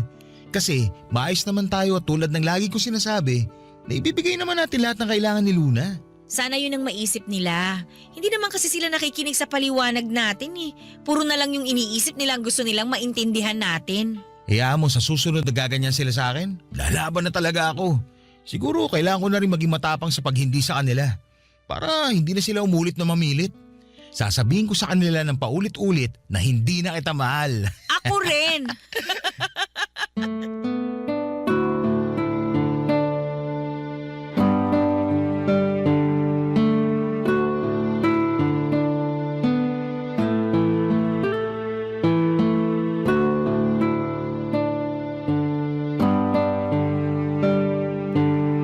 Papadudot, nagsinungaling ako kay Phil. Mahal ko pa rin siya. Walang nagbago. Andun pa rin ang feelings ko para sa kanya, kaya lang syempre ay hindi ko naman yon pwedeng aminin. Ayaw ko namang magbukhang kawawa dahil obviously ay hindi na niya ako mahal. Paulit-ulit na lang niyang sinasabi sa akin yon. Alam kong hindi naman niya intensyon na saktan ako sa mga salitang yon. Dahil akala niya ay hindi ko na rin siya mahal, pero ang sakit pa rin pala kapag narinig ko yon sa kanya. Nagagawa ko na lang na magpanggap, papadudot, para naman isave ang pride ko. Pero habang tumatagal, ang hirap na ring itago. Pero wala akong ibang choice kundi ang ipakita sa kanya na parehas lamang kami ng nararamdaman para sa isa't isa. Baka kasi kapag nalaman niyang may feelings pa rin ako sa kanya, mailang na siya sa akin. Baka hindi na mag-work out ang co-parenting namin. Siyempre ayokong mangyari yon. Damay kasi ang anak naming si Luna pag ganoon ang nangyari. Bilang isang ina ay wala akong ibang dapat na i-prioritize kundi ang kapakanan ng anak ko. Kahit sabihin pang binaon ko na ang sarili kong nararamdaman. Nanay na ako, una na palagi sa listahan ang anak ko. Kahit masakit, alam kong masasanay din ako. Siguro nga papadudot ay kailangan ko lang ng oras para maka-move on para kay Phil. Pero paano nga ba ako mag-move on, mga kapuso? Sa kanya, palagi ko siyang nakikita. Minsan gusto ko nang bawasan ang oras ng pagdalaw niya, papadudot. Pero ang ending, ako itong palaging nahihirapan dahil hindi naman nababawasan ang feelings ko para sa kanya. Minsan nga mas nadadagdagan pa kasi naman mas nakikita ko kung gaano siya kabuting ama para sa aming anak, papadudot. Barangay Love Stories. Barangay Love Stories. Sa pagpapatuloy ng co-parenting namin ni Phil ay naging smooth naman ang lahat. Kung meron mang gusot ay mabilis lang na naaayos. Mas naging mabait din siya sa akin, lahat ng i-request ko. Kahit pang personal ko ay ibinibigay niya. Ginagawa niya lagi ng paraan kahit na mahirap. Kaya naman parang nahirapan ako na maka-move on sa kanya. Gustuhin ko mang pigilan siya sa mga efforts niya, pero nananabik ako sa tuwing pinapakitaan niya ako ng maganda. Kaya naman hinayaan ko na lamang siya at iniisip ko na lamang nalilipas din ang nararamdaman ko. Masyado pa namang maaga para magmadali na mawala na lahat ng feelings ko sa kanya. 15 years kaming nagsama, hindi ba? Maintindihan naman ninyo kung hindi ko pa siya kayang bitawan. Saka ang importante ay hindi naman ako gumagawa ng dahilan para makipagbalikan sa kanya, papadudot. Tinanggap ko na. Kahit mahirap, kahit may feelings pa ako sa kanya, na hindi na kami pwede sa isa't isa. Kahit sabihin pang minsan ay pinapangarap kong hanggang pagtanda ay magkasama kaming dalawa. Pero ganon siguro talaga, no? May mga taong hanggang pangarap lang. Walang katuparan at dapat maging ayos lang tayo doon. Siguro ihintayin ko na lang ang tamang tao para sa akin. Pero bakit kaya ganon sa tuwing ipinagdarasal ko na makilala na ang tamang tao para sa akin ay biglang lumalabas ang mukha ni Phil sa isipan ko. Talagang siya pa rin pero ako mukhang nakalimutan na niya ng tuluyan. Napatunayan ko yon nang minsang dumalaw siya sa bahay at ibinalita sa akin ang bagong kaganapan sa buhay niya.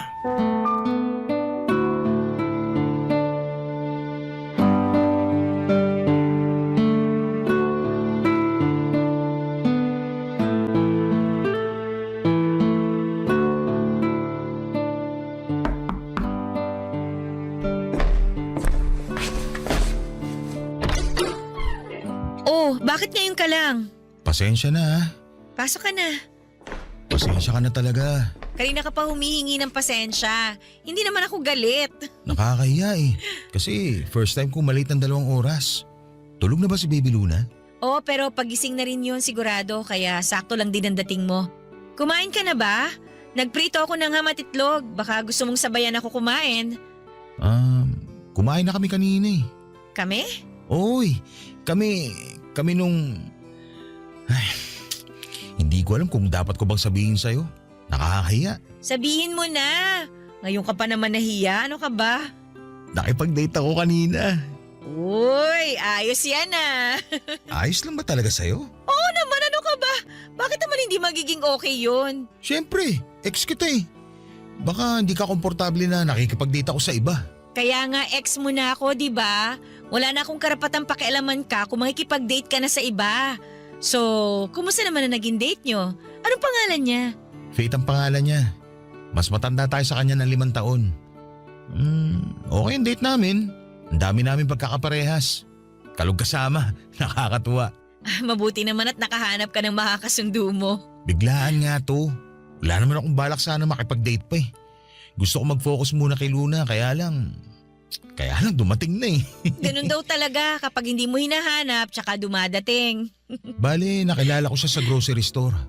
Naalala mo last month? Nung inutusan mo akong bumili ng diapers ni Luna? Nagpabili ka nga rin sa akin nun ng napkin mo. Oh, tingnan mo nga naman. Ako pa yata ang naging tulay para magkakilala kayo. Ang galing, di ba? Woo! Oo nga eh. Nakakatuwa. Nasaktuhan niya ako na hirap hanapin kung anong napkin ang kailangan mo. Pinaliwanag niya sa akin kung bakit may wings yung napkin. Saka siya rin mismo nagturo ng magandang feminine wash para sa'yo. Kaya next week na mag-grocery ako, isasabay ko na yun para mabili ko yung sa'yo. Salamat ka mo kay Faith dahil bigla ako nagkaroon ng regalong feminine wash galing sa'yo. Nakakatuwa siya. Simple mga bagay lang din ang nagpapasaya sa kanya. Parang ikaw. Parang ako? Oo. Medyo naalala nga kita nung kasama ko siya eh. Halos parehas kayo ng ugali. Siguro talagang mga katulad mo ang trip ko sa babae. Pero Phil, Ano yun? wag mo na ako masyado ibida kay Faith sa next na date ninyo. Para naman hindi siya mailang. Ayaw naming mga babae ng ganun, no? Feeling namin na ikukumpara kami sa mga ex. Feeling namin, hirap pa rin kayo makamove on sa mga ex nyo kapag ganun. Sus, hindi niya na kailangan mag-worry, no? Kasi ako, nakamove on na ako sa'yo. 100% pa nga. Wow, maganda yan ha. Fully healed ka na sa akin. Matagal na. Kaya nga, lakas lang din ang loob ko na magkagusto kay Faith. Kasi kampante na ako na wala nang atrasan ng paliligaw ko sa kanya. Gusto ko na talaga siya eh. Gustong gusto. Para akong tinusok ng ilang daang pirasong karayom sa sinabi ni Phil, Papa Dudut. Bakit naman kailangang ganon pa ang sabihin niya? Nasaktan ako roon ha? Hindi ko lang pinahalata kasi pinagtakpan ako ng pride ko. Nakangiti ako sa buong pag-uusap namin kahit ngalay na ako noon. Wala akong pakialam kasi naman ay kailangan kong magpanggap na masaya ako para sa kanya. Kahit sa totoo lang ay para na akong inaapakan ng ilang daang libong elepante. Ang OA ng pagkakadescribe ko, hindi ba? Pero ganon kasakit marinig na yung taong mahal mo ay iba na palang gusto. Lalo na noong sinabi ni Phil na 100% na siyang nakamove on sa akin. Grabe yon. Halos ilang araw ding umikot-ikot sa utak ko ang mga salita niyang yon. Gustuhin ko mang mag-change topic ng mga oras na yon, pero hindi ko magawa. Paano ba naman kasi ay laging naililiko ni Phil ang usapan at papunta kay Faith yon? Kasalanan ko rin naman eh. Sinabi ko kay Phil na okay lang na magkwento siya sa akin tungkol kay Faith at sa ligawan nilang dalawa. Hindi ko naman kasi inakala na magiging ganon ka-insensitive si Phil para bulgaran pa niyang sabihin sa akin lahat ng detalye sa date nila ni Faith. Nakakabwisit at nakakaselos pakinggan kung paano niya ibida kung gaano kaganda at kabait si Faith. Nakaramdam ako ng insecurity pero syempre hindi ko naman pwedeng ipakita yon sa kanya. At ang masakit pa, sa pagdaan pa ng mga araw ay nabawasan ang pagdalaw ni Phil sa amin ni Luna. At kapag dadalaw naman siya, paniguradong may bago na naman siyang kwento sa mga date nila ni Faith. Nakakarindi na. Pero kailangan kong panindigan ang sinabi kong masaya ako para sa bagong love life niya. Kahit na halos maiyak na ako sa selos dahil sa mga sweet na kwento niya tungkol kay Faith Papa Dudut.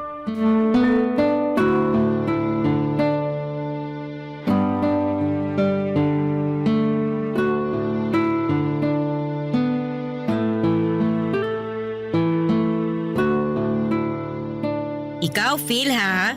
Bakit? Tanggalin mo nga yung ngiti sa labi mo. Nakita mo na nga seryoso at galit ako eh. Sorry na. Ang happy ko lang kasi ngayon. Unang mansari namin bukas ni Faith. At alam mo ba, marami na akong plano para bukas. O teka, di ba sasamahan mo ako para sa check-up ni Baby Luna bukas? Ha? Bukas na ba yun? Wala, sorry. Nakalimutan ko. Kaya ako nagtatampo sa'yo eh. Nakakalimutan mo ng schedule mo kay Baby Luna. Madalas ka pang late pag pumupunta dito. Tapos nababawasan na rin yung araw ng pagdalaw mo. Pagpasensya mo na ako, Audrey. Ngayon lang ulit ako naging masaya eh. Ngayon lang naman to. Nagsisimula pa lang naman kami ni Faith. Alam mo naman siguro yung ganitong feeling, hindi ba? Anong ganyang feeling? Yun yung mga unang araw, linggo at buwan nyo bilang magkarelasyon. Di ba puro kilig lang? Yung tipong ayaw nyo mawalay sa isa't isa. Ganun kasi ang nararamdaman ko ngayon kay Faith eh. Alam ko, nababadoyan ka na pero totoo kasi. Wala akong pakialam kung kiligin ka o para ka nakalutang sa ere dyan sa relasyon nyo ni Faith. Ang sa akin lang, sana sumunod ka naman sa schedule na napag-usapan natin para kay Luna. Ngayon lang ako papalya para sa schedule kay Luna. Pagbigyan nyo na sana ako ha. Hindi ko kasi alam na may schedule talaga. O baka nakalimutan ko lang din. Masyado kasi ako nag-i-enjoy magplano ng first mansary date namin ni Faith. Unawain mo naman ako, please. Ay nako. Please, Audrey. Please. Babawi ka sa susunod ha? Oo naman. Bawat kasalanan at pagkukulang ko sa inyo ni Luna, doble ang ibabalik kong bawi. Promise yun. Oo na. Ang hirap mo palang ma-in love. Masyado kang OA. Uy, huwag ka nga. Ganito ka rin naman noon ah. Kailan naman? Nung tayo.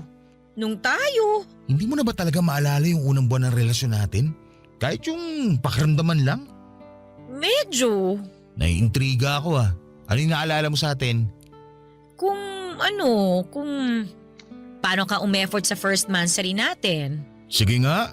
Anong ginawa ko sa first mansary natin ha?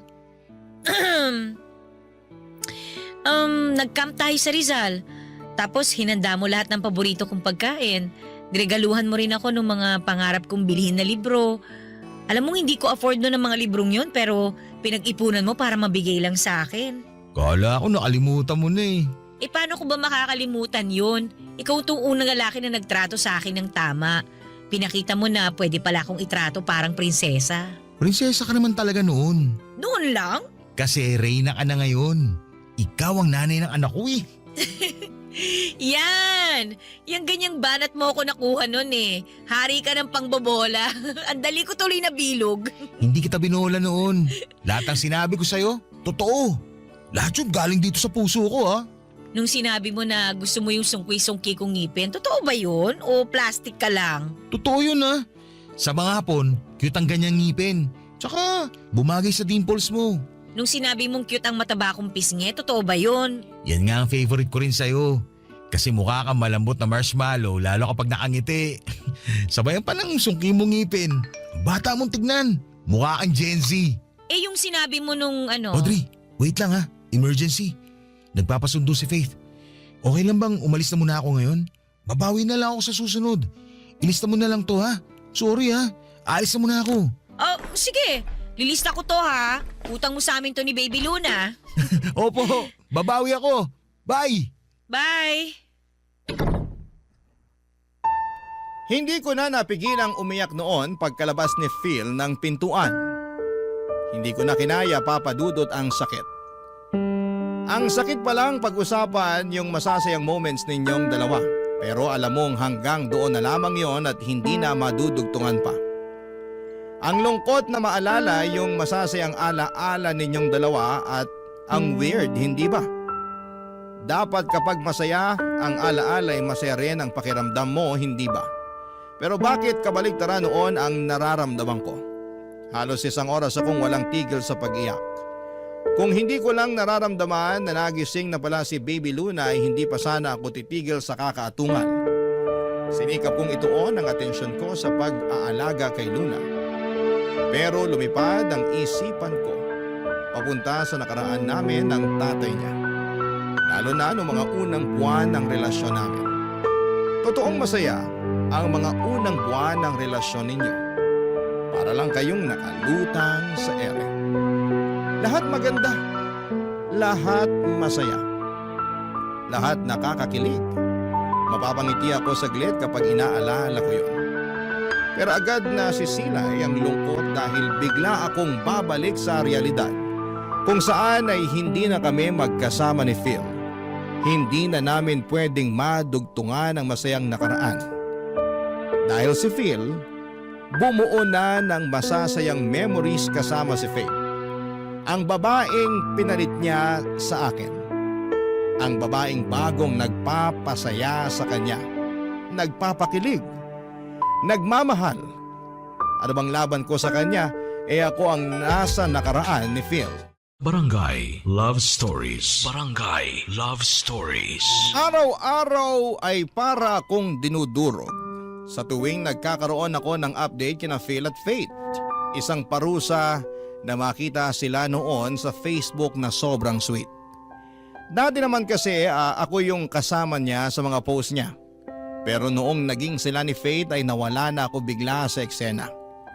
Dinilit na rin ni Phil ang mga pictures namin.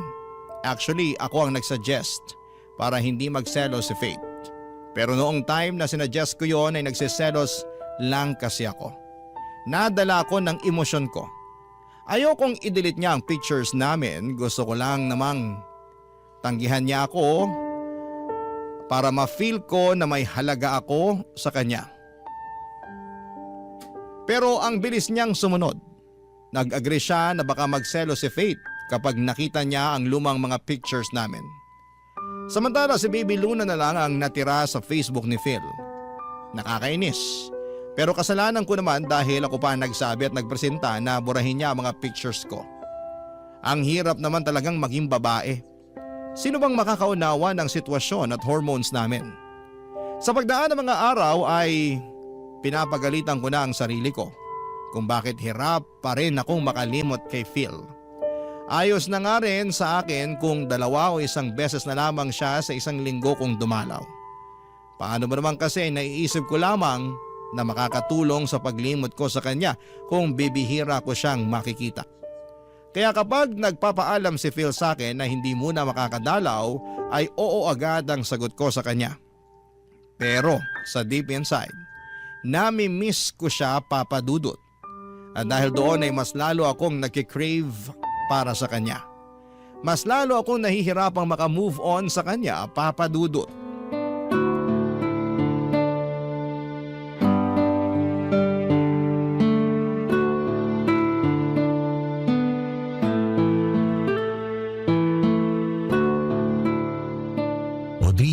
Sa tingin mo, nakalimutan na ako ni Baby Luna? Ha? Ano ba namang tanong yan? Kasi bihira na ako magpakita eh. At sino namang may kasalanan nun? Sorry na, nahihiya na rin ako eh. Ayos lang yun. Iintindihin ka na lang namin dahil in love ka. Ikaw ba? Anong ako? Kailan ka ba yung in love? Oy, hindi porket in love ka ngayon dapat ako rin. Gusto lang naman kita makita masaya. Masaya naman ako Saya-saya ko nga Ewan ko lang kung papayag ka pero may rereto sana ako sa'yo. Pinsan ni Faith, naghahanap ng girlfriend. Naisip ka agad kita. Baboy nito! Ha? Nag-iisip ka ba? Irereto mo ako sa kamag-anak ng girlfriend mo? Ex mo ko, Phil, ano ka ba? Baka lang nakakalimutan mo ha? Hindi ako tropa mo na pwedeng ireto lang sa kamag-anak ng girlfriend mo, no? Sorry pero nakita ko naman kasi na matino yung pinsan ni Faith. Jake nga pala pangalan niya. May negosyo saka… Ganyan ka na ba ka-insensitive ngayon? Pakinggan mo muna kasi ako. Maayos si Jake. Tapos… Ako ang pakinggan mo kasi ilang buwan na ako nagtitimpi sa pagiging manhid mo. Anong ibig mo sabihin? Yan, tingnan mo na. Wala kang ideya kung bakit ako sumasabog ng ganito sa'yo ngayon? Ganyan ka kamanhid. Diretsahin mo kasi ako para maintindihan ko. Ang bastos mo para ireto ako sa iba. Gusto lang naman kita maging masaya. Hindi ako masaya, Phil. Peke lahat ng sinasabi ko sa'yo. Ni minsan hindi ako naging masaya na may bago ka ng karelasyon. Hindi ako natutuwa at mas lalong hindi ako kinikilig sa tuwing nagkukwento ka sa akin tungkol sa mga date niyo ni Faith. Ha? Akala ko ba? Akala ko rin eh. Akala ko kaya kong maging masaya para sa'yo. Gusto ko naman talaga eh. Kasi naniniwala ako na kapag masaya ang tatay ng anak ko, aapaw yun at maaambunan mo si Luna. Oo, at nagagawa mo yun sa anak natin. Pero hindi naman ako maambunan kahit konting saya. Phil, masakit pa rin. Pinaplastic ko ng sarili ko. Ilang buwan na. Ayoko na ng ganito. Mahal mo pa rin ba ako, Audrey? Hindi ko alam. Oo, siguro. Baka. Gusto ko ng klarong sagot. At kung klarong oo, anong gagawin mo? Ititigil ko na ang relasyon namin ni Faith. Gagawin mo yon para sa akin? Oo! Kasi kayo naman ni Luna ang priority ko. At nag-promise ako na kapag hindi ka pa okay na magkaroon ako ng bago, hindi ko gagawin. Gusto kong maging masaya ang nanay ng anak ko. Kasi kapag masaya ka, aapaw yun sa anak nating si Luna, hindi ba? Yan! Yan ang dahilan kung bakit gusto kitang hayaang maging masaya kay Faith kahit ang sakit. Kasi ang bait mo eh. Ginagawa mo ang lahat para iparamdam sa amin ni Luna na kami pa rin ang una para sa'yo. Kayo naman talaga palagi ang una eh. Pero minsan nararamdaman ko na hindi na ako kasali sa inuuna mo. Sorry kung naiparamdam ko yun sa'yo nito mga nakaraan. Babawi ako. Makikipag-cool off muna ako kay Faith para maayos natin ang sitwasyon natin. Hindi mo kailangang gawin yon. Gagawin ko yun. Ayoko makitang malungkot at nasasaktan ka dahil sa akin. Pinangako ko sa sarili ko na kahit natapos na tayo, hindi ko hahayaan na maramdaman mo na nag-iisa at nalulungkot ka sa sitwasyon mo.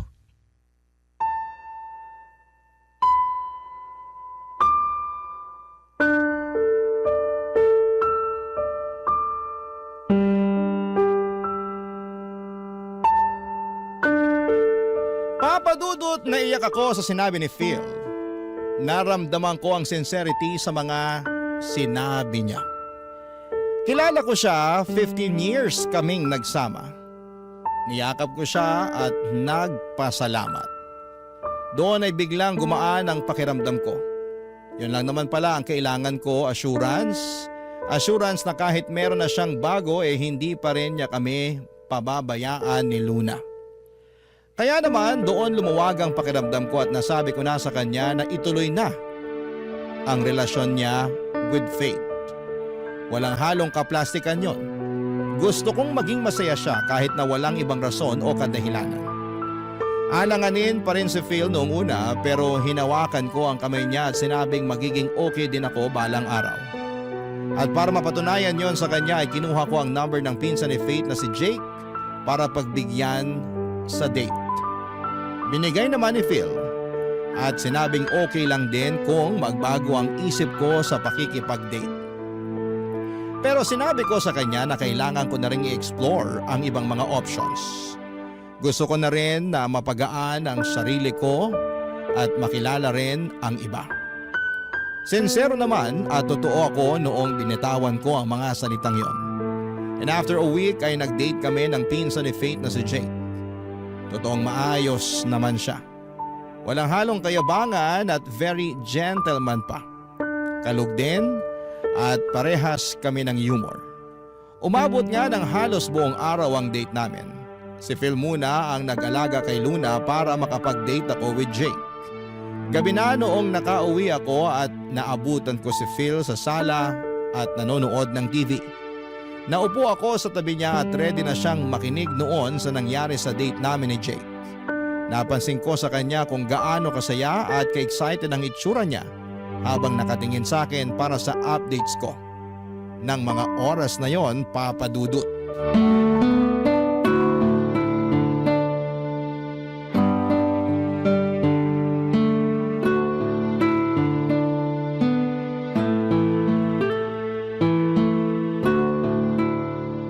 So ano, kamusta?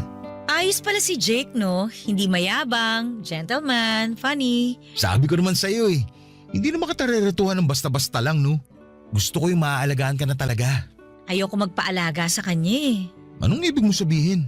Walang next date para sa amin. Ha? Akala ko ba ay si Jake para sa'yo?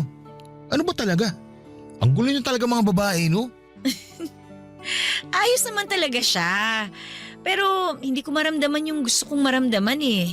Walang spark. Ginudge mo naman kasi kaagad. Baka kailangan na second date. Baka doon naman magkaroon ng spark. Doon ka na makukuryente. Ay nako, kilala ko ang sarili ko. Kapag una pa lang walang spark, wala na talaga. Ekis. Nakaramdam ka ba ng spark sa akin nung una pa lang? Tatagal ba tayo ng 15 years kung wala? Sorry. Bakit ka naman nagsusorry? Kasi napundi ko yata yung spark sa puso mo. Ang corny mo ha. Hindi mo kasalanan kung hindi ko pa na-feel yung spark kay Jake. Baka sa next na ida-date ko, hindi ko alam. Ayokong pilitin. Basta mararamdaman ko yon. Ayoko magmadali. Sigurado ka bang okay ka lang? Ayan ka na naman eh. Nag-worry ka na naman sa akin. Hindi na nakakatuwa yan ha. Feeling ko tuloy kawawa ako. Hindi ka naman nagmukhang kawawa sa akin, no? Gusto ko lang din talagang makitang happy ka na. Kasi ako happy na ako eh. At happy din ako for you. Yung happiness ko, darating din yun. Huwag dapat pilitin. Ikaw nga, biglang dumating si Fate sa buhay mo nang hindi inaasahan, di ba? Ganon din sa akin. Sigurado yun. Sana dumating na kagad yung para sa'yo. Dumating na si Baby Luna sa akin. Siya yung para sa akin. Alam mo naman ang ibig ko sabihin. Oo nga, alam ko na yan. Pero habang wala pa, si Baby Luna muna ang para sa akin. Sa kanya ko palang ulit naramdaman yung spark eh. Hayaan mo, kapag may dumating, sasabihin ko kagad sa'yo. Abang lang tayo ng spark, baka maramdaman ko rin sa grocery store. Audrey, O ano na naman? sana alam mo na minahal talaga kita. Sobra. Ano na naman kadramahan yan? Gusto ko lang ipaalala sa'yo. Nakaramdam din ako ng spark sa'yo. Alam ko naman yun. O siya, sige na, umuwi ka na para makapagpahinga ka na rin. Alam ko, pinagod ka ni Baby Luna. Saka kailangan ko na rin maglinis dito. Ayoko ng storbo. Okay. Kung may kailangan ka, i-message mo lang ako ha. Magre-reply ka agad ako. Sige, ingat ka ha. Okay? Audrey, Bakit? Ano yun? sorry talaga kung hindi tayo umubra ha. Okay lang yun. Ano ka ba? Hindi man tayo magkatuluyan sa buhay na to. Baka sa susunod na buhay, pwede na. Eddie, see you na lang sa next life. See you.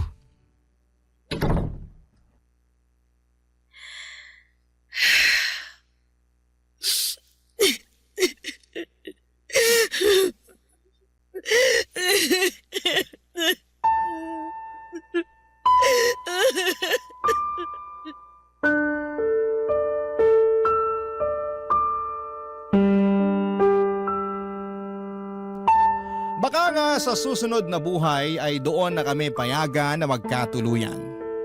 Baka may kailangan lang kaming matutunan ngayon sa isa't isa sa buhay na ito.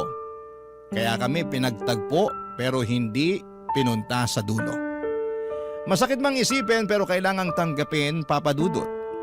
Dahil sa sinabi ni Phil na yon ay na-realize ko na pwede pa rin pala kami. Pero baka sa susunod na buhay na namin yon. Siguro sa next life namin, hindi na komplikado. Kasama pa rin namin si Baby Luna hanggang pagtanda, kaming dalawa ang magkasama. Baka nga sa next life ay meron pa kaming ibang mga anak. Mga anak na siyang magpapatibay ng relasyon naming dalawa. Ang sarap lang isipin na ganon nga ang pwede kong abangan kung totoo ang reincarnation. Sana sa susunod na buhay, pagbigyan na kami ni Lord. Kahit na isang buhay lang ay maitama namin ang lahat ng pagkukulang at mali namin sa buhay na ito. Kahit na isang buhay lang. Pero sa ngayon ay kailangan kong harapin ang lahat ng ito sa buhay ko ngayon. Ito kasi ang realidad. Hiwalay kami ni Phil at ang nag-uugnay lang sa amin ay si Luna. At sa usapan namin co-parenting sa kanya. Sa buhay na ito ay kailangan lang siguro naming tanggapin na ito ang role namin sa mundo. Maayos naman kami, kahit masakit, siguro balang araw ay mawawala rin yung lungkot na nafe-feel ko. Kasi siguro balang araw ay makikilala ko ang tamang tao para sa akin sa lifetime na ito. Hindi ko pa man siya nakikilala pero ramdam ko na kaagad na magiging masaya ako para sa kanya. At magagawa ko nang makalimutan lahat ng gabi na umiiyak ako dahil sa hiwalayan namin ni Phil. Balang araw, darating din siya. Darating kapag hindi na kailangang hanapin. Maraming salamat po sa pagbasa ng aking liham. Sana ay nakakuha kayo ng inspirasyon at ng lakas para ipagpatuloy pa ang buhay. Kahit minsang nasaktan ang mga puso ninyo sa pagkakawalay sa taong inaakala ninyong makakasama ninyo hanggang sa dulo. Masakit man, pero kailangang tanggapin. Ang inyong kapuso at kabarangay forever, Audrey. Anong say mo sa Barangay Love Stories na ito? Pagkwentuhan natin sa comment section yan.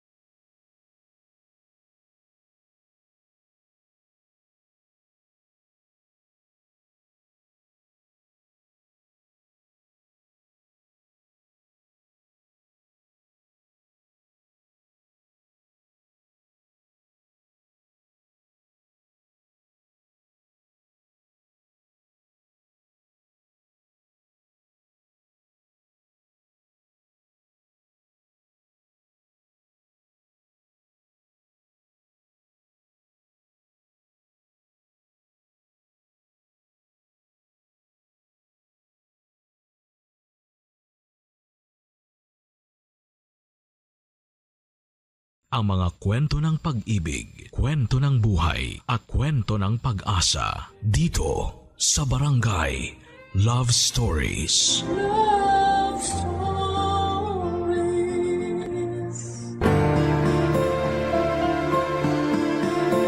Bago tayo gumawa ng mga bagay na pagsisisihan natin sa huli ay isipin muna natin ang kahihinatnan nito.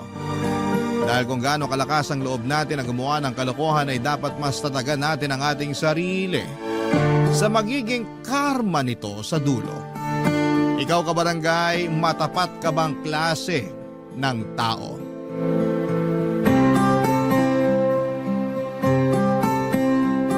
Dear Papa Dudut, lahat naman siguro tayo ay deserve ng second chance. Lalo na kung pinagsisihan na natin ang mga kasalanan natin.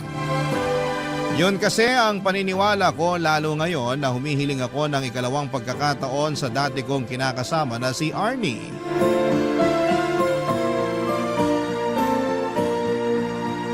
Nagbagong buhay na ako at gusto kong patunayan sa kanya na handa na ulit akong maging responsableng kinakasama niya at tatay ng aming mga anak. Itago niyo na lamang po ako sa pangalang Sev, 35 years old, call center agent na taga Quezon City. May kinakasama ako noon na ang pangalan naman ay Arnie. May anak kami ni Arnie na 4 na taong gulang na. Pero nito lang January 2024 ay nakipaghiwalay ako sa kanya sa kadahilanang nawala na ako ng gana sa aming relasyon. Hindi na siya yung babaeng nakikita ko na gusto ko pang makasama sa pagtanda. At kahit na alam kong masakit ay ginawa ko pa rin ang tingin ko ay nararapat, Papa Dudut.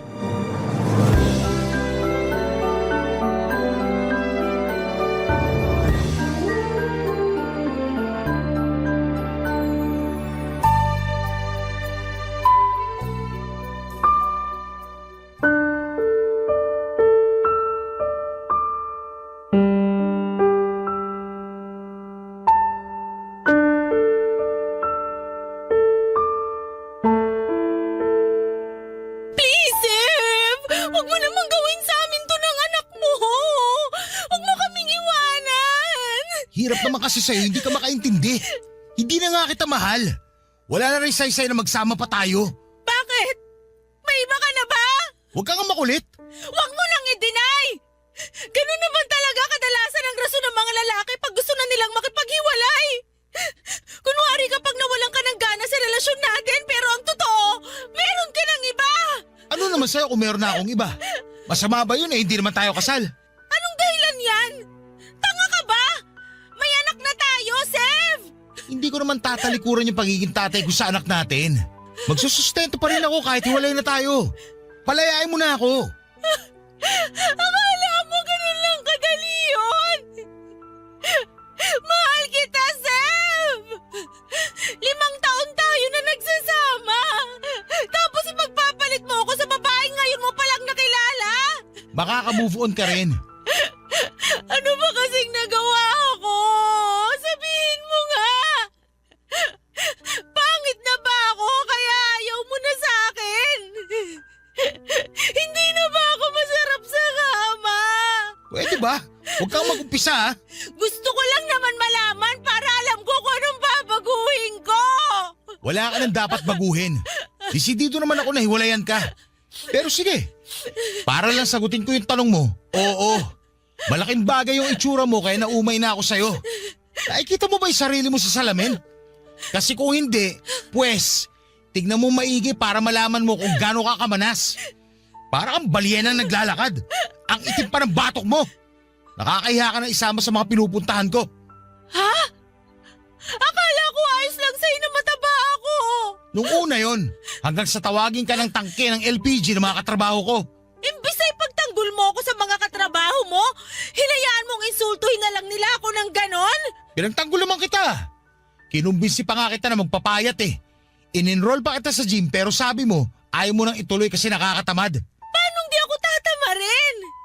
Abala na ako sa pag-aalaga sa anak natin at pag-aasikaso sa'yo. Mabuti sana kung nag-aalala ka sa kalusugan ko eh. Pero mukhang mas nag-aalala ka sa sasabihin ng ibang tao sa'yo. Oo, mas inaalala ko yun kasi nakakahiya. Sinimulan na rin nila akong tuksuin kaya doon ako nawala ng gana sa'yo. Kaya ka naghanap ng mas sexy sa akin, yun ba? Oo! Sexy siya at mas maganda sa'yo. Napakawalang iya mo! Buo na talaga yung desisyon ko. Gusto ko nang makipaghiwalay sa'yo. Swerte mo nga eh. Sa itsura mong yan, hindi ko na pinatagal yung panloloko sa'yo. Ang kapal ng mukha mo! Buisit ka. Tingnan mo, nagdugo tuloy yung labi ko dahil sa sampal mo. Kulang pa yan kumpara sa ginawa at mga sinabi mo sa akin! Ayan! Ayan pa yung isang ayaw ko sa'yo. Masyado kang bayolente at taklesa. Sige lang, pagpatuloy mo lang yan. Mas lalo ko na talagang naiisip na tama ang desisyon ko na makapaghiwalay sa'yo. Tandaan mo na kapag umalis ka sa pamamahay na to, wala ka nang babalikan! Hindi na kita tatanggapin uli sa buhay ko! Kahit magmakaawa ka pa at umiyak ng dugo! Tigas naman ang mukha mo na isipin na babalik pa ako sa'yo. Ikaw ang kahit na umiyak ng dugo, hindi pa rin magbabagong isip ko. Iiwan na talaga kita. Ayoko na maisama sa mga tulad mo na mukhang ulikba. Papadudot, hindi ko naman talaga gustong insultuhin si Arnie dahil kahit papaano ay minahal ko naman siya sa loob ng 5 taon naming pagsasama. Kaya lang ay masyado siyang desperadong alamin ang dahilan kung bakit ayaw ko na sa kanya. Bagay na medyo nagpainit sa ulo ko kaya nasabi ko ang katotohanan. Hindi ko rin maintindihan kung gaano ba kahirap tanggapin na ayaw ko na siyang makasama. Pasalamat nga siya, handa pa rin akong magsustento sa anak namin. Nauwi kami sa matinding pagtatalo noong araw na umalis na ako sa nirerentahan naming apartment. Sobrang saya ko ng mga panahong yon dahil nakalaya na ako sa relasyon namin. Pagkatapos, mabilis kong pinuntahan ang sinasabing babae ni Arnie na si Leia. Kasama ko sa call center. Ang totoo ay tama naman lahat ng mga sinabi ni Arnie. Malaking dahilan ng paghiwalay namin ay noong nagkagusto na ako kay Leia. Nagsimula lang namang kaming magka-developan around December 2023. Pero matagal-tagal na ako nanlalamig sa relasyon namin ni Arnie dahil nga unti-unti nang nawala yung dati niyang ganda.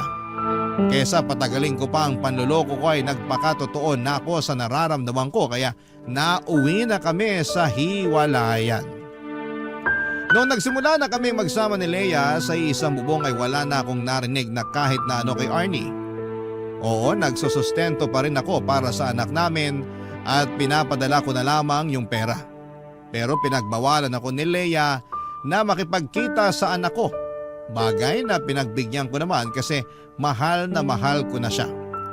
Mabilis na lumipas ang 6 na buwan at nakita ko na lamang ang sarili ko na napapaisip kung ano na ang kalagayan ng mag-ina ko. Huling balita ko ay umalis sila ng anak namin sa apartment na nirerentahan namin at umuwi sa nanay niya na taga Marikina.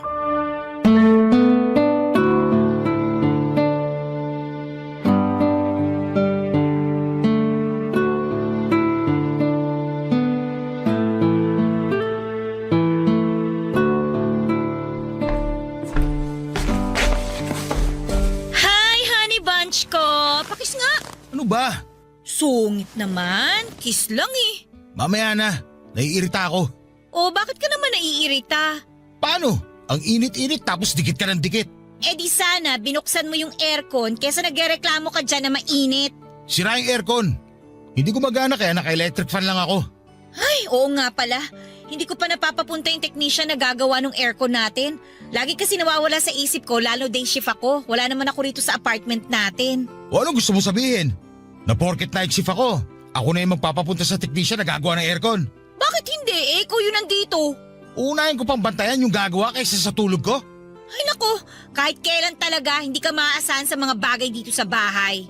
Matagal mo ng kontak yung nag-aayos ng aircon. Kaya ikaw na umasikaso nun. Oo na. Sige, pag sinipag ako, pero sa ngayon, tiyagain mo na lang muna yung electric fan. Ano pa nga ba? Basta huwag ka lang dumikit sa akin. Naalibadbaran ako. Magbabangayan na lang ba tayo ngayong rest day natin? Kasi kung oo, mabuti pa pumunta na lang ako sa mall para manood ng sine. At least doon may aircon. Malamig. Bahala ka sa buhay mo. Basta dito lang ako sa bahay. Kanina ko ba napapansin na kasubsub ka dyan sa cellphone mo ah? Ano ba pinagkakaabalahan mo? Patingin nga. Uy! Akin na. Ano ba? Wala lang to. Sa ubo nga inaagaw phone ko. Teka, ano yan ha? Profile ba yan ni Arnie? Bakit ini-stalk mo yung ex mo ha? Ano naman ngayon? Anong ngayon? Bakit mo nga siya ini-stalk ha? Wala lang. Pwede ba? Wag mo akong gawing tanga. Sa palagay mo maniniwala ako sa sagot mo? Wala naman talaga eh. Masyado ka lang praning. Sino bang hindi mapapraning? Sige nga. Ano malay ko? Mamaya nag-uusap na pala ulit kayo. Ang advance mo naman mag-isip. Tsaka hindi na active sa social media si Arnie. Ini-stalk ko lang siya para makita yung mga ina-upload yung picture ng anak namin. Bakit? Namimiss mo na yung anak nyo? Oo! Ilang buwan ko na rin kasi hindi nakikita yung anak ko. Di ba pinagbawalan mo ako na makita siya? Kaya malamang namimiss ko na siya. Oh, sinunod kita ha? Hindi ko kinikita ang anak ko. Baka naman magalit ka pa na tinitignan ko picture niya. Pasensya ka na ha. Takot lang naman ako na baka may feelings ka pa kay Arnie. Tapos magkabalikan kayo pag pinayagan kita makipagkita sa anak mo. Bakit mo naman naisip eh, ikaw nga yung mahal ko. Hirap sa'yo, lagi kang praning eh. Hindi mo ako masisisi no? Nagawa mo ang iwanan yung mag-ina mo eh. Paano na lang ako, di ba? Baka nakakalimutan mo. Iniwanan ko sila ng dahil sa'yo. Hindi ko nakakalimutan yon. Pero ayoko lang na gawin mo rin sa akin yon. Sa totoo lang, parang malapit na kitang iwan. Nakakayamot ka na eh. Lakas ng tama mo. Mabuti pa, umalis ka na. Di ba sabi mo pupunta ka sa mall? Alis na! Ayoko munang makita yung pagmumukha mo dito. Papa Dudut, hindi totoo na may feelings pa ako kay Arnie katulad ng binibintang sa akin ni Leia. Praning lamang siya, bagay na kinakainis ko ng mga panahong yon. Kaya nauwi kami sa pagtatalo. Ayoko sa lahat na pinagbibintangan ako ng bagay na hindi naman totoo. Masama bang ma-curious kung ano na ang buhay ng dati kong kinakasama? Siya pa rin naman ang nanay ng anak ko at dahil nga ilang buwan na kaming hiwalay at hindi ko sila nakikita ay miss ko na ang anak ko. Sa totoo lang ay hindi yun ang una't huling beses na nagtalo kami ni Leia nang dahil sa pang-i-stalk ko sa Facebook account ni Arnie. Hindi ko kasi mapigilang tingnan doon yung old photos namin ng anak ko. Bagaman hindi na active si Arnie sa social media ay masaya pa rin ako kasi hindi niya ako in-unfriend. Akala ko kasi ibablock niya ako dahil ganon ang tipikal na ginagawa ng mga babae kapag nasasaktan sila dahil iniiwan sila ng lalaki. Kaya buti na lamang talaga at magkaibigan pa rin kami ng ex ko kahit sa social media lang. Papa Dudut. Barangay Love Stories. Barangay Love Stories. Papa Dudut, kung hindi ang Facebook account ni Arnie ang ini-stalk ko ay madalas akong mahuli ni Leia na tumitingin at naglalike ng picture ng mga sexy na babae online. Pero para sa akin ay wala lang yon. Paghanga lang yon kasi nagagandahan ako sa hubog ng mga katawan nila. Dumating din yung punto na dumating na rin yung punto na hindi na rin ganon ka-sexy itong si Leia at parang bigla niyang napabayaan ang sarili niya mula noong magsama kami sa loob lang ng 6 na buwan. Kumbagay hindi na siya kaakit-akit sa paningin ko kaya parang nabawasan na rin ang pagmamahal ko sa kanya. Sa kabilang banda ay malaking dahilan din ng panlalamig ko sa kanya ay ang hindi namin pagkakaroon ng anak. 2 beses na kasing nakunan si Leia kaya natakot na siyang magbuntis. Ayaw na niyang sumubo kasi baka raw mag 50-50 na siya sa susunod. At dahil nga sa sitwasyon namin ay na-frustrate ako at lalo kong na-miss ang anak namin ni Arnie. Dumating ang oras na naapektuhan na rin ng husto ang pagsasama namin ni Leia dahil sa dami ng problemang nararanasan namin at sa kadahilan ng hindi kami magkaroon ng anak.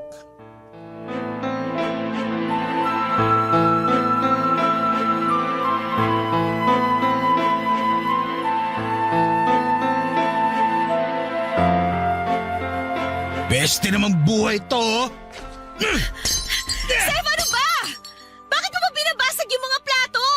Nagtatanong ka pa talaga? Naiinis ako. Ikaw pa yung naiinis dyan, pinayagan na nga kita makipag-inuman sa mga katrabaho mo. Tapos pag-uwi mo magwawala ka? Ayos ka rin talaga, ha? Wala kang pakialam kung gusto ko magbasag. Sa naiinis ako eh. Bakit ka ba naiinis? Kasi inggit na inggit ako doon sa katrabaho ko. Piruin mo, kinuha ba naman akong ninong na anak niya? Nung nakita ko yung baby, sobrang cute. Ang sarap buhatin at yakapin. Bigla ako tuloy na miss yung anak ko na hanggang ngayon, hindi ko pa rin nakikita kasi ayaw mong puntahan ko. Hindi pa ba sapat na nagsusustento ka sa anak niyo ni Arnie? Bakit kailangan mo pang puntahan yung bata? At saka kahit na gusto mong makita yung anak mo, ang tanong, papayag ba yung nanay niya? Maikiusap ako. Pakikiusapan ko si Arnie na payagan ako makita yung anak namin. Hindi niya pwede ipagkait yung bata sa akin. Miss na miss ko na yung anak ko. Kumalma ka na, Sev! Ano ba? Alam mo, kasalanan mo lahat to eh. Ha? Anong kasalanan ko? Bakit naging kasalanan ko? Kung binigyan mo lang sana ako ng anak, eh di sana hindi ako naiingit sa katrabaho ko. Hindi ko rin sana namimiss yung anak ko kay Arnie. Kung makapagsalita ka, parang ginusto ko na makunan ako ah. 2 beses ko namang sinubukan na magbuntis para mabigyan ka lang ng anak. Pero ayaw talaga eh! Nang dahil lang doon sumuko ka na? Sana sinubukan lang natin na sinubukan. Ang dali lang sa'yo na itapon sa akin yung sisi. Hindi kasi ikaw yung nakukunan. Hindi ikaw yung nagbubuntis. Eh so natatakot na ako. Sef, hindi mo ba nararamdaman yung takot ko? Baka mamatay ako pag pinilit natin na magkaanak tayo. Yun din naman ang sinabi ng OB eh. Diba? Yung pinuntahan natin na OB yun na sinabi sa atin. Hindi ka ba nakikinig? O sadyang lutang ka lang palagi? Basta ang alam ko, ayaw mo na subukan natin kasi duwag ka. Hindi ako duwag! Kahit ano pang sabihin mo, duwag ka pa rin. Yung ibang babae, gagawin lahat mabigyan lang ng anak yung mga kinakasama nila. Pero ikaw, 2 beses lang nakunan, sumuko ka na. Ano bang tingin mo sa akin? Paanakan mo lang? Ayos ah. Parang ikaw pa yung galit na humihingi ako ng anak. Marami namang paraan para magkaanak tayo. Pwedeng tayo mag-ampon. Ampunin mo yung mukha mo! Huwag kasing sarado yung utak mo, Sev. Maraming bata sa ampunan na nangangailangan ng kalinga ng isang magulang. Wala akong pakialam sa mga yon. Maghintay sila nang aampo sa kanila. Ayoko na hindi sila galing sa akin. Alam mo, namumuro ka na talaga eh. Dahil lang ayaw mo na ulit subukan mabuntis. Gusto mo na ngayon mag-ampon? Ang kitid ng utak mo! Ikaw ang makitid ang utak! At sumasagot ka pang hayop ka, ha? Sige! Sige! Subukan mo saktan ako na may kalagyan ka sa barangay! Akala mo kung sino ka? Napakakapal ng mukha mo!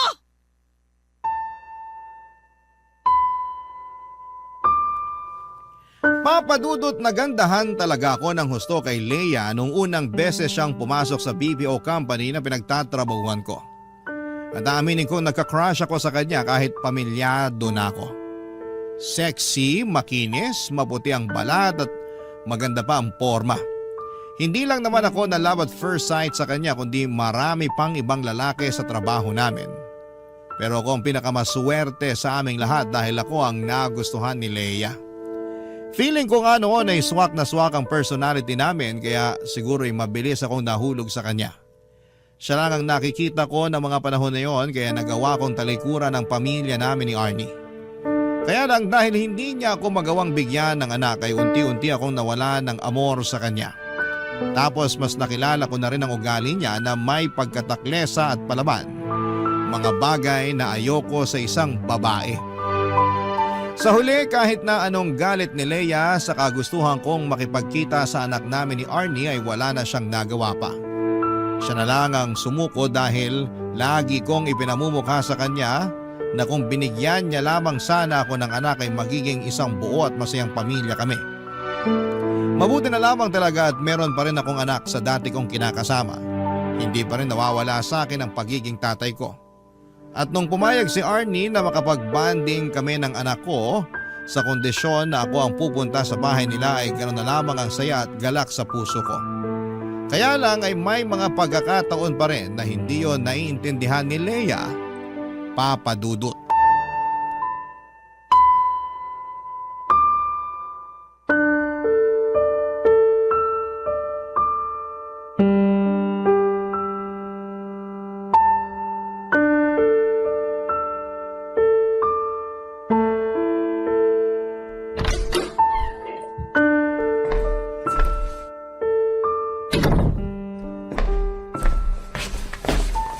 Oh, bakit nandito ka sa bahay, Leia? Akala ko may pasok ka. Paano ako makakapasok? Masama ang pakiramdam ko. Tapos, akala ko uuwi ka kagad pagka-out mo sa trabaho. Pero anong oras na Inaabot ka na ng hapon sa labas. Nakauwi na ako. Huwag ka na magalit. Anong hindi ako magagalit? Nakikinig ka ba? May sakit ako. Inaasahan kita na umuwi kagad pagka-out mo para asikasuhin ako. Nakadaan ka ba sa butika? Bakit ako dadaan sa butika? Sev, nag-text ako sa'yo kanina na ibili mo ako ng gamot. Huwag mo sabihin hindi mo ako naibili. Nako, hindi nga. Pasensya na, hindi ko nabasa text mo. Naubos baterya ng phone ko eh. Ayan na naman tayo eh. Ginagawa mo na naman akong tanga sa mga katwiran mo. Nagsasabi ako ng totoo. Wala nga baterya phone ko. Bakit hindi ka nag-charge sa opisina nyo? Saan ka ba kasi nanggaling? Sa school ng anak ko. Ano? Sa school ng anak mo? Ano naman ang ginawa mo doon? May play kasi sila. Nung huling beses na nagkita kami, sinabihan niya ako na pumunta raw ako sa school nila para manood. Kaya pumunta ako kanina. Bakit hindi ka tumanggi? Mas priority mo pa yan? Sigurado naman ako nandun si Arnie para manood. Nandun nga. Pero paano ko tatanggihan yung anak ko gusto ko rin naman siya mapanood sa play nila. Eto na naman po kami. Bata lang yon. Wala pa yung muwang sa mundo. Pakialam ba niya kung mapanood mo siya o hindi? Ang sabihin mo, gusto mo lang talagang pumunta kasi nandun si Arnie. Wala namang kinalaman si Arnie dito. Huwag mo na idama yung tao. Paano hindi ko siya idadamay? Lagi mo nalang pinapasama yung loob ko. Nakuha mo akong tiisin para na manood ng walang kwentang play ng anak mo. Habang nandito ako, masama yung pakiramdam. Nandun ka nakikipagharutan kay Arnie. Manahimik ka! Kung ano pinagsasabi mo. Kasalanan mo kung mas lalo sumama yung pakiramdam mo. Kung ano-ano kasi pumapasok sa kokote mo. Ako pa talagang may kasalanan? Ikaw nga ito kuumasa, parang walang pakialam sa akin Nagkabali ka na ba kayo ni Arnie, ha? Kaya binabaliwala mo ako ngayon? Ayan ka na naman Tinitiwang ka na naman. Kahit sinong babae, titiwangin sa mga pinaggagawa mo. Wala akong ginagawang masama. Pumunta lang ako sa school ng anak ko para suportahan siya sa play niya. Pati ba naman yung minamasama mo? Kung ano-ano pa sinasabi mo na kesyo priority ko na yung anak ko kaysa sa'yo. Malamang, anak ko yun Pangalawa ka lang sa kanya. Ganon. Huli pala ako sa mga priority mo. Wala ka talagang kwenta, Sev. Wala ka na talagang ginawang matino. Ginagampanan ko lang yung pagiging mabuting ama ko sa anak namin ni Arnie. Hindi ba matino yun? Bakit ba hindi mo yun maintindihan? Oo nga pala. Wala ka pala kasing anak. Ano? Anong sabi mo? Sabi ko, wala kang anak kaya hindi mo alam yung pakiramdam na maging isang magulang. Tapos, nakikipagkompetensya ka pa sa atensyon sa anak ko. Mas bata ka pa mag-isip sa kanya eh. Ang kapal ng mukha mo! Bakit? Nasasaktan ka? Wala akong pakialam. Ikaw naman nagdesisyon na ayaw mo na magkaanak tayo. Kaya ito yung resulta ng desisyon mo. Buti na lang talaga may anak kami ni Arnie. At least, kahit paano, nararanasan ko pa rin magpakatatay sa anak ko. Di tulad mo, inutil na yung matres mo. Umalis ka sa harapan ko, bastos ka! Ayoko na makita yung pagmumukha mo! Lalo mong pinasasama yung pakiramdam ko! Alis talaga ako! Bahala ka sa buhay mo! Kita mo wala pa akong tulog! Tapos, sasabayan mo pa ako ng kaartihan mo! Papadudod sa loob ng 6 na buwan ay sinabi sa akin ni Arnie na napatawad na niya ako dahil hindi naman ako naging pabayang tatay sa anak namin. Na-realize din daw niya ang mga pagkukulang niya sa akin kaya nawala na lamang ako ng amor sa kanya noon. Pumayag siya na mag-co-parenting kami alang-alang sa anak namin, bagay na ikinatuwa ko ng husto. Kaya lang ay mas lalo yung kinainit ng ulo ni Leia. Pero pinanindigan ko ang kagustuhan kong magpakatatay sa anak namin ni Arnie kahit na palagi nagagalit sa akin si Leia. Doon ako nagsimulang maglihim sa kanya kapag umaalis ako at pumupunta sa bahay ng anak ng dati kong kinakasama. Kahit naramdam kong galit pa rin sa akin ang mga magulang ni Arnie, hindi naman nila ako pinagsalitaan ng masama sa harapan ng anak namin. Meron silang pagkokontrol kaya hindi na ako masyadong naiilang na pumunta sa kanila para dalawin ang anak ko. Samantalang si Arnie naman ay may trabaho na sa Ortigas at napansin ko, Papadudut, na malaki na ang pinagbago ng itsura at pananamit niya. Barangay Love Stories. Barangay Love Stories. Papadudot, dahil po sa madalas naming pagtatalo ni Leia at pakiramdam ko na hindi niya ako naiintindihan sa mga desisyon ko ay unti-unti nang nagkaroon ng lamat ang aming pagsasama. Madalas nga ay nagkikwento ko pa yon kay Arnie at pinapayuhan niya ako na huwag ko na raw gawin kay Leia yung bagay na ginawa ko sa kanila noon ng aming anak. Doon ako tinalaban ng hiya at konsensya. Kaya imbes na makinig sa payo niya, naisip ko na sana'y hindi ko na lamang sinira ang pamilyang meron kami noon. Ilang gabi ko ring inisip kung ano ba talaga ang gusto ko mangyari sa buhay ko. Kung ipagpapatuloy ko pa ba ang pakikisama kay Leia o makikipaghiwalay na lamang ako. Sa huli nag-decide ako na gawin ang sa palagay ko ay tama at nararapat. At yun nga ay ang tapusin na ang relasyon namin ni Leia. Bagay na hindi niya na-appreciate at dahilan kung bakit sobra siyang naggalit sa akin noon, Papadudut.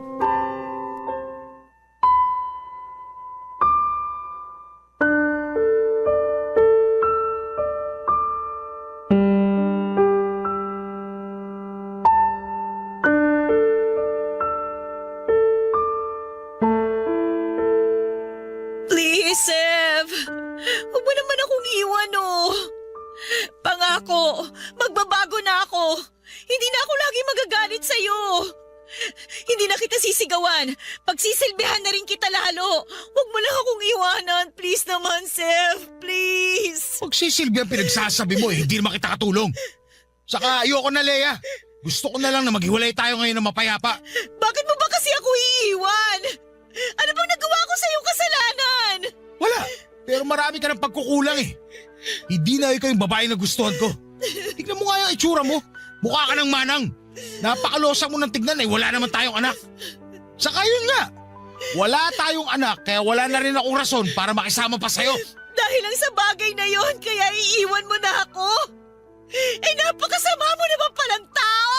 Kung kasamaan man ang tawag sa pagsasabi ng totoo, eh di ako na masama. Ikaw naman lagi lumalabas na mabuti.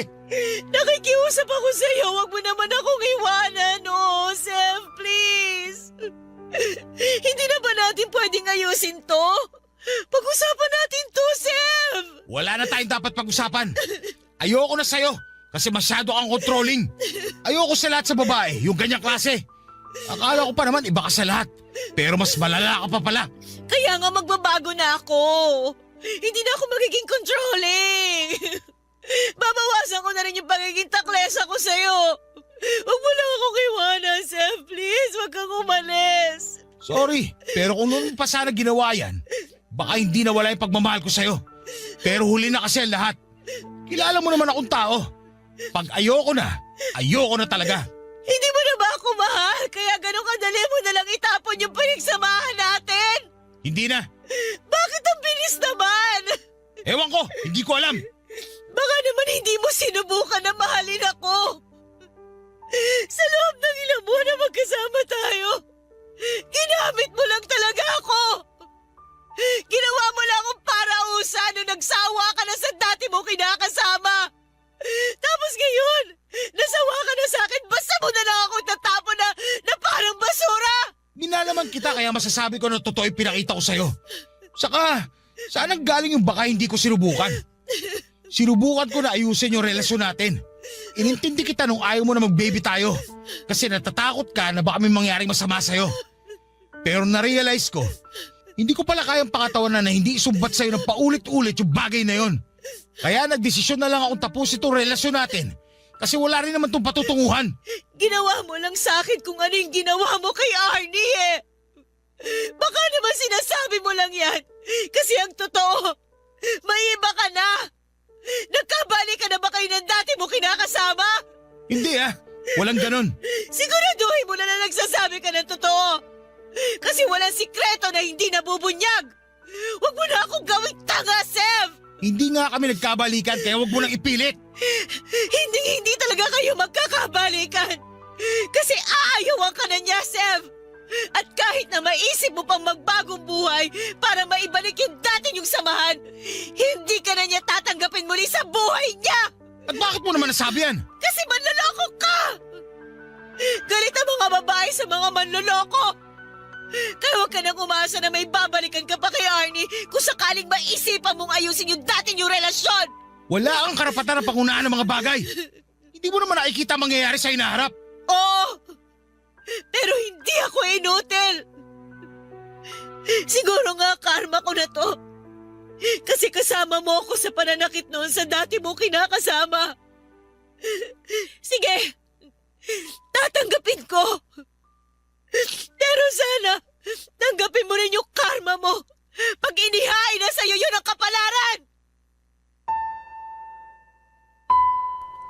Papadudot, masaya ako na nakawala na ako sa relasyon namin ni Leia nang walang responsibilidad.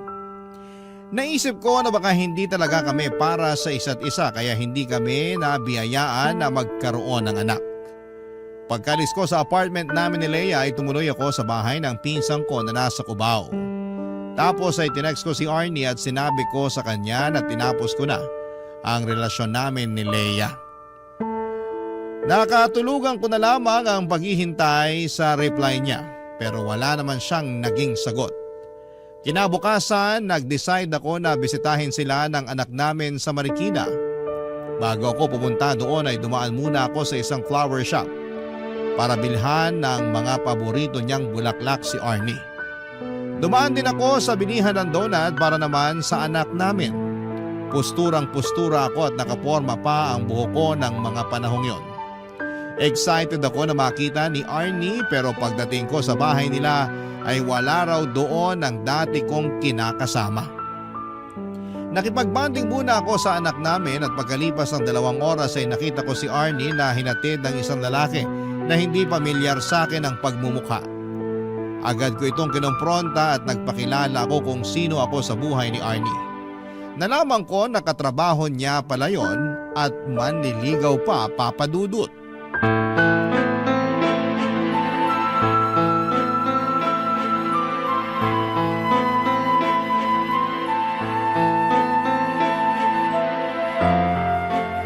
Seth, mag-usap nga tayo.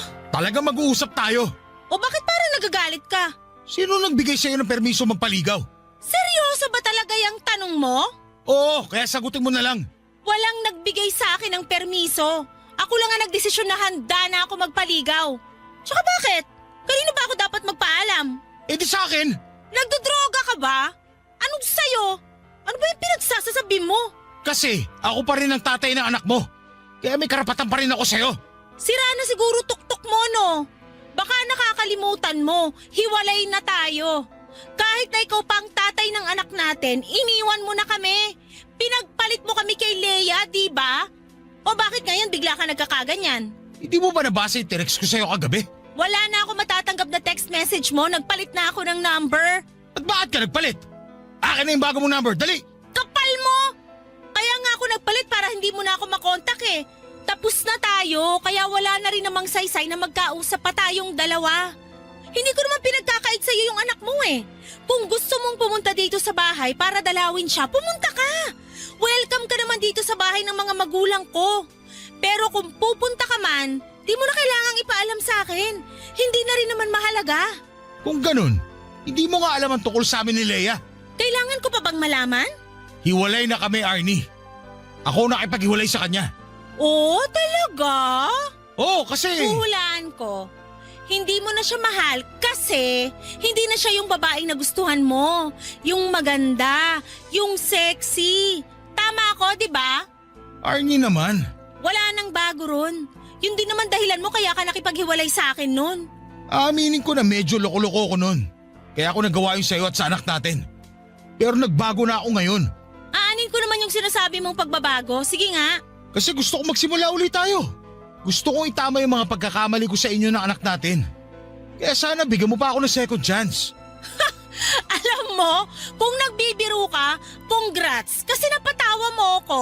Hindi ako nagbibiro. Seryoso ako. Gusto kong makipagbalikan sa'yo at magsimula ulit tayo. Mas gugustuhin ko pang iumpog ulo ko sa pader kaysa makipagbalikan sa'yo. Matapos ang ginawa mo sa akin noon, palagay mo, may natitira pa akong pagmamahal para sa'yo? Oo, nirerespeto kita bilang tatay ng anak ko pero di na sapat yun para pabalikin pa kita sa buhay ko. Bakit? Dahil meron ka ng iba? O ano naman sa'yo ngayon? Anong akala mo? Ikaw lang may karapatang makipagrelasyon? Hindi ka pwedeng mapunta sa iba dahil mahal kita. Wala akong pake. Wala ka ng karapatan na diktahan ng buhay ko. Kapal ng apog mo na sabihin na dapat ako humingi ng permiso sa'yo bago ako magpaligaw. Bakit? Sino ka ba sa buhay ko? Wala na ba talagang katiting na pagmamahal sa puso mo para sa akin? Wala na ba talaga akong pag-asa sa'yo, Arnie? Walang-wala na. Matagal nang wala. Sinabi ko sa'yo no na pag iniwan mo ko, wala ka nang babalikan. Kaya ano pang inaasahan mo? Mula nung araw na umalis ka, inumpisahan ko nang alisin ka sa sistema ko. Kahit na masakit, kahit na paulit-ulit kong naririnig sa isip ko yung mga sinabi mong pang-iinsulto sa akin. Lahat ng pang-aalipusta mo sa pagkatao ko, lahat yon kinaya ko. Wala ka na nga narinig sa akin pagkatapos nun, di ba? Hinayaan ko na kayo ni Leia na magsama kasi baka ako lang naman talaga ang hadlang sa love story niyong dalawa. Hindi ko na kasalanan kung naghiwalay kayo kasi siguro karma niyo yun dahil pareho kayong manloloko. Arnie naman, huwag ka naman ganyan sa akin. Ikaw ang wag gumanyan-ganyan sa akin dahil pag ako nainis, baka tanggalan na kita ng karapatan sa anak ko. Kaya maayos-ayos ka, Sev. Huwag mo na akong pakialaman sa buhay ko. Nag-uumpisa na uli ako maging masaya. Mag-focus ka na lang sa sarili mo. Huwag na huwag kang papalya sa pagsusustento sa anak ko. Naku, Sev, sinasabi ko sa'yo. Tsaka tigil-tigilan mo na yung kakadrama mo, di bagay sa'yo. Mukha kang tanga. Papadudot na pahiya talaga ako ng husto ng gabing yon kaya umalis na lamang ako sa bahay nila. Pero habang nag-aabang ako ng masasakyan ay hindi ko na napigilang maiyak dahil sobrang sakit ng mga sinabi niya sa akin. Para kung sinaksak ng milyong patalim sa dibdib at kulang na lamang, ay hilingin ko na sana'y masagasaan na lamang ako ng mga panahong yon. Alam ko naman na nagkasala ako kay Arnie pero sobrang sakit palang karma na makita siyang masaya sa piling ng iba. Sa ngayon, papadudod ay ayoko pa ring sukuan si Arnie. Gusto ko siyang ligawan katulad nung unang beses ako nagkagusto sa kanya. Gusto kong patunayan, papadudod, sa dati kong kinakasama na nagbagong buhay na ako. Lahat naman ng tao ay deserve ang second chance, hindi ba? Kaya naniniwala ako na deserve ko rin yon. Maraming salamat po Papa Dudut sakaling mapili po ninyong i-area ang storya ng buhay ko sa Barangay Love Stories. Hanggang dito na lamang po ang sulat ko and God bless sa inyong lahat. At salamat po in advance ng inyong forever kapuso at kabarangay. Sev. Barangay Love Stories. Barangay Love Stories. Anong say mo sa Barangay Love Stories na ito? Pagkwentuhan natin sa comment section yan. Nagustuhan ng iyong napakinggan? Ituloy yan via live stream sa www.gmanetwork.com/radio.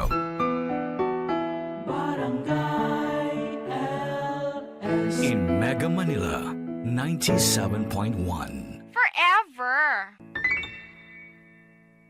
Ang mga kwento ng pag-ibig, kwento ng buhay, at kwento ng pag-asa dito sa Barangay Love Stories. Love Stories.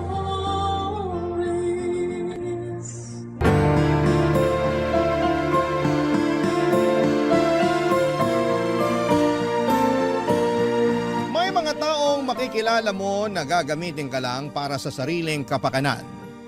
Akala mo ay totoo ang pagtulong pero meron palang masamang binabalak. Ikaw kabarangay, nasubukan mo na bang gamitin para sa sarili nilang ikakaunlad? Dear Papa Dudut, ako nga pala si Rita, 30 years old. Rita ang pinangalan sa akin ng nanay ko dahil pinaglihiraw niya ako sa Virgin Margarita. Kaya siguro yun na rin ang naging paborito kong inumin sa tuwing nasa bar ako at nakikipagkasiyahan sa mga kaibigan ko. At Virgin Rita rin ang lagi kong ino-order sa tuwing nasa date ako. And speaking of date ay may nangyari ilang buwan na ang nakakaraan at gusto ko sanang ibahagi ito sa inyo. Lagi akong sawi sa pag-ibig. Sa aming magkakaibigan, ako na lang ang hindi pa nagkakaroon ng stable na relasyon. Ako na lang lagi ang single. Ako na lang lagi ang abay sa kasal. Hindi na nakakatuwa lalo't ako lagi ang tampulan ng mga tanong sa pamilya ko kung kailan naman ako ang susunod. Ang susunod daw na magkaroon ng asawa. Susunod na magkakaroon ng anak. Nakakarindi na ngang mapakinggan ang mga tanong na ito. Hindi na nakakatuwa ang pressure. Seryoso naman ako sa relasyon kaya lang ay minamalas lang siguro sa lalaking napipili ko. Nakailang relasyon na rin ako at hindi nag-work out ang mga yon. Nalungkot ako kasi alam ko na ginawa ko naman yung best ko. Bakit hindi yun nakita ng mga naging karelasyon ko? Isang gabi mag-isa akong nasa bar, hindi ako sinipot ng kadate ko. Mas lalo lang akong nanlumo sa sitwasyon ko hanggang sa bigla na lang akong lapitan ni Osang. Kaklase ko nung elementary. Hindi kami naging close at yon siguro ang unang beses na nagkita kami ulit, Papa Dudut. Ang alam ko ay hindi na siya nagpatuloy sa pag-aaral sa kolehiyo. Pero nung nilapitan niya ako ay talo niya pa kaming mga nakapagtapos. Ang syala ng itsura niya, mas pinaganda pa siya lalo ng damit at alahas niya. Pwede na siyang ihilera sa mga mayayaman at mga tagapagmana.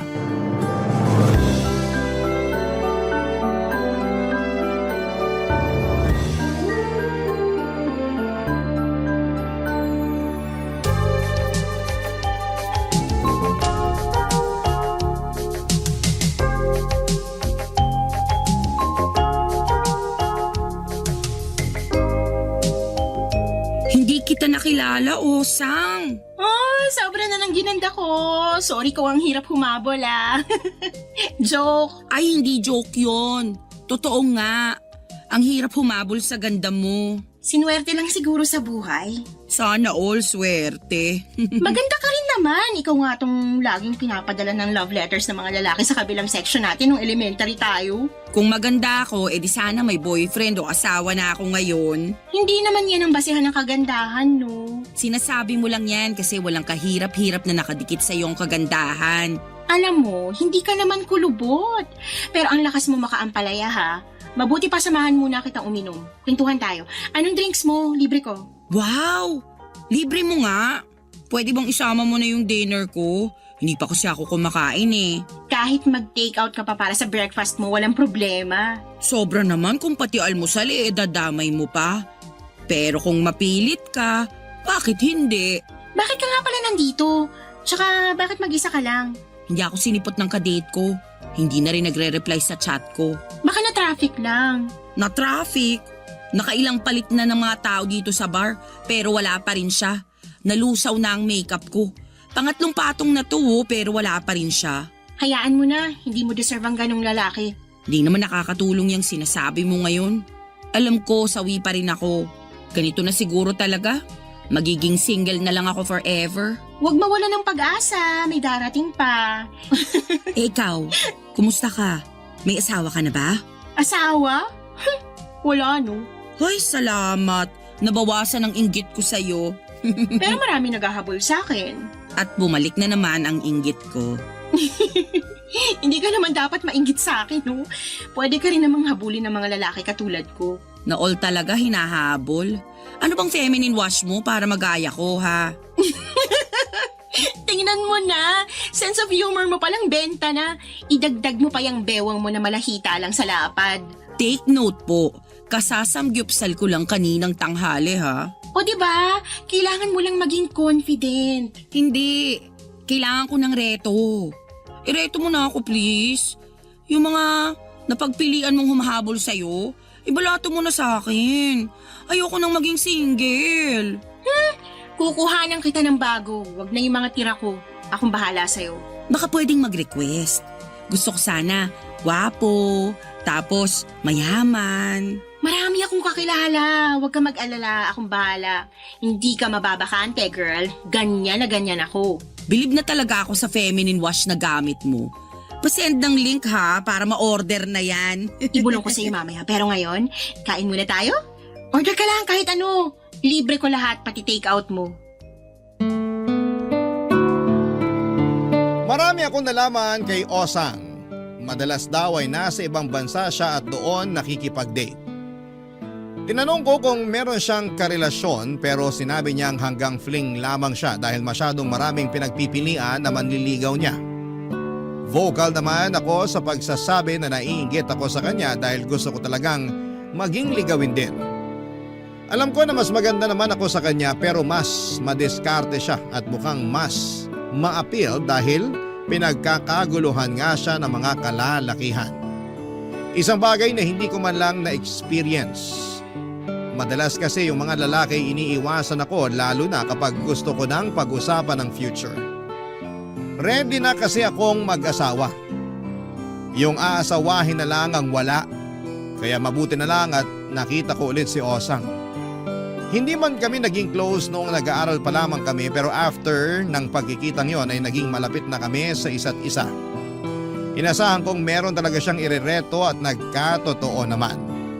Tinawagan niya ako at sinabing meron daw siyang irereto sa akin. Timothy daw ang pangalan. Mayaman at single. Tagilid lang ako sa edad dahil 50 anyos na siya. Pero nakumbinsi ako ni Osang na maganda ang ganong edad dahil seryoso na raw at hindi palikero. Doon ako naniwala. Binigyan pa ako ni Osang ng damit at sapatos. Sinama niya ako sa kondo niya at nalula ako sa mga gamit niya. Ultimo rice cooker niya alam kong hindi ko afford.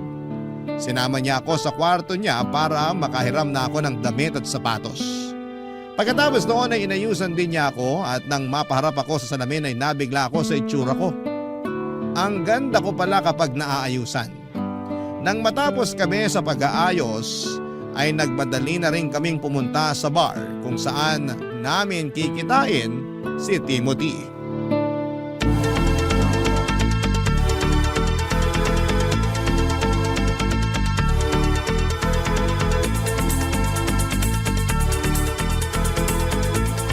Sigurado ka bang magugustuhan ako ni Timothy?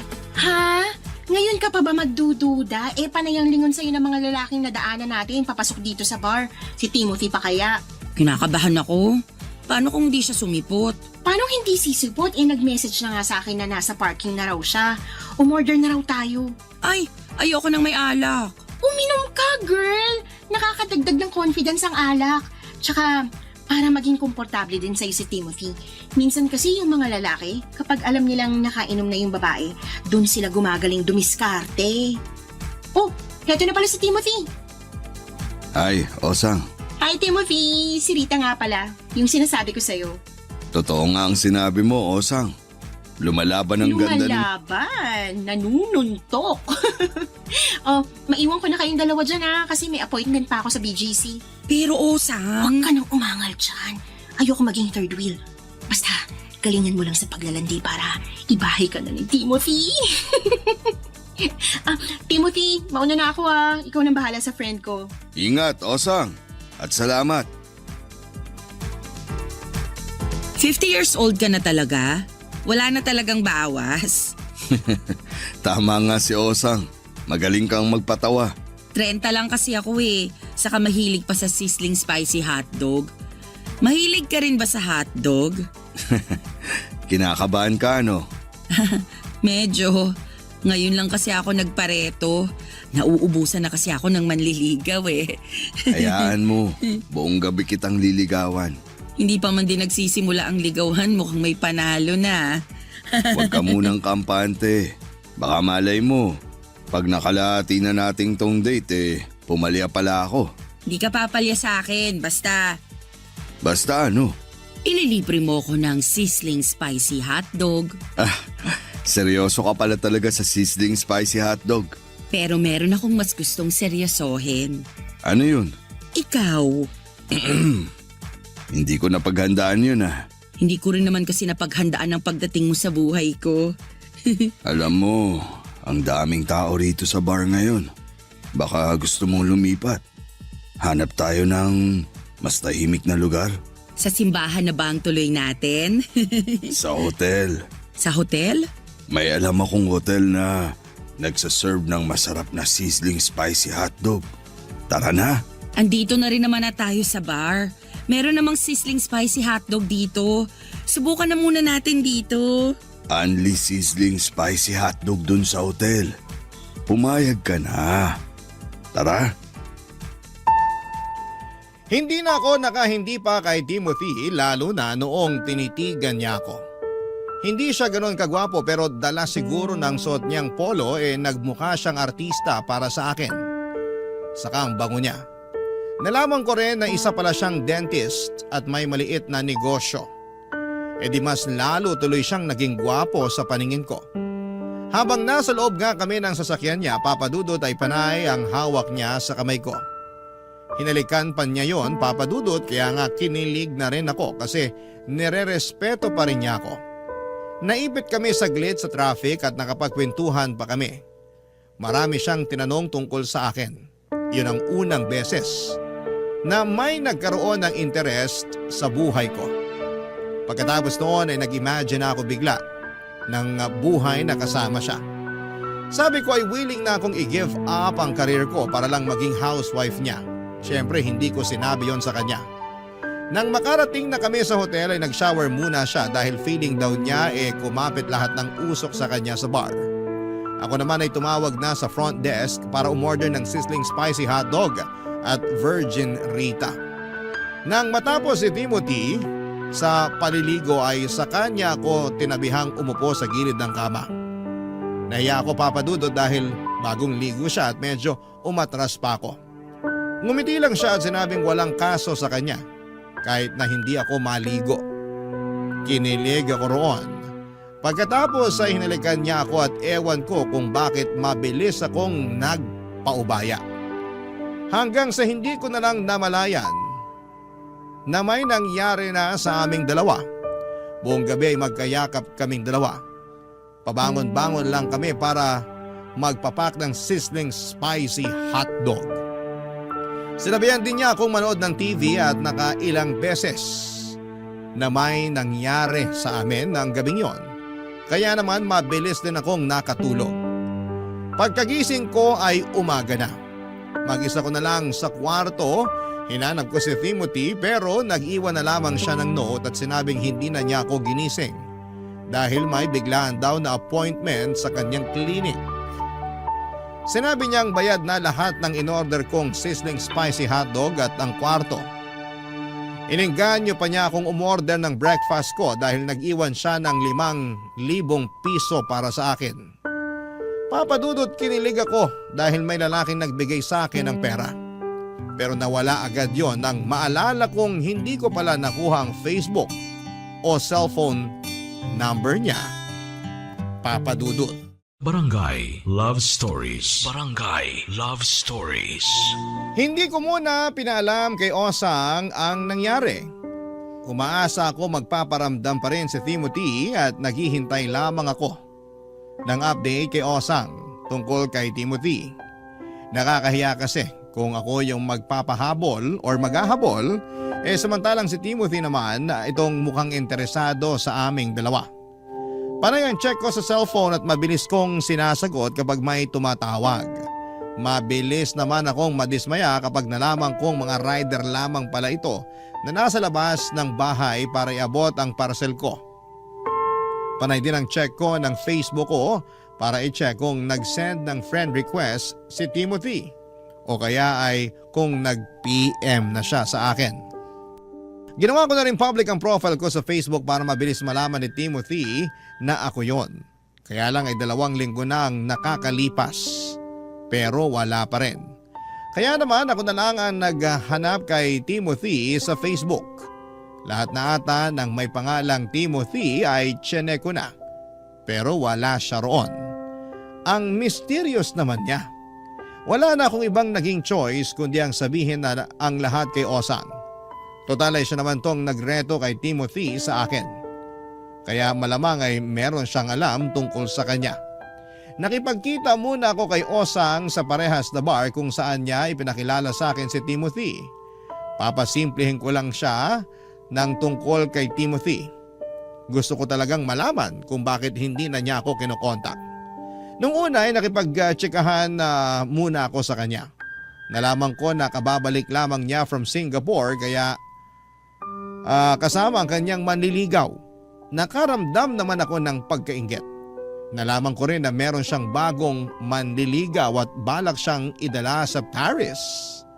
Mapapasana all ka na lamang talaga kay Osang. Noong natapos na siyang magkwento, saka naman ako naglakas ng loob para magtanong tungkol kay Timothy.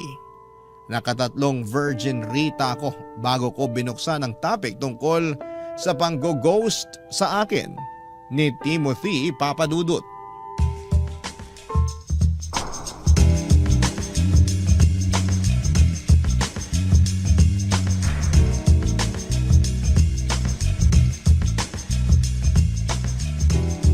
Hayaan mo, kapag natuloy ang pagpunta namin sa Paris ng manliligaw ko, may pasalubong ka sa akin na bag. Yung katulad nung gamit ni Heart Evangelista. Ay, ang saya naman. So, kumusta pala si Timothy? Timothy? Yung nireto mo sa akin nung nakaraan? Ah, si Timothy. Wala akong balita sa kanya eh. Di ba kayo yung magkasama? Bakit sa akin ka nakiki-update? Kasi after naming mag-hotel. Nag-hotel na kayo? Ang bilis din naman pala ng galawan mo. Kung alam ko lang na i-ghost niya ako, sana hindi na ako nagpakaladkad sa kanya sa hotel. Hayaan mo na, mukhang nag-enjoy ka naman eh. Nag-enjoy ka ba? Nag-enjoy kaming dalawa. Hindi niya ako ginudge sa dami ng sizzling spicy hotdog na in-order ko. Tinuloy mo talagang sizzling spicy hotdog? Eh doon lumalakas ang loob ko kapag naaanghangan yung dila ko eh. Parang yun ang alak ko. Anyway, naglambingan kaming dalawa. May nangyari pa sa amin. Tapos nagkadal pa kami habang nanonood ng TV. Nakakakilig naman. Konti na lang, ako na yung magsasana all dito ah. Sige nga, magsasana all ka pa ba sa sitwasyon ko kapag nalaman mo na kinabukasan, bigla na lang nawala si Timothy? Hindi man lang siya nagpaalam sa akin. Hindi ka ginising? Hindi. Napasarap ang tulog ko kasi nga nakarami ako ng sizzling spicy hotdog. Tapos nakarami rin kami sa alam mo na. Pinagod mo siya, kaya ka siguro ginost. Alam mo may edad na yung tao tapos nakailang rounds pa kayo. Winasak mo sigurong tuhod niya, be. Pero bakit hindi man lang siya nagpaalam na aalis na siya? Tapos hindi ko man lang nakuha yung number at Facebook niya. Wala akong contact sa kanya. Kaya nga inaya kitang lumabas ngayon kasi gusto kong makibalita tungkol sa kanya. Nako, sa akin ka pa umasa hindi ko rin naman ka-close yung si Timothy. Wala naman ako masyadong alam sa kanya.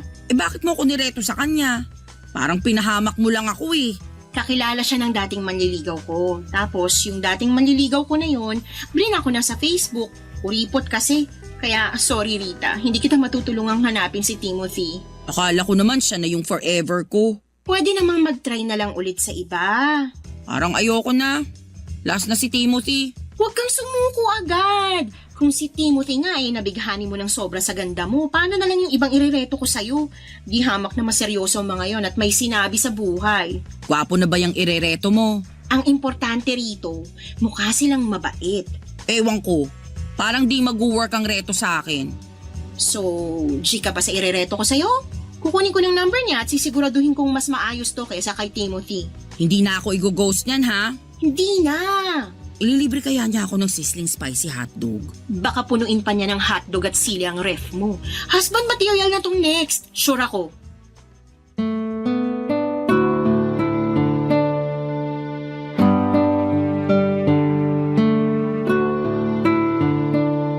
Pinanghawakan ko ang salita ni Osang. May tiwala naman ako sa kanya lalo na noong sinabi niyang husband material na ang next na irereto niya sa akin. At para makabawi, nilibre niya ako ng kahit na anong pagkain. Nag-take out na rin ako para naman may makain ako kinabukasan. Nawala na rin kahit papaano ang sama ng loob ko kay Timothy dahil alam kong mapapalitan naman yon ni Osang na mas matino at hindi na manggo-ghost. Yun naman kasi ang pinangako niya. Inaya ko kinabukasan ni Osang para magpasalon. Pinakulayan niya ang buhok ko at pinaayos ang kilay ko. Pagkatapos ay pina-foods pa niya ako at pina-facial treatment na rin. Nilibre niya ako para ma-relax ako at mawala na ng tuluyan si Timothy sa isipan ko. Effective naman yon lalo na nung nakita ko kung gaano ako kaganda. Malamang kapag nakita ulit ako ni Timothy ay babalakin pa niyang i-check-in ako.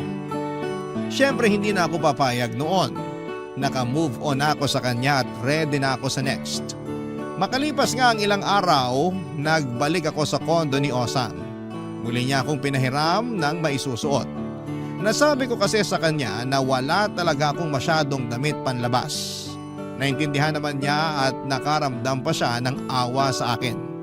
Binigyan na rin niya ako ng mga napaglumaan niya. Masaya akong tinanggap ang mga yon at malaki talaga ang pasasalamat kong nag-cruise muli ang landas namin ni Osang. Dahil sa kanya ay umayos ang tingin ko sa sarili ko. Hindi ko na dinadown ang sarili ko at nabawasan na ang inggit na nararamdaman ko sa ibang tao. At nung sumapit na ang araw ng pagkikita namin ng bagong nireto sa akin ni Osang, halos hindi na ako mapakali. May takot pa rin na baka maulit lang ang nangyari pero inassure ako ni Osang na hindi na yon mangyayari. Dahil matinuraw si William. Ang bagong lalaki na nireto ni Osang para sa akin.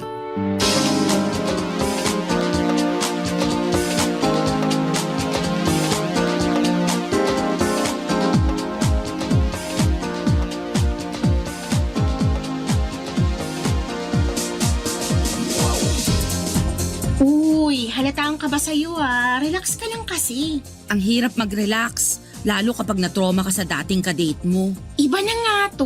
Move on ka na kay Timothy, okay? Hindi na natin siya pagbubuksan ng pinto kapag pumatok siya. Hindi na talaga. Ang pangit niya ha.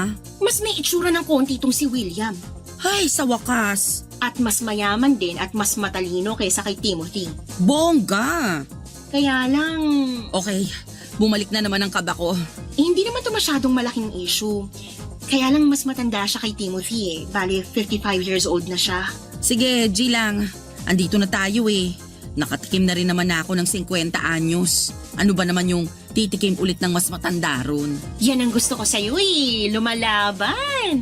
Oh, nandiyan na pala si William. Hello, Osang. Hi, William. Si Rita nga pala. Hi, William. Totoo palang sinabi mo, Osang. Na maganda ako? Sinabi niya ng dating nireto niya sa akin.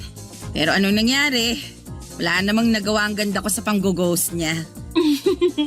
Pagpasensyahan mo na tong kaibigan ko, William.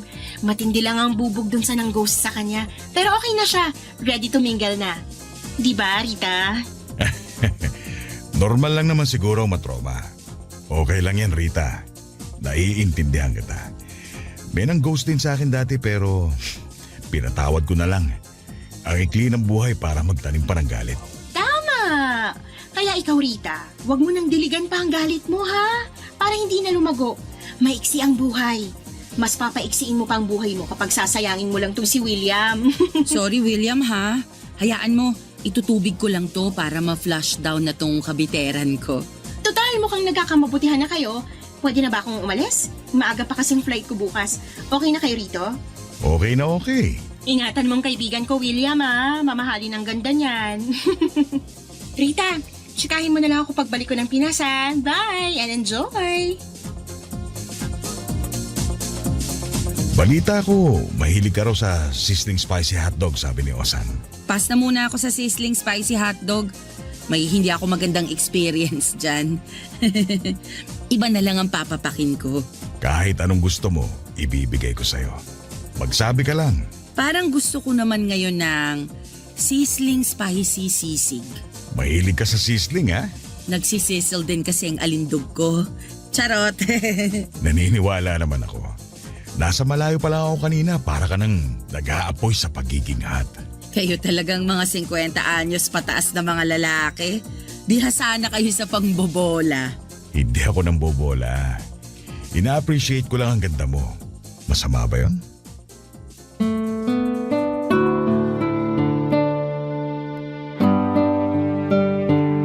Kinilig ako sa mga papuri ni William.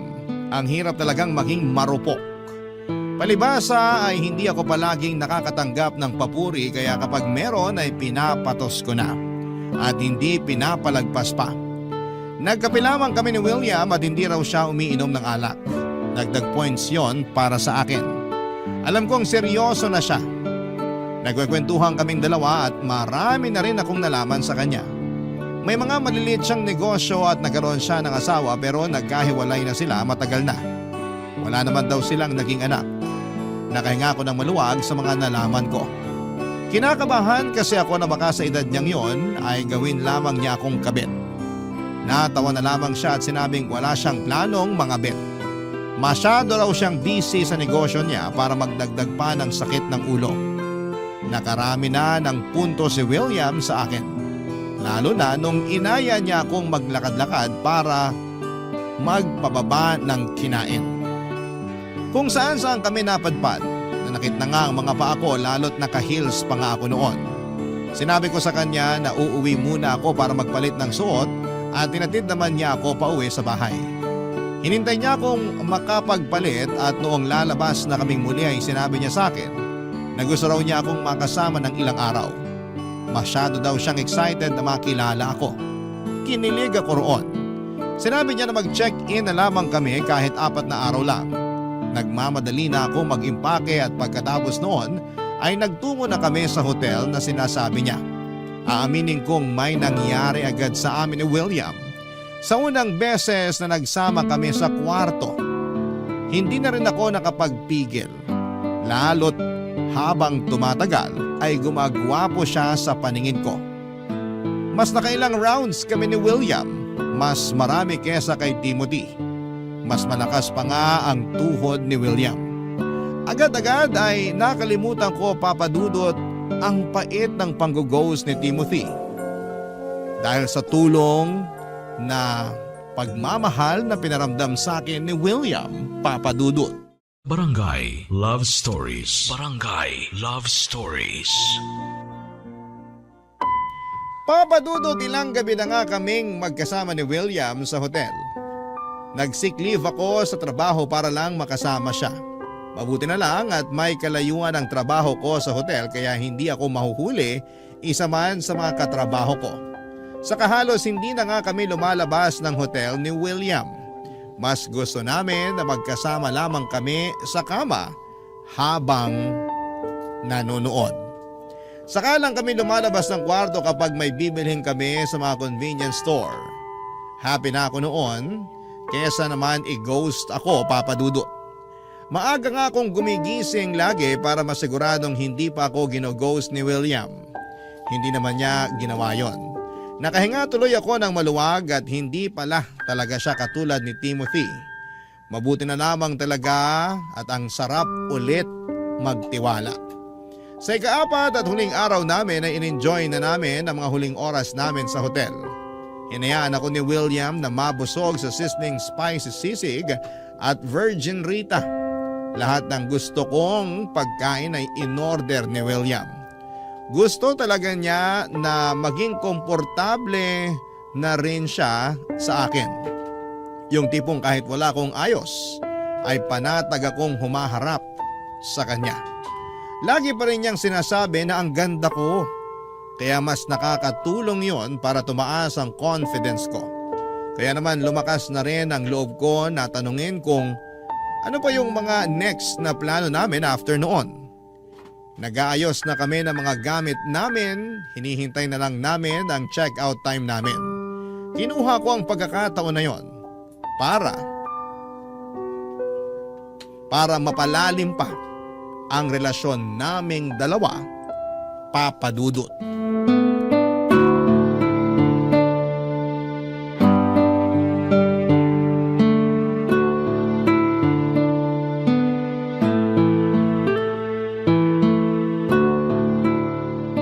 Nakita mo ba yung bagong post ni Osang sa Facebook? Wala akong Facebook eh. Ano ba yan? Sige, kahit mag-texta na lang tayo. Okay lang naman. Masipag naman akong mag-text. Ano bang meron sa post ni Osang? Nasa Paris siya ngayon, di ba? Ang dami niyang ganap. Ang ganda pala talaga ron. Oo. Maganda ron. Nakapunta ka na? Isang beses lang. Uy, isama mo naman ako next time. Ipasyal mo naman ako ron. Pero syempre, mahal nga naman doon. Masyado lang akong ambisyosa. Kahit sa La Union na lang tayo mamasyal, okay na ako ron. Hindi pa kailangan ng passport. Maganda rin sa La Union. Mag-beach tayo, saka masarap magkape ron, lalo kapag sunset. Ano, G tayo? Nako, hindi kasi ako mahilig sa beach eh. Sa bundok kaya? Gusto mo mag-Baguio? Masarap magyakapan doon kasi malamig. Magkape tayo ron habang nagyayakapan. Umay na ako sa Baguio eh. Lagi kami ron pag may mga seminar. Sama mo naman ako kapag may seminar ka ulit doon, ha? Para ako naman yung maka-experience ng umay sa Baguio. Tapos na ba yung pag-eempake mo? Konti na lang, yung nasa banyo na lang. Kunin mo na para matapos na. Patuyuin ko lang saglit. Panty lang naman yung nilaban ko, saka mahaba pa naman ang oras bagong check-out time natin. Kwentuhan muna tayo. Bala ko sanang umalis before ang check-out natin eh. Sayang naman. Hintayin na lang natin hanggang check-out ha. Sayang naman kung hindi natin masusulit tong binayad mo rito sa hotel. Umay na rin kasi ako sa hotel. Paano naman ako? Bihira ako makaranas mag-hotel. Pagbigyan mo na ako, please. Sige na nga. Yay! Alam mo, may magandang hotel akong nakita. Shala yun, pero alam kong afford mo. Baka pwedeng next time dun tayo. Send ko sa'yo yung link. Next time? Oo, kapag nagkita ulit tayo. Sige. Tignan natin. O kaya, magstay na lang tayo sa bahay mo. Para mas makilala pa kita. Saka mas tipid, di ba? Tapusin mo na yung ine-empake mo. Mabilis lang ang oras.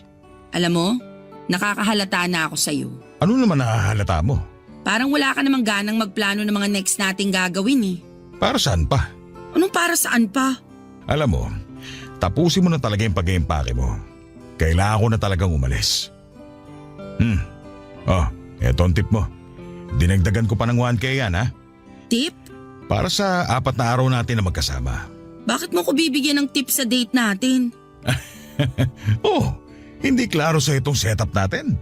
Anong setup? Kaya naman pala ang lakas ng loob mo magplano na next natin gagawin. Binayaran ko ang manager mo si Osang para mailabas ka ng ilang araw. Hindi ko manager si Osang. Kaibigan ko siya. Sabi mo eh. O ano na? Kukunin mo ba tong tip o hindi?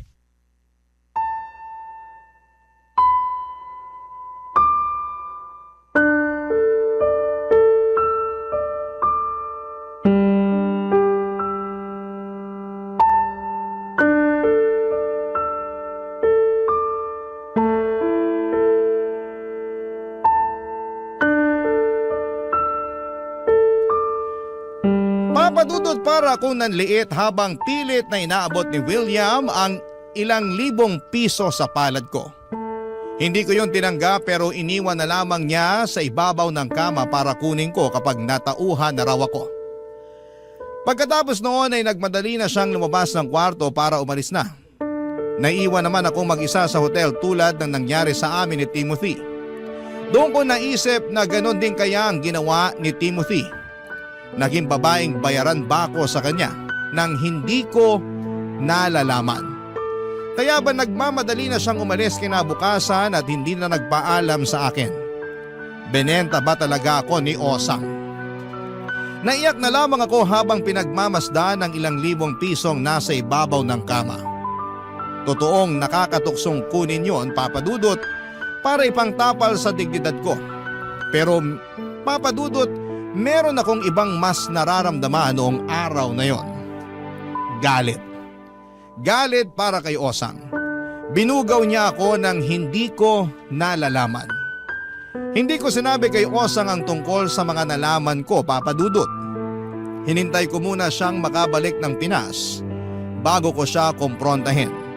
Panayang check ko ng update sa Facebook niya para malaman kung pabalik na nga ba siya. Ilang araw din ang tinis kong hintayin bago umuwi si Osang. Minessage ko siya kaagad at nakipagkita ako sa kanya. Hindi naman ata nakahalata si Osang. Pumayag siyang makipagkita sa akin sa bar kung saan niya ako laging inihaharap sa mga nirereto niya sa akin. Nanginginig ako noon, Papa Dudut, habang papalapit sa kanya. Gusto ko na siyang sabunutan noon pero gusto ko siyang mismo ang umamin sa mga panggagamit niya sa akin. Nang makita niya ako ay sinalubong niya ako at saka bineso. Naramdaman niya ang panginginig ng katawan ko. Inisip niyang gutom lamang ako o kaya naman inorderan niya ako ng makakain. Tahimik lamang ako noon at nakamasid sa kanya habang nagkikwento siya sa mga nangyari sa kanya sa Paris, Papa Dudut.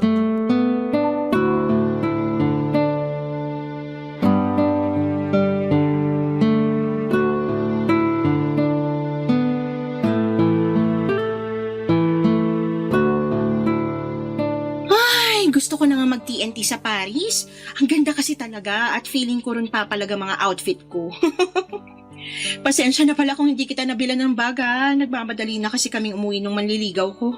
May mga hahabulin pa raw siyang meeting sa work. Sana all may manliligaw. Hindi ba nag-workout yung sa inyo ni William? Hindi eh. Hindi. Sayang. Pero hayaan mo, marami pang isda sa karagatan. Makakabingwit din tayo ng pang sushi mo. Ready ka na ba sa next na irereto ko? Irereto? O ibubugaw? Haha?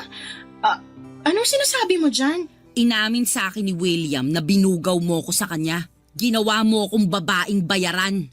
Isa kang bugaw. Well, yeah. At proud ka pa? Sa itong pinagkakakitaan ko eh. Pati ba kay Timothy, binugaw mo ko sa kanya?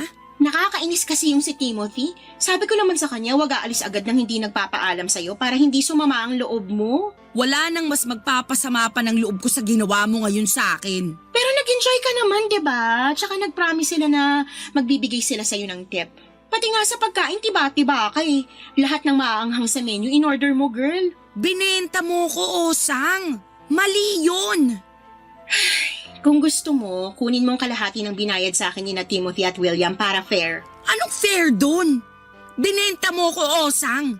Binenta mo ko nang hindi ko alam.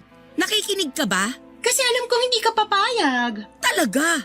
Kalimutan na lang natin ang nakaraan. Magsimula ulit tayo. Ang kapal naman ang mukha mo para maisip na may masisimulan pa ulit tayong bago. Hindi mo kasi alam kung gaano kalaki ang kitaan sa ganitong kalakaran eh. Kung papayag ka maging manager ako. Wow! Makinig ka muna. Alam kong hindi maganda tong simula natin, kaya pwede pa natin tong ayusin. Wala nang aayusin, Osang. Sinira mo na lahat.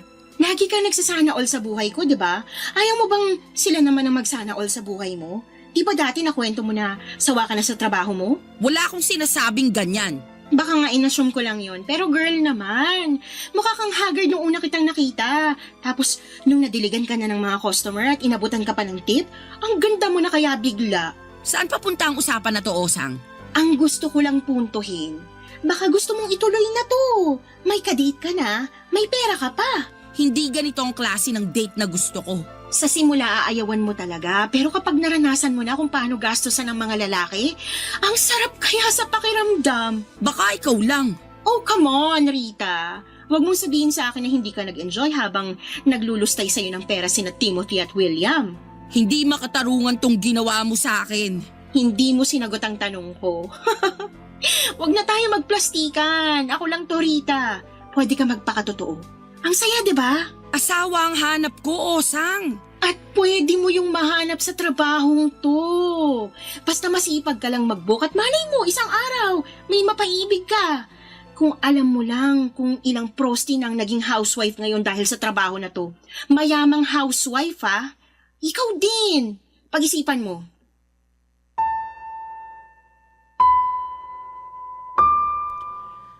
Natahimik ako sa huling sinabi ni Osang Papadudut. Totoo nga kaya na pwede ko ring ma-experience na maging housewife kung sa dadaanan ko ang pagpoprosti. Napansin ni Osang ang pagdadalawang isip ko at kinuha niya ang oportunidad na yon kaya mas gagawin niya ang lahat para makumbinsi ako. Nilabas niya ang tablet niya at ipinakita niya ang iba't ibang mga prosti na nagkaroon na ng asawa dahil sa trabaho nila. Nagsana all ulit ako. Nainggit akong muli, higit sa pera gusto ko talagang makapag-asawa. Nahirapan akong maghanap ng mapapangasawa nung una pero pwede palang maging posible yon basta tsatsagain ko ang pagpoprosti. Lalo nga't malaki ang bayad dito. Di hamak na mas malaki kesa sa sinasahod ko. Hawak ko pa ang oras ko. Magagamit ko rin ang pera na yon para magpaganda. Mas lalo ako magkakaroon ng chance para makilala ang forever ko. Hindi ako umiimik kay Osang noon. Tinatansya ko pa rin ang magiging desisyon ko. Maya-maya ay dumating ang bagong kadate ni Osang. Sinundo na siya para mag-staycation daw sa Tagaytay. Nagsana all na naman ako. Bago umalis si Osang ay binulungan niya ako at sinabing hihintay niya ang sagot ko dahil meron na raw siyang bagong irereto sa akin at malaki ang bayad. Porsyento na lang daw ang ibibigay ko sa kanya. Doon ako mas lalong naguluhan. Lalo na noong inabutan niya ako ng ilang libong piso at saka nagmamadali na siyang umalis para sa bagong kadate niya. Naiwan ako mag-isa sa bar at pinag-iisipan ang susunod kong hakbang. Ano ba sa tingin ninyo ang dapat kong gawin? Sana ay magawa ninyo akong tulungan sa problemang kinakaharap ko sa ngayon. Maraming salamat po sa lahat ng bumubuo ng inyong number 1 radio station. Hanggang sa muli, ang inyong kapuso at kabarangay forever, Rita. Barangay Love Stories. Barangay Love Stories. Nalilito pa rin sa life ang ating kabarangay. Ano kaya ang maipapayo mo sa kanya? Ibahagi mo yan sa ating comment section para mabasa rin niya. Nagustuhan ng iyong napakinggan? Ituloy yan via live stream sa www.gmanetwork.com/radio.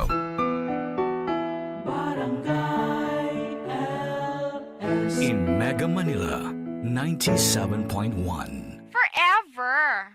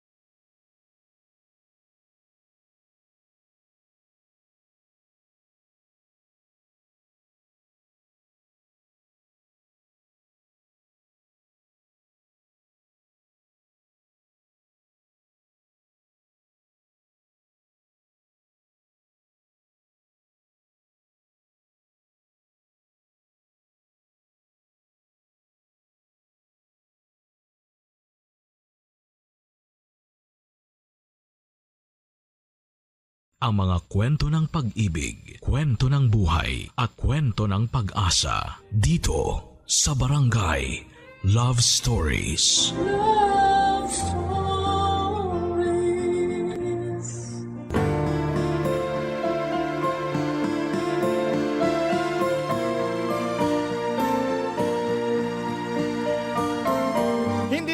nabigay todo tayo sa pagmamahal sa ibang tao tapos ay wala nang matitira para sa atin.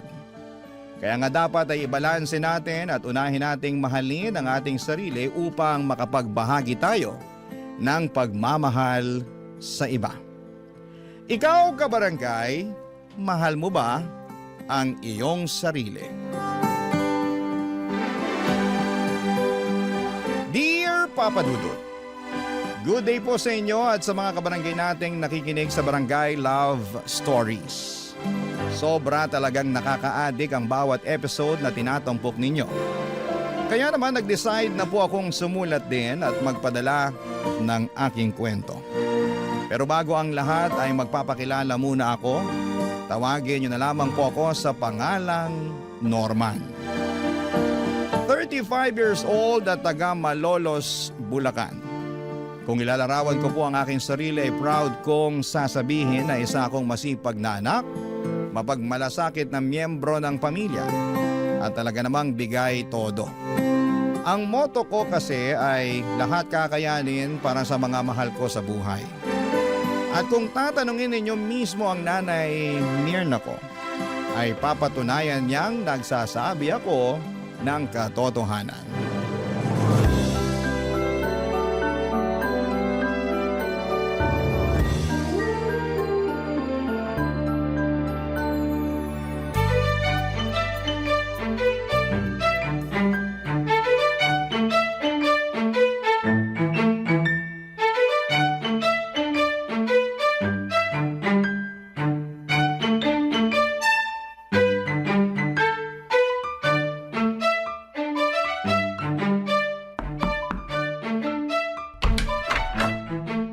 Nay, nandito na po ako. May dala po akong mga grocery.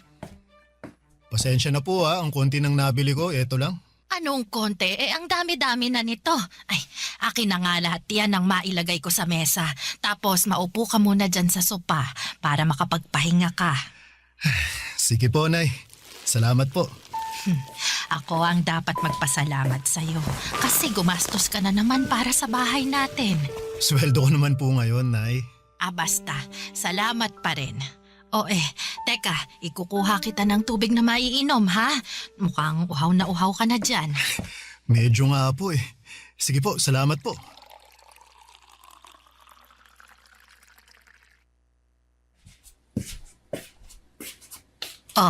Nak, malamig yan para mapatid uhaw mo. Inumin mo muna. Sige po, salamat, Nay.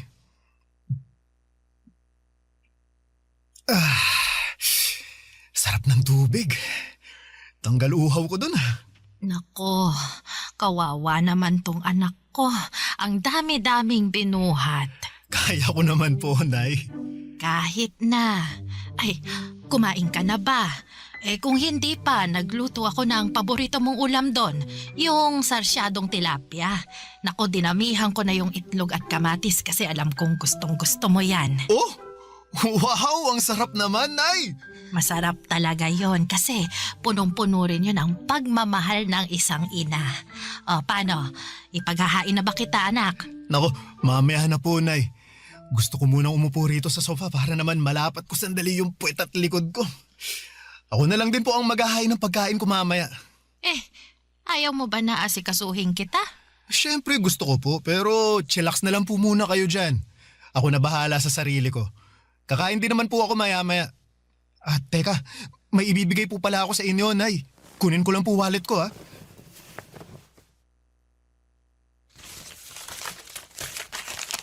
Ano yan? Pera? Opo.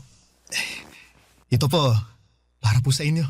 Para sa akin, ano namang gagawin ko dyan? Pambayad po sa tubig at saka sa kuryente. Bakit parang ang dami naman yan? Magkano lang naman yung tubig at kuryente natin rito, anak? Yung sosobra po dyan, sa inyo na. Baka gusto nyong magpasalon, manicure o pedicure. Ay nako, hindi na. Luho lang yon. Gastos lang. Ay, meron naman pong panggastos, tsaka minsan lang naman po ito. Ikaw talaga. Siyempre, nahihiya ang nanay mo kasi baka wala ka ng pera dyan pang gastos. Ang dami-dami mo ng pinamiling grocery tapos nagbigay ka pa ng pera para sa tubig at kuryente. Huwag po kayong mag-alala, Ma. Kasi meron naman po akong panggastos dito. Sigurado ka ba, nak? Opo. Magsisinungaling ba naman ako? Hindi, pero nag-aalala lang ako eh. Simula nung nagkatrabaho ka parang hindi ka na pumalya sa pagtulong sa pamilya natin. Kahit nga ilang kamag-anak natin, tinutulungan mo pag kaya mo. Ayoko lang na masaid yung ipon mong pera. Ikaw naman yung mauubusan. Nako, Ma. Hindi po mangyayari yon kasi sinisiguro ko na may natatabi rin ako para sa sarili ko. May kasabihan nga na mahirap tumulong sa iba kung hindi ko muna uunahing tulungan ang sarili ko. Lagi nyo kaya pinapaalala sa akin yun. Aba, oo naman. At saka, tumutulong lang naman ako sa mga kamag-anak natin kung nakaluluwag ako eh. Kung wala, tumatanggi naman po ako. Noon, medyo hirap akong humindi pero ngayon, pinag-aaralan ko na po. Tama rin naman yan. Mahirap na sa'yo lang lagi iaasa ang lahat. Kaya nga po eh. Pero masaya naman ako sa tuwing nakakatulong ako. Lalo na sa inyo at dito sa bahay natin. Alam ko, kapos din iba kong mga kapatid. Ay, kaya nga nagpapasalamat ako sa'yo, nak. Kasi malaki talaga ang naitutulong mo sa mga gastusin natin sa araw-araw. Pero paalala pa rin huwag mong abusuhin ang sarili mo. Magpahinga ka pa rin. Huwag kang magpapakapagod ng husto sa trabaho at maglibang-libang ka rin. Alam mo yon, umalis ka, mamasyal, para hindi puro trabaho at bahay lang ang napupuntahan mo. Pero katulad ng iba nating kabarangay, Papa Dudut, na lumaki sa hirap, hindi na iba ang kwento ng aming pamilya. Mekaniko sa talyer ang tatay ko samantalang labandera naman si nanay. Tapos 4 kaming magkakapatid at ako ang panganay. Madalas ay kulang talaga ang kita ng mga magulang namin. Pangkain at panggastos namin sa araw-araw ay kinakapos. Kaya naman pinangako ko sa aking sarili na magsusumikap ako upang hindi na namin muling maranasan ang magutom. Kaya naman binuhos ko talaga ang panahon ko sa pagtatrabaho. Sa katunayan ay hindi pa ako nakontento sa pag-oopisina.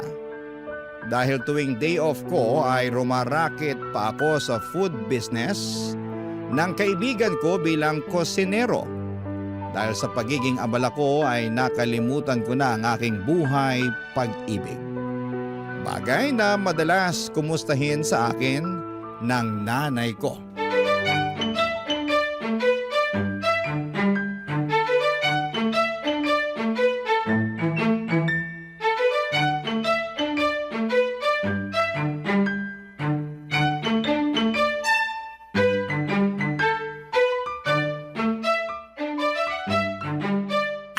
Nak, pwede ba kitang matanong? Sige po, Ma. Ano po yun? Ilang taon ka na nga ba ulit? 34 na po ako ngayong taon. Bakit po? Lagpas na pala sa kalendaryo yung edad mo. Pero ni isang babae, wala ka pang nababanggit o pinakikilala sa akin na nililigawan mo. Nak, may bala ka pa bang mag-asawa? Siyempre, Ma, meron po.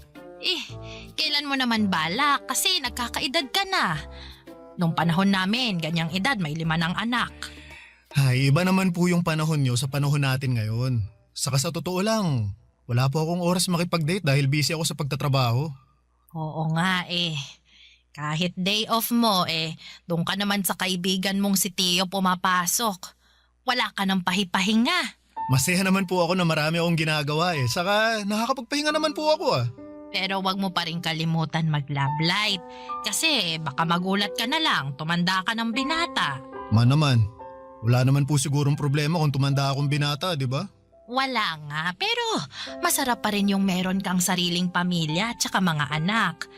Oo, mahirap ang buhay pero naniniwala naman ako na gagawin mo ang lahat para itaguyod yung pamilyang bubuuin mo Malaki ang tiwala ko na magiging mabuti at responsable kang padre de pamilya. Sige po, Ma. Kapag meron na po akong natitipuhang babae, kayo po ang unang makakaalam. Abay, dapat lang kasi nanay mo ako. Ako ang dapat una mong pagsabihan dahil kung hindi magtatampo ako.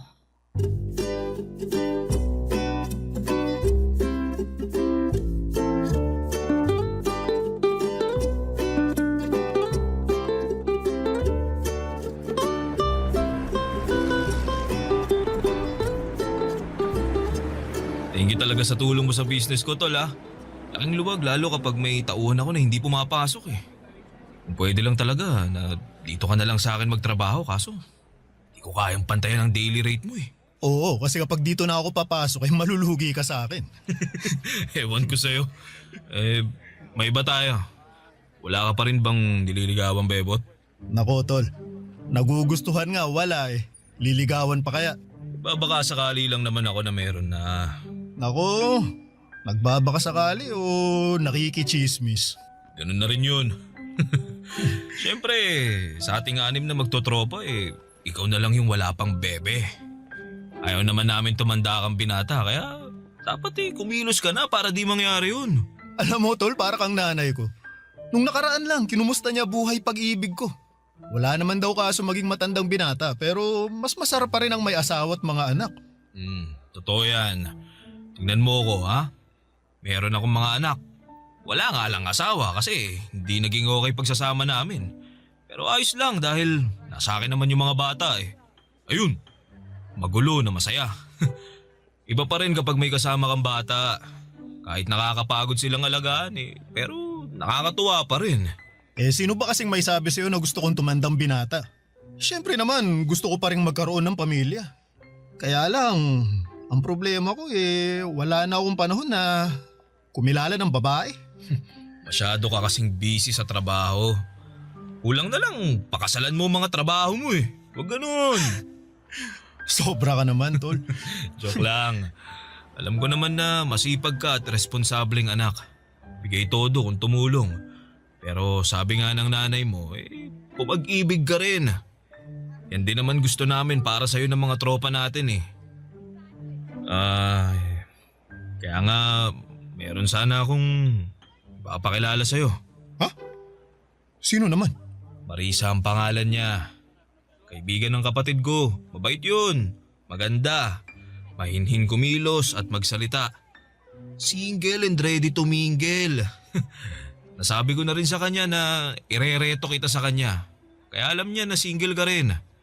Alay mo, kayo na pala ang para sa isa't isa, di ba? Subukan mo lang makipag-date at kilalanin pa ng husto si Marisa. Papadudot, nagkita kami ni Marisa sa isang cafe sa Quezon City. At masasabi ko na kabadong-kabado ako. Yun pa lang kasi ang unang beses na may makaka-date ako kaya naman ayokong magkamali. Pero buti na lamang at mabait si Marisa at malumanay magsalita. Kaya naman napanatag agad ang aking kalooban. Mabilis kaming nagkapalagayan ng loob. At doon na niya nakwento na meron siyang anak sa ex-boyfriend niya na nasa probinsya nila sa Iloilo. Sa totoo lang, nagulat ako noong nalaman kong single mother siya pero hindi naman nagbago ang tingin ko sa kanya. Mas sumanga pa nga ako sa kanya at tumaas ang aking respeto sa mga sakripisyo niya para sa kanyang anak.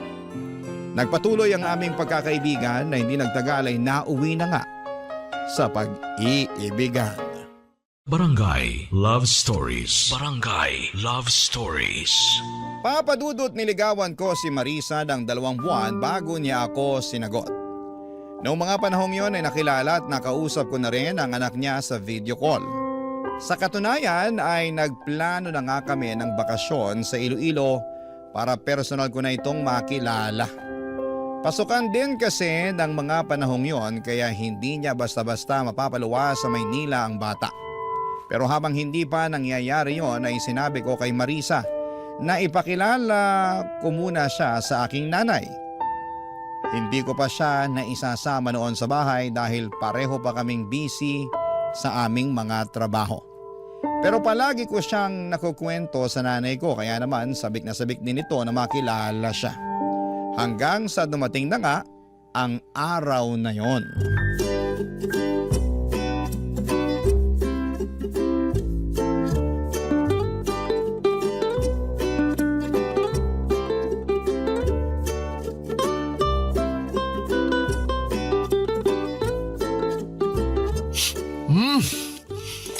Ang sarap po talaga nitong niluto niyong kare-kare, Nay. Nako, salamat anak. Uy, pero magdahan-dahan ka nga sa pagkain ha. Baka mabulunan ka, tsaka baka kung ano na lang ang isipin ni Marisa, oh. Nako, Nay. Alam po ni Marisa na masarap kayong magluto kaya ganadong-ganado ako pag kumakain. Lagi ko rin kasing nakikwento sa kanya yun, Nay. Di ba, babe?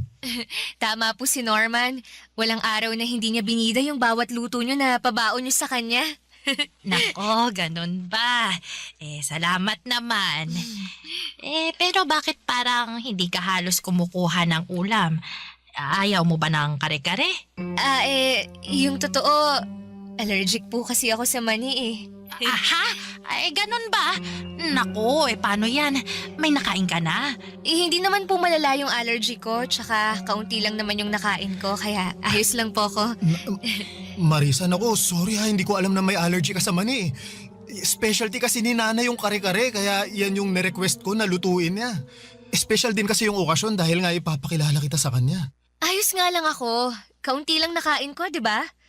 Tsaka saka kung wala akong allergy siguradong hindi ko pa rin kakainin yung luto ng nanay mo. Kasi hindi naman masarap. Paano niya naging specialty yan? Ang tabang naman. At ang lansa ng karneng ginamit. Makunat din. Pati yung gulay mapait. Nakakadiri. Ha? Anong sinabi mo? Narinig mo yung sinabi ko, Norman? Kailangan ko pa bang ulit-ulitin?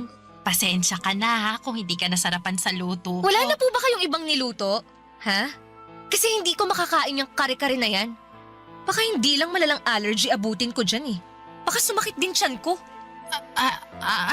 Sige. Teka, ipagluluto kita ng ibang ulam. Nay, Ako sa ref natin. Nay, wag na, Nay. Order na lang tayo. Wag ka nang umorder. Gastos lang yan. Tsaka meron pa naman tayong mga sangkap dyan sa ref. Ako nang bahala, ha? Kumain na lang kayo dyan, ha? Sandali lang, magluluto lang ako. Nay! Marisa, mag-usap nga tayo dun sa labas. Bakit sa labas pa? Pwede naman dito na lang sa mesa. Mamaya malamok pa dun kagatin pa ako. Please, Marisa, kahit sandali lang. Ay, nako! Kakainis ka talaga.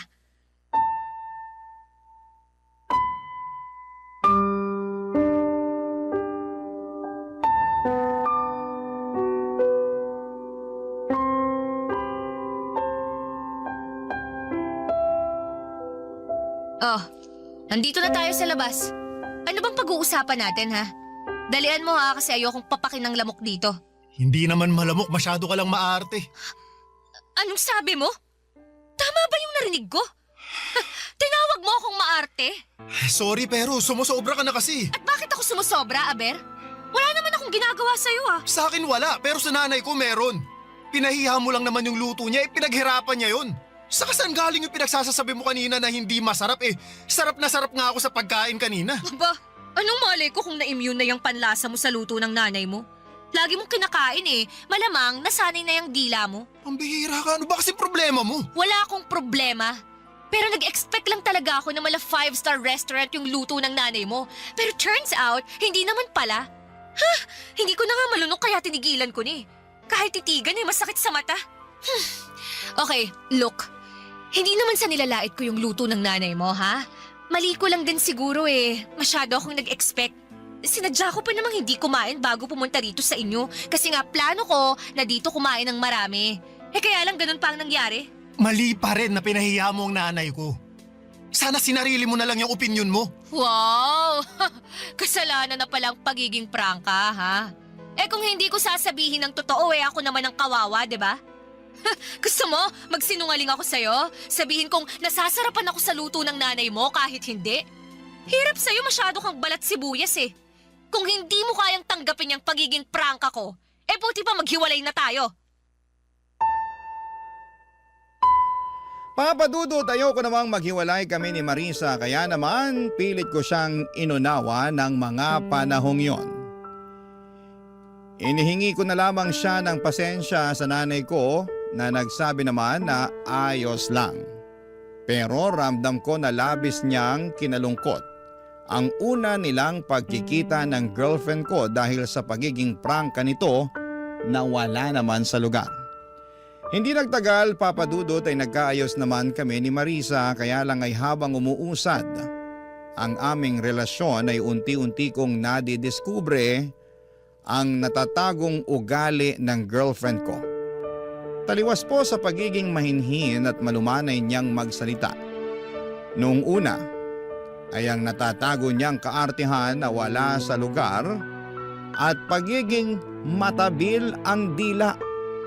Bukod doon ay magastos din po si Marisa, Papa Dudut.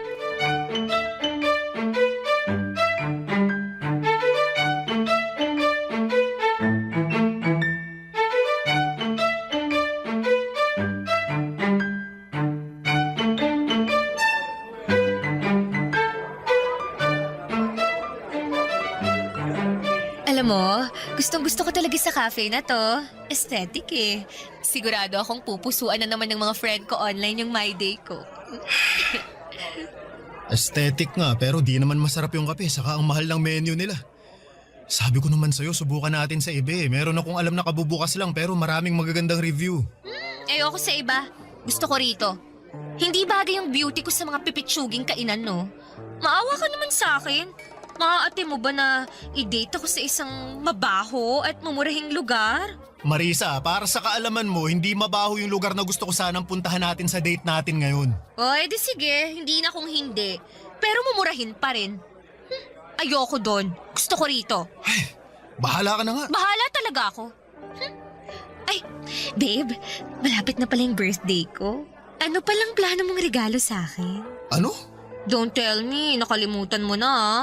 Sige ka, magtatampo ako. Hindi ko nakalimutan pero sikreto muna kung anong ireregalo ko sa'yo. Siyempre, wala nang element of surprise yun kapag sinabi ko, di ba? Hindi ako mahilig sa sorpresa eh. Mas gusto ko, alam ko na kung anong ireregalo mo sa akin. Para naman masabi ko agad sa'yo kung magugustuhan ko yun. Anong ibig mong sabihin?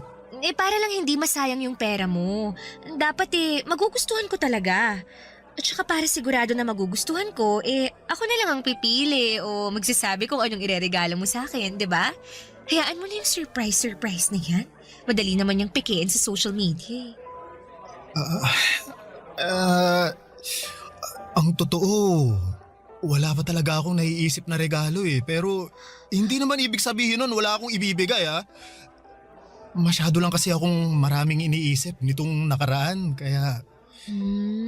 Okay lang naman. Kaya nga tinanong ko para matulungan kita eh.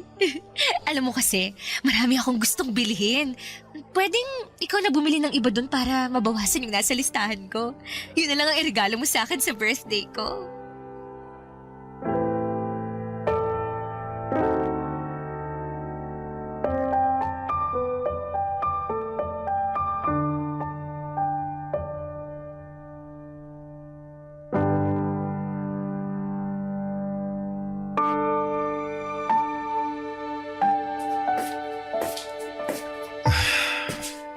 Nandito na po ako, Ma.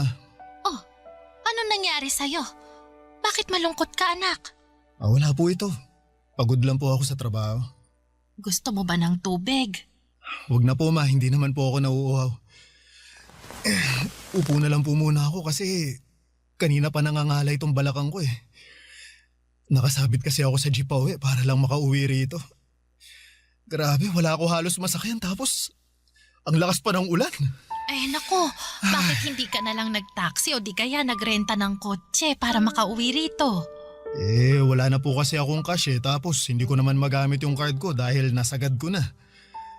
Wala pa akong pambayad kasi sa susunod na linggo pa yung sweldo namin. Oo nga pala, Ma. Pasensya na po pala kasi baka hindi ako makapagbigay para sa grocery natin sa sahod ko eh. Unahin ko lang pong bayaran yung credit card ko kasi baka magka-penalty po ako. Mahirap na. Ay, wala namang kaso yon kasi nandyan pa naman yung mga pinamili mo. Pero matanong ko lang ha, hindi naman sa nangingialam ako pero ngayon ko lang yata narinig na nasagad mong paggamit ng credit card mo. Tapos naubusan ka pa ng cash hindi ka naman ganyan nak. May binili ka ba o nanakawan ka? Hindi po ako nanakawan, Ma, pero tama po kayo na may binili ako. Binilahan ko po ng bagong cellphone si Marisa kasi birthday niya po ngayon. Yun po kasi ang request niya eh. Tapos kumain kami sa labas kaya ayun. Naubos naman yung cash na dala ko. Barya na lang ang natira kaya hindi na nga ako nakapag-taxi pa uwi. Ganun ba? Ay, buti na lang ligtas ka pa rin na nakarating dito sa atin, nak. Di bale, sa susunod, siguraduhin mo na lang na may ititira ka pang pamasahe. O di kaya, kapag wala ka na talagang pera dyan, edi tawagan mo ko. Sasabihan ko yung mga kapatid mo na pahiramin ka ng pera. Yung isesend nila gamit yung e-wallet para meron kang magamit. Opo ma, salamat po ha. Wala yun, anak. Oh, sige na, kumain ka na doon para naman makapagpahinga ka na pagkatapos.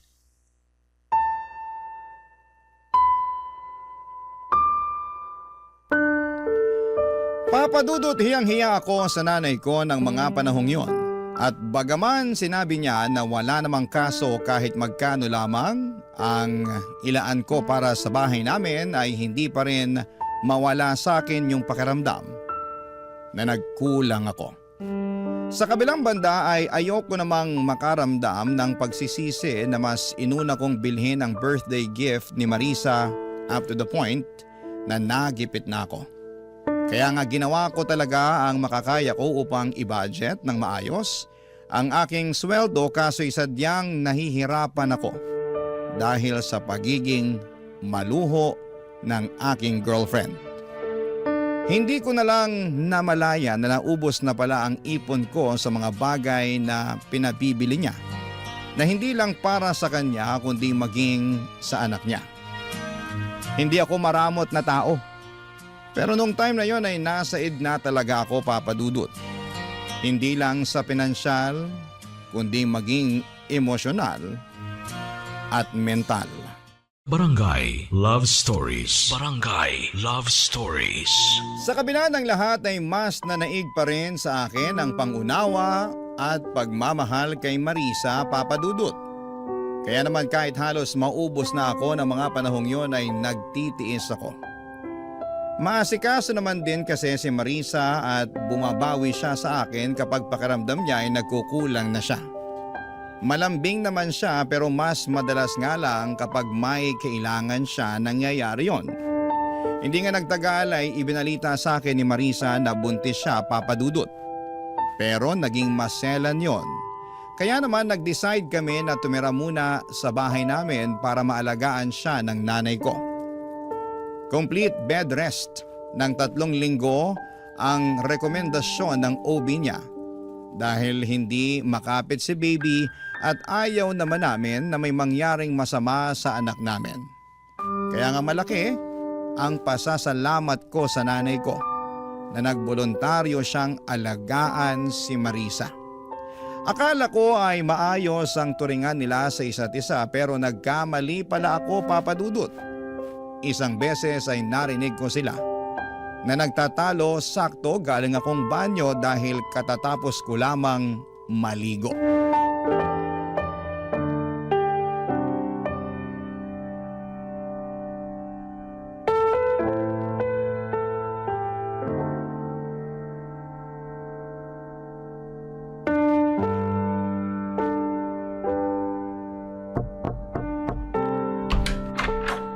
Marisa, tulog ka na ba?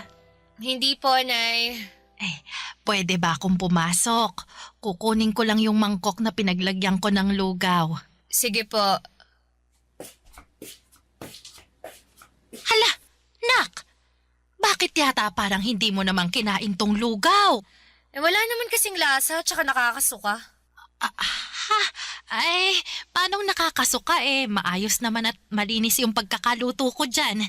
Tsaka may lasa yan, tinikman ko yan kanina So wala nga akong nalalasahan Alam nga namang ipilit kong sabihin na meron kahit wala, di ba? Lumabas naman akong sinungaling nun. Ganun ba? Pasensya na ha. Baka nagkamali lang talaga ako. Hoy, Marisa. Bakit mo sinisigawan ng nanay ko? Hindi ko sinisigawan ng nanay mo. Nag-uusap lang kami. Anong hindi? Ang taas ng boses mo, saka dinig na dinig ko dun pa lang sa banyo. Kaya nga tinapos ko na yung paliligo ko para labasin na kayo. Hindi ko nga sabi sinisigawan yung nanay mo. Masyado ka namang OA eh.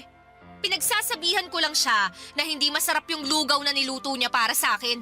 Tsaka, bakit ba siya panipakain sa akin ng lugaw? Eh wala naman akong sakit. Nagkataon lang naman talaga na kailangan kong humilata sa higaan na to ng 3 linggo, pero hindi naman ibig sabihin nun eh hindi ko kayang ngumuya ng matinong pagkain. Ayoko niyan. Hindi ako nabubusog dyan tapos ang tabang pa. Marisa, pwede mo namang sabihin ng maayos sa nanay ko eh. Hindi yung ganyan na pinagsasalitaan mo pa siya ng hindi maganda. Teka nga, abogado ka ba ng nanay mo? Anong sinabi mo? Eh lagi mo na lang kasi siyang pinagtatanggol eh, imbis na ako ang kampihan mo. Baka nakakalimutan mong partner mo ko at magiging nanay na ng anak mo. Siyempre hindi ko nakakalimutan yun, pero nanay ko pa rin yung binabastos mo. Anong binabastos pinagsasasabi mo dyan? Alam mo sumusobra ka na ha?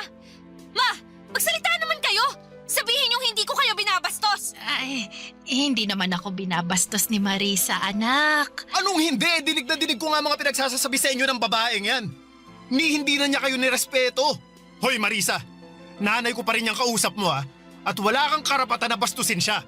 Wala ka ba nanay? Ano bang klaseng tanong yan? Eh sinong nag-aalaga sa anak ko kung wala akong nanay, di ba? Meron naman pala, pero ganyan mo ba kausapin at pakitunguhan ng nanay mo? Hindi! Nanay ko yun eh. Kung ganon, matuto ka ring igalang ang nanay ko kasi parang ako na rin yung hindi mo nirespeto sa tuwing binabastos mo siya. Ang bait-bait ng nanay ko pero hindi ibig sabihin pwede mo na siyang abusuhin. Ni minsan hindi kanya pinatulan. Siya pa nga madalas humingi ng pasensya matapos mo siyang tarayan, di ba? Sana dun man lang maisip mo na nakakabastos ka na. At kung kaya mong irespeto ang nanay mo, sana gawin mo rin yun sa nanay ko. Norman, hindi naman siguro sinasadya ni Marisa, kaya hayaan mo na lang. Ayos lang naman ako eh. Oh, tingnan mo! Ayos lang naman pala sa nanay mo eh. Pero kung makareact ka dyan, akala mo nakagawa ako ng krimen. Pasensya na, Pasensyahin mo mukha mo! Sabi ng OB natin hindi raw ako dapat ma-stress, pero sa'yo ako nai-stress. Isama mo pa yung nanay mong ewan. Sana talaga doon na lang ako sa nanay ko sa Iloilo umuwi. At siya na lang yung dapat na nag-alaga sa akin. Hindi kayo! Papadudot dismayado ako at nasaktan sa kung paanong pakitunguhan ni Marisa ang nanay ko. Akala ko kasi nagbago na siya pero maling-mali ako dahil hindi naman pala papadudot. Sa palagay ko nga ay mas lumala pa ang pag-uugali niya dala na rin ng kanyang pagbubuntis. Isyo na rin kay Marisa na nagbibigay ako ng ambag sa bahay namin lalo na at magkaka-baby na kami. Dapat daw ay sila na lamang ang sinusuportahan ko at hindi na ang pamilya namin. Hindi ko naman pinapabayaan si Marisa at ang magiging anak namin pero hindi ko basta-basta mapuputol ang suporta ko sa nanay ko. Kaya nga sa abot ng aking makakaya ay binabalanse ko yon. Kaso'y hindi yon maintindihan ng kinakasama ko. Pinaramdam niya sa akin at sa nanay ko kung gaano niya kaayaw yung setup namin. Paulit-ulit niya akong sinasabihan na maghanap ng marirentahan dahil kaya naman niyang asikasuhin ang kanyang sarili. Lumipas nga ang 2 buwan at naging okay naman ang baby namin kaya hindi na kailangan ni Marisa na mag-bed rest. Dahil doon ay nagpaalam siya sa akin na lalabas siya para makipagkita sa dating niyang mga katrabaho, bagay na pinayagan ko naman. Kaya lang ay meron akong nalaman na labis kong kinabigla.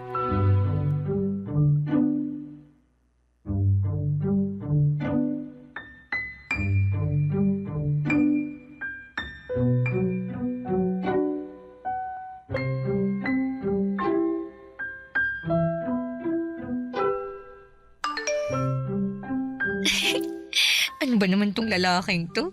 Nasend pa talaga ng picture niya na naka-topless. Oh, kita ko tuloy yung kanyang mga pandesal. Ha Marisa, anong sabi mo? Ano ka ng kalabaw? Hindi ako anak ng kalabaw, anak ako ng nanay ko. Eh, sinagulat ako eh, kaya nasabi ko yun. Pero ewan ko sa'yo, sineryoso mo naman. Paano hindi ko seseryosohin kung ano-anong naririnig ko sa'yo? Ano bang narinig mo?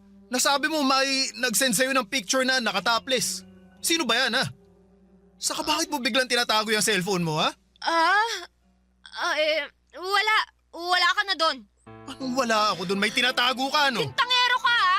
Wala akong tinatago sa'yo. Kung wala, edi patingin ako ng cellphone mo. Akin na. Akala mo hindi ko napapansinan nitong mga nakaraang araw palagi kang nakatutok dyan sa cellphone mo ha? Narinig pa kita na may kausap ka nung isang gabi. Kaya akin na, patingin ako niyan. Gusto kong malaman kung sino ba yung kausap mo niyan. Ayoko nga! Ganon. Pues aagawin ko na lang sa'yo kung ayaw mong ibigay. O ano? Kahit ayaw mo nakuha ko naman Norman, please sa akin yung cellphone ko.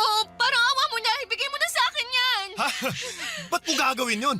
Kasi may tinatago ka na ayaw mong malaman ko? Hindi. Ayan Sakto, ang daming mensahe ng kausap mo. Tingnan ko nga kung sino tong hayop na to. Norman, wag! Ano to? Bakit kayo magkausap ni Theo, ha? At bakit siya nagpapadala ng mga hubad na litrato sa'yo?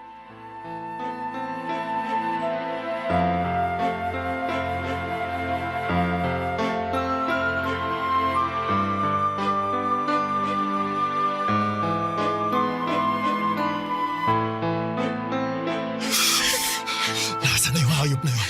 Walang iya ka, Theo. Norman, wag mo nang sugurin si Theo.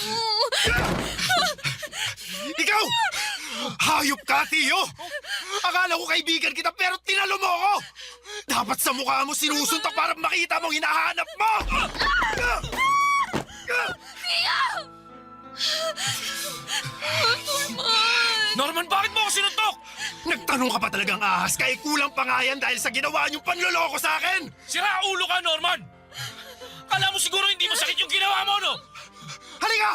Dadagdagan ko pa para lalo ka masaktan! Sige, tala! Magsuntukan tayo! Kala mo yata, atrasan kita eh! Tama na! Tumigil na kayo! Ikaw babae ko, huwag mo akong awatin! Tuturuan ko pa ng leksyon yung lalaki yan! Ano bang ginawa ko sa'yo, ha? Sige nga! Nagtatanong ka pa rin! Bakit sa akin ka lang nagagalit? Si Marisa naman ang unang lumapit sa akin, Paano hindi ako magagalit? Nakita ko yung mga hubad na litratong sinend mo sa girlfriend ko! Baka nakakalimutan mo. May kinakasama na si Marisa at ako yun! Hindi ko naman nakalimutan yon.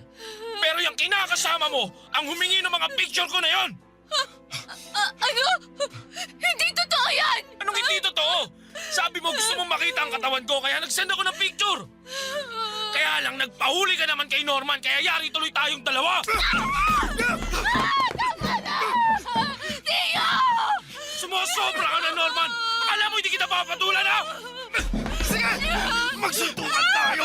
Para lalo kong mapadugo yung bastos mo ka! Ano ba kayo? Sinabing tama na eh! Makinig naman kayo sa akin! Huwag akong magsabihan at awatin mo kundi ang Norman na yan! Siya naman na noon ang nanunto ka!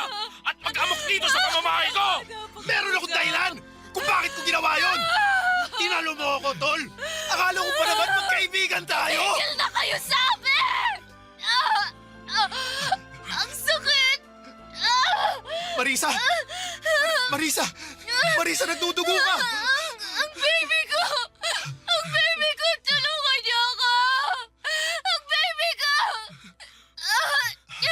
Dalhin niyo ako sa ospital!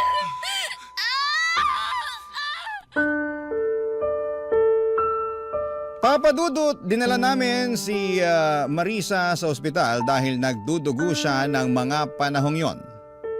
Takot na takot ako ng mga panahong yon para sa kaligtasan ng baby namin. Kaya nga pansamantala kong nakalimutan ang galit ko kay Theo dahil natuon ang buong atensyon ko para kay Marisa. Pagdating namin sa ospital ay agad na inasikaso ng mga doktor ang kinakasama ko. Pinaghintay kami ni Theo sa labas ng emergency room at doon ko na tinawagan ang nanay ko. Gulat na gulat siya sa mga nangyari at humahangos na nagpunta sa ospital na kinakaroonan namin. Pero huli na ang lahat dahil binalita sa amin ng doktor na nakunan si Marisa. Ibig sabihin, patay na ang baby namin. Sobrang sakit ang pangyayaring yon at hindi ko mapigilang sisihin ang aking sarili dahil pakaramdam ko ay kasalanan ko kung bakit nawala ang aming anak. Pero mas masakit na pagkagising ni Marisa ay inamin niya sa akin na hindi ako ang ama ng sanggol na dinadala niya. Matagal na pala silang may relasyon ni Theo at may ginagawang milagro habang nakatalikod ako at hindi pa sila nakontento dahil pinaako pa nila sa akin ang bata na hindi naman nanggaling sa akin. Kaya nga noong araw ding yon ay nakipaghiwalay na ako kay Marisa. At tinapos ko na ng tuluyan ng pagkakaibigan namin ni Theo. Sa kasalukuyan ay nagmo-move on ako, Papa Dudut. Tinuring ko na lamang na blessing in disguise ang redirection na nangyari at mas nag-focus na lamang ako sa aking pamilya na siyang tunay na nagmamahal sa akin. Hanggang dito na lamang po ang sulat ko. Maraming salamat. Sakaling mapili po ninyong i-ere sa Barangay Love Stories. Ang inyong kapuso at kabarangay forever, Norman. Ako, gigil na gigil talaga ako sa nangyayari sa kwento natin. O ikaw, kabarangay, kumukulo rin ba dugo mo? Pwede kang mag-iwan ng comment sa ating comment section. Ang mga kwento ng pag-ibig, kwento ng buhay, at kwento ng pag-asa dito sa Barangay Love Stories. Love Stories.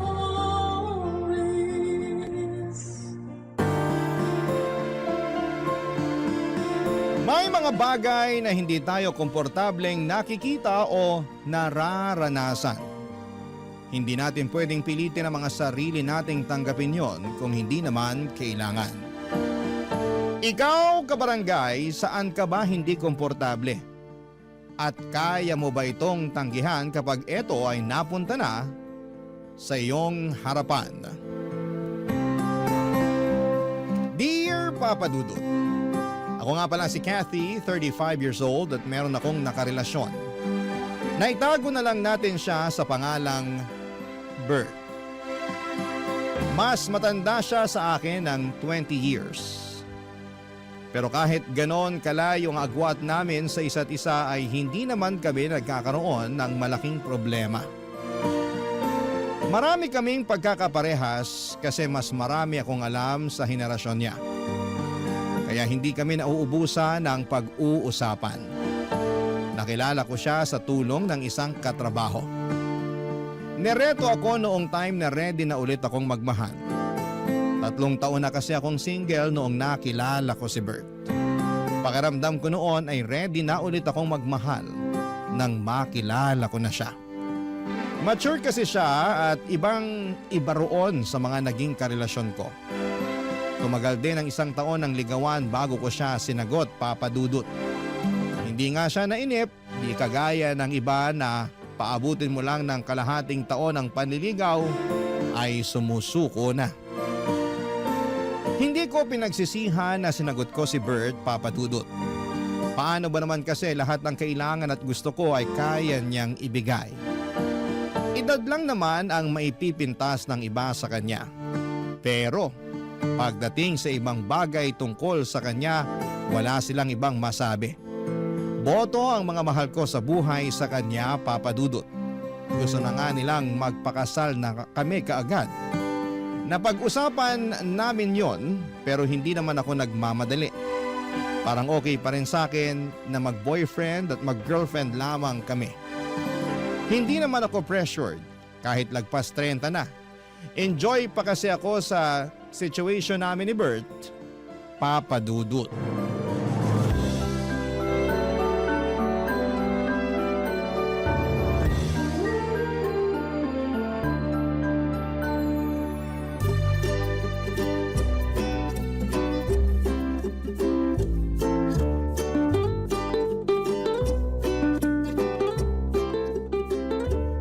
Saan tayo sa day off ko? Ikaw ba? Gusto mo mag-out of town? Huwag muna, naghihingalo pa ang wallet ko eh. Ako naman ang gagastos. Ay naku, ayoko masanay sa ganyan ha. Baka mamaya isipin ng ibang tao eh, pineperahan lang kita. Alam ko namang hindi mo ako pineperahan. Gusto ko lang din na nakakapag-provide ako sa'yo. Nakakakilig naman yan. Alam mo, yan pa naman yung hanap ng mga babae. Good provider. Sana all na lang talagang sasabihin ng ibang tao sa atin. So, pahig ka na sa out of town? Siguro wag nga muna. Nakakatamad din kasing bumiyahe. Ano palang gusto mong gawin natin? Siguro ayos na sa akin yung lambingan habang nanonood ng TV sa kondo ko. Baka sitahin mo na naman ako kapag nakatulugan kong panonood ng TV. Naku, sanay na ako sa'yo, no? Bawasan mo kasi yung rice at saka salt intake mo para hindi ka kagad antukin. Wala na sa kinakain ko yan. Nasa edad ko na talaga. Pagkakapihin na lang kita ng 1 litro para siguradong walang tulugan. Kawawa naman ang puso ko niyan. Alam mo naman na mahina na ang puso ko dahil sa edad ko. Alam mo, lagi mo nalang nirarason ang edad mo, ha? Sinasabi ko lang ang totoo. Kailangan ko ring mag-ingat. Kailangan mo talagang mag-ingat dahil dapat mahaba pa ang panahon na magkasama tayo. Ayoko mabiyuda ng maaga, ha? Kaya nga, healthy living na ako para sa'yo eh. Ikaw kaya ang inspirasyon ko kaya gusto ko magpabata ulit.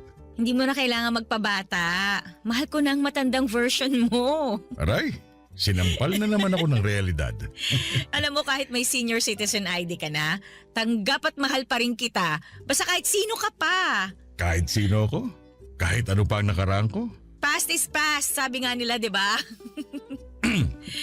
Speaking of past, Uy, kinakabahan naman ako dyan. Huwag mo sabihing may asawa ka pa pala, ha? yan naman ang wala. Alam mo namang matagal na kaming anal ng dati kong asawa, hindi ba? O so ano nga yung past na sinasabi mo? Tungkol sa anak ko. Ha? May anak ka na? Oo, Joy Joy ang pangalan niya. Nag-iisa lang. Anak ko sa una. Eh bakit ngayon mo lang sinabi sa akin? Baka kasi busted din mo kapag nalaman mong may anak na ako eh. Ang babaw naman ang tingin mo sa akin. Tanggap ko naman kung una pa lang sinabi mo nang may anak ka na.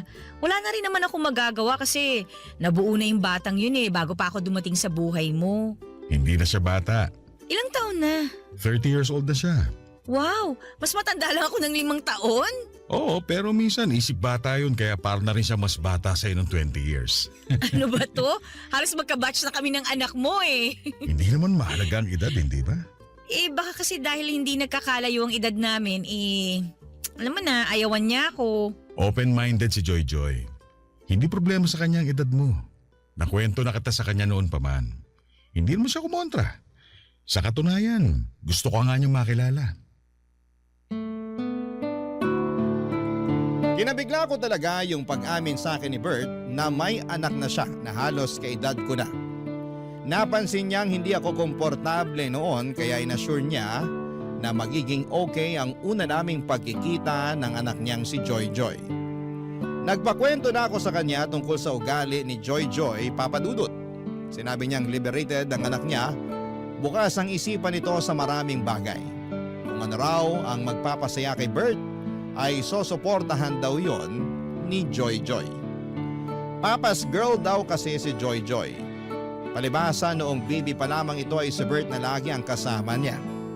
Nag-ibang bansa kasi ang nanay ni Joy Joy after nitong mga anak.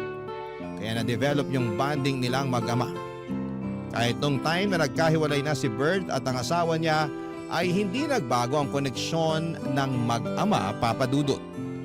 Kahit tuwing weekends na lamang daw sila magkita pero madalas pa rin silang nagkukumustahan, salamat na lamang sa social media. Marami pa akong nalaman tungkol kay Joy Joy. Dahil doon ay napanatag na rin ako kahit papaano. Baka naman makakasundo ko si Joy Joy, lalo't hindi naman nalalayo ang edad namin sa isa't isa. Marami rin kaming pwedeng pag-usapan. Naisip ko nga rin baka pwede na rin kaming maging magkaibigan. Weird yon kung iisipin, pero para sa akin ay maganda nga yun para mas lalo akong mapalapit kay Bert. Alam kong mahal na mahal ni Bert si Joy Joy. Base pa lang kung paano kumislap ang mga mata ng nobyo ko kapag pinag-uusapan namin ang anak niya. Alam kong wala na siyang ibang hihilingin pa kapag nagkasundo kami ni Joy Joy. Kaya naman pinaghandaan ko na ang unang pagkikita namin ni Joy Joy. Kabado man pero kinaya ko yon para sa relasyon namin ni Bert, Papa Dudut.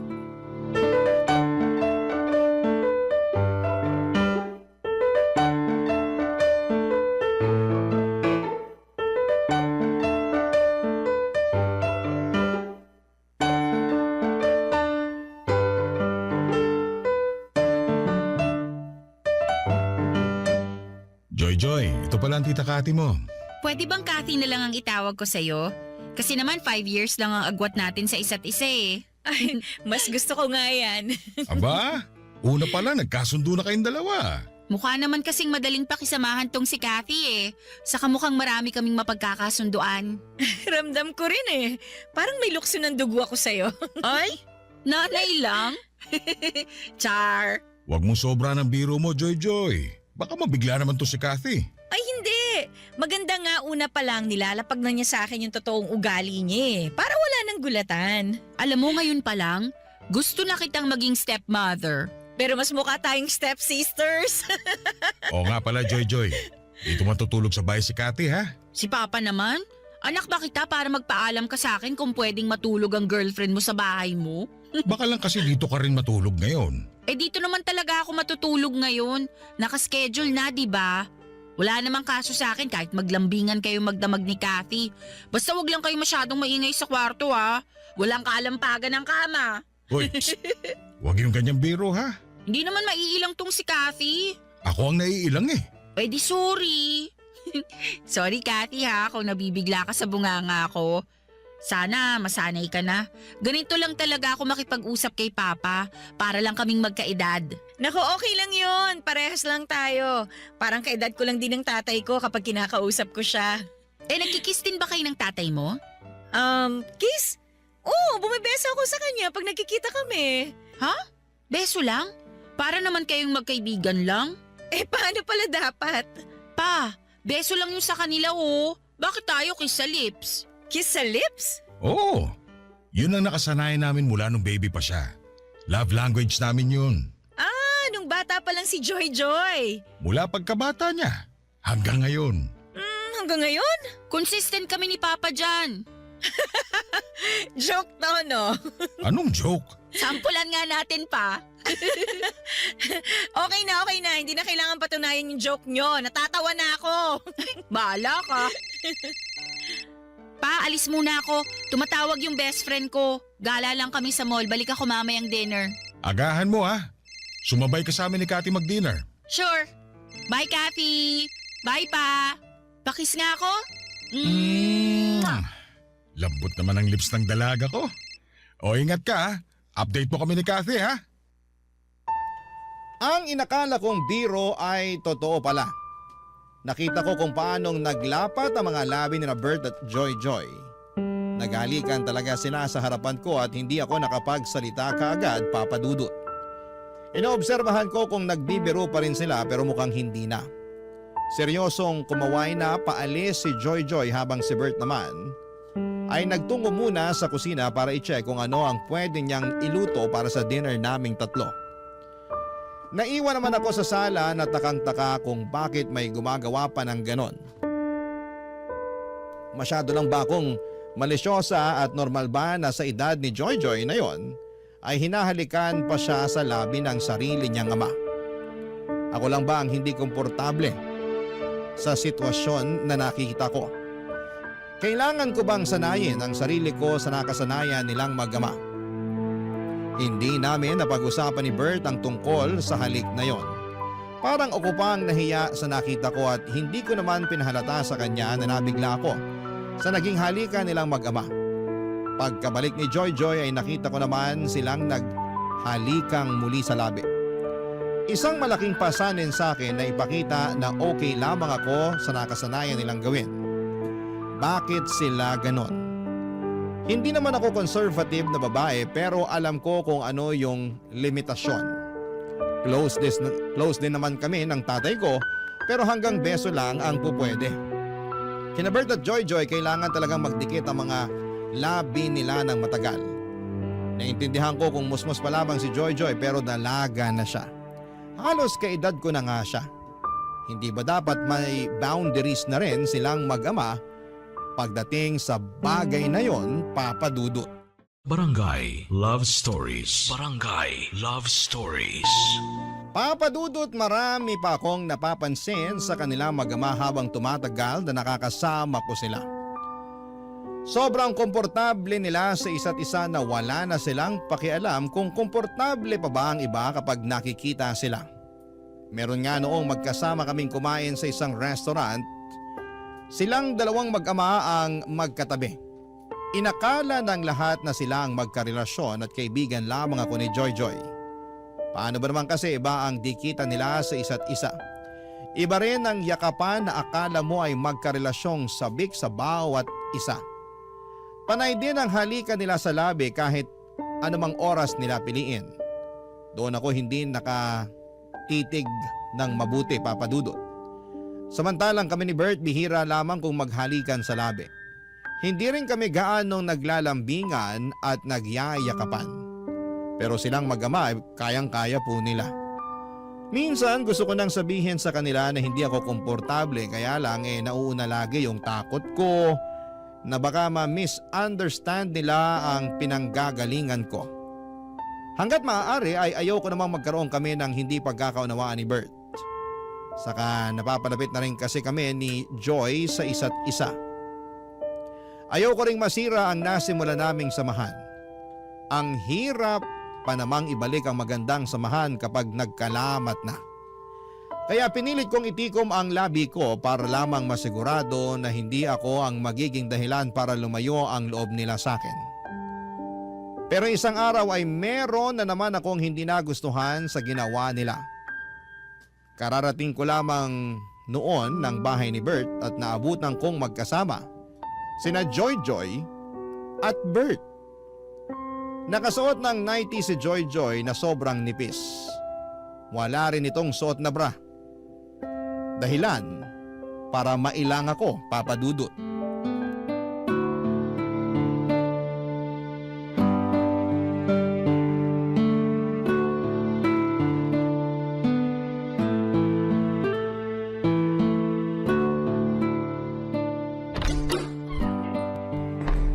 Bert? Kathy, late ka na dumating ha. Sorry na traffic kasi ako eh.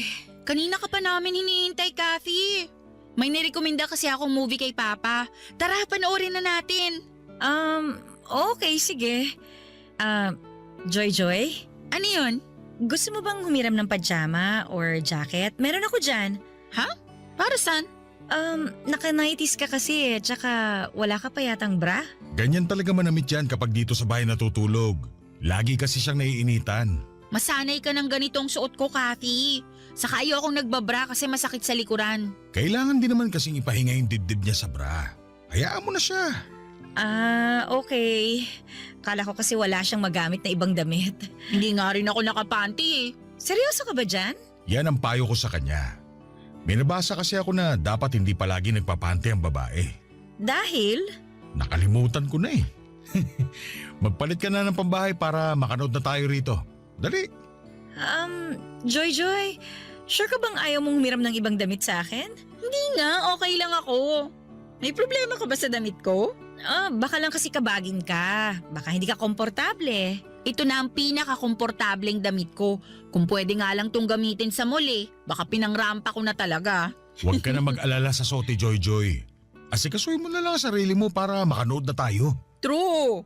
Saka, Kathy, okay lang ba kung kami ni Papa ang magtabi habang nanunood?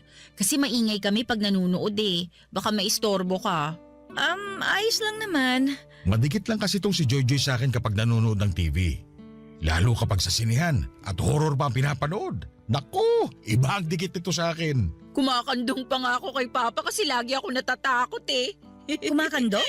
Nakasanayan na naming dalawa yun. Kumakandong siya sa akin lalo kapag nangangalay na yung likuran niya. Lagi kasi sumasakit ang likod nitong dalaga ko eh. Kumakandong kahit ganyan ang suot niya? Oo, wala namang masama. Nakadamit naman si Papa ng maayos.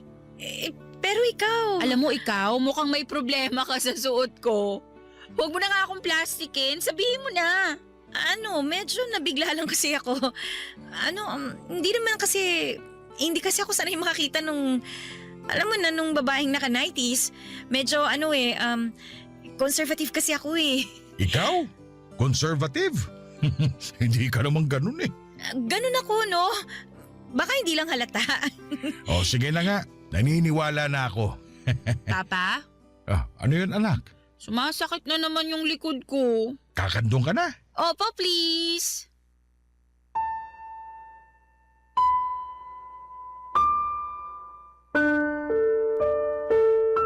Bigla na lamang kumandong si Joy kay Bert. Natulala na lamang ako sa mga nangyari. Nagmadali akong pumunta sa kwarto hindi para magbihis kundi para magpakalma ng sarili ko. Naiinis ako sa ginagawa nila pero mas naiinis ako dahil wala naman akong magawa. Para pigilan sila, Papa Dudut. Parang ang helpless ko sa sitwasyon na yon. Gustuhin ko mang magsalita, natatakot ako dahil baka ma-offend ko sila. Noong sinubukan ko nga na magpasimple pero kamuntik nang magalit itong si Joy Joy. Doon ako natakot, Papa Dudut. Lalo na noong parang kinampihan ni Bert ang anak niya. Sino ang magiging kakampi ko kung ganon? Wala akong maisip na mapagsabihan ang sitwasyon ko. Papa Dudut, natatakot ako na baka may magsabi sa akin na masyado lamang akong malisyosa. Baka ako lang ang nakakakita ng hindi maganda sa mga nangyayari. Baka nga kailangan ko ring mag-adjust. Sa pagdaan pa ng mga araw ay sinubukan kong sanayin ang sarili ko sa mga nakikita ko sa kanila. Kapag hindi ko na kinaya ay pumipikit na lamang ako o di naman kaya ay gagawa ako ng dahilan para makaiwas sa kanila. Napapadalas pa naman ang punta ni Joy Joy sa bahay ni Bert. Natuwa na raw kasi siya sa akin kaya gusto niyang makasama kami lagi ng papa niya. Kung alam lang niya na hindi kami parehas ng nararamdaman. Lagi na lang akong naiilang sa tuwing andon siya. Lagi akong kinakabahan na may makikita pa akong sobra sa ginagawa nila. At hindi nga ako nagkamali, Papa Dudut. Nagkatotoo nga ang aking iniisip. Isang gabi, sinurpresa ko si Bert para sa monthsary namin. Sinabi ko sa kanya noong una na hindi ako makakapunta sa bahay niya pero pumunta pa rin ako.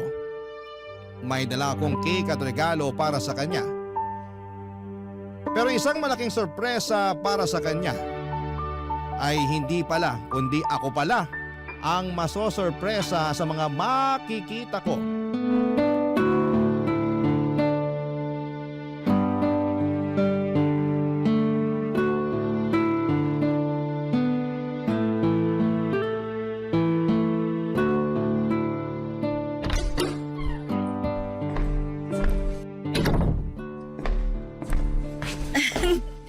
Happy Mansari! Kathy, akala ko hindi ka pupunta.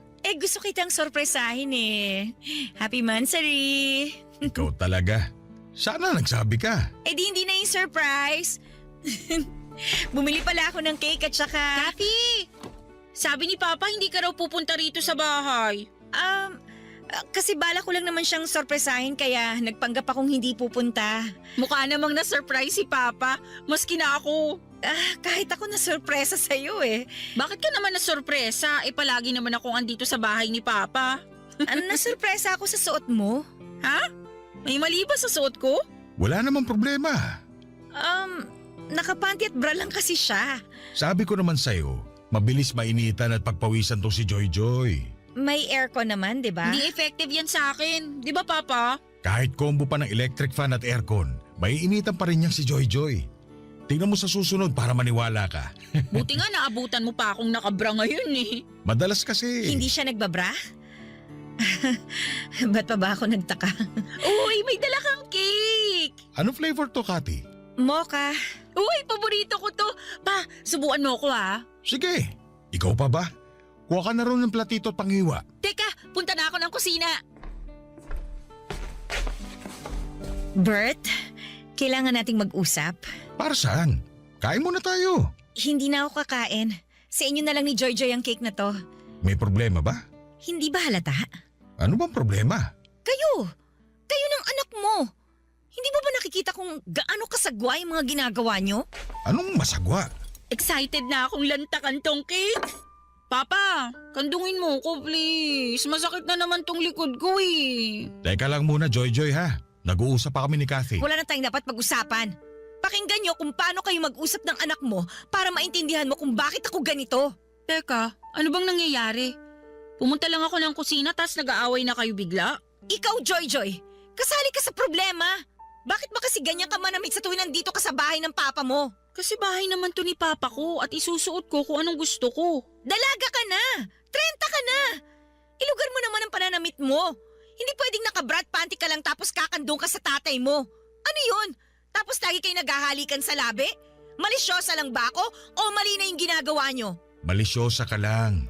Walang mali sa ginagawa namin ng anak ko. Ito na ang nakasanayan namin bago ka pa dumating. Huwag naman sanang marumi ang isip mo, Kathy. Gusto pa naman kita para kay Papa. Thank you na lang, pero hindi ko na kaya tong ginagawa nyo. Sa inyo na tong cake. Mag-enjoy kayong kumain habang magkakandong.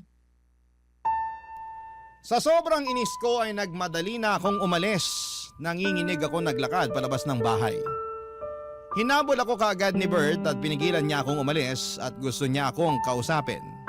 Sinubukan ko naman siyang pakinggan pero nilalabanan pa rin niya na wala silang ginagawang masama ni Joy Joy. Doon ako napundi. Nagbook na ako kaagad ng masasakyan para makaalis na. Sinabi ko sa kanya bago ako sumakay ng sasakyan na mag-cool off muna kaming dalawa. Gusto kong mag-isip-isip kung tama pa ba na makipagrelasyon sa kanya dahil hindi ako komportable sa kanila ng anak niya. Wala naman na siyang nagawa kung hindi ang pumayag. Hinayaan na rin niya akong makaalis. Sa loob ng sasakyan ay doon ko ipinagpatuloy ang pag-iyak. Nang makauwi ako ng bahay ay hindi pa rin natapos ang sama ng loob ko. Nagkulong ako sa kwarto para umiyak ng umiyak. Pagkatapos noon ay nakatanggap ako ng text mula kay Bert. Sinasabi niya sa akin na bibigyan niya ako ng space. Umaasa pa rin daw siya na magkakaayos kami dahil mahal niya ako. Hindi raw niya kayang mawala ako. Lumambot ang puso ko sa sinabi niya. Kaya naman sinubukan ko siyang kausapin para ipaunawa ang maling napapansin ko sa kanilang mag-ama. Pero tulad ng dati, sarado pa rin ang isip niya tungkol doon. Kaya wala ko nagawa kundi ang itigil ang pag-uusap namin at sinimulan ko nang iwasan silang mag-ama habang pinag-iisipan kung tama pa ba na magstay ako sa buhay niya. Papa Dudut. Barangay Love Stories. Barangay Love Stories. Sa pagdaan ng mga araw ay hindi na nga muling nagparamdam sa akin si Bert. Nirespeto niya ang kagustuhan ko na makapag-isa muna. Pero nami-miss ko siya. Hindi siya matanggal sa isipan ko at in love talaga ako kay Bert. Pero hindi ko naman pwedeng gamitin ang pagmamahal na yon para lamang magstay kung hindi naman ako komportable sa nangyayari sa relasyon namin. Tiniis ko na huwag magparamdam sa kanya. Kahit panayang check ko kung nag-message na ba siya o kung nag-like man lang ba siya ng status ko.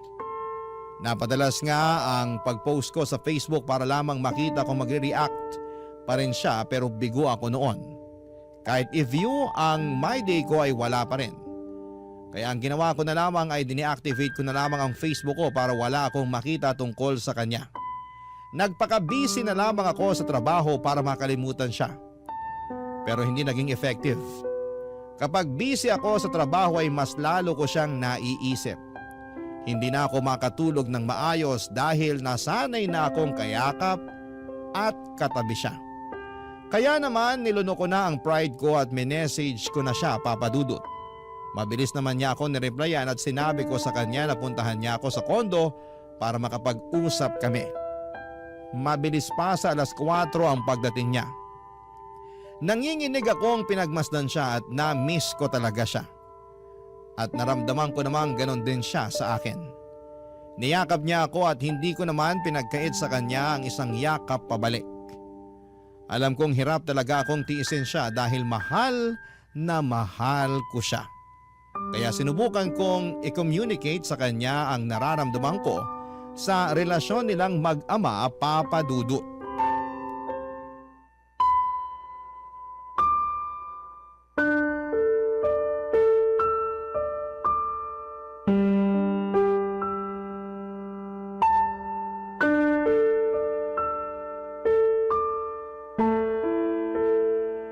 Namiss talaga kita. Mabutit naisipan mo nang makipag-usap sa akin. Namiss mo ba ako? Namiss kita, pero Pwede kayang wag na tayong mag-away. Okay na sana to. hindi na tayo mag-aaway basta mapag-usapan lang natin yung tungkol sa inyo ni Joy Joy. Baka mas lalo lang tayong magkagulo eh. Pwede bang kalimutan na lang natin yun? Hindi ko pwedeng kalimutan yon. Sana pala, hindi mo na lang ako pinapunta rito. Kung hindi ka pa pala okay tungkol doon. Kaya nga kita pinapunta dito para maging okay na tayo. Kailangan lang nating pag-usapang dalawa yon para matapos na. Masyado lang kasing marumi ang isip mo. Hindi marumi ang isip ko. Kahit sinong iharap mo, ganun din ang mararamdaman. Nakakailang. Hindi komportabling tingnan. Ganun lang kami ng anak ko. Kasalanan ba namin kung close kami? Masyado kayong close. Wala namang masama ron. Anong gusto mo? Maging cold at pabaya akong ama sa kanya tulad ng iba? Hindi mo kasi maintindihan yung sinasabi ko eh. Sobra kayang laswa yung nakikita ko sa inyong dalawa. Naghahalikan kayo sa labi. Hindi lang tuwing aalis siya o darating ha. Basta kapag masaya kayo o kahit walang ginagawa, bigla na lang kayong maghahalikan. Para kayong magkarelasyon eh. Halik ng isang ama lang yun. Pwede naman sa pisngi na lang o kaya naman sa noo. Kathy naman. Huwag mo rin akong simulan sa pagsusot niya ng brat panty sa bahay mo habang nakakandong sa'yo. Minsan nga naka-nighties lang eh. Sige, sa susunod sasabihan ko siya na sa tuwing pupunta siya sa bahay ko, huwag siyang kakandong sa akin. Ugaliin niyo na maglagay ng limitasyon sa pagiging close niyo. Sobra ka naman, Kathy. Anak ko yun eh. Nasanay na kami sa ganun. At wala naman kaming nasasaktang ibang tao sa ginagawa namin. Anong tawag mo sa akin? Hindi man ako nasasaktan sa ginagawa niyo pero naiilang talaga ako eh. Hindi ko alam kung bakit hindi mo yun makita. Kasi wala naman ako nakikitang masama. Baka nga nagsiselos ka lang kasi sobrang close kami ni Joy Joy. Baka pakiramdam mo, nawawalan na ako ng oras sa'yo. Ha? Bakit ko naman pagseselosa ng anak mo? Hindi lang ako komportable sa pinapakita niyo sa akin kapag nakaharap ako sa inyo. Ay, nako. Parang wala namang mananalo sa usapang ito. Ay wala talaga. Hanggat hindi mo nakikita kung ano yung point ko. Bert, sabihin mo nga sa akin, ano pa ba yung madalas niyong ginagawang mag-ama para ipakita yung closeness niyo sa isa't isa? Mga normal na bagay lang. Anong normal na bagay? Tabi kami matulog. Nakapanty at bra na naman ba siya? Sabi ko naman sa'yo, mabilis siyang mainitan eh. Ay naku, ano pa? Ayoko na magsabi, baka magalit ka na naman. Eh mas magagalit ako kapag hindi ka nagsabi. Sabay kaming maligo. Nang nakahubad kayong pareho? Malamang. May maliligo bang nakapantalon at t-shirt? Papadudot na irita ako sa pamimiloso po ni Bert. Pero wala nang mas nakapagpairita sa akin nang malaman ko kung ano pa ang ginagawa nilang dalawa. Bakit hindi nila makitang mali yung mga nakasanayan nila? Dalaga na ang anak ni Bert pero kung umasta siya akala mo ay sanggol lamang ang anak niya. Halos kilabutan ako sa mga sinabi ni Bert, Papadudot. Kasama mong matulog ang anak mo nang nakahubad? Kasama pang maligo nang nakahubad? Paano sila nagiging bulag sa mga ginagawa nila? Wala bang ibang taong nagsasabi sa kanila na may mali na? Ang dami kong tanong noon pero dahil sa galit ko ay mas pinili ko na lamang na paalisin si Bert.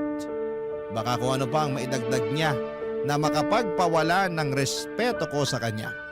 Hindi ko na kinaya. Minessage ko siya at sinabing tapos na kaming dalawa, Papadudot. Hindi naman niya ako nireplyan. Mabuti na rin yon para mamatay na yung natitirang pag-asa sa puso ko na magiging maayos pa kaming dalawa. Panayang iyak ko habang nagmo-move on. Yun marahil ang pinakamasakit na breakup sa akin. Hindi kasi ako ready na magkahiwalay kami ni Bert. Pero kailangan kong gawin dahil hindi ko na kayang tanggapin yung nakikita ko sa kanilang mag-ama. Hindi na siya nagparamdam pa ulit sa paglipas ng buwan. Hanggang isang araw ay nagulat na lamang ako sa isang bisitang dumating sa bahay ko. Si Joy Joy. Kumatok ito sa pinto at nang buksan ko ay nakita ko ang malungkot na mukha ni Joy Joy. Hindi ko alam kung paano siya haharapin.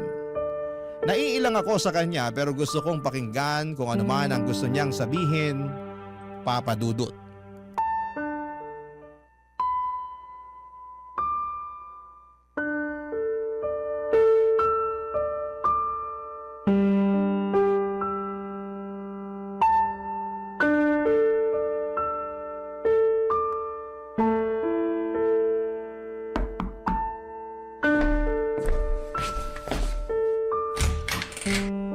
Anong ginagawa mo dito?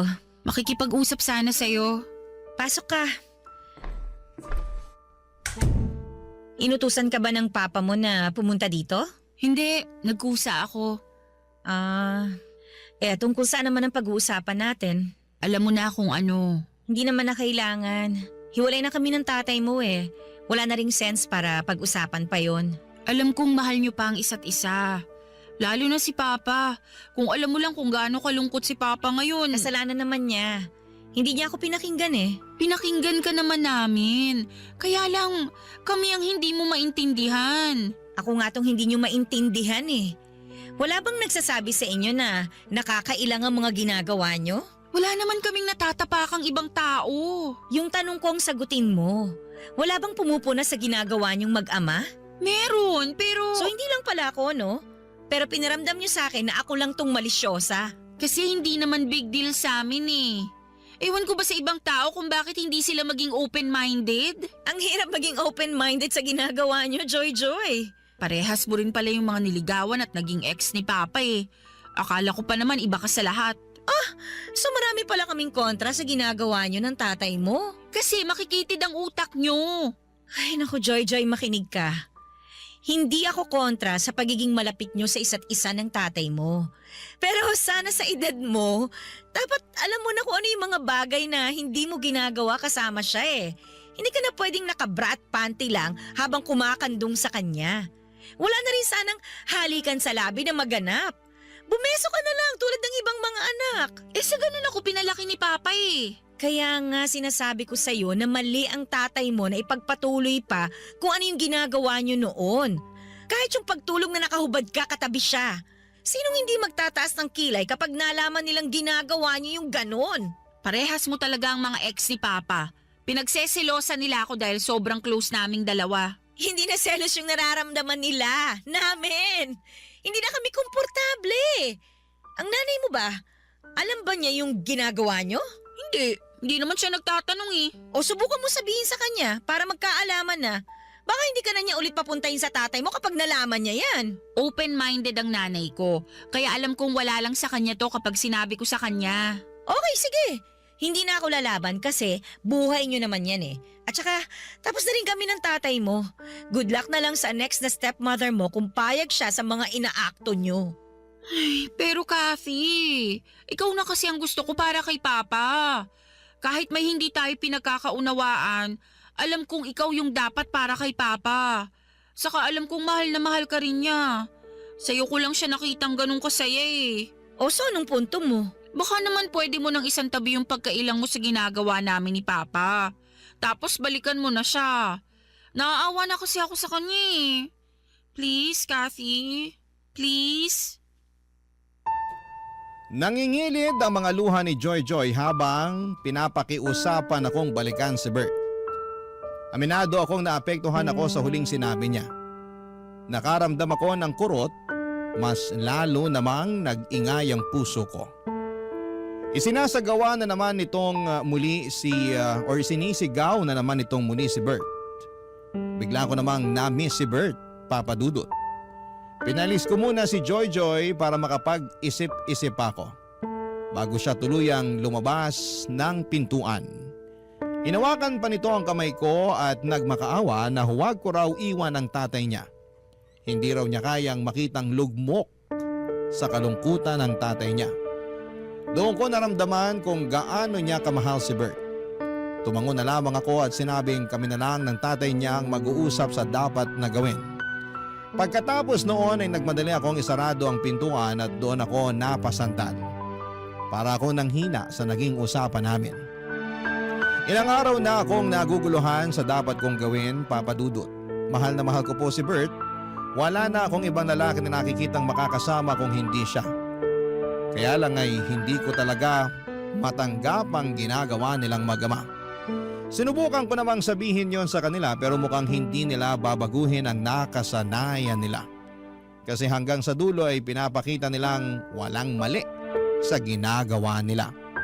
Ano po ba sa tingin ninyo ang dapat kong gawin? Wala na akong ibang problema kay Bert maliban nga roon sa kakaibang closeness nilang mag-ama. Hindi ko na alam kung ano ang gagawin ko at sana'y matulungan niyo ako. isa po akong masugid na tagapakinig ng inyong #1 radio station sa Barangay LS 97.1, lalo na ang inyong programang Barangay Love Stories. Makakaasa kayo sa patuloy na pagsuporta ko bilang pasasalamat sa pagbahagi ng aking kwento. Ang inyong forever kapuso at kabarangay, Kathy. Barangay Love Stories. Barangay Love Stories. Nalilito pa rin sa live ang ating kabarangay. Ano kaya ang maipapayo mo sa kanya? Ibahagi mo yan sa ating comment section para mabasa rin niya. Barangay LS 97.1. 97.1. Forever. Number 1.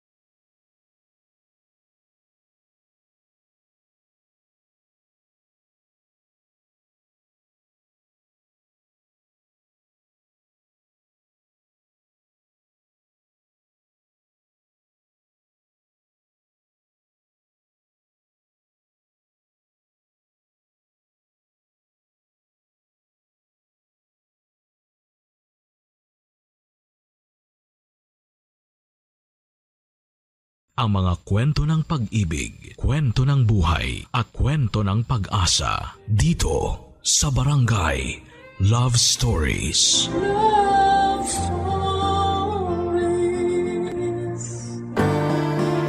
Biyayang magkaroon ng isang tao na handang manatili sa iyong tabi gaano man kalakas ang unos ng buhay na iyong pinagdaraanan. Sila rin ang nandyan sa oras na sumibol ang bagong kinabukasan. Ikaw, kabarangay, meron ka bang kaagapay sa buhay na ito? Dear Papa Dudut, good day po sa inyo at sa mga nakikinig ng Barangay Love Stories, tawagin niyo na lamang po ako sa pangalang Minerva, isang teacher na nagtuturo sa isang pampublikong paaralan dito sa Valenzuela. 40 anyos na ako ngayong taon at kahit naabala ako sa aking trabaho, ay nakakahanap pa rin ako ng oras para makinig ng inyong programa, Papa Dudut. Paborito ko kasi ang mga istorya na tinatampok ninyo. Lalong-lalo na ang tungkol sa pag-ibig. Ako man at ang aking asawa na si Danilo ay meron ding istorya na aming pag-iibigan na gusto kong ibahagi sa inyong programa. Hindi rin kasi yon naging madali. Kaya nga umaasa ako na kapupulutan po ito ng aral, inspirasyon at kilig ng mga kabarangay natin. Magsisimula ang lahat noong kami ay nasa kolehiyo pa lamang. Education ang kurso na kinuha ko, samantalang business related naman ang kay Danilo. Noong mga panahong yon, 1 linggo na kaming magkasintahan nang isinama ko siya sa bahay namin para ipakilala sa nanay Salve at tatay Hinerko. Kaso'y hindi naging maganda ang una nilang pagkikita, Papa Dudut.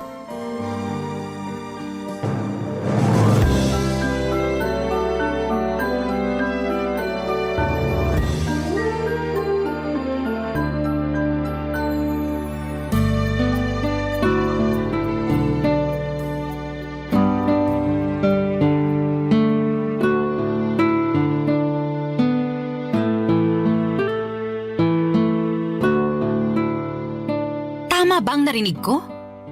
Nobyo mo na ang lalaking to? Opo, Nay.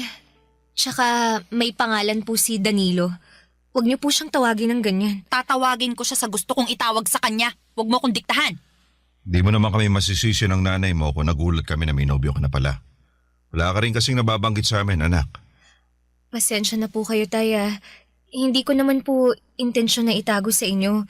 Hindi lang ako makatsyempo na makapagsabi dahil masyado kayong abala ni nanay sa pagtitinda. Malamang, kabuhayan natin yun eh. Kung hindi kami magtitinda ng tatay mo, anong ipambibili natin ng pagkain at ipanggagastos dito sa bahay, di ba? Alam ko naman po Alam daw. Kung alam mo, sana matinong lalaki ang pinili mo para maging nobyo. Hindi yung ganyan na mukhang adik sa kanto. Tama ang nanay mo. Sobra naman po kayo, Nay. Nagsasabi lang naman ako ng totoo, no? Hoy, Danilo, sigurado ka ba talagang nag-aaral ka? Sa itsura mo kasi, parang hindi. Nag-aaral po ako. Nay, grabe naman po kayo kay Danilo. Nagtatanong lang ako. Siyempre gusto kong makasigurado na nasa mabuting kamay ka. Na hindi ka sasaktan ng kung sino-sino. Lalo na yung lalaking yan na mukhang hindi gagawa ng matino. Hindi ko po sasaktan si Minerva. Mahal ko po ang anak niyo. Abay, dapat lang na mahalin mo ang anak namin. Dahil kung hindi, may kalalagyan ka sa akin. Tay naman, wag niyo naman pong pagsalitaan ng ganyan si Danilo. Wala naman siyang ginagawa sa inyo eh. Wala pa sa ngayon.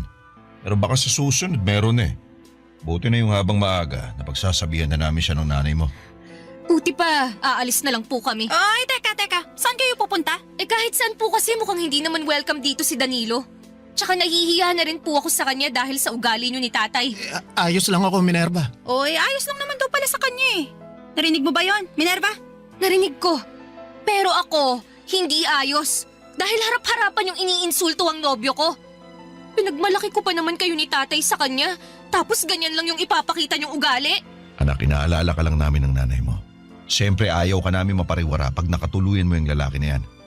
Tsaka tama naman ang nanay mo. Mukha siyang hindi gagawa ng matino. Tignan mo. Hinusgahan niyo na agad si Danilo nang dahil sa itsura niya. Anong magagawa namin kung kahusga-husga siya? Tsaka bakit kasi dyan ka pa nagkagusto, anak? Ang ganda-ganda mo. Gwapo rin yung dati mong karelasyon. Matangos ang ilong, maputi, makinis ang balat. Sana man lang pumili ka ng mas gwapo pa dun. Hindi naman yata tama na pagkumparahin niyo si Danilo sa dati kong karelasyon. Sumusobra na kayo ah. Kami pa talagang sumusobra? Huminahon ka lang, Minerva. Paano ko hihinahon? Grabe na yung pang-iinsulto nila sa'yo. Hindi ka ba nasasaktan? O kita mo na, ako rin. Nasasaktan at mas doble yung sakit na nararamdaman ko kasi mga magulang ko pa talaga ang nanlalait sa'yo. Kung ayaw mo na malait namin yung nobyo mo, mabuti pa huwag mo na yun isama rito sa pamamahay natin. Ay, tama ang tatay mo. Ayoko na ulit makita ang pagmumukha niyan, ha? Nasisira lang ang araw ko.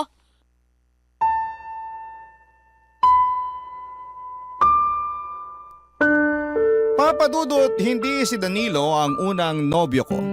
Meron pang isa na nauna sa kanya na nilarawan nga ni nanay na mas nakakalamang daw pagdating sa itsura. Halata rin na mas gusto nila niyon ni tatay kesa kay Danilo kaya naman nasaktan ako kasi mahal na mahal ko ang kasintahan ko. Sa paningin ko si Danilo ang pinakagwapo at pinakamakisig. Bukod doon ay napakabuti rin ng kalooban niya. Mabait siyang anak sa mga magulang niya at kuya sa kanyang mga kapatid. At yon ang mga katangian na una kong nagustuhan sa kanya. Kaya nga kahit tutol sina nanay at tatay sa aming pagmamahalan, ay pinagpatuloy pa rin namin ang aming relasyon ni Danilo. Kaya lang makaraan ng 2 linggo ay merong malungkot na nangyari sa pamilya ng nobyo ko. At yon ay ang pagkamatay ng kanyang tatay, Papa Dudut.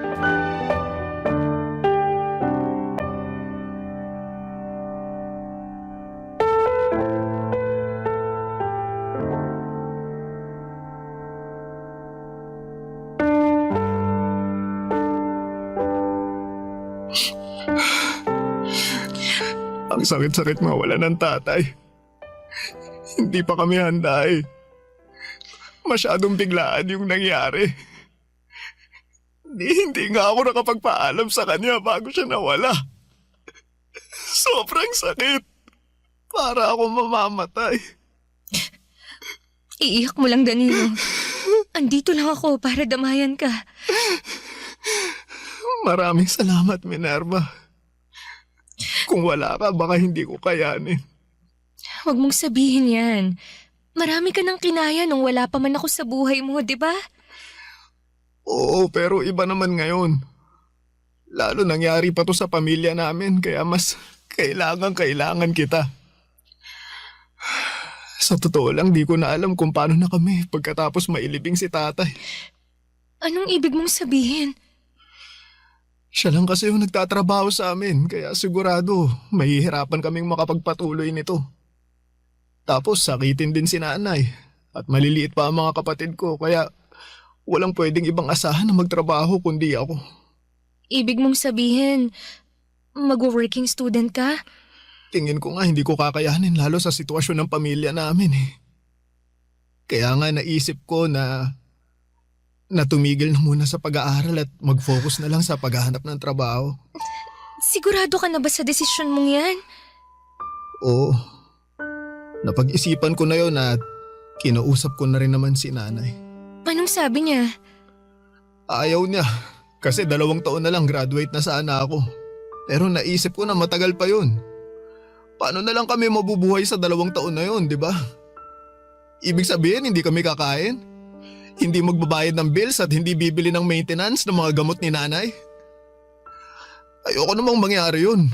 Kaya kung kinakailangan na magsakripisyo ako, gagawin ko. Naiintindihan ko naman ang sitwasyon. Hindi ko lang napigilang manghinayang kasi pangarap nating makapagtapos ng sabay, di ba?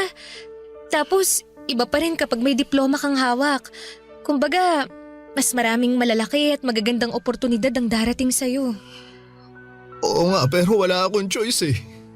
Mahirap lang din ang mga kamag-anak namin kaya di namin sila pwedeng asahan na tumulong sa amin sa lahat ng pagkakataon. Sa bagay. Kaya, pasensya ka na kung biglaan yung desisyon ko ha. Ay, huwag kang humingi ng pasensya. Lalo't hindi mo naman kontrolado ang sitwasyon. Kaya nga eh, nakakalungkot lang kasi bakit ngayon pa talaga nangyari to kung kailan malapit ko na sanang matupad yung pangharap sa akin ni tatay na makapagtapos ako. Naniniwala ako na hindi rin naman ginusto ng tatay mo yung nangyari. At proud siya sa'yo, ano man ang maging desisyon mo sa buhay. Ganon din ako, Danilo. Proud na proud ako sa'yo.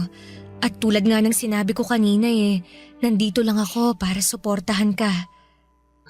Hindi lang ngayon na may pinagdaraan ng mabigat ang pamilya nyo, kundi araw-araw, palagi lang akong nasa tabi mo. Salamat, Minerva. Malaking bagay na nandyan ka. Mas kaya ko kasi nandyan ka.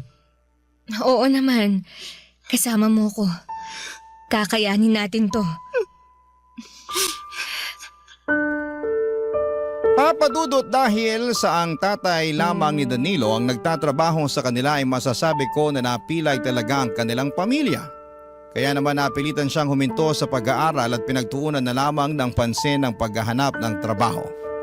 At bilang nobya niya ay sinuportahan ko siya sa bagay na yon kahit na nga noong umpisa ay nanghinayang pa ako para sa pag-aaral niya. Hindi nagtagal, Papadudot ay nakapasok bilang helper si Danilo sa isang pabrika sa lugar namin. Pero 6 na buwan lamang siya doon nang magdesisyon siyang subukang mag-apply sa call center. Ako ang kasama niya sa kanyang mga interview at pangunahing taga-suporta niya. At sa awa ng Panginoon, nakapasa siya at natanggap bilang isang agent. Papadudot, proud ako kay Danilo sa ipinakita niyang determinasyon at hindi pagsuko sa buhay. Barangay Love Stories. Barangay Love Stories. Papadudot, kahit na nagtatrabaho na si Danilo noon at mas naging abala na nga sa bagong mundo na pinasok niya, ay hindi pa rin niya napapabayaan ang aming relasyon. Marami kasing magkasintahan noon na naghihiwalay lalo na kapag hindi balanse ng tama ang kanilang mga ginagawa. Pero ibahin ninyo si Danilo, Papadudot, dahil sinabi niya sa akin na kasama ako at ang relasyon namin sa priority niya. Sa katunayan, tuwing day off niya ay pumupunta siya sa bahay para samahan akong mag-aral at gumawa ng mga projects para sa aming klase. Kahit na ayaw na sana siyang papuntahin doon ni nanay at tatay, sa uli wala naman silang nagawa. Malaki ang pasasalamat ko sa suporta na binibigay niya sa akin. Minomotivate rin niya ako na tapusin ang aking pag-aaral. Dahil pangarap namin yon ng mga magulang ko. Kaya nga mas lalong lumalim ang pagmamahal ko para sa aking nobyo, Papa Dudut.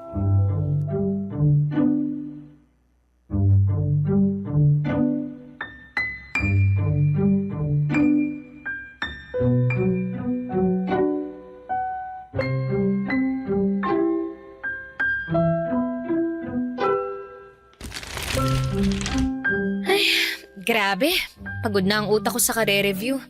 Pwede bang kumain muna tayo? May biko sa ref, luto ni nanay. Gusto mo ba? O sige, sakto. Gutom na rin ako. Kuha ako, sandali lang ha. Tubig. Gusto mo rin? Oo, salamat.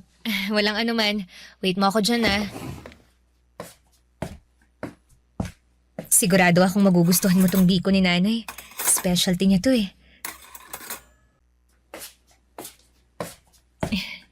Ito na yung merienda natin. O, tulungan na kita. Salamat. Sandali lang pala. Kailangan kong magbanyo. Balik ako ha. Sige lang.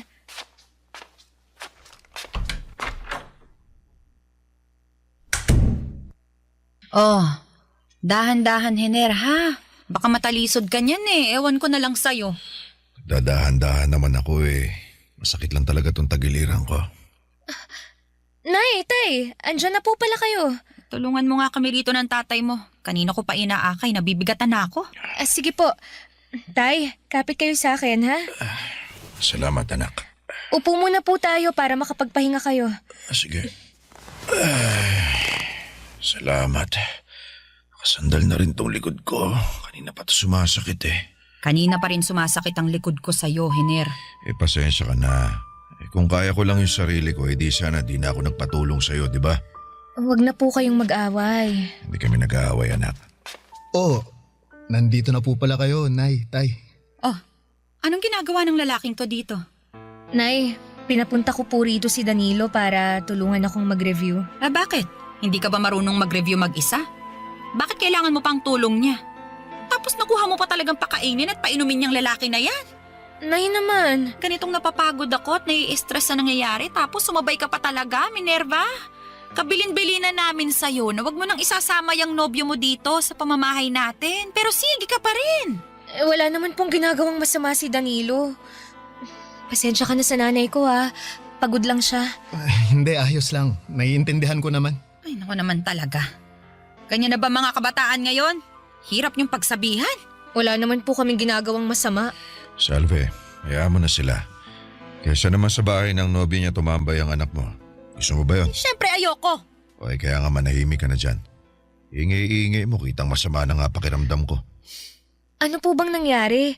Kumusta ang check-up ni tatay? Ayun na nga. Kumpirmado na may sakit sa bato tong tatay mo. At ayon sa resulta ng mga test niya, malala na raw. Kinakailangan na nga niya mag-dialysis eh. Di ba ang mahal nun? Saan tayo kukuha ng pera pang pagamot sa kanya?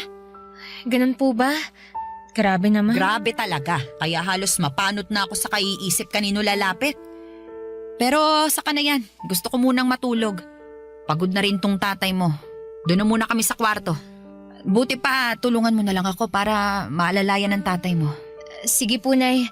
Tay, tulungan ko na po kayo. Teka, hindi pa nga nag-iinit puwet ka sa pagkakaupo, tatayo na naman tayo. Huwag ka nang magreklamo dyan. Mas maigi nang nandun tayo sa higaan. Sige na nga, para makahiga na rin ako.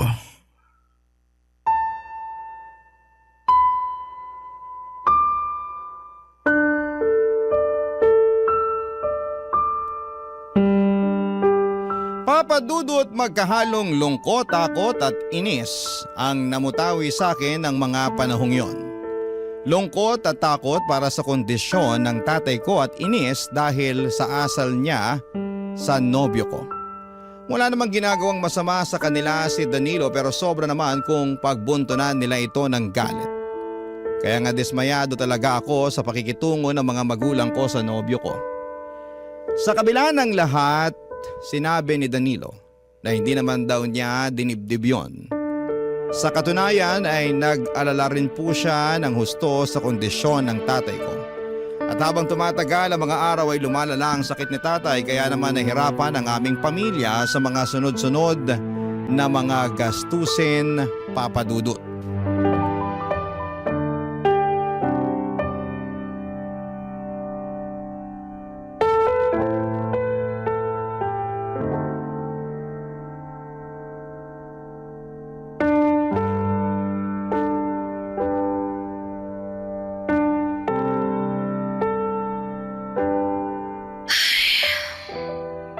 Oh, kanino ko pa napapansin na panay ang buntong hininga mo ah. Sorry hindi ko lang mapigilan eh. Nalulungkot kasi ako kaya hindi tuloy tayo makapag-concentrate sa pagre-review natin. Ay, okay lang naman. Pwede tayong huminto sandali para pag-usapan kung bakit ka malungkot. May problema ba, Minerva? Meron. Malaki. At tungkol yun kay tatay.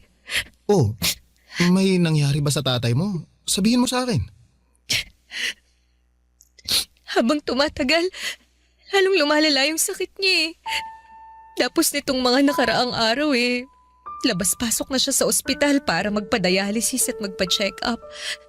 Bukod kasi sa sakit niya sa bato, may iba pa siyang sakit na iniinda.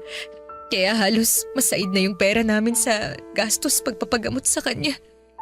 Tapos yung kaisa-isa naming negosyo na tindahan sa palengke baka malugi pa. Ano na lang kami, diba? Nalulungkot akong malaman yung sitwasyon ng pamilya niyo, Minerva. Kung may maitutulong ako, magsabi ka lang sa akin. Pwede akong magbigay ng kahit konting tulong pinansyal para makabawas man lang sa mga gastusin ninyo. Salamat, Danilo. Pero alam ko naman na malaki rin ang responsibilidad mo sa pamilya mo. Tsaka kamakailan lang may pinagdaanan din kayo. Tapos ngayon pa lang kayo nakakabawi ulit. Naku, wala namang kaso yon, lalo't pamilya mo naman ang dumaraan sa pagsubok. Kaya nga nandito lang ako para umalalay at dumamay sa'yo. Hindi naman malaking pera ang kaya kong ibigay pero alam ko makakatulong yun sa inyo. Nahihiya ako sa'yo kasi hindi mo naman kami responsibilidad. Pero mahal ko kayo. Lalo ka na. Mahal mo pa rin si nanay at tatay kahit hindi maayos ang trato nila sa'yo? Oo naman, kasi mga magulang mo sila eh. Saka naniniwala naman ako na magbabago rin sila pag nakita nila na seryoso ako sa pagmamahal sa'yo. At yun ang gusto kong patunayan sa kanila, na iingatan kita, aalagaan, mamahalin, at hindi sasaktan. Salamat, Danilo. Malaking bagay na nandyan ka. Lalo't dumaraan ang pamilya namin sa pagsubok. Salamat kasi kahit na busy ka sa trabaho mo, dinadamayan mo ko. Sinasamahan at sinusuportahan sa pag-aaral ko. Kahit na nga pinanghihinaan ako ng loob at question ko na yung sarili ko kung kaya ko pa bang makapagtapos. Ha? Anong ibig mong sabihin? Naiisip ko kasi na tumigil na lang muna sa pag-aaral. Katulad mo, para maghanap ng trabaho. Gusto ko kasing makatulong kay nanay sa mga gastusin nila ni tatay pampagamot. Tsaka dito na rin sa bahay namin. Kaya lang, sigurado ako na hindi nila magugustuhan yung naisip ko. Lalo't pangarap namin na makapagtapos ako at maging ganap na teacher. Naniniwala naman ako na matutupad mo yung pangarap mo. Pero kung hingin ang sitwasyon na hindi mo na agad-agad, pwede mo namang ipagpatuloy ulit. Pwede mong balikan para tuparin. Katulad mo? Oo. Sa katunayan, nag-iipon na nga ako paunti-unti ng pangmatrikula ko eh. Mabuti naman kung ganun. Basta, sabihan mo ako ha.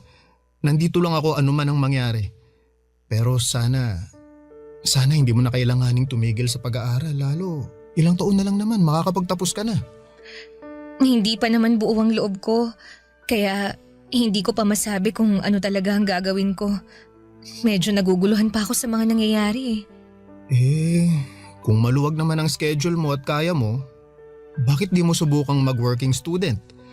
Sa ganung paraan, di mo kailangan tumigil sa pag-aaral. Pero ano kayang trabaho ang pwede kong pasukin? May hiring ba sa inyo at tumatanggap ng part-timer? Sa ngayon wala pa eh. Pero kapag nagkaroon, sasabihan kita kagad. Salamat, Danilo. Salamat. Papa Dudut, buti na lang at nandyan si Danilo para maging kaagapay ko lalo na at dumaraan sa pagsubok ang aming pamilya. Malaking bagay na meron akong napagsasabihan ng aking nararamdaman dahil baka masiraan na lamang ako ng ulo kapag sinolo ko yon. At kapag nga nakakaluwag si Danilo ay nag-aabot siya sa akin ng tulong pinansyal para sa mga gastusin namin sa bahay at maging sa pag-aaral ko. Kaya lalo akong nagsikap na makapagtapos dahil hindi na lamang ako ang mag-isang lumalaban para sa katuparan ng aking pangarap na maging ganap na guro dahil kasama ko na doon si Danilo. At kahit na mahirap, Papa Dudut, at maraming mga gastusin at kasabay pa noon ang pagkakasakit ni tatay, ay wala akong hindi kakayanin na may sa katuparan lamang ang mga mithiin kong makapagmarcha sa entablado, bitbit ang sertipiko ng katibayan ng aking pinapangarap, ang aking inaasam na pagtatapos. Barangay Love Stories. Barangay Love Stories. Papa Dudut, hindi nga nagtagal ay nakapagtapos ako ng pag-aaral kaya naman sobrang saya namin ng mga magulang ko. Masayang masaya din po si Danilo at bagaman at hindi siya personal na nakadalo sa seremonya dahil limitado lamang ang mga bisita na pwedeng isama ay in-invite ko na lamang siya sa bahay namin para sa munting salo-salo. Kaya lang makalipas ang 2 linggo ay namatay naman si tatay dahil sa paglala ng kanyang sakit. At sobrang lungkot ko ng mga panahong yon. Buti na lang at nandyan si Danilo upang umalalay nang sa ganon ay makaya ko ang lahat. Pero may mga pagkakataon pa rin na nalulugmok ako lalo na nung matapos ang libing ni tatay, Papa Dudut. At madalas ko yung maramdaman sa bahay namin.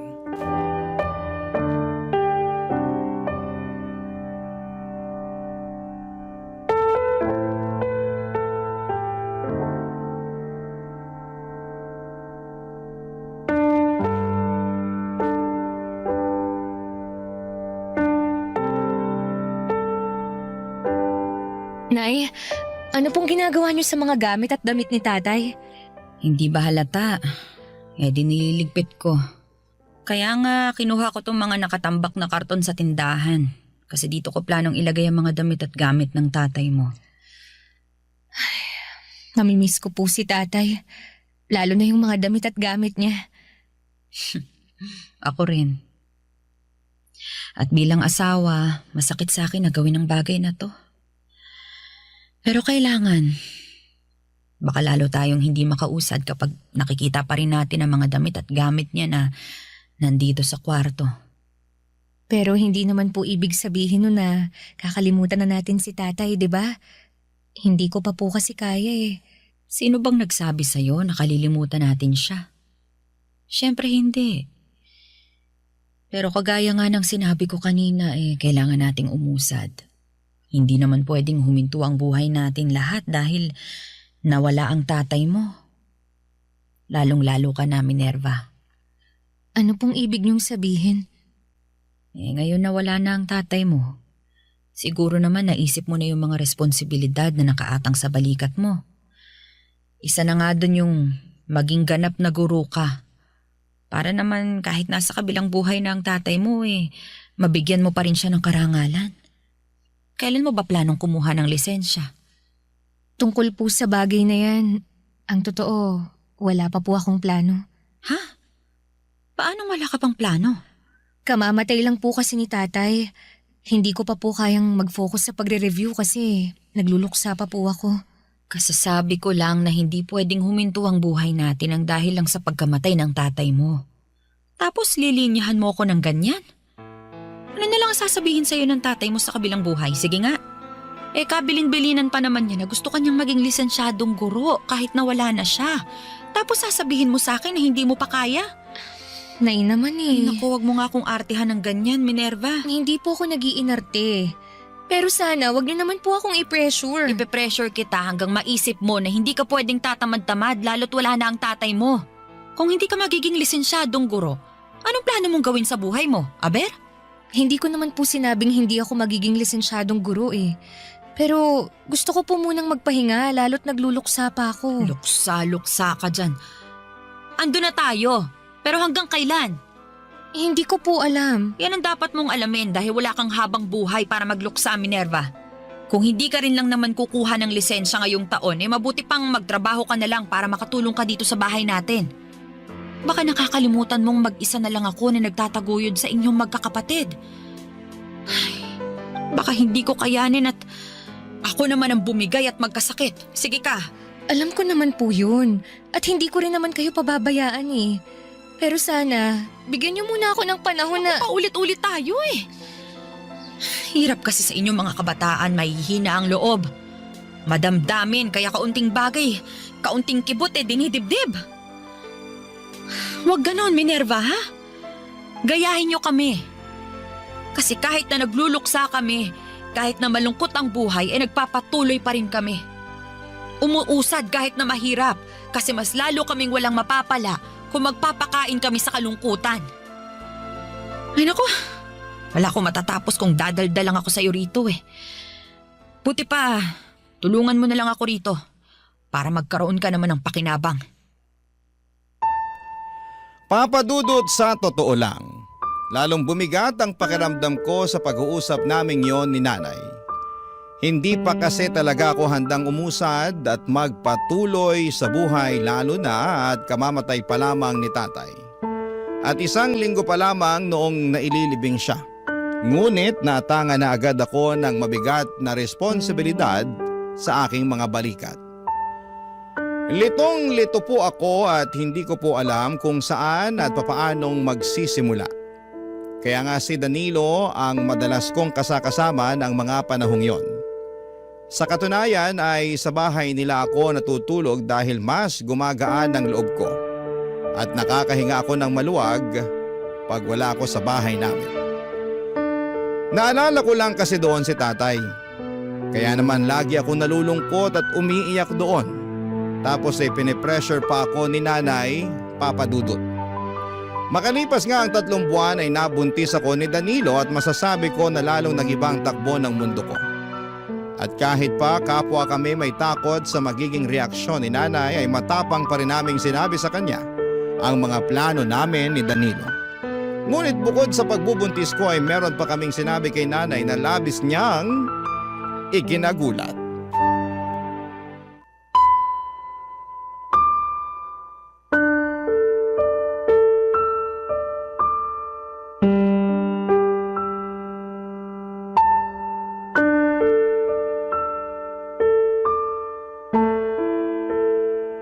Anong sinabi niyo?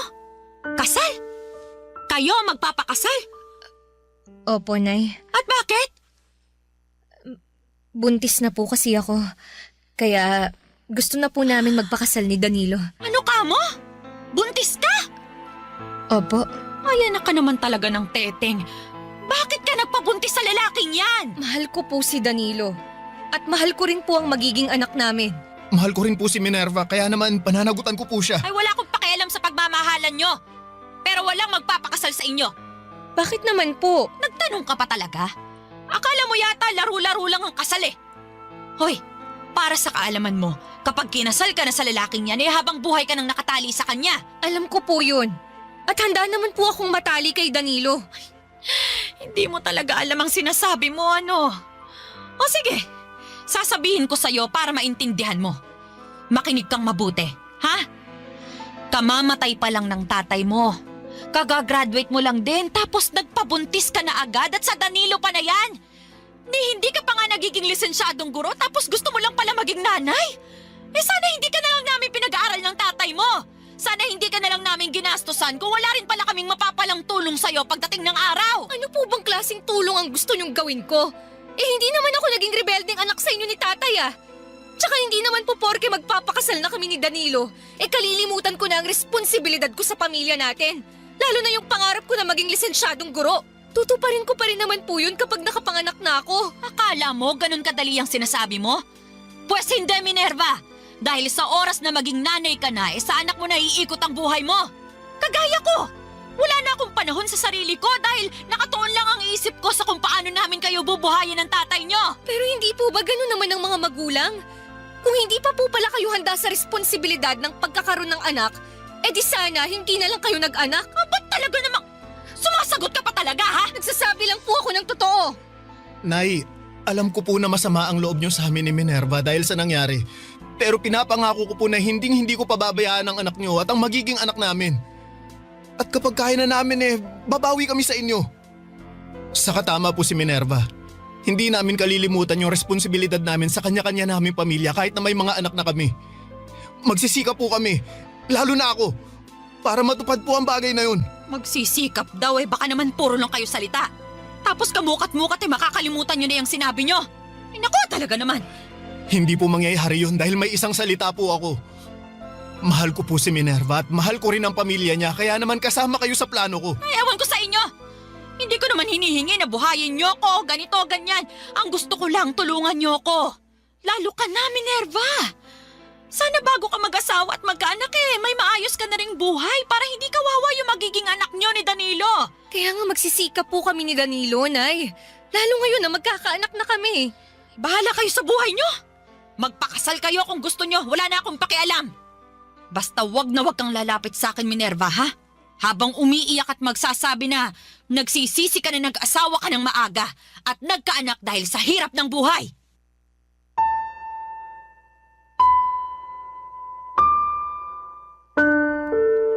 Papadudot kinasal kami ni Danilo sa huwes at nagsama sa iisang bubong. Pero tumira muna kami sa bahay nila para maasikaso ako ng nanay niya hanggang sa makapanganak ako. At mag-isang taon ang baby namin, Papadudot. Tapos noong na-promote ang asawa ko sa trabaho niya ay nakaipon kami para makapagrenta ng maliit na apartment. Noong nagdesisyon akong kumuha na ng lisensya sa pagkaguro ay sinuportahan ako ni Danilo. At hindi nga po nagtagal ay nakapasa naman ako at doon na nga nagsimula ang pagtuturo ko. Kung tatanungin ninyo ako kung kumusta kami ni nanay ay masaya akong sasabihin na maayos naman ang relasyon namin. At mahal na mahal niya ang apo niya. Hindi rin kasi niya ako natiis lalo na noong nanganak ako. At siyang nag-alaga sa anak namin ni Danilo kapag nasa trabaho kaming pareho. Sa kabilang banda ay guilty din ako. Kasi hindi ako agad nakabawi sa kanya lalo na noong namatay si tatay. Kaya nga wala na akong sinayang na sandali noong nabigyan ako ng pagkakataon na tuparin na ang matagal na nilang pangarap para sa akin. At habang tinutupad ko yon ay malaki ang pasasalamat ko sa aking asawa na nanatili sa aking tabi at naniwala sa kakayahan ko. Hanggang dito na lamang po, Papadudot, ang sulat ko. Sana po'y mapili po ninyong i-ere sa programa ninyong Barangay Love Stories. God bless and more power sa inyong istasyon. Ang inyong forever kapuso at ka-Barangay, Minerva. Kwentuhan naman tayo dito sa comment section. Ang mga kwento ng pag-ibig, kwento ng buhay at kwento ng pag-asa dito sa Barangay Love Stories. Love Stories.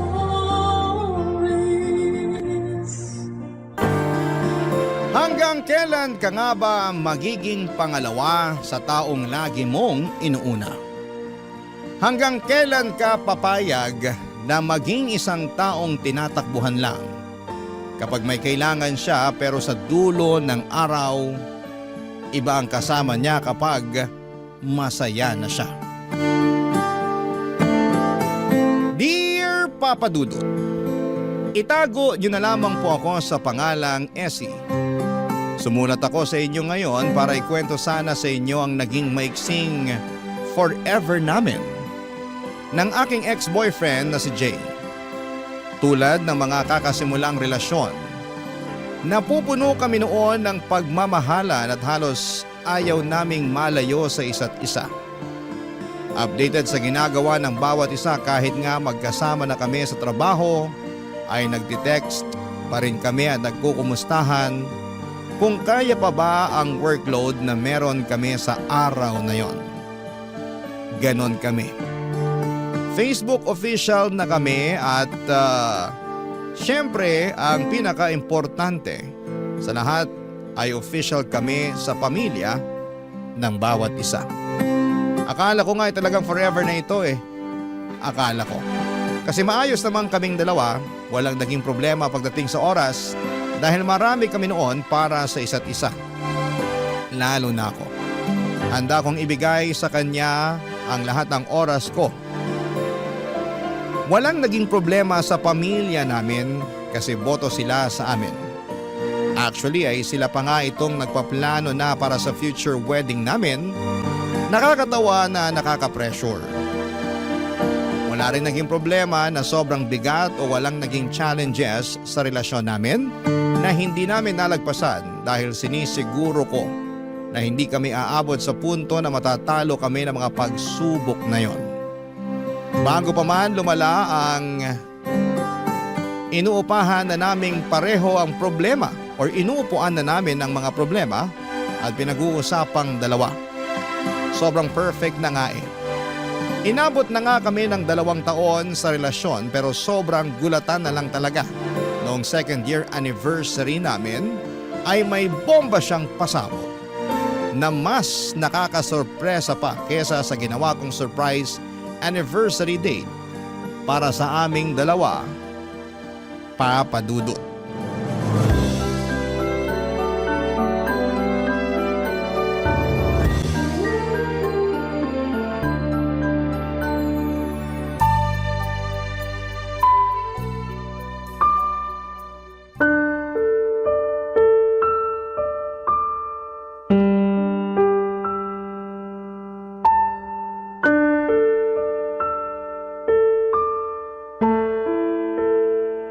Surprise! Happy anniversary, babe! Sabi ko naman sa'yo. Alam ko sinabi mo na wala nang pa-surprise sa anniversary natin. Pero kasi hindi ako makatiis eh. Patawarin mo na lang ako. Wait lang, bago ka magalit dyan, tignan mo muna tong hinanda ko. Break na tayo. May hinanda akong tinola sa gata ng paborito mo. Narinig ko. I'm sorry kasi dapat kahapon ko pa sinabi to eh. Kung alam ko lang na maghahanda ka ng ganito, di sana… Bakit? Anong bakit? Bakit ka nakikipaghiwalay? Bakit ngayon pa? Nakailang esi ka na ngayong gabi? Hindi na ako masaya. Paano hindi ka na masaya? Nung Sunday masaya pa tayong dalawa after church, diba? Ano yun? Matagal na akong hindi masaya. Bakit di ka masaya? Sabihin mo kasi hindi ko naman yung nakikita sa'yo. Hindi ko alam kung bakit hindi na ako masaya. Siguro kasi… Siguro ano? Siguro kasi hindi na kita mahal. Pero mahal kita, Jay. I'm sorry, Essie. Pero hindi na tayo pareho ng nararamdaman ngayon. Ang labo naman, Jay. Akala ko ba wala magbabago? Akala ko rin eh. Paano na to? Pwede pa rin naman natin kainin tong hinanda mong tinola eh. Itong relasyon at hindi ang lintik na tinola na yan. Hindi ko alam. Hindi ka nalalaban? Hindi na. Ako lalaban pa. Wag na. Please, Jay. Hindi ko na kaya, Essie. Hindi na talaga.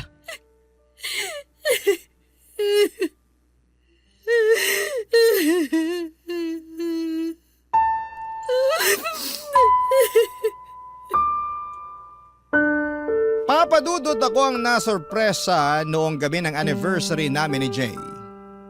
Iyak ako ng iyak na hindi niya ako mapatahan pa. Umalis siya nang hindi nagpapaalam dahil hindi na rin niya alam ang gagawin at makalipas nga ang ilang oras ay tumawag ito para humingi ng sorry sa mga nangyari. Akala ko noon ay makikipagbalikan na ito kasi natauhan na pero hindi, Papa Dudut.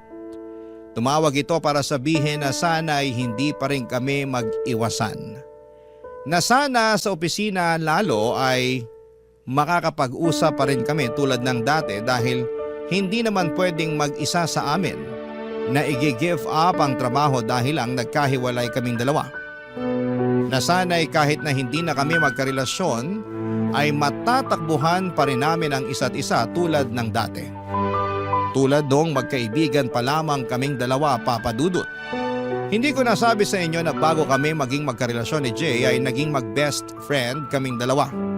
Since college, takbuhan na namin ang isa't isa lalo na kapag may problema. Lalo na siya. Lagi ang tumatakbo sa akin kapag may kailangang tulong at andon naman ako para saluhin siya. Nasanay siyang ganon sa akin hanggang sa maging kami.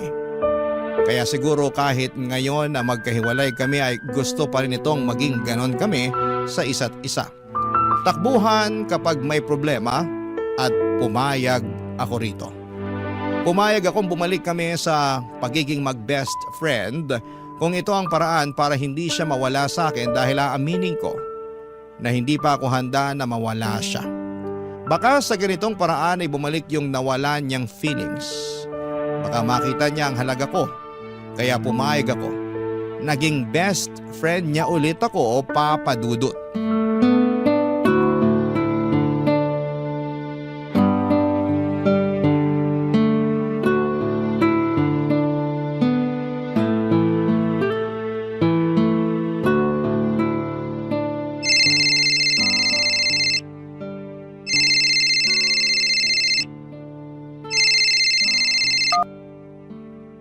Hello, Essie, gising ka pa ba? nagising na. Ay naku, sorry talaga Essie kasi... Ano ba yun? Alas 3:30 na ng umaga, oh.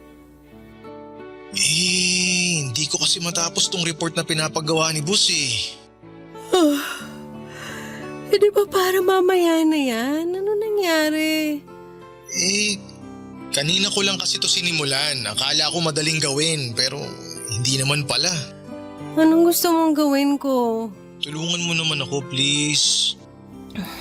Hindi kita kayang tulungan kung over the phone lang, Jay. Di pumunta ka rito. Sige na Essie, please. Please Essie, please. Ano ba naman, Jay? Mag-alas 4 na eh. Please naman Essie oh.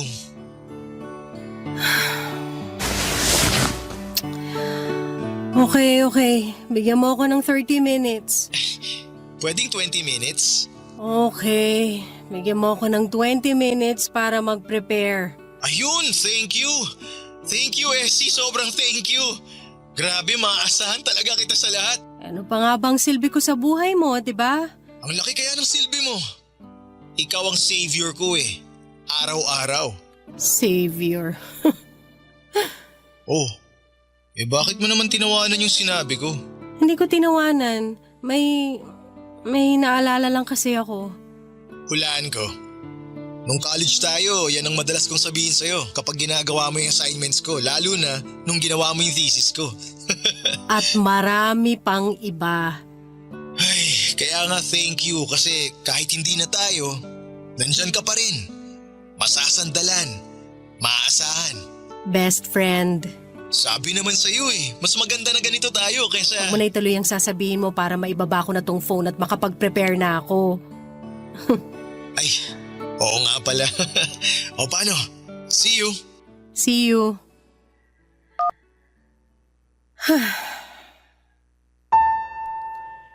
Best friend, yan na lamang ako muli sa buhay niya. Takbuhan niya kapag may kailangan o may problema. Para kaming bumalik sa college, ang daming nagsasabi na ang tanga-tanga ko para ipagpatuloy ang ginagawa ko. Pero kibits balikat na lamang. Hindi kasi nila naiintindihan yung kagustuhan ko na mapalapit lamang kay Jay. Nasanay akong kasama siya at nasanay akong lagi siyang nandyan. Kaya hindi madaling putulin yung naging routine namin. hindi ko kaya. Kaya naman nakontento ako sa ganito sa pagiging best friend kung eto ang paraan para hindi siya mawala sa akin. Dahil Papa Dudut, aaminin ko, kahit 2 taon nang nakalipas, ay mahal ko pa rin siya. Hindi nawala ang pagmamahal ko sa kanya, siguro'y dahil ayaw ko naman kasing mag-move on talaga sa kanya. Kasi lagi naman kaming magkasama.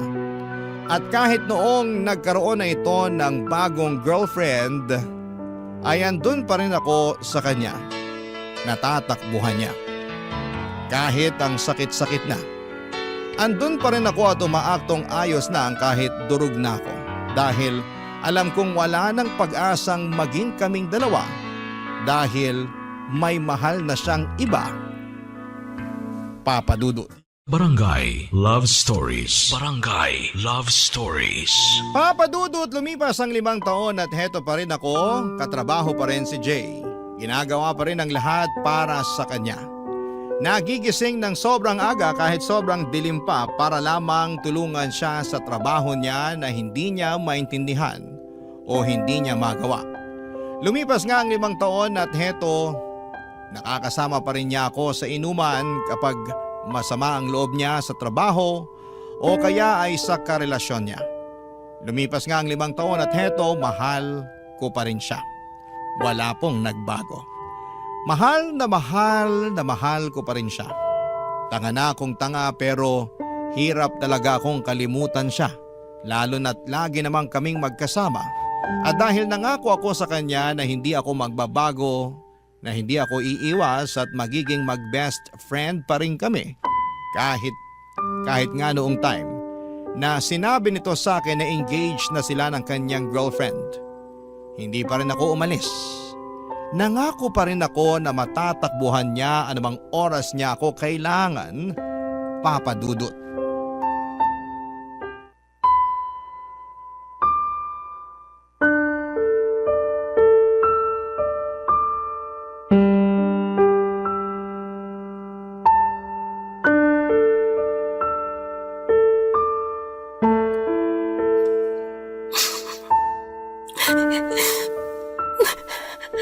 Oh, bakit ka umiiyak dyan?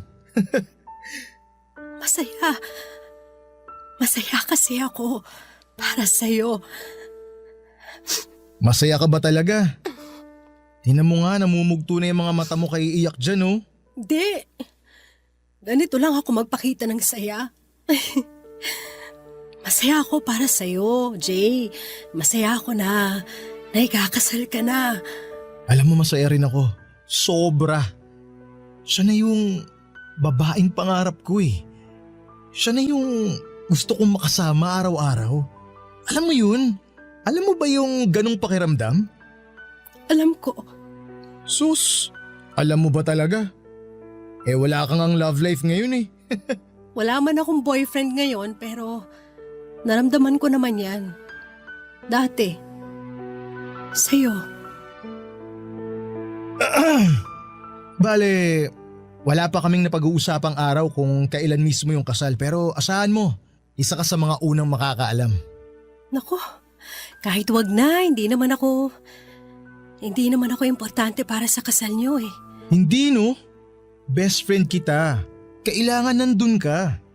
Sasabihin ko sa kanya na gawin ka pang ang abay. Wag mong gawin yan. Ayos lang ako kahit nga hindi na ako pumunta eh. Uy, nasaan na yung pangako mo na makakasama kita lagi? Pero kasal mo yun, Jay. Eh ano naman ngayon? Mahalagang araw yun para sa akin. Dapat nandun ka. Pero kasal mo yun. Eh ano nga ngayon kung kasal ko yun? Ex mo ko. Best friend na kita ngayon. Ang tagal na nating wala. Eh lagi na nga tayong magkasama eh. Hindi na tayo naiilang sa isa't isa tulad ng ibang mag-ex dyan. Iba tayo, okay? So dapat pumunta ka. Jay, hindi ko kaya. Bakit? Hindi ko alam. Ay nako, nabigla ka lang siguro. Tara, libre kita ng kape.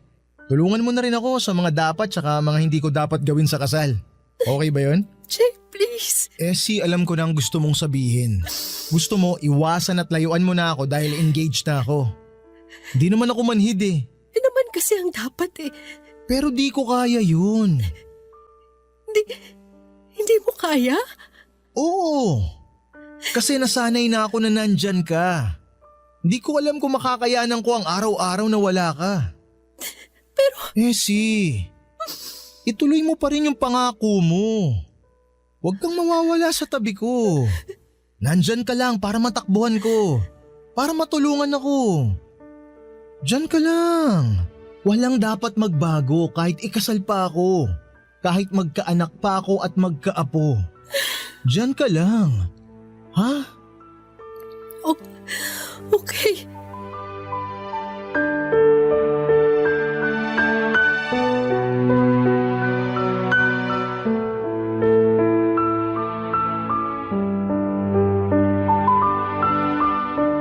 Yun na nga po ang pinakamasakit na pangakong kailangan kong panindigan. Durog na durog ako nung malaman kong ikakasal na siya. Parang biglang nawala na ako ng pag-asa na magiging kami pa. Kasi nung magkarelasyon pa lamang sila ng girlfriend niya ay okay pa. Pwede pang umasa kasi hindi pa naman sila kasal pero iba na ngayon. Engaged na sila at papunta na doon sa forever nila. Alam ko dapat at pinanindigan ko na lamang yung tumatakbo sa utak ko na dapat ay umiwas na ako kahit na ayaw pa niya. Oras na rin para makapag-move on sa kanya pero hindi ko nagawa. Kasi nung tumingin ako sa mga mata niya noong narinig ko ang mga pakiusap niya na huwag akong mawawala ay para akong natameme.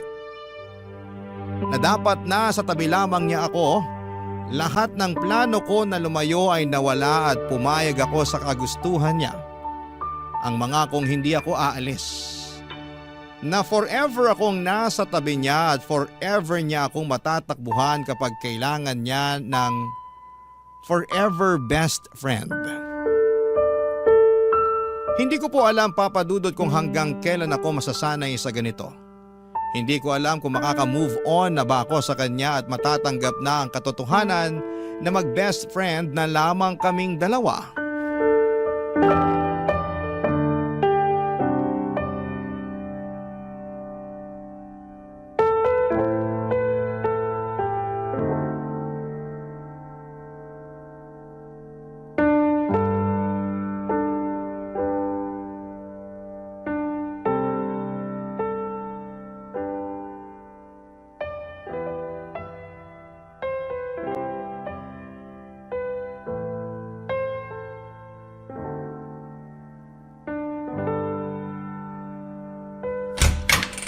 Jay! Anong ginagawa mo rito? Essie, pwede bang dito muna ako? Tuloy ka. Ano ba nangyari? Si ano kasi? Yung fiancé mo. Ha? Paano mo nalaman? Kapag ganyan na itsura mo, alam ko nag-away na naman kayo eh. Hindi ko siya maintindihan eh. Ang labo niya. Ang babae kasi, kahit anong gawin mo, hindi mo maiintindihan. Mahalin mo na lang. Pero bakit ikaw naiintindihan ko? Kasi best friend mo ako at matagal na tayo magkakilala. Ang hirap niyang intindihin. Lagi na lang ako yung nag-a-adjust. Paano naman ako? Kailangan ba lagi ako yung may malawak na pangunawa? Bakit siya hindi niya magawa yun para sa akin? Nagmumukha akong sunod-sunuran sa mga gusto niya eh. Siya lagi yung nasusunod. Para tuloy akong aso. Naiintindihan kita. Ay, buti ka pa. Ha? Buti ka pa naiintindihan mo ko. Buti ka pa ramdam ko na hindi ako nag-iisa kapag kasama ka. Buti ka pa… Jay, maaayos nyo rin yan. Away lang yan. Pero paulit-ulit na lang kasi. Pag-usapan nyo lang, maayos din yan. Mabuti pa tara na lang dun sa sala at ipagtitimpla kita ng kape. Pag-usapan natin yan hanggang sa gumaan ang pakiramdam mo. Ay, Salamat, Essie ah. Paulit-ulit ka na lang sa pasasalamat dyan. Ayos lang, gano'n naman talaga eh. Paano ganun? Ito na yung role ko sa buhay mo. Maging best friend mo. Takbuhan mo nga ako sa lahat, di ba? Di ko alam ang gagawin ko kapag wala ka. Kaya please, Essie. Huwag kang mawawala ah. Oo. Mag-promise ka. Kasi Essie, hindi ko makakayanan ng mag-isa. Kailangan kita. Kailangan kita, Essie. I know. Kape na? Yes, please. Thank you, Essie.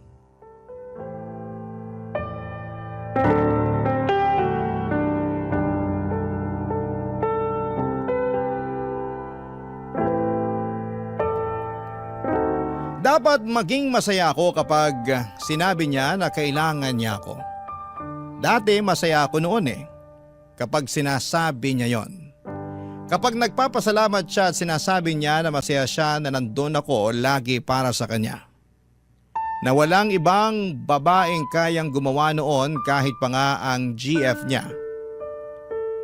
Hindi kayang gawin ang ginagawa ko.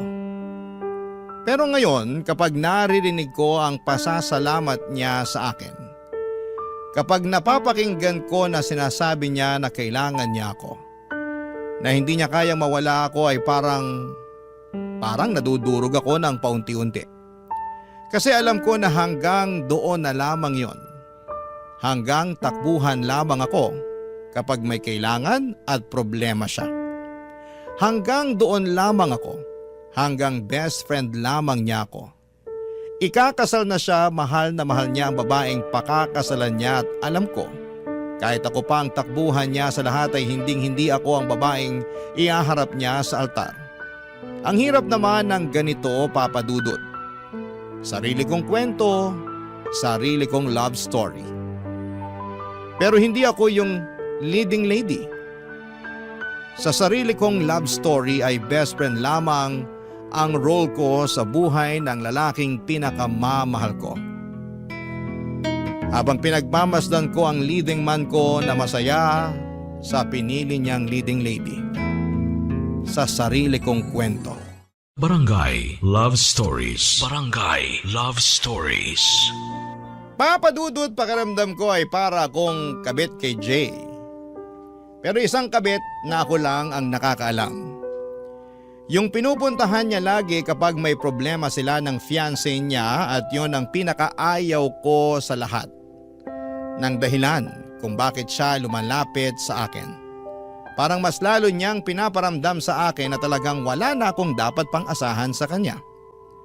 At ang pinakamasakit pa rito, Papa Dudut, ay wala akong lakas ng loob para sabihin sa kanya na nasasaktan ako sa ginagawa niyang paglapit at alam kong wala na akong karapatan na sabihin ito sa kanya. Dahil nangako ako na nandito lamang ako para sa kanya kahit sobrang sakit na. Sobrang sakit, Papa Dudut.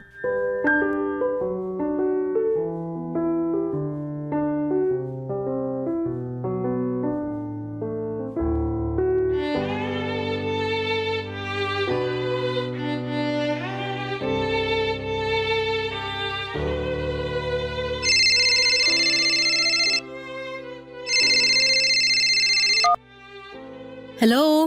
Hi, Essie. Naistorbo ba kita? Hindi naman. Bakit? Wala naman. Gusto lang kitang kumustahin. Kumustahin ako? Bakit parang nagulat ka? Wala lang. Kala ko kasi may kailangan ka Nalibago lang. Grabe naman to. Kinukumusta naman kita kahit wala akong kailangan Bihira. Kaya sorry, nagulat lang. Okay lang naman ako. Ano bang meron? Wala naman. Pwede bang tumawag lang ako kasi gusto kitang makausap, ganon? Weird Hindi ako sanay na tumatawag ka na walang kailangan. Uy, nakakasakit ka ng damdamin Kanina kasi sa office napansin ko na parang tulala ka. Tapos tahimik. Di ka nga ata kumain ng lunch Dami lang kasing dami lang ginawa kaya ayun, hindi na nakakain. Tigilan mo nga ako, wala kayang masyadong ganap sa office ngayon. Masama lang siguro yung pakiramdam kasi lately sobra yung puyat ko eh. Aba, mukhang pinariringgan mo ako dyan ah. Oo, bakit naman kita paparinggan? Kasi ako lagi nang pupuyat sa'yo. Ay, teka, parang weird pakinggan yun ah. Ang ibig kong sabihin, napupuyat ka dahil sa katutulong sa akin sa mga take home ko na trabaho. Sus, wala yun. Ilang years ko na namang ginagawa yan, sanay na ako. Parang masama ata loob mo ah. Pero Essie, sobrang thank you ah. Ano bang nakain mo at ganyan ka ngayon, ha? Wala naman. Bigla lang kasi kitang naisip ngayon. Tapos, naalala ko yung mga pinagdaanan natin nung naging tayong dalawa. Naalala mo nung nag-away tayo dahil nagsiselos ako dun sa isang katrabaho natin? Si Fred? Sus, paano ko makakalimutan yun? Binlock mo pa ako sa Facebook nun sa sobrang selos mo. Pero in-unblock din kita kinagabihan, no? Kasi sabi mo natatakot ka na kapag hindi kita ka-chat, kami ni Alfred yung mag-usap. Praning ka! Sus, ikaw nga rin tong praning eh. Naalala mo si Camille, yung naging kapitbahay ko? Ang tindi kaya ng selos mo dun. Halos araw-araw nasa bahay ka para bakuran ako sa kapitbahay ko na yun. Oy, may dahilan para magselos ako dun sa sakang na yon, ano? Panay kaya pagpapakit niya sa'yo, napapansin ko kaya. Sus, madumi ka lang mag-isip.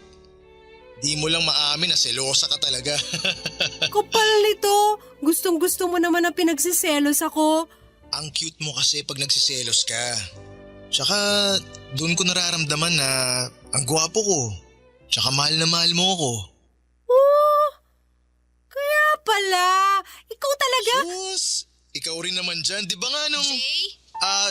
isang Hawaiian pizza at pa-upgrade na sa pineapple juice yung drinks. No ice please. Ha? Ano sinasabi? Tapos, available ba yung lasagna nyo? Jay! Hindi na. Okay lang. Sige, siguro sa next order ko na lang.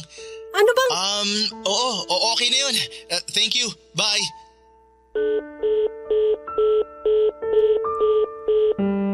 Hindi ko alam kung ano yung naging usapan namin yon ni Jay. Kung bakit bigla siyang tumawag at bigla naming pinag-usapan ang nakaraan namin. Aaminin ko na nakaramdam ako ng kaunting pag-asa. Baka kapag nagtuloy-tuloy ay baka maisip niyang mahal niya pa rin ako. Tuwang-tuwa ako noon habang pinag-uusapan ang nakaraan namin pero nung biglang dumating ang fiancé niya ay bigla siyang nagpanggap na tumatawag sa isang fast food para magpa-deliver ng pagkain at walang sabi-sabing pinatayan ako ng tawag noong papalapit na ang fiancé niya sa kanya. Sobrang mixed signal yon para sa akin. Ano ba talaga?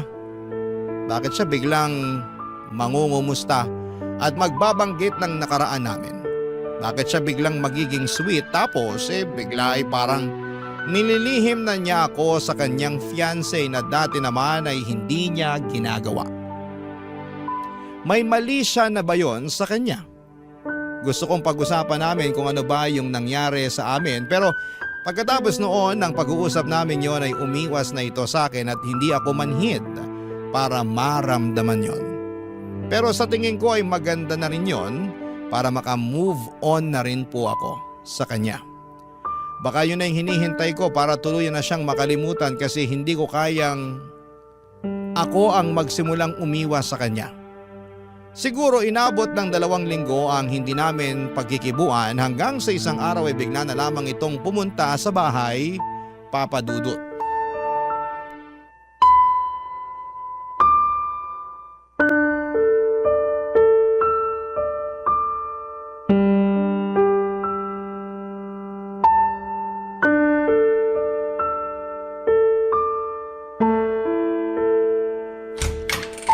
Jay, anong ginagawa mo rito?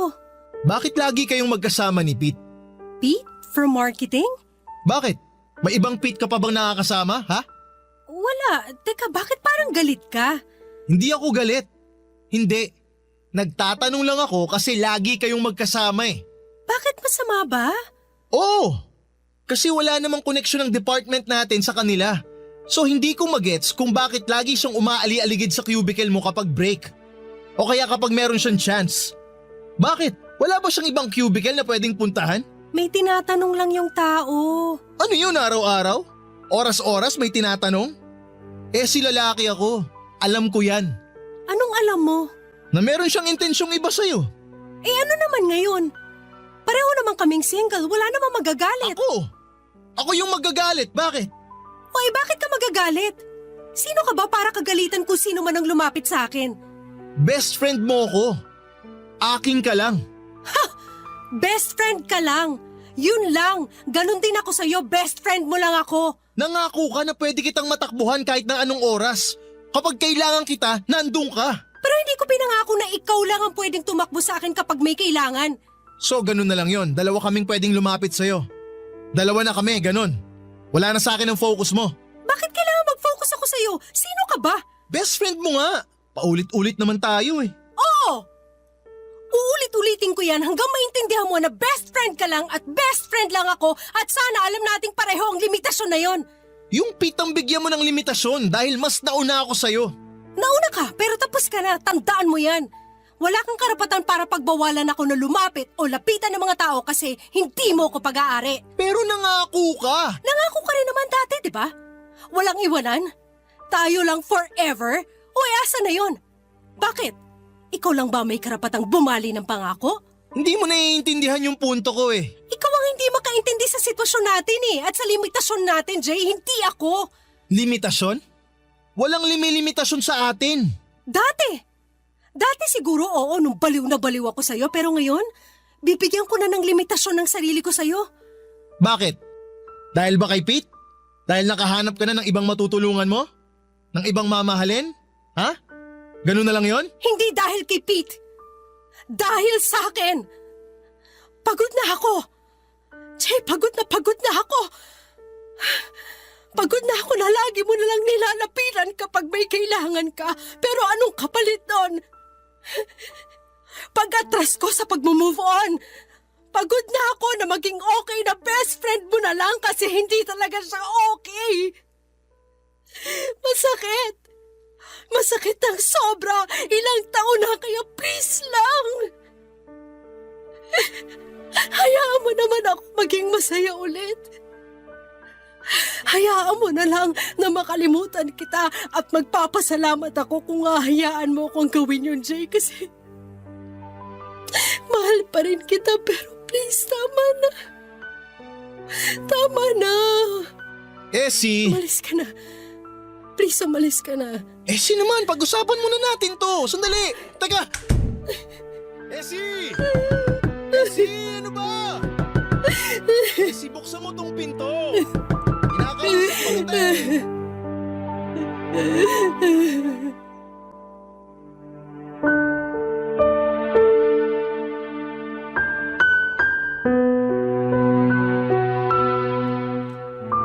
Sa unang pagkakataon ng buhay ko ay naramdaman kong malaya na ako.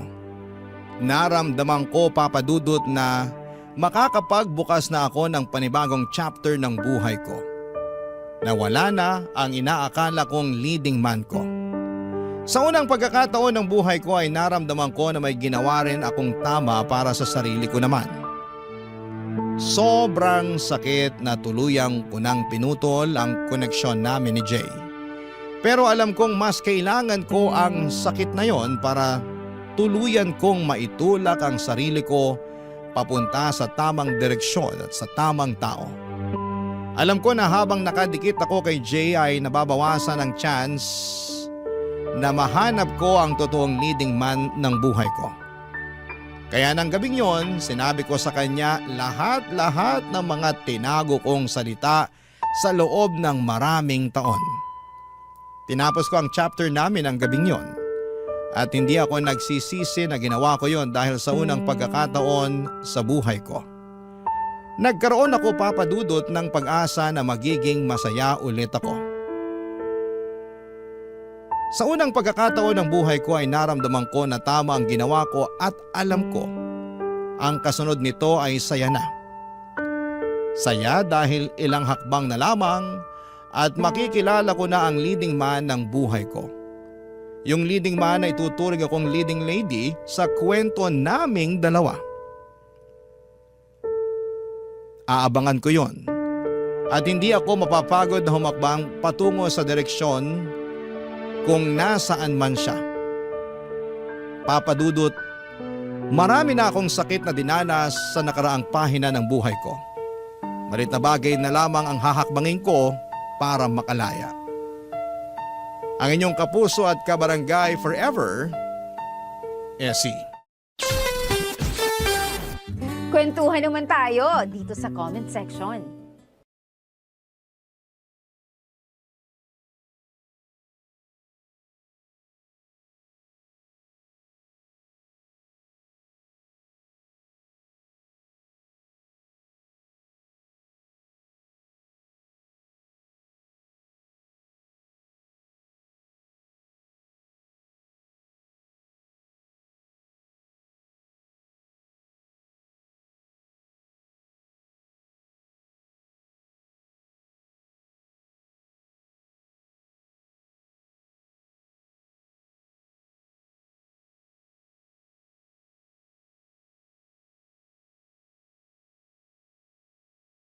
Ang mga kwento ng pag-ibig, kwento ng buhay at kwento ng pag-asa dito sa Barangay Love Stories. Love Stories.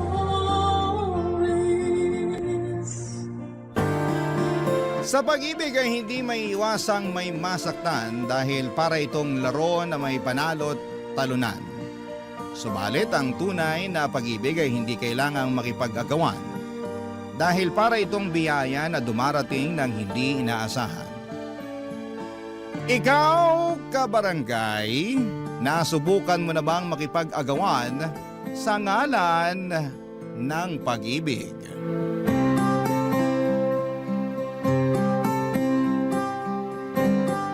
Dear Papa Dudut, magandang araw po sa inyo at sa lahat ng bumubuo ng Barangay Love Stories. Tawagin niyo na lamang po ako sa pangalang Kristen. 28 years old mula sa Pasig. Lumaki ako sa isang tahanang may istriktong magulang kung saan ang pakikipagrelasyon ay pinagbabawal lalo na noong nag-aaral pa lamang kami. Kaya naman sa buong buhay ko, Papa Dudut, ay isang beses ko pa lamang naranasang umibig. At ito'y nangyari 2 taon nang nakakalipas. Tahimik at simple lamang ang naging mundo ko noon bilang barista sa isang maliit na cafe sa may Taguig kung saan ay matatagpuan ang iba't ibang opisina ng mga BPO companies. Karaniwan sa mga customer namin ay may call center agents na either papasok pa lamang sa trabaho o kakatapos lamang ng shift. Isa sa mga agents na naging regular na customer ng cafe namin ay si Ned. Papa Dudut, mabilis na nag-iwan sa akin ng marka si Ned dahil mabait siya sa aming mga staff. Tuwing nag-o-order kasi siya ay lagi siyang nakangiti at nakikipagbiruan pa na para bang hindi siya pagod mula sa magdamagang trabaho. Nung una ay tipikal na customer lamang ang tingin ko sa kanya pero hindi nagtagal. Ang mga pasimpleng ngiti at lambing nito ay unti-unti akong nakabuo ng espesyal na pagtingin para sa kanya.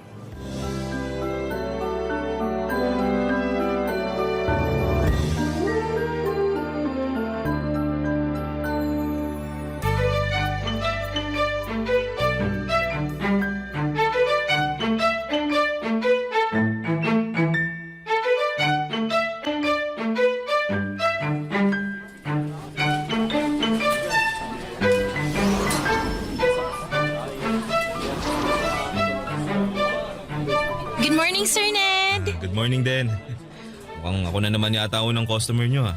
As usual, sir, kayo ulit. Ano bang dapat tawag sa inyo niyan? Early bird o night owl? Early night owl? Nawala pang tulog hanggat hindi pa nakakapagkape. Ibang klase din kayo, sir. Kape ang pampatulog nyo. Nasanay na kasi yung sistema ko eh.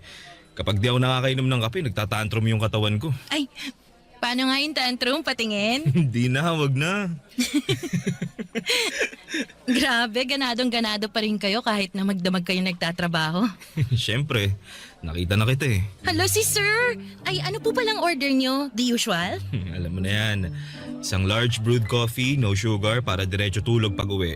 1 large brewed coffee for Sir Ned, no sugar. Anything else, sir? Wala na, yun lang. That would be 150 pesos po. Ito. I received 200 pesos. Ito po yung sukle. Salamat. Mukhang sanay na sanay ka na dyan sa ginagawa mo, ha? Madali lang naman po to eh. Mukha lang mahirap kapag pinapanood. Pero kapag nasanay na yung katawan mo, kahit nakapikit pa ako, kayang-kaya ko na to. Mukhang biyasa ka na sa ginagawa mo, eh. Ilang taon ka na nga bang barista rito? Bago lang. Kakapasok ko lang after ng pandemic. Pero dati na talaga akong barista kaya di na bago sa akin tong trabahong to. I see. Kayo po, gaano na kayo katagal sa call center? Around 3 years na rin. Palipat-lipat nga lang ng company. Ay, bakit naman? Iba-iba yung rason eh. Iniwan ko yung first company ko dahil nagiging toxic na yung work environment. Yung pangalawa naman, overwork, tapos delayed pa yung sahod. Kamusta naman itong company nyo ngayon? So far, okay naman sila. Medyo questionable yung ugali ng TL namin pero wala, tolerable naman. Gusto ko nga rin sanang mag-call center kasi sabi nila malaking kinikita dyan. Kaso di ko na tinuloy. Bakit naman? Try mo, pwede kitang i-refer kung gusto mo. Hindi na. Baka mamaya magpanik lang ako kapag may kausap na ako. Hindi pa naman ako magaling mag-English. May mga non-voice agents naman eh. Karaniwan sa chat lang sila, email, social media, mga ganun. Pero sa bagay, kung ako tatanungin mo, mas maganda na tong trabaho mo. Bakit nyo naman po nasabi yan? Kasi yung ganda mo, bagay iharap sa mga tao eh. Hindi pwedeng nakatago lang yan sa likod ng keyboard. Uy, grabe naman po kayong mambola, sir. Mamaya paniniwalaan ko yan. No joke. Ibang klase yung ganda mo. Very, very classic. Para kang si Gloria Romero nung kabataan niya. Ay sus! Kailangan nyo na talaga magkape kasi masyado nang matamis yung mga lumalabas dyan sa bibig nyo. Eto na po, large brewed coffee to go. Alright, salamat. See you again tomorrow? Yes po, bukas ulit.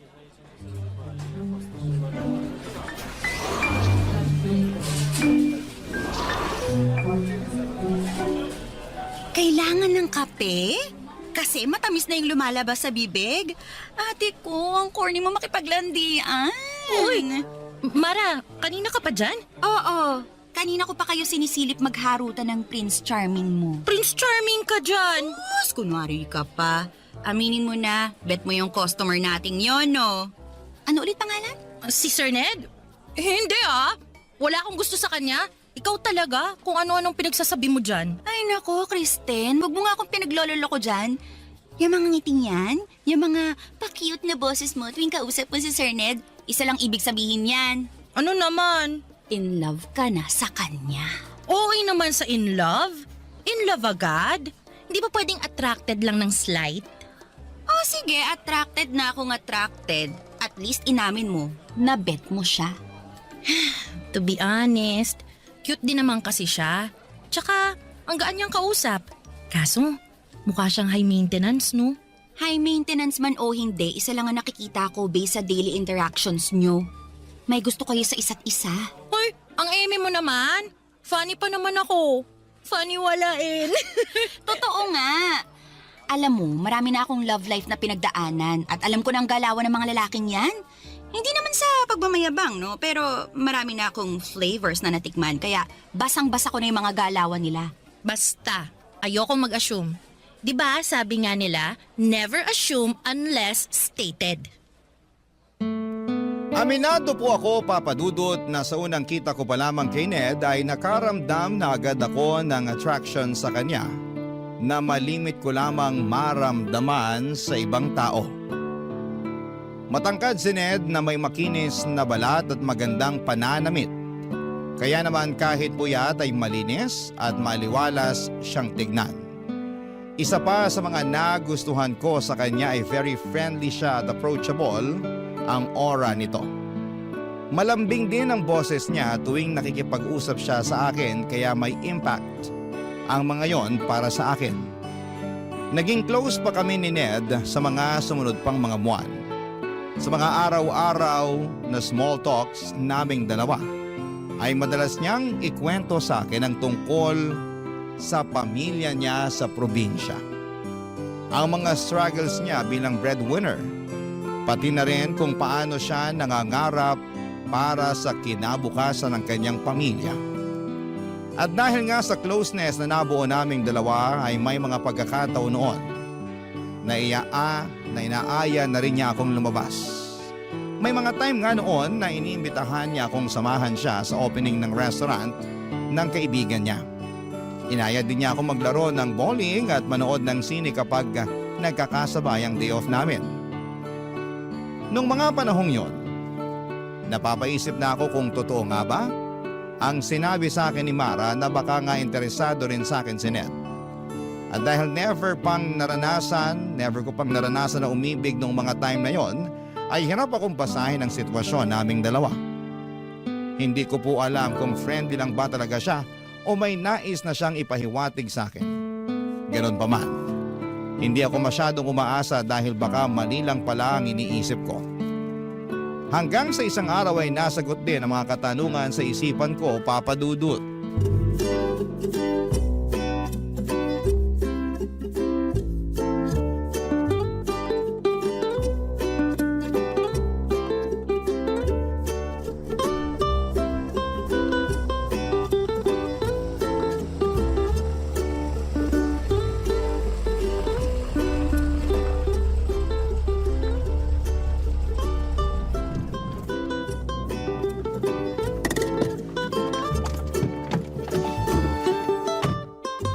Nandito na tayo. Salamat sa paghatid Wala yun. Ako nga dapat yung magpasalamat sa iyo kasi sinamahan mo ako ngayong araw. Kahit na dapat nagpapahinga ka kasi day off mo ngayon. Okay lang naman yun. Actually, nag-enjoy nga ako ngayong araw Worth it namang i-sacrifice yung day off ko kung ganito lang din klaseng bonding yung kapalit. Sana araw-araw na lang day off mo, no? Para mas madalas tayong magkasama. Ay, kung mayaman lang sana ako, edi araw-arawin kong day off ko. Kaso, kailangan natin kumita ng pera para may panggala tayo. Basta ako, masaya na ako na nakikita kita araw-araw. Bonus na lang yung paglabas-labas natin. Sweet mo naman. Ikaw sinasanay mo ako sa mga ganyang banat mo. Mamaya, hahanap-hanapin ko na yan. Totoo naman kasi, di ka pa nga umaalis, namimiss na kaagad kita Grabe! Ako lang to! Totoo nga! Tuwing kasama kita, parang nagliliwanag yung mundo ko Hala si OA! Kung makapagsalita, akala mo naman. Ay nako! Mas mabuti pang pumasok na ako sa loob at baka kung saan pa mapunta tong usapan natin. Sandali lang. Pwede bang makahingi ng goodnight kiss man lang? Sa susunod na lang. Sige na, please. O sige na nga. Kahit anong klaseng kiss pa yan. Para naman masaya ako pag uwi ko. Sige, halika rito. Isa pa. Okay na yun. Sana lang. Sige na, bitin Tagalan natin kahit 3 seconds lang. Oo, sige. Last na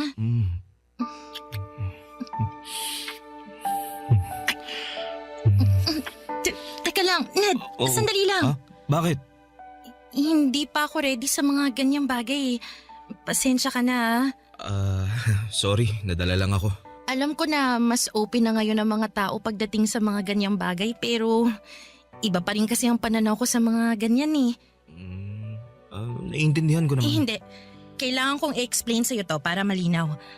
Para sa akin kasi sacred yung bagay na yun. Ibibigay ko lang yung sarili ko para sa lalaking mapapangasawa ko at hindi sa kung kanino lang. So, kailangang kasal muna bago... Ganun na nga.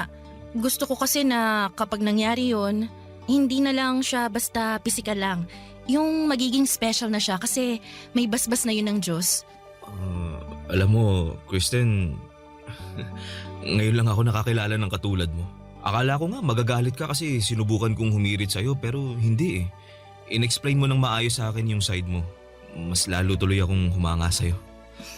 Salamat. Sana maintindihan mo kung bakit ganito ko pinapahalagan yung sarili ko. Ganito ako pinalaki ng mga magulang ko eh. May prinsipyo. Wala kang dapat ipag-alala dahil naiintindihan naman kita. Yun naman ang gusto ko eh, may proper communication tayong dalawa. At least, alam ko na ngayon kung anong gagawin ko. So, kailangan kong sundin yung traditional na panliligaw para mapasagot kita, no? Teka, nililigawan mo ko? Hindi pa ba halata? Hindi. I mean, ramdam ko naman, pero ayaw lang kitang pangunahan kasi... Oo, tama yung iniisip mo. Gusto kitang ligawan, Kristen. Totoo ba yan? Sa tingin mo ba kinukulit kita araw-araw sa trabaho tsaka inaaya kitang mamasyal dahil gusto lang kitang maging kaibigan? Hindi no, gusto kitang maging girlfriend. Alam ko na wala ka pang experience pagdating sa mga ganitong bagay pero handa akong gabayan ka. Hindi kita mamadaliin. Gusto mo ng old-fashioned? Sige, one step at a time tayo hanggang sa maging komportable ka ng kasama ko. Yun eh kung papayag ka magpaligaw. Wala naman sigurong masama kung subukan natin, di ba? At least sa ganong paraan, may oras tayo para kilalanin pang isa't isa.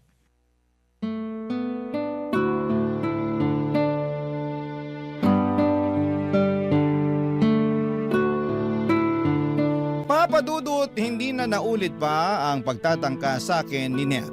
Sa halip na mainis o mawala ng gana ay mas pinili niyang ipakita sa akin na kaya niyang maghintay. Doon ko napatunayan na hindi siya tulad ng ibang lalaki na basta-basta na lamang sumusuko o nagmamadali para makuha ang gusto nila. Sa mga sumunod na buwan ay nagpatuloy ang panliligaw sa akin ni Ned. Hindi para puwersahin na magkaroon kami ng relasyon kundi para lamang makita ko kung komportable ba kami para sa isa't isa. Never ako nakaramdam ng pressure mula sa kanya. Sa halip ay ipinaramdam niya sa akin kung gaano kasaya ang pag-ibig. Kahit na noong mga panahong yon ay hindi ko pa rin naibibigay sa kanya ang inaasahan niyang relasyon. Ginawa niyang lahat para maging komportable ako sa piling niya. Binigyan niya ako ng maraming rason para pagkatiwalaan ko siya. Kilig na kilig nga ang mga kaibigan at katrabaho ko noon, Papa Dudut, dahil first time lang nila akong nakita na binuksan ko ang puso ko para sa ibang tao. Matagal ko rin kasing iningatan ang puso kong ito dahil natatakot akong baka paglaruan lamang ito ng maling tao. Pero sa mga sandaling yon, pakiramdam ko ay safe na ako kay Ned, Papa Dudut. Iniisip ko nga noon na baka siya na talaga ang tamang tao na matagal ko nang pinapangarap at matagal ko nang hinihintay, Papa Dudut. Barangay Love Stories. Barangay Love Stories. Sa unang buwan ng pagdadate namin ni Ned ay masasabi kong naging smooth sailing ang lahat. Wala akong ibang naramdaman kundi puro tuwa at kilig lamang tuwing kasama ko siya. Pagkatapos ng trabaho ko at bago magsimula ang shift niya ay sabay kaming nagdi-dinner sa labas. Hindi lamang yon dahil halos oras-oras ay nag-a-update din kami sa isa't isa, Papa Dudut. Sa mga simpleng, kumain ka na ba?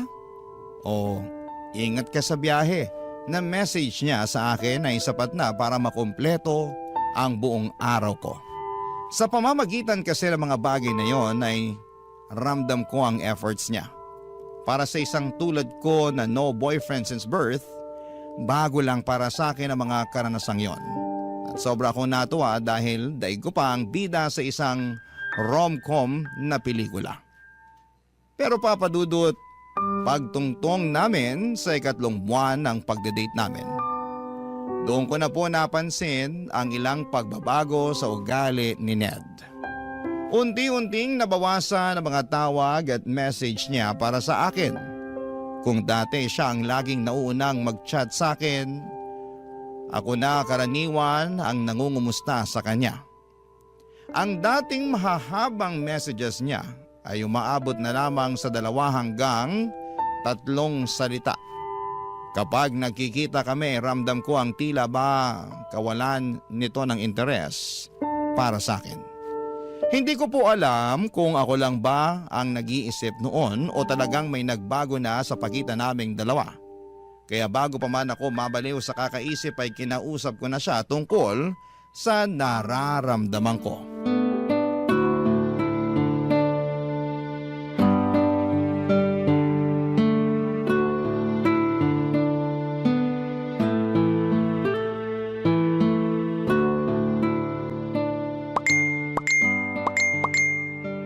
Daming ka-chat ah.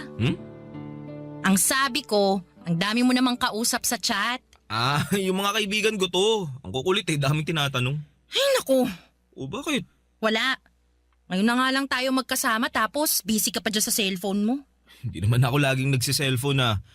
Tsaka saglit lang naman yung pagre-reply na ginagawa ko. O ito na, bibitawan ko na tong cellphone ko. Ano bang gusto mong gawin? Di ko alam. Ano ba kasing pinunta mo rito sa bahay? Para makasama ka, ano pa ba? Tatambay lang, ganun. Siyempre, para makapag-banding tayo. Asa na yung banding? Sorry na, na-excite lang ako kasi ngayon lang ulit nabuhay yung GC namin eh. O sige, bumalik ka na sa GC nyo. Baka marami ka nang namimiss dyan sa usapan nyo eh. Hindi, mamaya na to. Mas importante ka kaysa sa mga kaibigan ko. Sinasabi mo lang yan para hindi ako magalit eh. Baka mamaya iniisip mo na dyan, di pa nga tayo magjowa pero pinagbabawalan na kita. Di naman yun yung iniisip ko eh. Gets ko naman yung point mo at tama ka naman. Sa'yo dapat ako nakafocus imbis na sa mga kachat ko. Pasensya na kung nasira ko yung mood mo. Huwag mo nang isipin yun. Ang mahalaga, nasasabi mo yung saloobin mo. Di ba nga ang usapan natin, i-communicate natin yung mga nararamdaman natin. Mabuti yan na nasasabi mo sa akin yung mga ginagawa ko na hindi mo gusto. At least, naaayos agad natin. Pero since nandito na tayo sa topic na to, may gusto lang din akong sabihin sa'yo. Ano yun? Hindi ako perpektong tao, Kristen. Hindi ako katulad ng mga napapanood mo sa pelikula o yung mga bidang lalaki sa mga libro. Hindi ako ganun ha. Alam ko. Hindi naman ganun ang tingin ko sa'yo eh. Ay, naisip ko lang kasi na baka masyado nang mataas yung standard na sinet mo para sa akin. Baka hindi ko na tuloy maabot. Wala naman akong standard na sinet ah. Ikaw mismo ang nag-set nun. Minsan kasi napapansin ko lang na ang bilis mo yatang mairita sa akin. Tulad ngayon, kauwi lang natin galing sa labas pero parang bad mood ka na naman. Hindi naman ako bad mood. Hindi ko lang nagustuhan yung magkasama na nga tayo tapos nasa ibang tao pa yung atensyon mo. Ay, saglit lang naman yun eh. Nag-reply lang ako ng mabilis. Alam mo, Kristen, may buhay din ako. May pamilya ako, may kaibigan ako, may trabaho ko. Matik na maahati talaga yung atensyon ko. Sana maintindihan mo yun. Naiintindihan ko naman. Parang hindi naman eh. Okay, sige. Tapos na tayo dyan sa kaka-cellphone mo. Hindi na yun big deal. May ibang rason pa kasi ako eh, kaya ako nagkakaganito. Ano pa? Nitong nagdaang araw, napapansin ko na parang nagbabago yung pakikitungo mo sa akin eh. Paano nagbago? Hindi kita maintindihan. Nung unang buwan natin, sobrang sweet mo sa akin. Sobrang caring, sobrang protective. Pero ngayon, parang hindi ko naramdam yung mga yun. Siyempre, ganun talaga sa simula. Hindi naman forever na magiging ganun yung sitwasyon natin eh. Minsan may mga highs and lows din ng relasyon. Di lahat ng araw masaya. Pero ang mahalaga pinipili pa rin natin ang isa't isa. Kailangan ko rin naman paminsan-minsan ng konting validation. Kahit simpleng acknowledgement lang na concern ka pa rin, na interesado ka pa rin. Kasi, to be honest, nitong mga nagdaang araw medyo dry ka na mag-reply sa akin eh. Iniisip ko tuloy kung may nagawa ba ako, may nangyari ba, bakit bigla kang nagbago? Hindi, wala. Wala kang ginawa. Walang nangyari. At hindi ako nagbago. Minsan talaga busy ako at may mga pagkakataon na hindi ako nakaka-reply agad. Pakiramdam mo dry yung mga reply ko dahil tao lang din naman ako. Napapagod din ako. Ako rin naman, busy din. Naiintindihan ko yun na may sarili-sarili tayong buhay pero never ko namang pinaramdam sa'yo na busy ako o pagod ako eh. Sorry. Siguro gusto ko lang ding magpahinga minsan. Ayoko kasing ituring tong pagsasama natin na parang trabaho na kailangan may update. Kailangan oras-oras magkausap, ganun.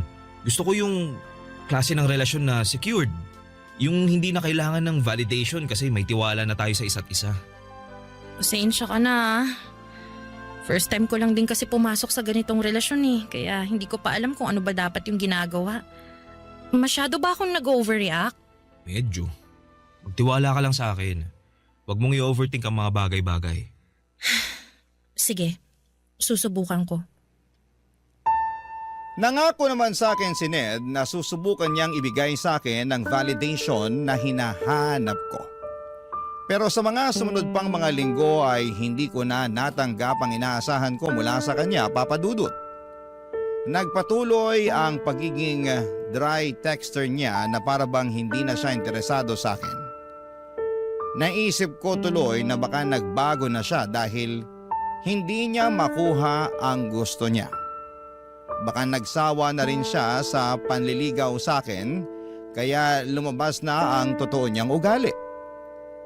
Papadudot, dumating na ako noon sa point na pakiramdam ko ay one-sided na lamang ang nangyayari sa pagitan naming dalawa. Ako na lamang ang nag-i-effort para magkaroon kami ng oras sa isa't isa. At kapag nagkikita kami ay parang ako na lamang din ang masaya na magkasama kami. Siya naman ay tahimik. Laging malayo ang iniisip at walang gana. Ang lagi niyang rason noon ay sobrang busy niya raw sa trabaho. Naintindihan ko naman dahil alam kong mabigat talaga ang graveyard shift at nakakapagod ang line of work niya. Pero habang tumatagal ay napapansin kong hindi na ito simpleng pagod lamang.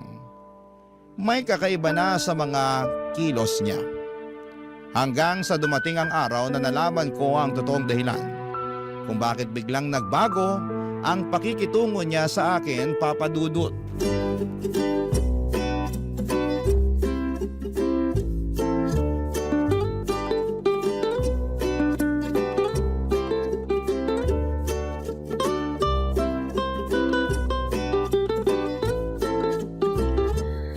Ay, sa wakas, makakapag-break na din.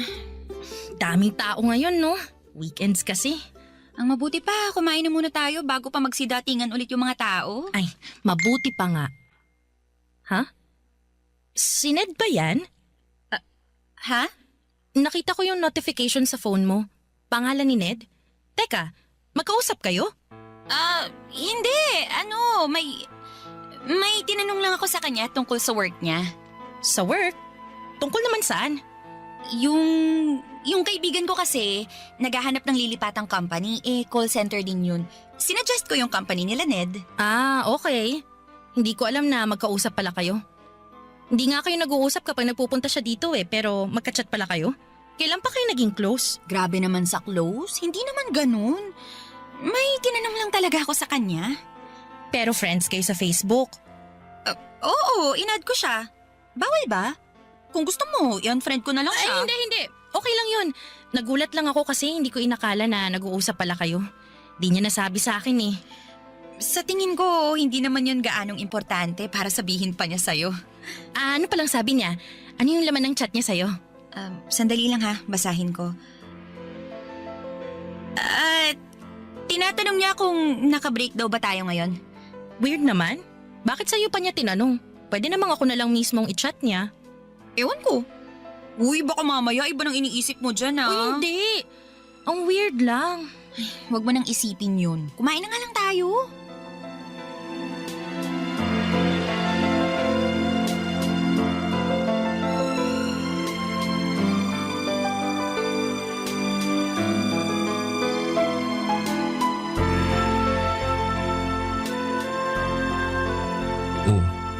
Di mo yata ginagalaw yung pagkain mo. Wala kang gana? Di ko alam. Gutom naman ako pero hindi ko ma-enjoy tong kinakain ko eh. Bakit? May problema ba? Wala naman. May bumabagabag lang sa isip ko ngayon. Ano naman? Hindi naman to big deal eh pero nababother lang talaga ako. Magkausap pala kayo ni Mara? Mara? Oo. Nag-chat siya sa akin tungkol sa kaibigan niya. Gusto daw niyang lumipat sa company namin. Bakit ka naman nababother dun? Hindi mo kasi nabanggit sa akin na magkausap pala kayong dalawa. Wala namang masama dun ah. Nagtanong lang naman yung tao. Hanggang ngayon ba nagkaka-chat pa rin kayo? Paminsan-minsan, nangungumusta siya. Bakit daw? Teka, nagsiselos ka ba? Hindi naman sa nagsiselos. Hindi ko lang magets kung bakit biglang naging interesado sa'yo si Mara eh. Hindi rin naman kami ganun ka-close para makapag-close siya sa'yo. May tinanong nga lang tungkol sa work tapos naging close na kami after that. Alam mo, nagsisimula ka na naman dyan sa pag-overthink mo eh. Di maganda yan ha. Sorry na. Di ko alam kung bakit ganito ko eh. Di naman ako ganito dati. Magtiwala ka lang kasi sa akin. Yun ang wala sa'yo eh, yung tiwala. Lahat kasi ng galaw ko masyado mong binibigyan ng meaning. Lahat na nangyayari gusto mo may rason. Di lahat ng bagay kailangan ng eksplanasyon ha. Ibigay mo sa akin yung buong tiwala mo katulad ng pagtitiwala ako sa'yo. Tingnan mo matatahimik ka. Pwede bang huwag mo nalang pansinin yung mga chat sa'yo ni Mara? Bakit naman? Wala naman kaming ginagawang masama. Para lang mapanatag ako. Kristen, di dapat ako gumagawa ng paraan para mapanatag ka. Ikaw dapat ang gumawa nun kasi sariling isip mo yung kalaban mo eh. Alam ko, pero tulungan mo naman ako. Masyado ka naman nagiging controlling yan eh. Una sa mga kaibigan ko tapos ngayon, pati mga taong kachat ko kailangan ko ring i-consider para sa'yo. Di na healthy yung ganun. Alam ko, pero please, kahit ngayon lang. Para namang wala kang tiwala sa akin sa ginagawa mo. May tiwala ako sa'yo. Pero kay Mara, wala. Araw-araw ko siya nakakasama kaya alam ko na kung anong ugali niya. Eh di sige, oo na. Di ko na siya kakausapin. Masaya ka na? Wala na tuloy ako ng gana. Di pa nga tayo tapos, ganyan ka na umasta. Sorry. Nagsiselos ako ng mga panahong yon, Papa Dudut. Aminado naman ako. Nung una ay sinubukan kong baliwalain ang mga nangyayari dahil tama nga naman na wala akong dapat ikatakot kahit magkausap pa sila sa chat. Basta magtiwala lamang ako kay Ned. Pero habang tumatagal, nagsimula akong kainin ng pagdududa. Sa tuwing late mag-reply si Ned, agad kong naiisip na baka si Mara ang kausap niya.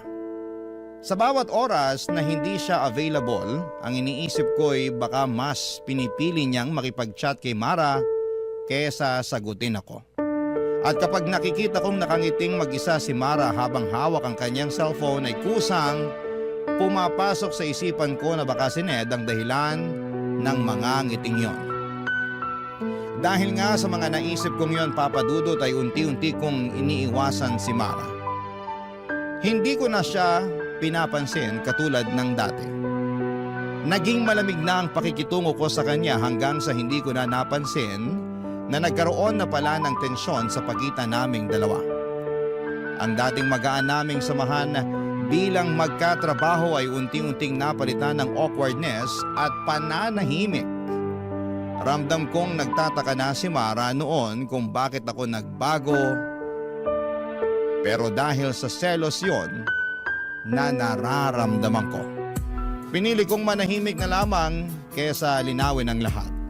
At doon ko naramdaman, Papa Dudut, kung gaano kalakas ang epekto ng selos. Unti-unti nitong sinisira hindi lang ang relasyon ko kay Ned, kundi ang samahan namin ni Mara. Barangay Love Stories. Barangay Love Stories. Papa Dudut, hindi ko na alam kung tuloy pa ba ang ginagawang panliligaw sa akin ni Ned ng mga panahong yon o tuluyan na siyang sumuko. Hindi ko na kasi maramdaman ang kagustuhan niyang mapasagot ako ng mga panahong yon. Ramdam ko na unti-unti na siyang lumalayo sa akin. Sa sobrang pagka-desperada ko nga, ay makailang beses ko na siyang sinabihan na willing na akong sagutin siya. Pero lagi niyang sinasabi sa akin na hindi pa raw siya ready. Ang sakit, Papa Dudut. Kasi ako na itong bukas ang puso pero siya na mismo ang umaatras. Never kong naisip na darating ang araw na maghahabol ako para sa isang tao. Sobra-sobra kasing saya ang ipinaramdam sa akin ni Ned sa puntong sa kanya na umikot ang buhay ko. Sa maikling panahon ay mabilis niyang nakuha ang pulso ko.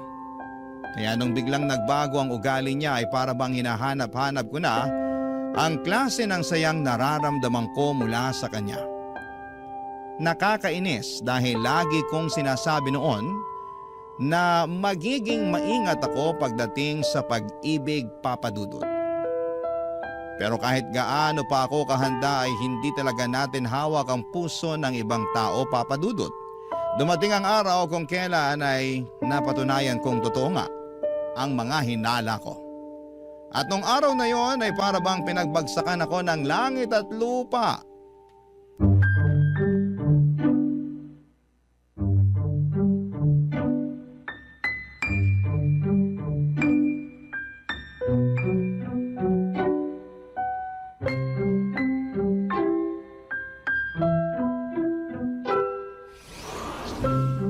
Oh, Kristen, anong ginagawa mo rito? Closed ang cafe ngayon ah. Closed? Bakit daw? Ay, may pumutok na electrical wiring kagabi dun sa may kusina. Inaayos pa ngayon. Ang sabi ni boss, bukas na lang daw tayo mag-resume. Bakit naman hindi niya sinabi sa group chat? Ewan ko. Ako nga rin hindi sinabihan eh. Sayang yung pamasahe ko papunta dito. Sana natulog na lang ako. Nasaan yung mga kasama natin? Nauna nang umuwi. Di mo man lang ako minessage para sana hindi na ako pumasok. Ay, sorry, nawala sa isip ko eh. Ano, tara na? Uwi na tayo. Halika na, sabay na tayo lumabas. Mara, sira tayo flash sa CR nyo. Kristen? Anong ginagawa mo rito? Kala ko ba wala kayong pasok? Di ba dapat ako nagtatanong yan sa'yo? Anong ginagawa mo rito? Off mo ngayon, di ba? Minessage ko siya. Pupunta daw siya sa QC eh. Kako, isabay na niya ako para makatipid. Wow! Nag-uusap pa rin pala kayo hanggang ngayon? Tungkol Samantalang pala yung message ko sa'yo kanina, hanggang ngayon hindi mo pa nasisin. Di ka man lang makapag-reply tapos makikita kong nandito ka pala kay Mara? Nasa daan na kasi ako kanina nung nag-text siya. Pagbaba ko, nawala na sa isip ko yung message mo. Kaya ayun, di na kita na-replyan. Teka, Kristen. Bakit ba? Anong meron? Issue ba yun? Bawal ba kami mag-usap ni Ned? Bakit ba kasi kayo nag-uusap? Yun ang gusto kong malaman. Anong meron? Ned, hindi mo pa ba nasasabi sa kanya? Hindi pa eh. Wala pa siyang alam. Pero ako na lang mag-i-explain sa kanya. Nagde-date kami ni Ned. Ano? Anong pinagsasasabi ng babaeng to, Ned? Mag-i-explain ako. Di ba nagde-date tayong dalawa para mas makilala pa natin ang isa't isa? Yun nga ang alam ko. Tayo yung nagde-date. So, paano napasok si Mara dito? Ganun din kami ni Mara. Nagde-date din kami para mas makilala pa namin ang isa't isa. Ano ka mo? Pati kayo nagde-date? Bakit? Para saan? Anong kalakuhan to? Para makita niya kung sino sa atin yung mas bagay sa kanya. Hindi mo ba alam yun? Ganun ang tinatawag na dating, Kristen. Wow! Ano to, hanapan ng jowa? Dalawa kaming sabay for more chances of winning? Akala ko ba kaya mo ako dinedate kasi gusto mo ako maging girlfriend? Oo, pero hindi pa naman ako sure eh. Ay wow! Kaya nag-entertain ka ng ibang tao. Para ano? Para may option ka? Wala naman sigurong masama doon, di ba? Di pa naman tayo eh. O sige, hindi pa nga tayo. Pero papunta na nga doon, di ba? At ikaw naman, Mara, alam mo dinedate ko si Ned tapos papatol ka? Hindi mo magawang maghanap ng iba kay Ned talaga? Anong gagawin ko kung ako yung nilapitan niya? Eh di lumayo ka! Kunting delikadesa naman. Magkatrabaho tayo tapos ganyang gagawin mo sa akin? Kung makapag-react ka naman, akala mo inagawan ka? Bakit kayo na ba? Hindi pa naman, di ba? Technically, single pa rin si Ned ngayon kaya pwede siyang lumandi ng ibang tao maliban sa'yo. Palibhasa, wala ka pang experience sa mga ganitong bagay kaya para kang bulag na nangangapa eh. Ned, wala ka bang sasabihin? Katulad nga ng sinabi ko, wala naman sigurong masama kung timbangin ko kung sino yung mas nababagay sa akin, di ba? Grabe! Nakakahiya naman sa'yo. Kailangan mo pa talaga ng choices? Pwes, wala ka nang titimbangin dahil ako na mismo magdedesisyon para sa'yo. Sa'yo na si Mara, siya na ang gawin mong jowa. Total mukhang di naman ako sapat para sa'yo. Alam mo, ang tahimik na ng buhay ko eh, tapos guguluhin mo lang ng ganito? Bakit mo ba kasi pinapakialaman kung anong gusto Tumigil niya? ka! Hindi ikaw ang kinakausap ko! Hoy, wag mo ko pinagtataasan ng boses Pwede ha! ba? Huwag na kayong mag-aaway! Pinagsabay mo kami tapos umaasa kang walang mag-aaway? Ang kapal mo ah! Kala mo kung sino kang gwapo? Kung ganito lang din naman palang gagawin mo sa akin, di sana hinamon mo na lang ako sa suntukan para kahit papano makakapalag ako sa'yo. Daming pinagsasasabi! Umalis ka na nga lang kung ayaw mo sa ganitong sitwasyon. Dali-dali ng solusyon. Ay, aalis talaga ako! Sana maging masaya kayong dalawa sa pinaggagawa nyo. Ang papangit nyo! Mula noong madiskubre ko ang tungkol kina Ned at Mara ay hindi na kami nagkaroon pa ng maayos na ugnayan ni Mara sa trabaho. Hindi na kami nagpapansinan at kung kinakailangan man ay pawang formal na usapan lang ang namamagitan sa aming dalawa. Nang mga panahong yon ay pilit kong itinago ang nararamdaman ko.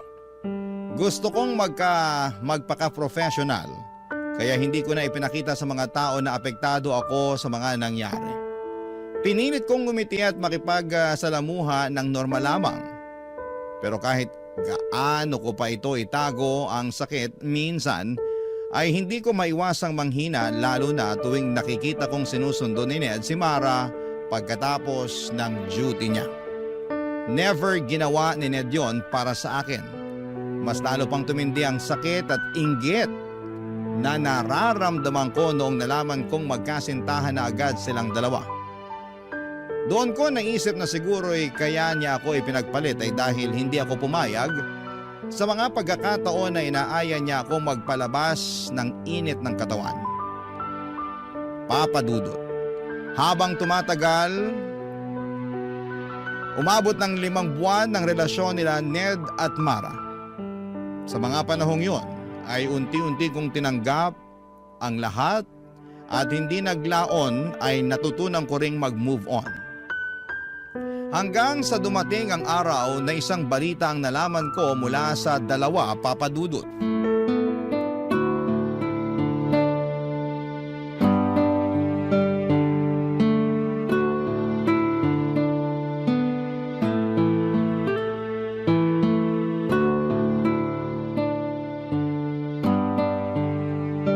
Ano ba naman tong counter?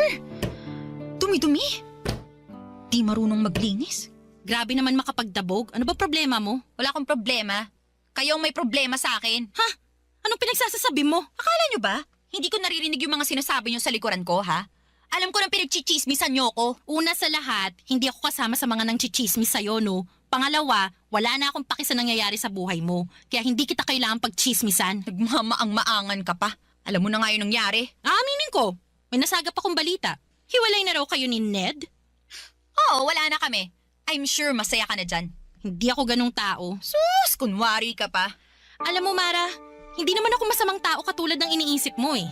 Oo, nasaktan ako nung naging kayo ni Ned. Pero matagal na yun. Naka-move on na ako. Actually, wala na nga akong galit na nararamdaman sa'yo eh. So, kung iniisip mo na sobrang saya ko ngayon dahil hiwalay na kayo ni Ned, pues hindi. Ano naman ang mapapala ko sa hiwalayan nyo? Wala naman eh. Karma ko na siguro to. Eh ano ba kasing nangyari? Promise, yung tungkol sa hiwalayan nyo lang talaga yung nabalitaan ko. Gusto mo lang din chumismis eh. Kung ayaw mong i-share, okay lang. Pero mas maganda yung mailabas mo yung sama ng loob mo kaysa nagdadabog ka dyan. Nalaman ko, pamilyadong tao na pala siya. Si Ned? May pamilya? Oo. Nasa probinsya nila. Kaya pala weekly siyang umuuwi doon, hindi dahil para sa nanay niya, kundi dahil may asawa at 2 anak na siya. Oh my gosh, hindi nga. Bakit hindi man lang natin naamoy na may asawa na pala siya? Eh magaling magtago yung loko eh. May 2 Facebook siyang gamit, isang personal account para sa pamilya at mga kaibigan niya sa probinsya, isa naman para sa trabaho at sa mga kakilala niya dito sa Maynila. Grabe, masakit naman nun. Paano mo nalaman na may 2 siyang Facebook? Inopen ko yung cellphone niya habang nasa CR siya. Ibang Facebook yung nakalogin. Anong ginawa mo? Kung ikaw tahimik na umalis, ako? Hindi ako pumayag na hindi ako makabawi sa kanya. Alam mo ba kung anong ginawa ko ha? Liga, dun tayo sa break room, ikukwento ko sa'yo.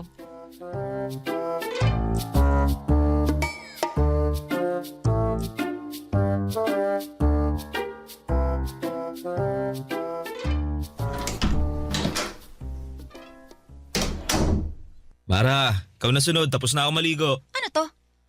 Ano yan? Ba't mo hawak cellphone ko? Amin na nga yan. Tinatanong kita, ano to? Anong ano? Ayusin mo tanong mo para maintindihan kita.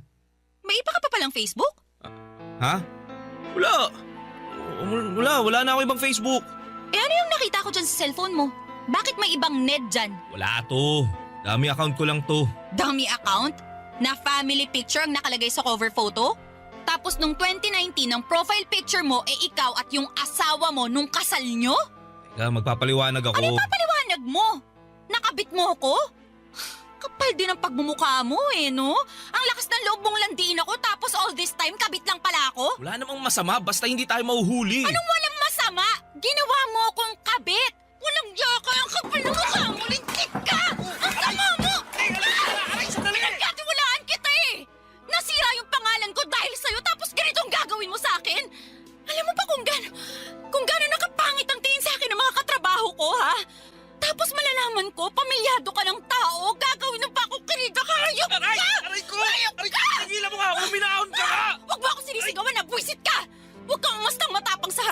ngayon?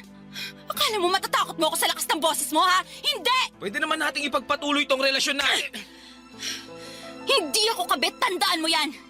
Hindi ako papayag na maging kabit ng sino man, naiintindihan mo? Kaya tong relasyon na sinasabi mo, wala na to. At yung pamilyang tinatago mo, bilangin mo na masasayang araw mo dahil sisiguruhin kong makakarating to sa asawa mo. Teka lang naman, Mara. Sisirahin mo pamilya ko dahil lang nasaktan ka? Oo, bakit? Ikaw lang ba may karapatang manakit, ha? Balang araw magpapasalamat sa akin ang asawa mo dahil maliligtas siya mula sa cheater na katulad mo. Sandali lang naman, Mara. Pag-usapan natin to. Kung ako sa'yo, asawa mong kausapin mo bago pa niya malaman ang totoo. Diyan ka na nga! Hayop ka!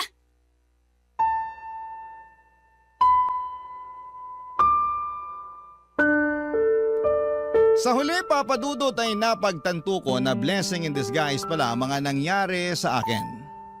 Papa Dudut, oo, maaga akong nasaktan pero mas mabuti na rin po yun kesa mas lumalim pa ang sugat sa puso ko. Kung sa akin kasi nangyari ang sinapit ni Mara ay tiyak na hindi ko kakayanin yon. Minsan talaga may paborito ang tadhana. Kinakampihan nito ang mga taong marunong magmahal ng totoo at pinaparusahan ang mga taong mapang-abuso at manluloko. Hindi ko naman ikinatuwa ang nangyari kay Mara pero umasa ako na sana'y nagsilbi na yon bilang aral sa kanya na huwag mang-agaw ng taong hindi naman para sa kanya. Dahil ang karma, mabilis kumilos at palaging nakakahanap ng tamang oras para ito ay gumanti. Sa ngayon, Papa Dudut, ay maayos na ang buhay ko at mas pinili kong mag-focus na lamang muna sa sarili ko, sa pamilya ko, at sa mga pangarap ko. Nagsimula rin akong sumubok ng mga bagong bagay, mga bagay na noon ay hindi ko nagagawang gawin dahil sobrang nakasentro ang atensyon ko para kay Ned. Natutunan ko ring mas pahalagahan ang sarili ko bago ang iba at natutunan kong hindi ko kailangang madaliin ang pag-ibig. Alam ko, Papa Dudut, na darating po ang tamang tao para sa akin. Isang taong handang maghintay at mamahalin ako ng buong buo. Sa ngayon naman po ay kontento na ako sa pagiging masayang mag-isa. Dito na po nagtatapos ang kwento ko at maraming salamat po, Papa Dudut. Ang inyong forever, kapuso at kabarangay, Kristen.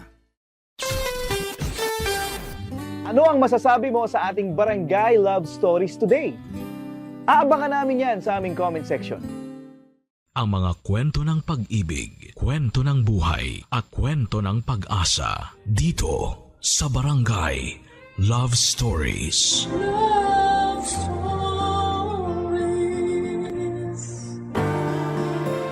Tunay nga bang basihan ng kasiyahan ang pagiging number one? Kapag ikaw ang nanalo, ikaw ang napili, ikaw ang numero uno. Masasabi bang masaya ka na talaga?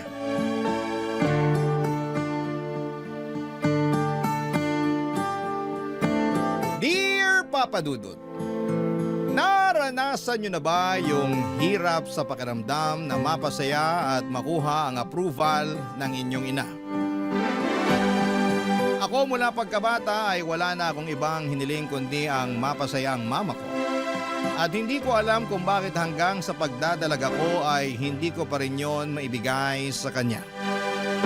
Ako nga pala si Noray, may mommy issues. At ibabahagi ko sa inyo kung saan ito nagsimula. Bata pala mga konong mahilig si mama na isali ako sa mga pageant kahit na ayoko. Kahit alam kong hindi naman ako nababagay dito. Wala naman akong magawa dahil una ay bata pa lamang ako noon. Sumusunod lamang ako sa kagustuhan niya. Sinusunod ko lamang kung ano ang gusto niyang sabihin ko sa entablado hanggang sa damit na isusuot ko. Naalala ko pa nga na 8 taong gulang ako nung una akong sinabak ni mama sa beauty pageant.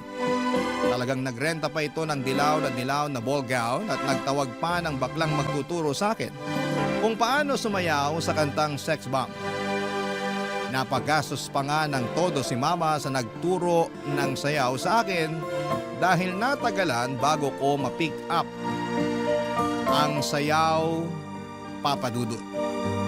Pareho kasing kaliwa ang pa ako pero pinilit pa rin ni Mama na sumayaw ako.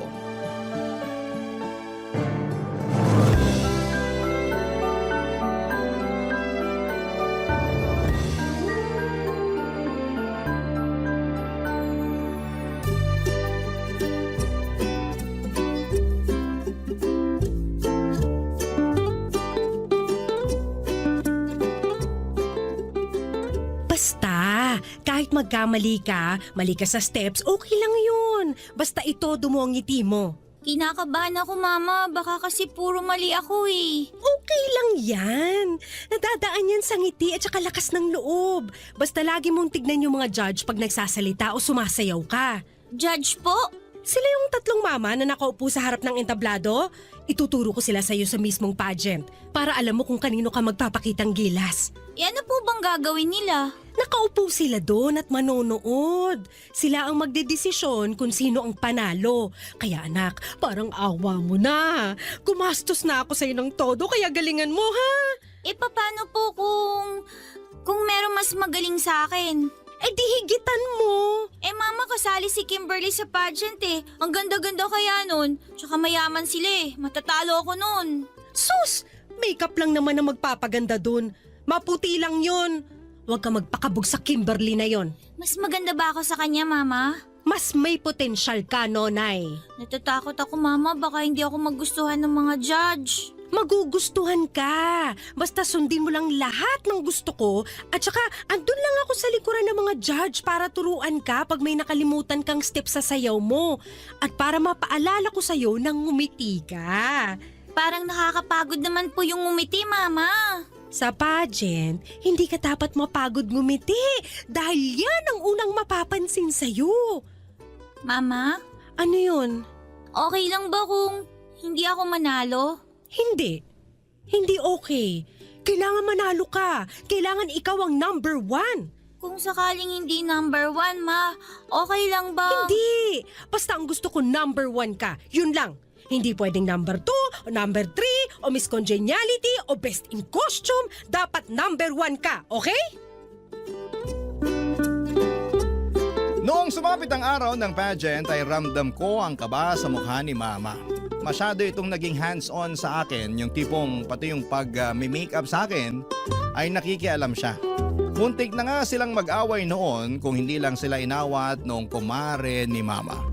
Tinignan ko ang mga kasamahan ko, preparado sila mula sa makeup at costume. May nagpa-practice pa nga na para sa talent portion nila. Ang gaganda nila at wala akong laban. Mas lalo tuloy akong kinabahan noon at nadoble yon nang sumampa na ako sa stage at dahil nga sa kaba ko ay nagkamali pa ako. Hindi nga rin ako nakatingin sa judges tulad ng sinabi ni Mama dahil sa sobrang nervyos. Naging palpak yun at narinig kong pinagtawanan ako ng ibang tao.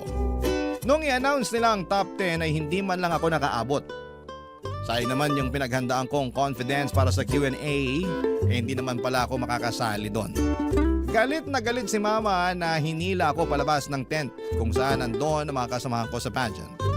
Akala ko noon ay uuwi na kami pero nagulat na lamang ako nang lapitan nito ang isang judges habang naka-break sila ng 10 minuto.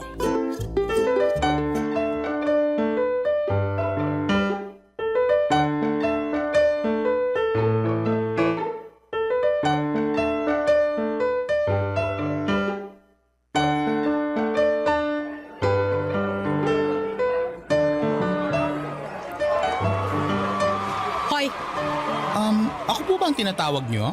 Meron pa bang pwedeng tawaging hoy dito na iba? Medyo bastos po ang dila natin, Mother. Okay ka lang? Hindi. Paano ako magiging okay pinatalo mong anak ko? Ano po? Maang-maangan ka pa. Nasilip ko dyan sa score sheet mo na yung anak kong pinakamababa sa lahat. Sino po bang anak nyo?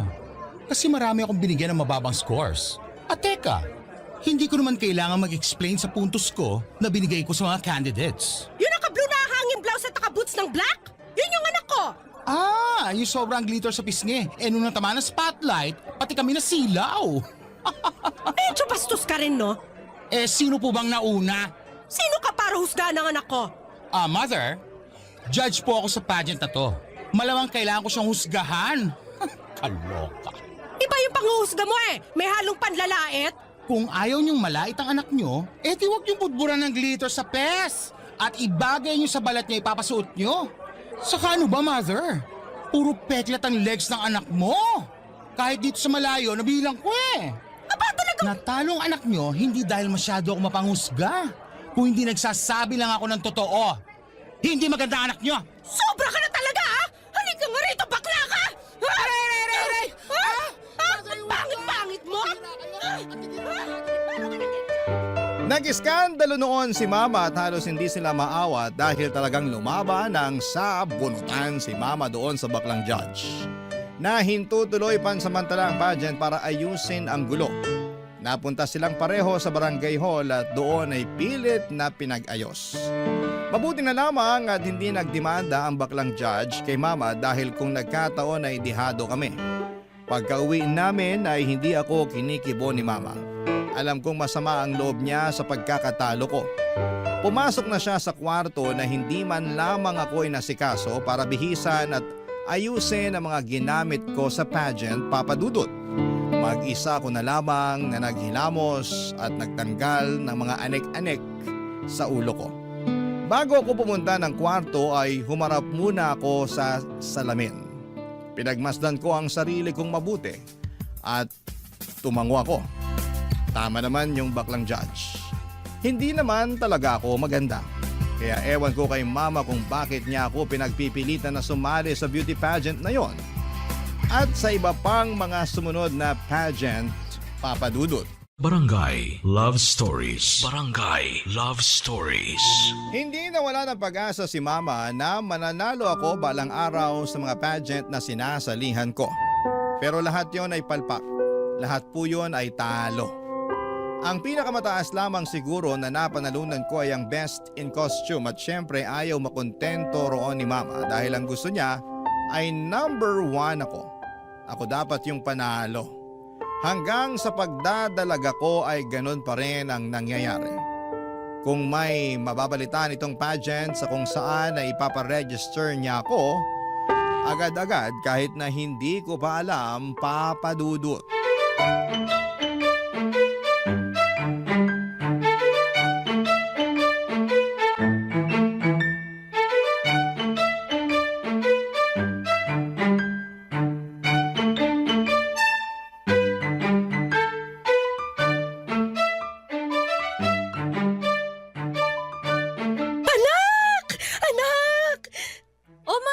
Ang saya mo dyan ah. Masaya talaga. Hulaan mo kung bakit. Bumaba na ba ang bill natin sa kuryente? Hindi ka clown, huwag ka magpatawa ng ganyan. Ano nga po? Naibook ko na yung kakilala ni Tina na choreographer. Bali-balita kasi na sobrang galing nun. At saka nakakita ko ng magandang gown Para po saan, ma? sa pageant na sasalihan mo next month. Unang Sabado sa kabilang barangay. 3 months ago pa pala nung mai-register kita, nakalimutan ko lang sabihin. Kaibigan ko nung high school yung organizer kaya naisingit ka kahit wala ng screening. Ho? Bakit ngayon lang po niyo sinabi sa akin yan? Ano ba diferensya kung kahapon o ngayon ko sinabi? Sa dulo sasali ka pa rin naman. Ma, may NSTP ako tuwing Sabado eh. Sana in-inform niyo muna ako sa date ng pageant bago niyo ako sinali. Wala akong pakialam. Gabi naman ang pageant kaya hindi masasagasaan yung NSTP mo. 5 to 6 p.m. ang klase ko sa NSTP, ma. Alas 8 naman ang pageant. Anong problema doon? Ma, ayoko naman yung gipit masyado sa oras. Kaya yan! Magaling ang makeup artist na nakuha ko. Alam na niya ang gagawin sa mukha mo kaya hindi na mangangapayan sa ipapahid sa iyong kolorete. Pero ma kasi... Walang pero-pero, Nonay, ha? Nakapag-advance na ako ng bayad sa magtuturo sa inong sayaw eh. Umayos ka dyan! Hindi ko pinupulot ang pera. Di sana hindi niyo po muna ako sinali sa pageant na yan para hindi kayo gumastos. Sabi mo? Wala po, ma. Sabi ko sana makahabol ako sa pageant. Kailangan humabol ka talaga! Hindi pwedeng hindi! At siguruhin mong mananalo ka na this time! Paano kung bokya pa rin? Hindi! Malakas ang pakiramdam ko na ito na yung unang panalo mo at magtutuloy-tuloy na to. Yan din naman yung sinabi niyo sa nakaraang sinalihan ko eh. Iba ngayon. Matindi ang vibrations ko. Iba eh. Teka, saan ka pupunta? Sa kwarto po. Anong gagawin mo? Magpa-practice na pong ngumiti, baka palpak na naman eh. Kung ingiti ka kasi, huwag kita gilagid. Hindi pink ang gums mo, anak. Saktuhang ngiti lang, okay? At tulad nga po ng inaasahan ay natalo pa rin po ako sa pageant na yon. Mali na naman ang vibrations ni Mama na paulit-ulit niyang sinasabi. Hindi na naman ako number 1. Kahit bongga na ang naging pagsayaw ko with matching backup dancers pa, ay wala pa rin akong binatbat sa ibang mga kandidata na tanging ganda lamang ang nilatag. Doon po ako nagkulang. Aminado naman ako na hindi ako maganda lalo na noong nagdalaga ko. Kaya nga nagtataka rin ang lahat kung bakit ako sumasali pa rin gayong alam ko naman sa sarili kong hindi pang beauty pageant ang mukha ko. Well, alam ko naman ang sagot doon. Maraming kakilala si Mama sa mga nag-o-organize na mga pageant na ito. Kaya ako napapasali kahit na wala ngang screening. Pasok agad. Brasuhan, ika nga. Kumbagay parang nagiging panggulo lamang ako o dagdag option sa mga papatalunin sa mga pageant na yon. Tuwing natatalo ako ay laging galit si Mama. Tuwing natatalo ito, ako ang pinag-iinitan niya at tuwing natatalo ako ay hindi niya ito tatanggapin. At laging sasabihin na luto daw ang laban.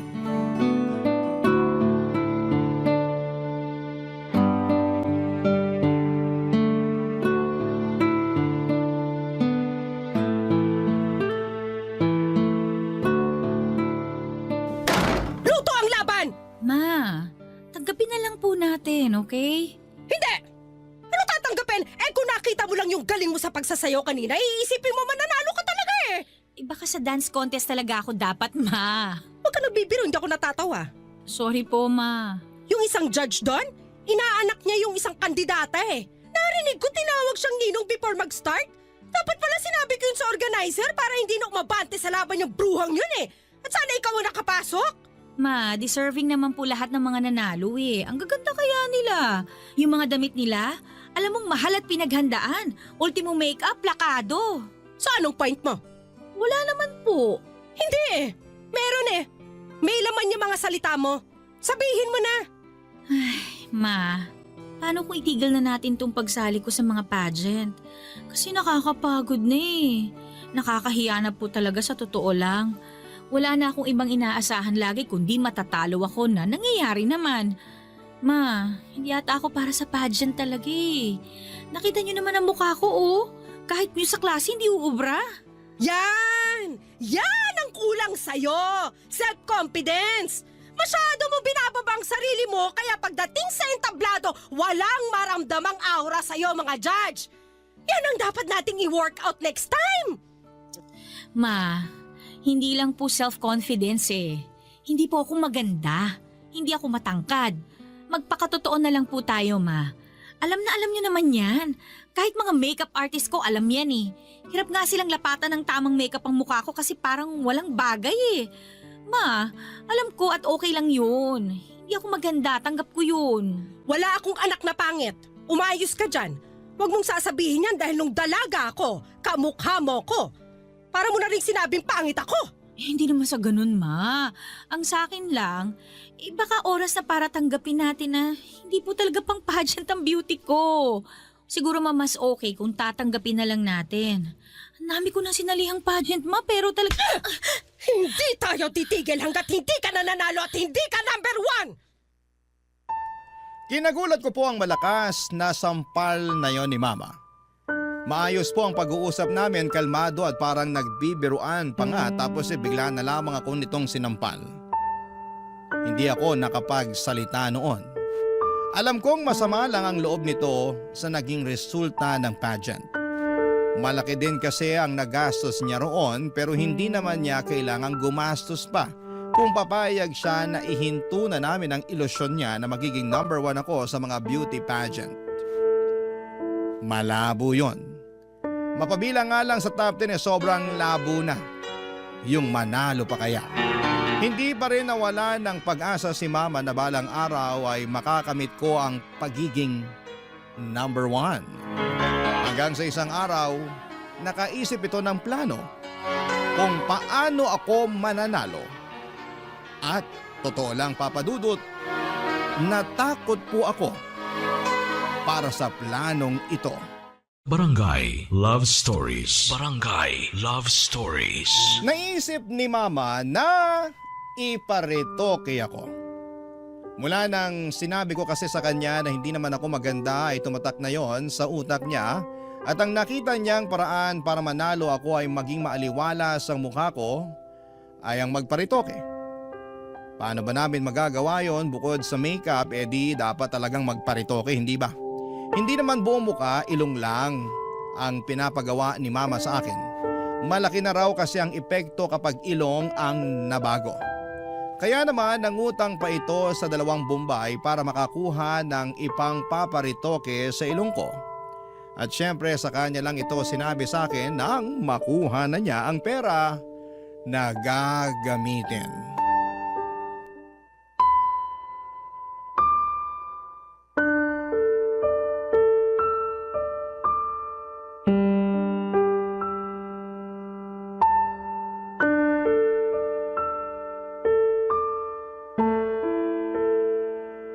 Ma, ayoko.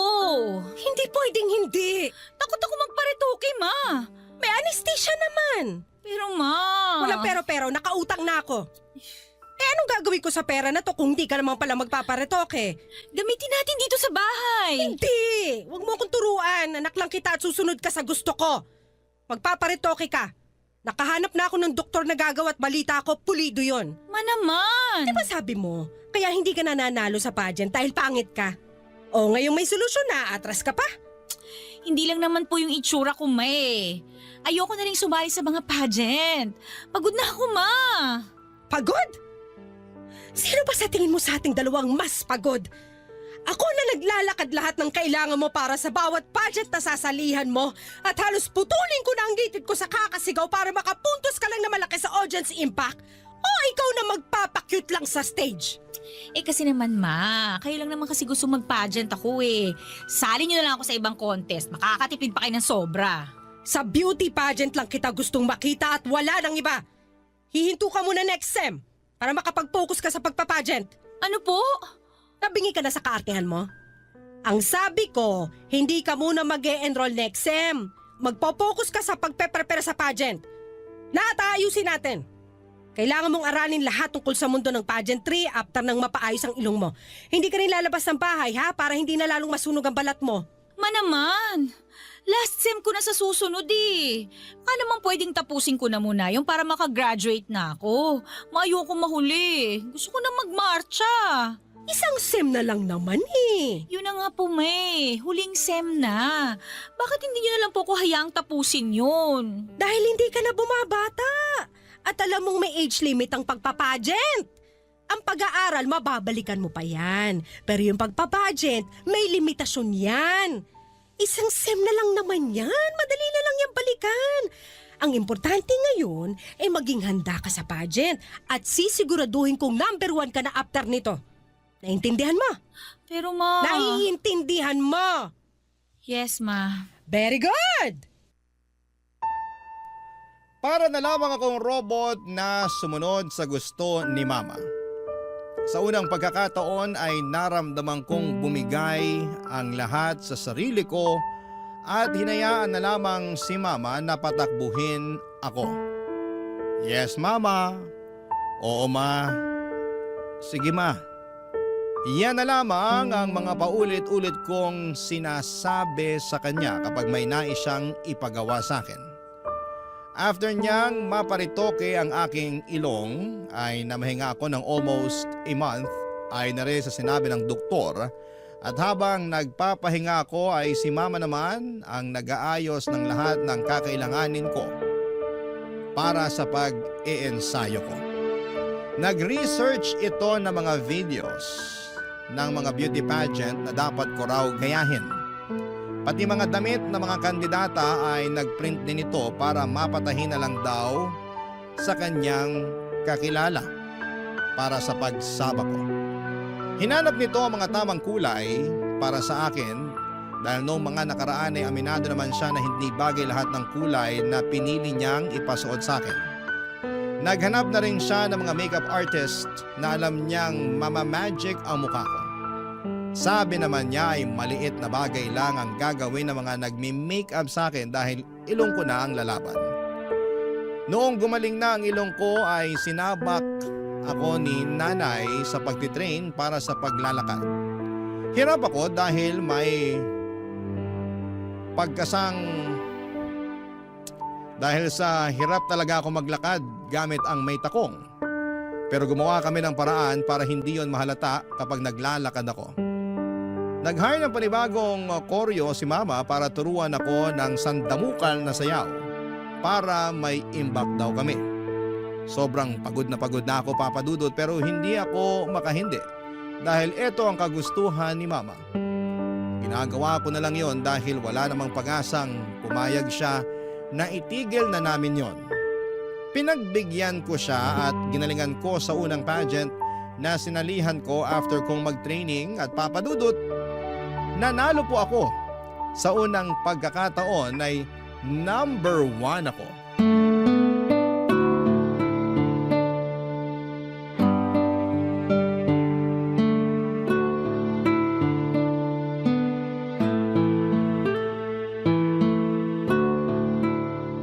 Congrats, anak! Nilampasan mo lahat ng kalaban! Nakita mo yung first runner-up? Halos magwala nung in-announce na ikaw ang panalo? Bruha! In-expect pa talaga niya na siyang mananalo base dun sa suot niyang gown na pinagbuka siya naglalakad na pinya? Mauna na po ako sa kwarto. Maaga pa. Dito ka muna. Pag-usapan pa natin yung susunod mong gagawin sa next pageant mo. Naku anak, ito na yon. Tuloy-tuloy na ang pagiging number 1 mo. Number 1 ko o number 1 nyo? Anong sinasabi mo dyan? Hindi naman talaga para sa akin ang number 1 na yan, di ba? Para sa inyo yan eh. Mula pa lang sa simula, para sa inyo na talaga yan. Alam mo anak, pagod ka lang kaya... Yes ma, pagod na ako. Matagal na. Dati pa. Ano bang pinagpuputok ng butsi mo dyan? Nanalo ka na, di ba? Number 1 ka na, di ba? Bakit parang ang sama-sama pa ng loob mo? Masama ang loob ko kasi wala kang pakialam sa nararamdaman ko. Laging kayo na lang yung nasusunod. Wala na akong boses para sabihin sa inyo na ayoko kasi pinipigilan niyo ako. Puro na lang kayo ang nasusunod. Paano naman ako, ma? Paano naman yung gusto ko? Iba sabi mo gusto mo rin to?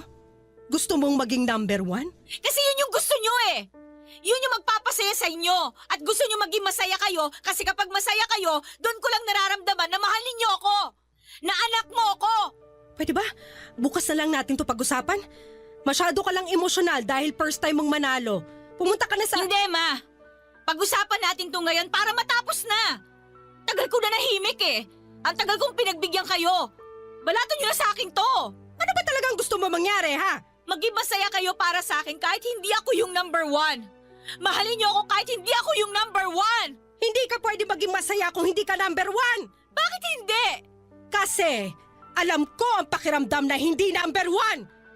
Alam ko yung pakiramdam na pangalawa na lang lagi sa lahat. Nung bata ako, lagi ako na ikukumpara sa kakambal ko. Sa tiyahin mo. Lagi akong pangalawa sa kanya mula sa talino hanggang sa ganda. Pareho kaming sinasali sa mga pageant ng lola mo. At kahit halos magkamukha kami, siya pa rin yung nananalo. Ma, hindi ko po... Pag-uwi ng bahay, sisirain ng lola mo yung gown na suot ko dahil sa sobrang galit. Habang suot-suot ko yon.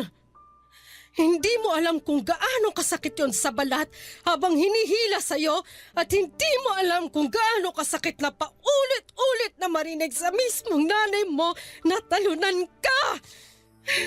Pangalawa ka na lang lagi. Ma. At sa tatay mo, hindi pa pangalawa lang tayo? Pangalawang pamilya tayo dahil kabit ako? Kaya nung namatay siya, asan tayo? Handun tayo sa dulo at hindi tayo makalapit sa kabaong niya dahil Dahil pangalawa lang tayo. Ngayon mo sabihin sa akin, Nonay, masaya ba na maging pangalawa? Hindi ko alam na ganyan po palang... Hindi mo alam dahil ayokong ipaalam. Dahil gusto ko hindi ka magaya sa akin na laging pangalawa na lang. Ayokong iparana sa'yo yung pakiramdam na talunan ka. Hayaan mong maputol na sa akin ang sumpa ng pagiging pangalawa. Ilaban mo ang sayo. Maging number 1 ka kung gusto mong maging masaya. Sorry, Ma.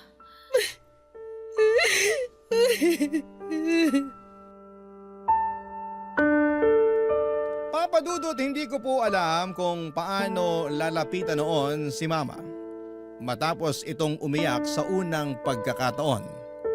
Ito ang unang beses na nakita kong nanghina siya at nakaramdam ako ng konsensya. Dahil ako ang dahilan noon, Papa Dudut. Hindi ko alam na ganito pala ang pinagdadaanan ni Mama kaya ganito ang trato nito sa akin. Kaya naman sa loob ng maraming taon ay paulit-ulit niyang dinidikit sa utak ko ang salitang number 1 dahil hindi siya kailanman naging masaya sa pagiging number 2. Dahil para sa kanya, kapag pangalawa ka ay talo ka. Ayoko pa ring paniwalaan ang ganitong pag-iisip ni Mama dahil alam ko na pwede namang maging masaya kahit pangalawa ka lamang, kahit natalo ka, kahit na hindi ka mag-number 1. Pero iba ang pinagdaanan ni Mama mula sa magulang at kapatid niya hanggang kay Papa. Lagi nga lang talaga siyang pangalawa at dahil doon ay nabawasan ang pagiging masaya niya. Pinaramdam sa kanya ng buong mundo na dahil pangalawa siya ay walang maiaabot sa kanya at nabawasan ang mga karapatan niya. Sa ngayon, Papa Dudut, ay pinagpapatuloy ko ang pagpapageant at hindi pa rin para sa akin, kundi para kay Mama. Ginagawa ko na lamang yon para maging masaya siya at madalas nananalo na ako sa mga pageant at nakikita ko kung gaano siya lumundag sa saya. Kapag nangyayari yon at aaminin ko na nagiging masaya ko kapag ganon ang nakikita ko sa kanya. Kahit ayoko nang mag-pageant at kahit pagod na ako, Papa Dudut, basta makita ko lamang siyang masaya ay okay na ako. Hindi ko alam kung hanggang kailan ko maibibigay ang pagiging number 1 kay Mama. Pero sana sa ngayon ay maging sapat na yon para mahalin at tanggapin niya ako. Maraming salamat, Papa Dudut, ang inyong kapuso at kabarangay, Nonay. Anong say mo sa Barangay Love Stories na ito? Pagkwentuhan natin sa comment section yan.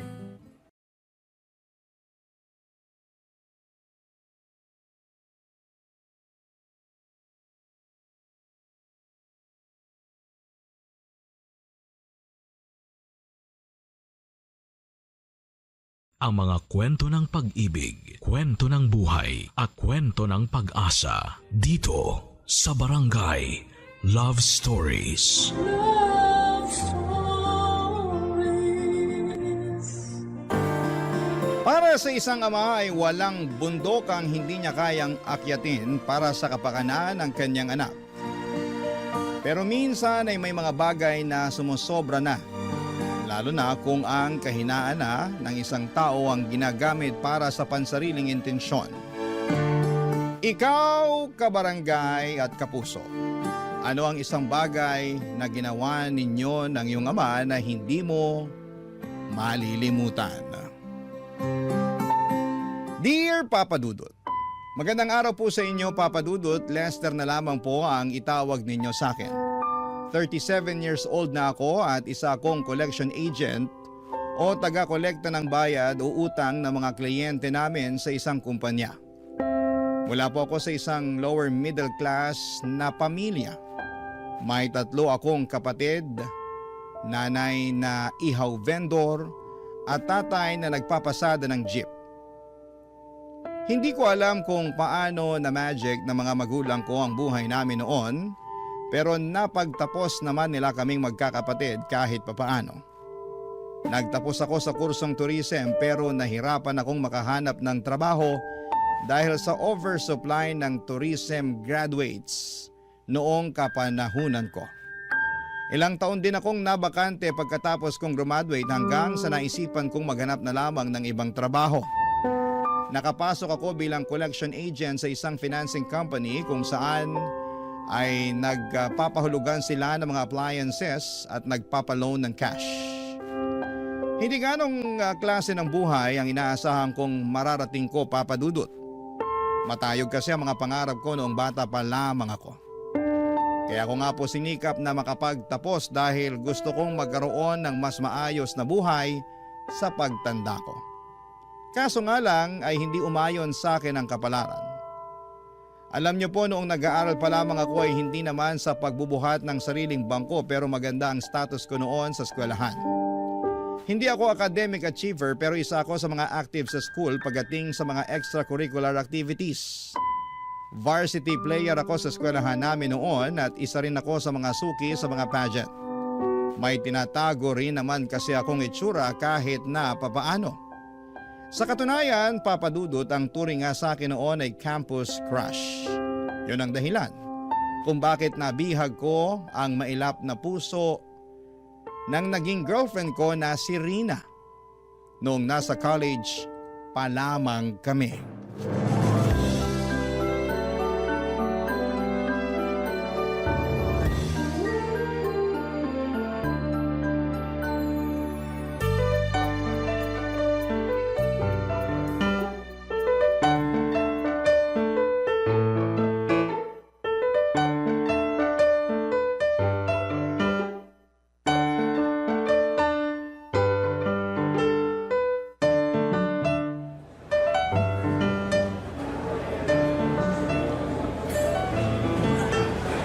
Lester, nandito ka lang pala.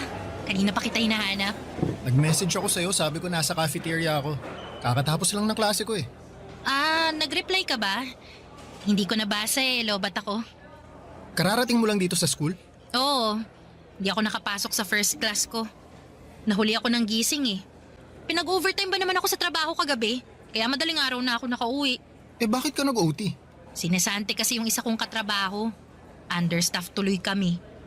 Iwan ko ba sa boss namin? Naturingang sikat na fast food yung minamanage, pero nagtitipid naman sa empleyado. Nag-breakfast ka na ba? Kumain ka muna. Di pa nga pero wag na. Haba ng pila eh.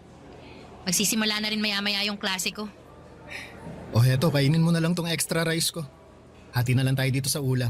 Ayan, mas mabuti pa. Kanina pa kumakalam yung sikmura ko eh. Nga pala, nadala mo ba yung hiniram ko sa'yo? Oo. Heto, 2,000. Salamat! Promise, ibabalik ko rin to next week kapag may sahod na ako. Saan mo ba gagamitin yan? Pambayad ko ng renta sa boarding house.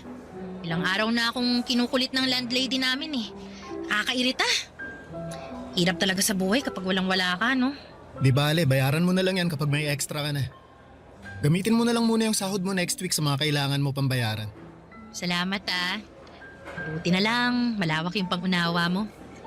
Hindi katulad ng iba dyan, hindi marunong umintindi. Yung prof ko, yung boss ko, pati yung landlady. Nakakainis. Kapag ako talaga yumaman, nako, dead ma ako sa kanilang lahat. Kaya nga tayo nag-aaral ng mabuti para yumaman eh. Ay hindi. Ako mag-aasawa na lang ng AFAM para makaahon agad sa hirap. Kahit matandang mayaman pa yan, papatulan ko makaalis lang ako sa impyernong buhay na to. Uy, teka. Sinasabi mo ba na hindi ako yung aasawahin mo? Bakit? Mayaman ka ba? Sabi ko naman sa'yo, gusto ko makapangasawa ng mayaman, di ba? Yung may sariling kotse, may swimming pool sa bakuran, de-air ko ng buong bahay. Kung ganun ka na, sige, aasawahin kita. Hayaan mo, magpapayaman ako para sa'yo. Yan! Ganyan dapat. Mag-effort ka para naman may rason kung bakit kita sinagot. Bakit mo nga pala ako sinagot? Hindi naman ako mayaman. Pogi ka eh. Okay na yun. At least may shota akong pogi. Ay, kakainin mo pa ba yung rice mo? Ako nauubos. Sige, sa'yo na to. Salamat! Akin na rin tong soft drinks mo Aga-aga nagsusoft drinks ka. Sige lang, pakabusog ka. Alam kong pagod ka sa trabaho.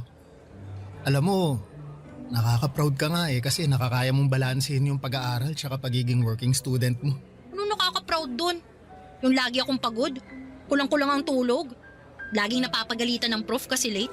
Alam, nakaka-proud dun, no? Hindi, ang ibig kong sabihin, nakaka-proud ka na kahit nakakapagod yung ginagawa mo, nagpupursige ka pa rin. Wala akong choice. Ipinanganak akong mahirap eh. Kung iniluwan lang sana akong mayaman, magbubuhay doon niya talaga ako. Pero dahil minalas ako sa buhay, ganito na lang muna ako sa ngayon. Pero balang araw talaga, sisiguraduhin ko na yayaman din ako. Tayo. Yayaman din tayo. Ay, oo nga pala. Sorry. Tayo pala. Ano pala ang balak mo mamaya? Gusto mo bang kumain muna tayo sa labas? Gastos na naman. Kakautang ko nga lang sa'yo ng pera eh. Hindi. Libre ko naman eh. Aba, dami mo naman yatang pera ngayon. Papadudot gets ko si Rina. May mga pagkakataon din kasi noon na kapos din kami sa bahay kaya minsan ay wala kaming inuulam. Lalo na tuwing bayaran na ng kuryente, tubig at renta. Kaya naman sinanay ko na ang sarili ko na magtipid. Gusto ko rin kasi na matulungan ko si Rina kahit na sa maliit na bagay lamang katulad ng paglibre ko sa kanya ng pagkain. Kahit yun na lang muna ang maibigay kong suporta sa kanya. Malaki ang pamilya nila Rina, sa Bulacan sila nakatira. 7 silang magkakapatid at ang tanging kumakayod sa kanila ay ang tatay nilang construction worker. Hindi na makapagtrabaho ang nanay nito dahil nabaldado siya matapos ma-stroke. 4 lang sa kanilang magkakapatid ang nag-aaral. Sa katunayan ay hindi na dapat papasok pa si Rina ng college kung hindi lang niya ito ipinaglaban. Kaya siya nagwo-working student para matustusan niya ang sarili niya dahil siya na lamang ang nagpapaaral sa sarili niya noong time na yon. Mas matanda sa akin ang 2 taon si Rina, Papadudot. Ilang beses siyang natigil sa pag-aaral kaya pareho pa lamang kaming first year college nung nagkakilala kami. Naging magkaklase kami sa isang minor subject. Naalala ko pa unang araw noon ng klase noong nagkaroon agad kami ng surprise quiz.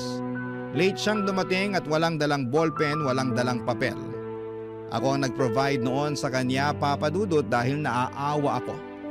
Hanggang sa araw-araw na siyang tumatabi sa akin dahil ako na ang tagabigay sa kanya ng papel. Naging magkaibigan kami at kalaunan ay nagkaroon ng magandang ugnayan. Niligawan ko siya at bago natapos ang first semester ay naging kami, Papadudot. Tumagal ang relasyon namin hanggang 3rd year college. Pero bago pa man magsimula ang bagong school year, ay nagkaroon kami ng matinding problemang dalawa, Papadudot.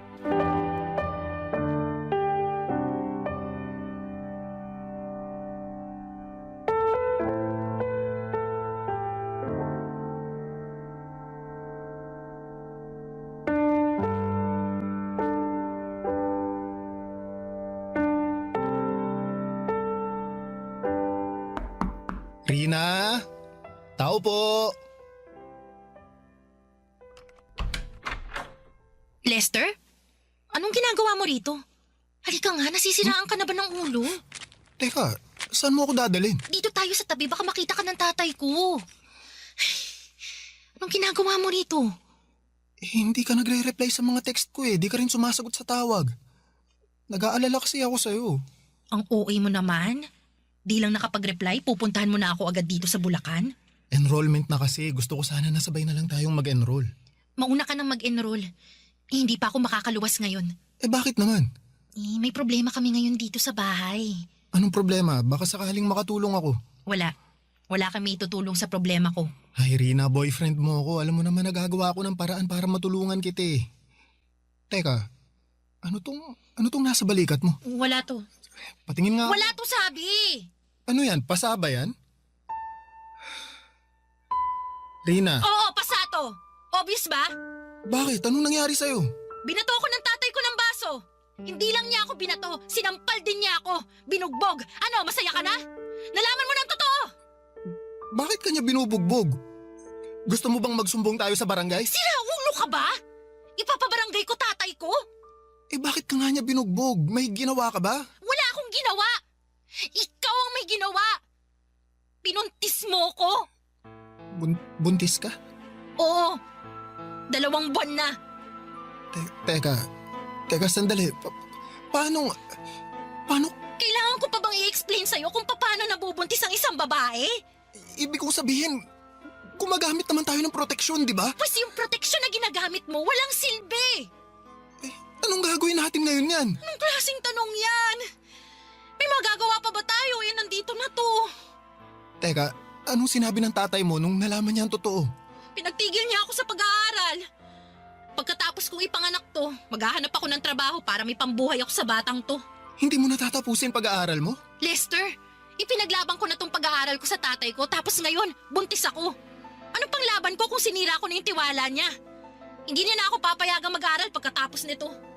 Pero, Rina, sayang naman yung nasimulan mo. Sino naman mag-aalaga ng bata pagkapanganak ko? Mga kapatid ko na walang silbi. Nanay ko na baldado. O yung tatay ko na busy sa pagkayod. Huwag kang mag-alala, papanindigan ko naman yung bata eh. Aba dapat lang. Sino ba nagsabing hindi? Ikaw ang may kasalanan ng lahat ng to kaya wag mo akong takasan. Alam ko na, gusto mo bang kausapin ko na lang tatay mo? Para saan pa? Gusto mo rin ba makatikim ng bugbog? Baka mamaya pagsabayin pa tayo eh. Alam mo, umuwi ka na lang. Tsaka na lang natin to pag-usapan kapag kalmado ng lahat. Eh paano ka? Nag-aalala ako para sa'yo eh.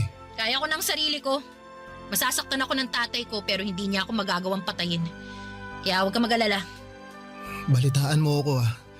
Tawagan mo ako agad kapag nagka-problema ka. Problemahin mo muna kung paano mo sasabihin sa magulang mo na nabuntis mo yung syota mo. Tsaka natin pag-usapan ulit kung anong mangyayari. Sige, tatawagan kita mamaya pagka uwi ko. Rina, alagaan mo sarili mo ha. Oo na. Umalis ka na. Lalabas na maya-maya si tatay para magtrabaho. Baka makita ka pa niya. Naku, iinit na naman ulo nun. Sige. Ay, sandali lang. Bakit? Ano yun? May kailangan ka pa? May extra ka ba dyan?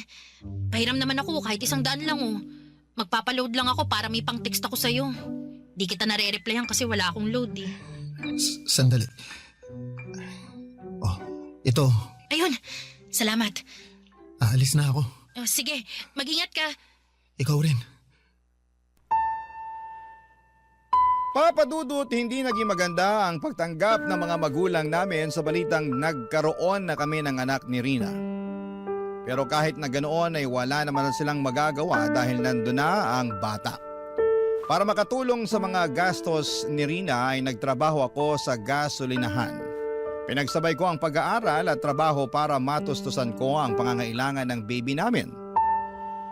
Nakakahiya rin namang humingi ng pera sa mga magulang ko dahil sila na ang gumagastos sa pag-aaral ko kaya minabuti kong ako na lamang ang mag-provide para sa sarili kong pamilya. Habang lumalaki ang tiyan ni Rina ay lumalaki din ang gastos na kailangan nito. Mula sa mga maternity dress, vitamins, pati ang buwan ng check-up ni Rina, ako ang nagbibigay.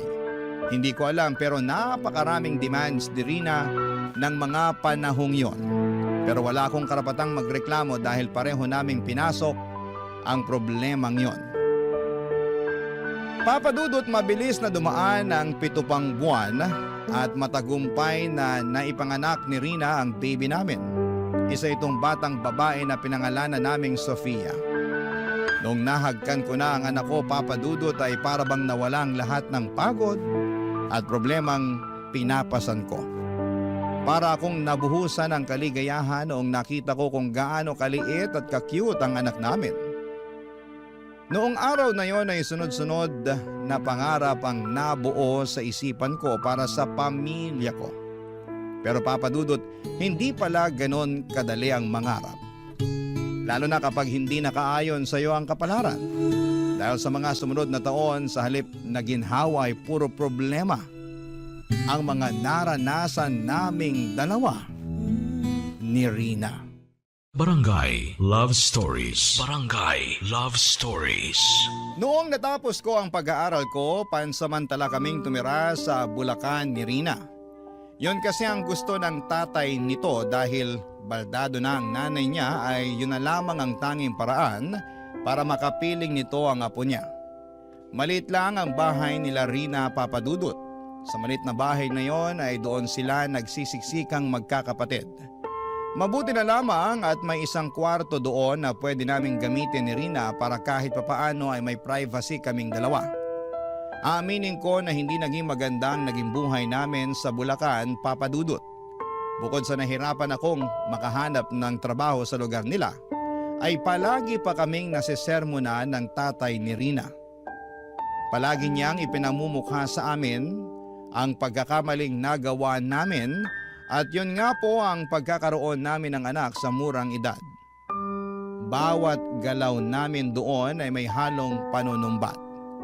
Kapag pumalag kami ay pareho niya kaming sinasaktan at wala kaming magawa noon dahil nakatira kami sa pamamahay nila. Kahit papaano ay hindi rin naman po ganoon kasama ang tatay ni Rina. Paminsan-minsan kapag maganda ang mood nito, katulad na lamang tuwing sahuran ay binibilhan niya ang anak namin ng diaper o di kaya ay gatas. Pero kapag tagipit ay sa amin talaga siya nagpapalipas ng sama ng loob. Habang wala pang nahahanap na maayos na mapagkakakitaan ay sumasama ako noon sa trabaho ng tatay ni Rina para umextra sa construction, samantalang si Rina naman ay nagbabahay-bahay para magtinda ng ukay. Doon kami kumukuha ng panggastos namin para kay baby. Kasabay ng paglaki ng anak namin ay mas lalo pa naming naramdaman ang kahirapan ng buhay, Papa Dudut.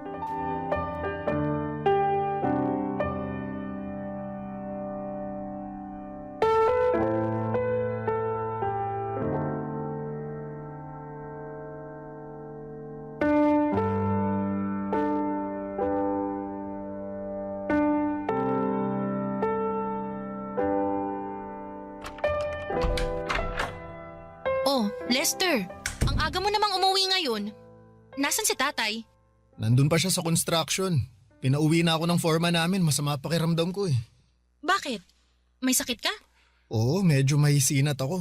Muntik na akong mahulog kanina mula sa pangalawang palapag nung nahilo ako. May sakit na nga ang anak natin. Pati ba naman ikaw magkakasakit din? Sayang naman yung kikitain mo sa construction ngayong araw. Basta ipapahinga ko lang to tapos babalik din ako agad sa site bukas. May makakain ba dyan? Wala na. Hindi naman namin alam na dito ka pala kakain eh. Bumili ka na lang ng tinapay sa labas. O sige, mamaya na lang ako kakain. I-idlip na lang muna ako rito.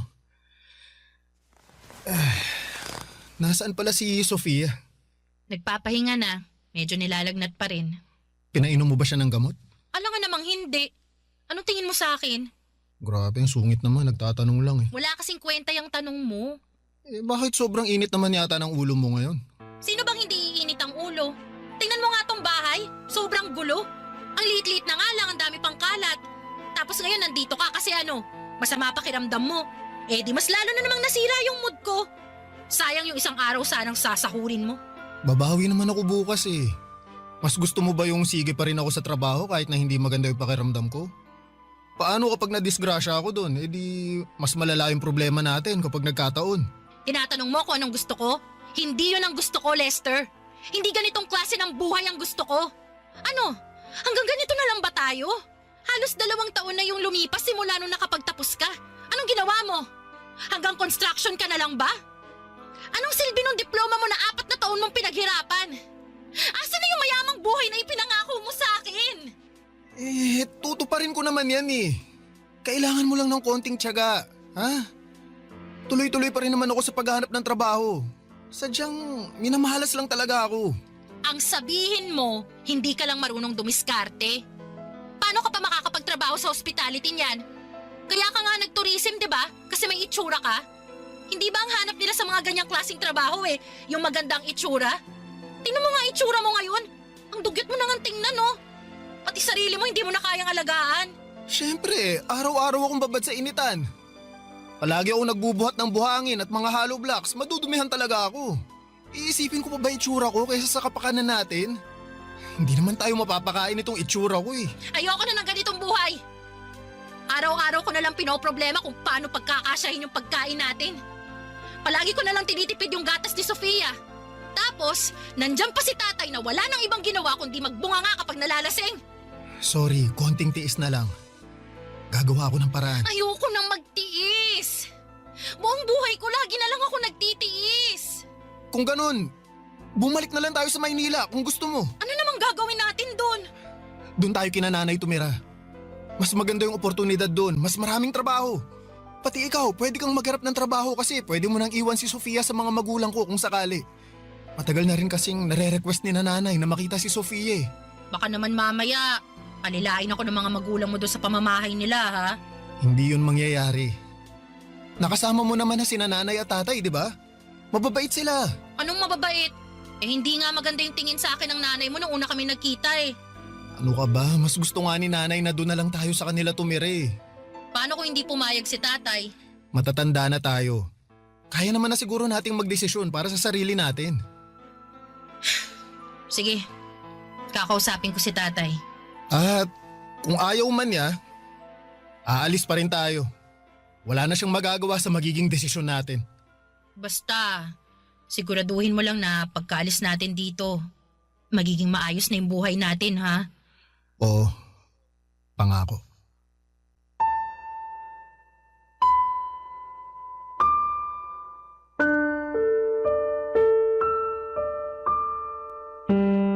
Katulad ng inaasahan ay hindi pumayag ang tatay ni Rina na umalis kami sa poder niya. Pero buo na noon ang desisyon namin kaya hindi rin niya kami napigilan.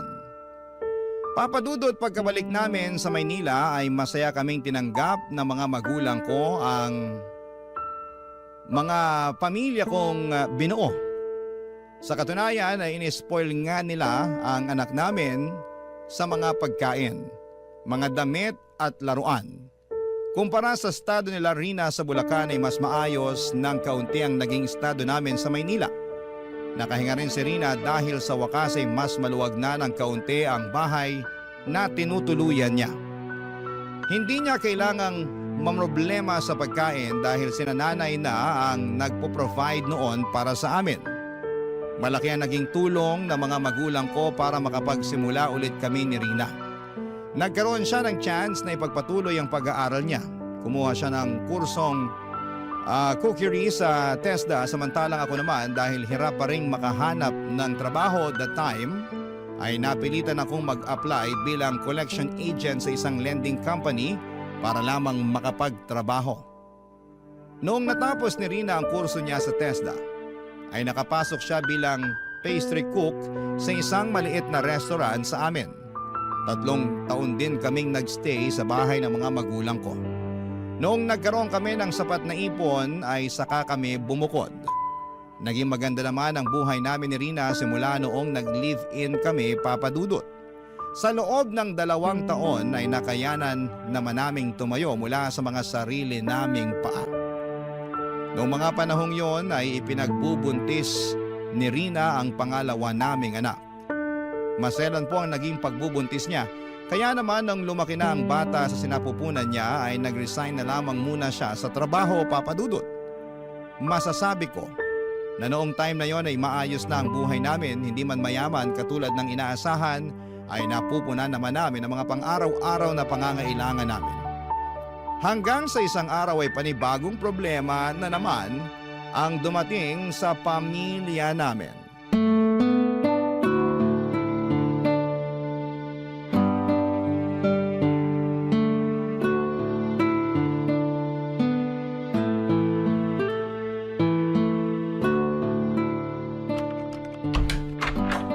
O Rina, nakauwi na pala kayo. Kumusta yung check-up ni Sofia sa ospital? May sakit si Sofia. Anong sakit niya? Meron daw siyang sakit sa puso.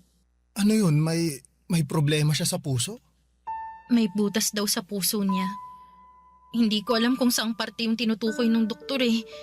Hindi ko na napakinggan yung ibang sinabi niya. Umiikot na yung mundo ko kanina nung nalaman kong may problema ang puso ng anak ko. Basta, ang sabi, naghahalo daw yung oxygen tsaka kung ano man. Basta ganun. Anong ganun? Hindi mo man lang ba klinaro sa doktor kung anong sakit ng anak natin? Paano ko ikaklaro eh? Umiiyak na nga ako. Katatapos ko lang mga anak, Lester. Hindi ko na alam kung anong pinaggagawa ko doon. Kung bakit kasi ako pa yung inutusan mong magpa-check up eh. Mas inuna mo pa yung trabaho mo kaysa sa anak mo. Sabihin mo sa akin kung sinong doktor ang tumingin sa kanya. Babalik ako doon bukas. Basta may butas yung puso ng anak natin. Yun ang klaro. Kaya pala lagi siyang hinihingal at madaling mapagod kapag naglalaro. Pero bakit ngayon lang nila nalamang may butas pala yung puso ni Sofia? Bakit hindi nila na-detect yun nung baby pa lang siya? Ewan ko. Hindi naman tayo madalas magpa-check up noon eh. O baka bobo lang talaga yung doktor na tumingin sa kanya dati. Ewan ko. Ano raw gagawin? Paano natin maaayos yung sakit niya? Kailangan daw niya magpa-opera sa lalong madaling panahon. Di pa-opera natin siya bago pa lumala yung sakit niya. Naririnig mo ba yung sinasabi mo? Saan tayo kukuha ng pampa-opera? Alam mo ba kung gaano kamahal ang open heart surgery? Open heart surgery? Oo! Hindi mo alam kung ano yon?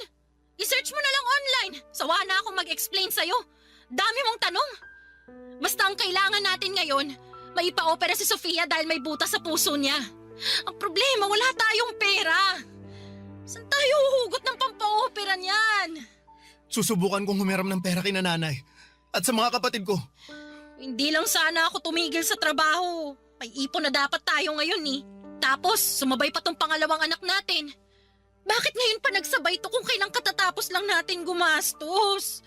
Diyos ko, saan na tayo kukuha ng pera niyan? Rina, huwag kang mag-alala. Gagawa ako ng paraan. Huwag mag-alala. Kapag ba sinabi mo yung mga katagang yan, mawawala na lang yung pag-aalala ko. Gumawa ka ng paraan para hindi ako mag-alala. Susubukan kong mag-loan sa pinagtatrabahuhan ko.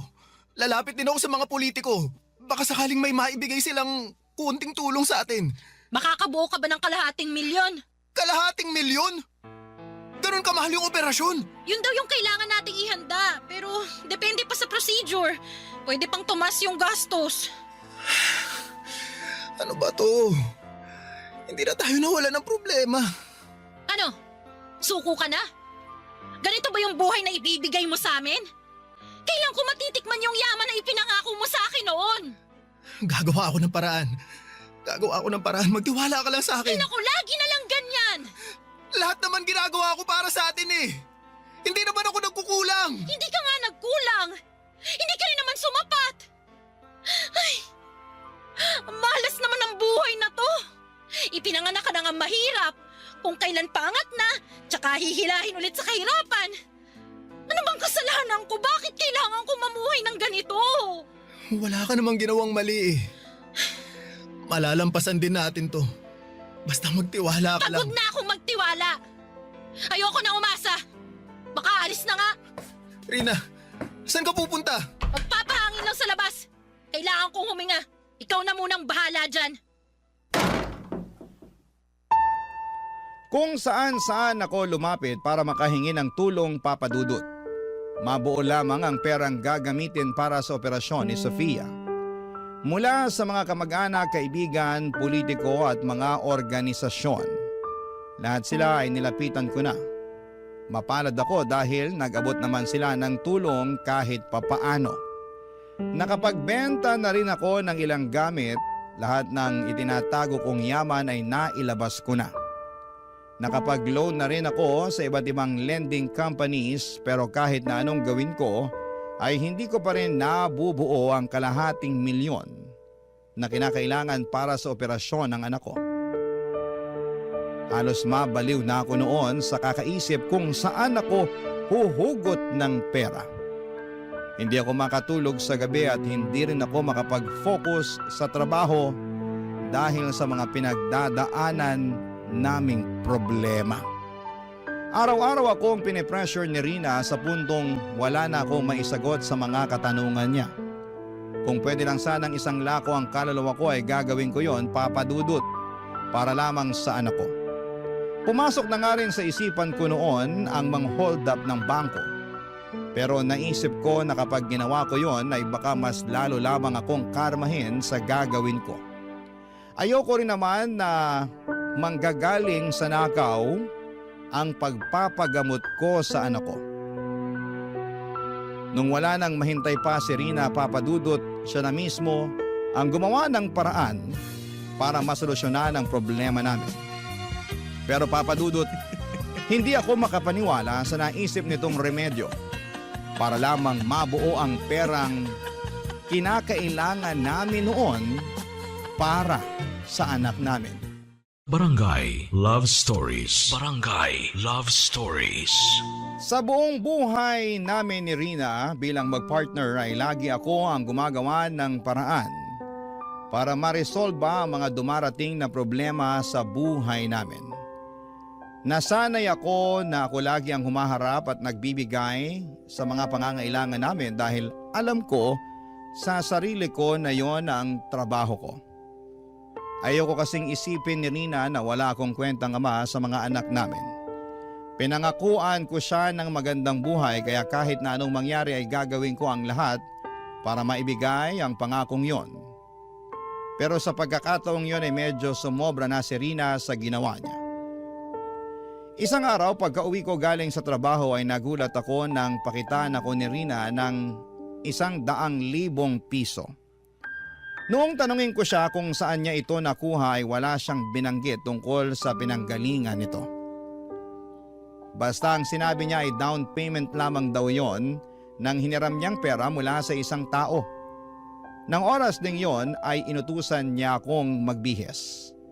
Ang sabi niya ay kailangan ko raw magsuot ng magandang damit dahil may nahanap siyang racket para sa akin. Wala siyang binanggit kung ano ito basta ang sabi niya ay kailangan ko raw puntahan ang isang address para makuha ko ng buo ang perang hiniram niya.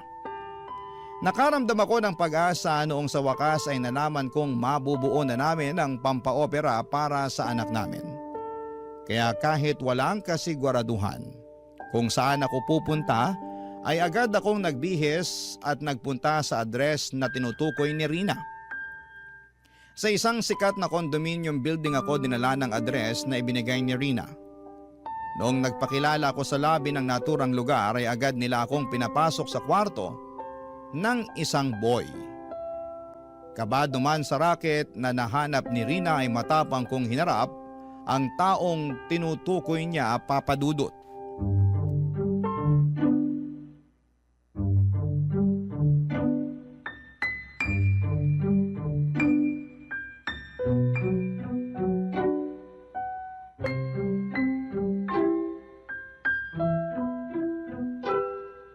Tao po. Sandali lang. Yes? Magandang gabi po. Ikaw po ba si Boy? Ako nga. Ikaw si Lester, yung pinadala ni Rina? Ako nga po. May trabaho raw po kayo para sa akin? In fairness, guwapo ka nga katulad ng sinabi niya. Po? Wala. Halika, pumasok ka na. Sige po. Salamat po. Kumain ka na ba?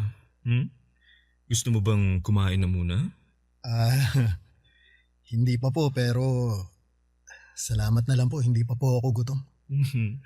O sige, mag-shower ka na muna. Shower po? Oo, ayoko kasi ng amoy pawis. Mas maganda kapag fresh ka. Katatapos ko lang naman pong maligo bago ako nagpunta rito.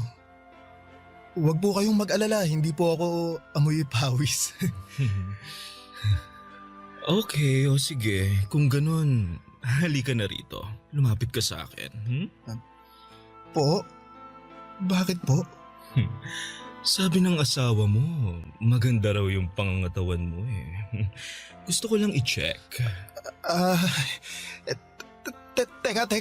Teka, sandali lang po. Oh, bakit? Bakit niyo po inaalis tong t-shirt ko? Sandali nga lang. Ikaw ba talaga si Lester? Oo, ako nga po. Eh bakit parang wala kang malay sa ginagawa mo? Alam mo ba talaga kung anong dahilan kung bakit ka nandito? Hindi niya po nilinaw eh. Basta ang sabi may trabaho raw kayong ibibigay sa akin. Oo. At ito na nga yun. Ano po yung kinalaman ng katawan ko sa trabaho na ipapagawa ninyo? Ay my gosh! Ang slow mo naman, iho!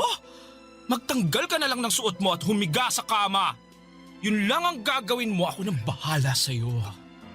Kalango, baka hindi lang po tayo nagkakaunawaan. Hindi po ako ganun tao. Hindi po ako nagpapagamit ng katawan. Iyon ang sabi sa akin ni Rina eh. Ano ba to? Scammer ba kayo? Kung hindi mo gagawin ang ipinagagawa ko sa'yo, tatawag ako ng pulis. Teka, sandali lang po. Pulis agad. Hindi po kami scammer. Nakapagbigay na ako ng down sa inyo, no? Nagtiwala ako sa inyo dahil nirecommend kayo ng contact ko. Kaya kung hindi nyo ibibigay yung kapalit ng paunang bayad na binigay ko, ipapapulis ko kayo. Sandali lang ho ah. Sandali lang ho, tatawagan ko lang po si Rina. May kakalaruhin lang ako sa kanya. Sinasayang nyo lang ang oras ko eh. Nagmamadali ako kaya mas mabuti pa ibalik nyo na lang yung pera ko. Hindi ka makakalabas dito hanggat hindi nyo na ibabalik yung pera binigay ko. Sandali lang po, mabilis lang po ito. Heto na po, heto na, tinatawagan ko na siya. Hello, Lester. Tapos ka na ba? Ang bilis naman yata. Hello, Rina. Anong tapos na? Alam mo ba kung anong gulo tong pinasok mo? Anong gulo? Bakit? Nanggulo ka ba dyan? Pinag-uubad ako ng bakla dito. Anong inaasahan mong gagawin ko? Aba malamang, di ibigay mo kung anong gusto niya. Ikaw yung kapalit ng perang hinihiram natin sa kanya. Kailangan niya ng boylet kaya ikaw yung binenta ko. Ano? Anong pinagsasasabi mo? Kailangan natin ng pera para sa anak natin, di ba? Kaya huwag ka na magreklamo dyan. Hindi ko kayang gawin yung pinapagawa niya sa akin. Ay, dami mo namang arte. Gawin mo na lang kung ano yung gusto niya. Isipin mo ang anak natin. Hahayaan mo ba siyang mabuhay ng may butas yung puso? Pero... Wala nang pero. Huwag kang uuwi dito hanggang hindi mo nakukuha ng buo yung pera, ha? Hello? Rina? Rina! Ano? Tapos na ba kayo mag-usap, ha? Kasi magpapatawag na talaga ako ng security. Hindi, wag. Babayaran ko na lang yung perang hihiramin namin sa inyo. Please, sir. Kailangan talaga namin ng perang pera sa anak namin eh. Hindi po talaga kami scammer. Please maniwala po kayo. Hindi ko kailangan ng pera, no? Marami na ako ng pera, my dear. Ang bayad na inaasahan ko ikaw dahil ikaw ang inalok sa akin ni Rina. Ngayon, kung hindi ka papayag sa setup na ganon, ibalik nyo na lang yung pera dahil mukhang hindi naman pala kayo ganon kagipit katulad ng sinasabi ninyo. Total, ngayon lang naman to eh. Ay hindi! Sinong nagsabing isang beses lang to, ha? Malaking halaga yung hiniram sa akin ni Rina. Ang bayad nun by installment. Kaya bawat Sabado sa susunod na 5 buwan, ha? Kailangan mo kong paligayahin. Sa pamamagitan lang nun kayo makakabayad sa akin. Ha? Ano? Magdesisyon ka na. Bibigyan kita ng chance na umatras. Hindi ako aatras. Gagawin ko to para sa anak ko. Yun naman pala eh. O sige, simulan mo nang mag-alis ng saplot. Matapos ng gabing yon, ay lumabas ako ng kondo na hiyang-hiya. Pakiramdam ko ay lahat ng taong nakatingin sa akin ay alam kung ano ang ginawa ko. Nandiri ako sa sarili ko, Papa Dudut. Kailanman ay never kong naisip na papasukin ko ang ganong klaseng kalakaran. Sari-saring emosyon ang naramdaman ko ng mga oras na pauwi ako ng bahay, dala-dala ang pera na nakuha ko gamit ang sarili kong laman. Hindi ko po ma-describe sa mga salita ang pakiramdam na yon, pero hanggang ngayon ay damang-dama ko pa rin sa sarili ko ang pakiramdam na yon, Papa Dudut. Pagka-uwi ay hindi ko kinibo si Rina. Nagdampo ako sa kanya dahil iniharap niya ako sa isang bagay nang hindi man lamang ako tinatanong kung papayag ako sa gusto niyang mangyari. Nainis ako dahil may punto rin naman siya. Yun na ang pinakamadaling paraan para makakuha kami ng pera para sa operasyon ni Sofia nang walang tinatapakang ibang tao maliban sa dignidad ko. Papa Dudut, agad naming pinaoperahan ang anak namin gamit ang perang ibinigay ni Boy. Sa awa ng Diyos ay naging matagumpay naman ang naging surgery nito. Halos 2 linggo ring nanatili si Rina at Sofia sa ospital habang nagpapagaling ito. Kasabay nito ay nagpatuloy ako sa pagbabayad ng utang namin kay Boy. Naisip ko noon na pwede naman namin siyang takasan at magtago na lamang sa ibang lugar, pero may pinirmahang kaming kontrata sa kanya na maaari na ipakulong niya kami kung sakali mang pagtaguan namin si Boy. Isa pa ay ayoko ring madamay ang anak namin sa gulo, kaya naman minabuti kong resolbahin ang mga ito ng patas. Sa mga sumunod pang buwan, tiniis ko ang bawat gabing kasama ko si Boy. Hindi naglaon ay namanhid na lamang din ako sa ginagawa ko hanggang sa unti-unti ay nabayaran ko rin ang pagkakautang namin sa kanya, Papa Dudut.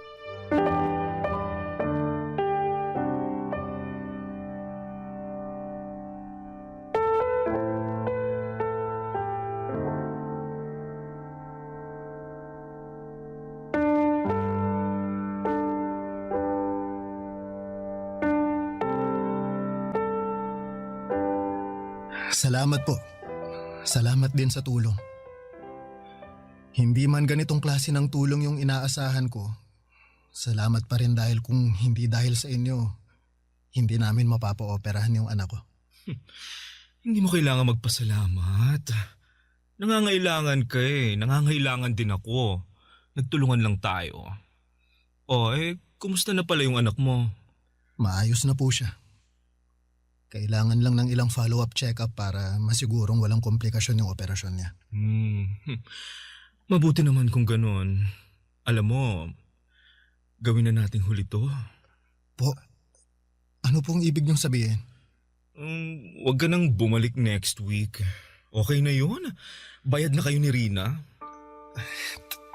Talaga po. Salamat, sir.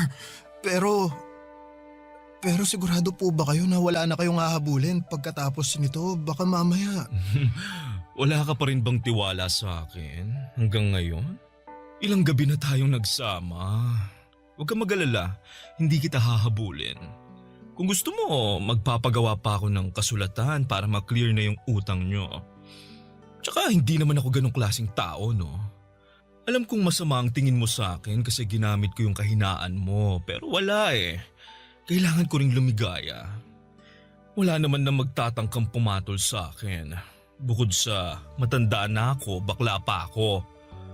Sinong tao naman na magmamahal sa akin maliban sa pera ko, no? Alam mo, naiinggit nga ako kay Rina eh. Sa kabila ng ginawa niya sa'yo, nagagawa mo pa rin siyang mahalin. Nilapastangan na niya yung pagkatao mo't lahat-lahat pero nananatili pa rin kayong matatag. Ganong klaseng pag-ibig yung gusto kong maranasan balang araw eh. Kaso, mukhang malabo nang mangyari. Hindi ko naman po ito ginagawa dahil kay Rina eh. Dahil ito sa anak ko. Kahit gawin ko ulit tong bagay na to, matulungan ko lang yung anak ko. Gagawin ko. Uliran ka palang ama eh. Mabait kang tao, Lester. Sobrang bait mo to the point na okay lang sa'yo kahit ginagamit ka na ng ibang tao. Sayang lang kasi napunta ka sa katulad ni Rina. Deserve mong mahalin din katulad ng pagmamahal na ginagawa mo sa mga taong nakapaligid sa'yo.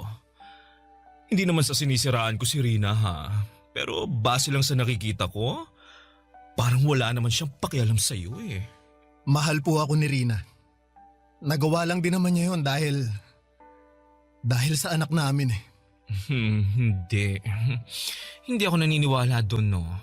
Alam mo ba, gabi-gabi, pagkatapos mong magpunta dito sa kondo ko, tinatawagan ako ni Rina. Talaga po? Bakit daw? Wala lang. Kinukumusta lang niya kung naging maayos ba yung performance mo. Kung may nagawa ka bang ikagagalit ko.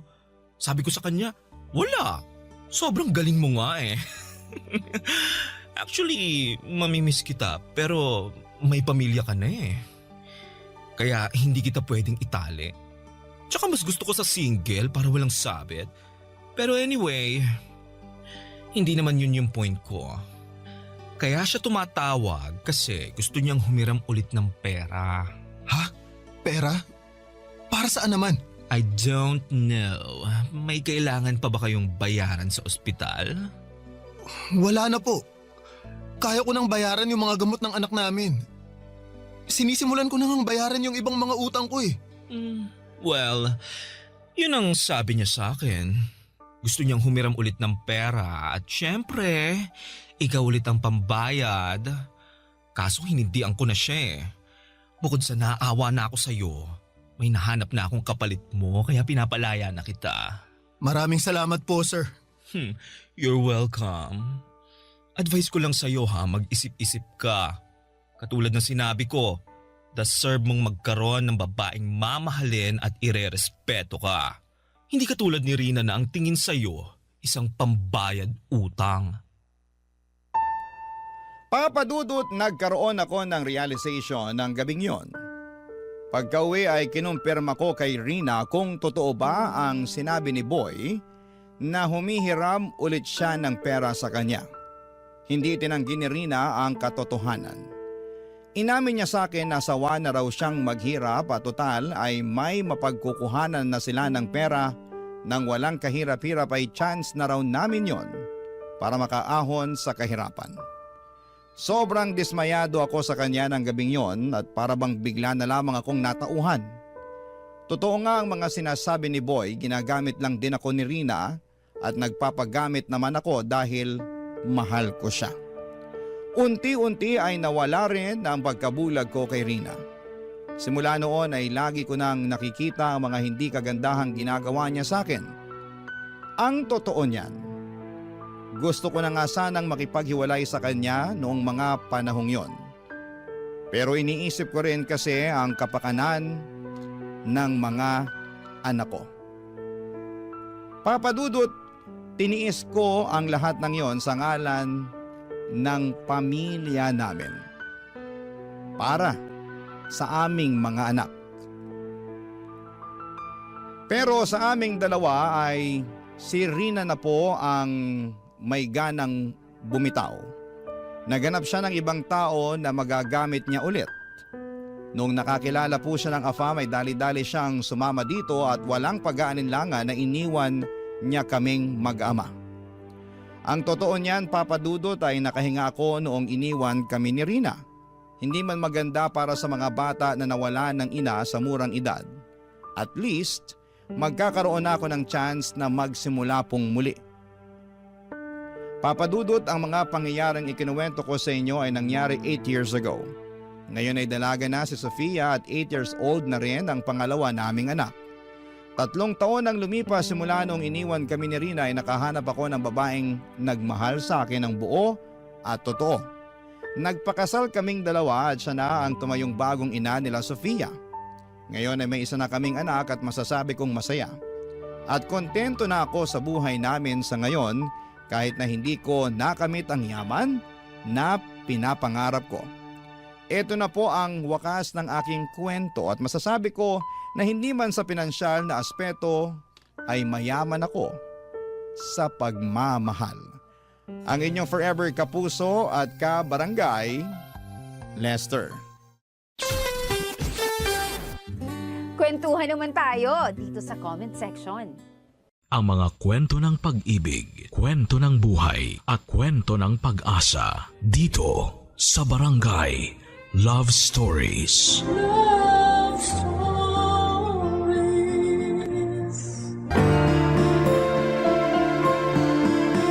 Ang ilaw ng tahanan ang siyang gumagabay at nagbibigay kalinga sa kanyang mga anak. Siyang source ng liwanag sa tahanan sa tuwing bumabagsak na ang moral ng kanyang pamilya. Ikaw, kabarangay, para sa iyo ano nga ba ang role ng isang ina? Dear Papa Dudut, ako nga po pala si Risha, 18 years old at lumaki sa poder ng aking ama na 45 years old. Mag-isa niya akong tinaguyod, kahit ang hirapan ng buhay. Hindi niya sinukuan ang pagiging ama sa akin, kabaligtaran naman yon sa aking ina. Hindi ko na nakilala po ang aking ina at sanggol pa lamang ako noong iniwan ako ng aking ina kay tatay. Naging ina at ama tuloy si tatay sa akin. Hindi na siya nag-asawa pa. Sa akin niya ibinuhos ang buong buhay niya. Kaya palagi kong pangako na babawi ako sa kanya. Oras na makahanap ako ng magandang trabaho na maayos ang pasahod. Kasi lahat ng kailangan ko ay binigay ni tatay. Alam kong madalas na siyang nagkakasakit para lamang buhayin ako, Papa Dudut, pero hindi niya yon pinapakita sa akin. Lagi niyang inuuna ang kailangan ko. Hindi ko na nga maalala kung kailan siya huling bumili ng gamit para sa sarili niya. Ang mga napaglumaang damit ng mga kakilala namin ang siyang pinagtitiisan niya. Isa lang ang sapatos niya. Kahit naghihingalo na at rugby lang ang pinagsasalba niya. Lagi kong sinasabi sa kanya na unahin na niya ang pagbili ng sapatos. Pero sabi niya hindi naman daw kailangan dahil mas komportable siya sa tsinelas kapag nagtatrabaho. Mabuti na lamang at pinapayagan siya sa trabaho na magtsinelas. Naputol kasi ang ilang daliri sa paa ni tatay. Hindi naman siya nagkukwento tungkol doon. Kaya naisip ko na baka naaksidente siya sa trabaho. Awang-awa ako kay tatay kaya madalas ang hiling ko tuwing kaarawan ko ay mabigyan siya ng magandang buhay. Kaya lang sa aking dibu ay may iba akong hiniling, Papa Dudut.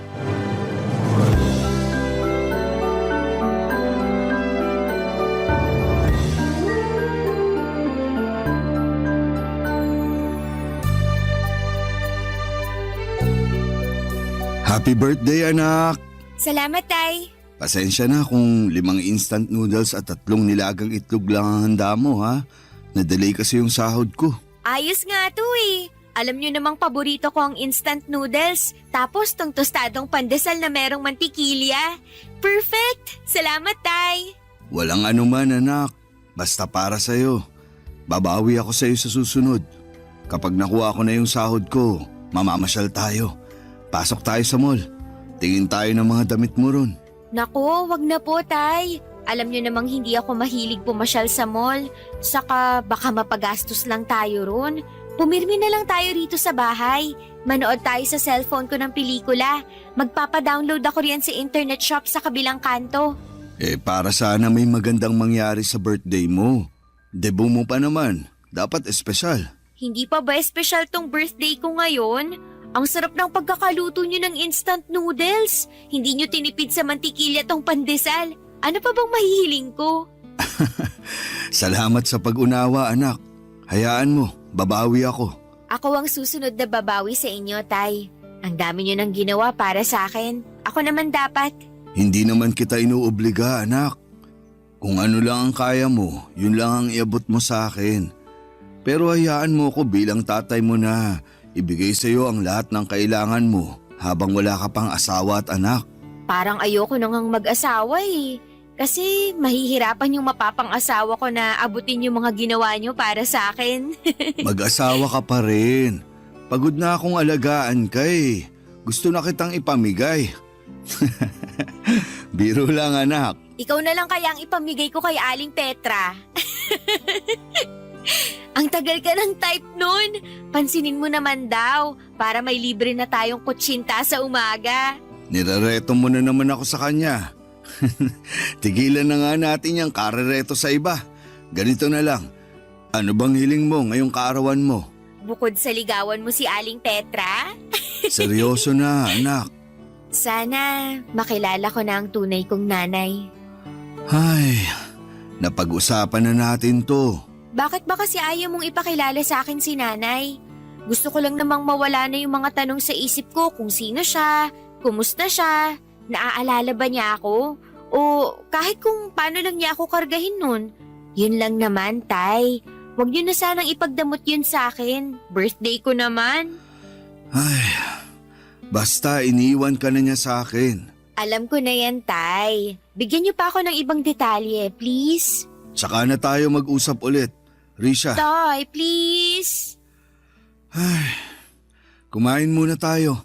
Kailangan ko ng pampalakas bago ako magkwento.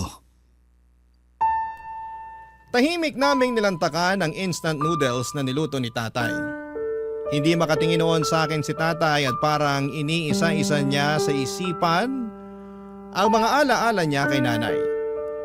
Nahalata kong nabalisa siya. Pero sana'y maintindihan niya na kailangan ko na ring malaman ang kwento tungkol sa aking nanay. Ang tagal ko rin yung hinahanap-hanap at wala akong may kwento sa school kapag may assignment ako tungkol sa aking nanay. Naging madamot kasi si tatay tungkol kay nanay. Gusto lang daw niya akong protektahan. Pero dalaga na ako at alam kong kaya ko nang harapin ang tungkol kay nanay. Pagkatapos namin kumain ay saka na kami nag-usap. Diretsahan na niyang sinabi ang lahat, Papa Dudut. Lorna ang pangalan ng nanay ko. 36 years old lamang siya at kay dad ko lamang siya nung pinanganak niya ako. Hindi pa siya handang maging ina noon kaya iniwan daw ako kay tatay. Sinabi rin ni tatay na marami siyang pagkukulang kay nanay at hindi raw niya naibigay ang lahat ng kailangan ni nanay. Kaya hindi niya masisisi si nanay kung umalis ito para buhayin ang sarili at tuparin ang mga nautlot nitong pangarap. Bumalik ito sa probinsya niya sa Bataan. Noong una raw ay nakikibalita pa ito sa akin pero nang tumagal ay hindi na. Pinaubayan na raw ako ng buo kay tatay. Dahil sabi ni nanay mas maganda raw ang paglaki ko kung si tatay ang bubuhay sa amin. Pagkatapos noon ay binigay din ni tatay ang picture at address ni nanay sa probinsya. Parang nabasa ni tatay na gusto kong puntahan si nanay. Kaya nagabot ito ng 2,000 piso para maggamit ko sa pagdalaw ko kay nanay. Niyakap ko si tatay at nagpasalamat. Noong gabing yon ay tinulungan niya akong mag-impake ng damit. Kinabukasan ay maaga akong hinatid ni tatay sa bus station patungo sa Bataan, Papa Dudut.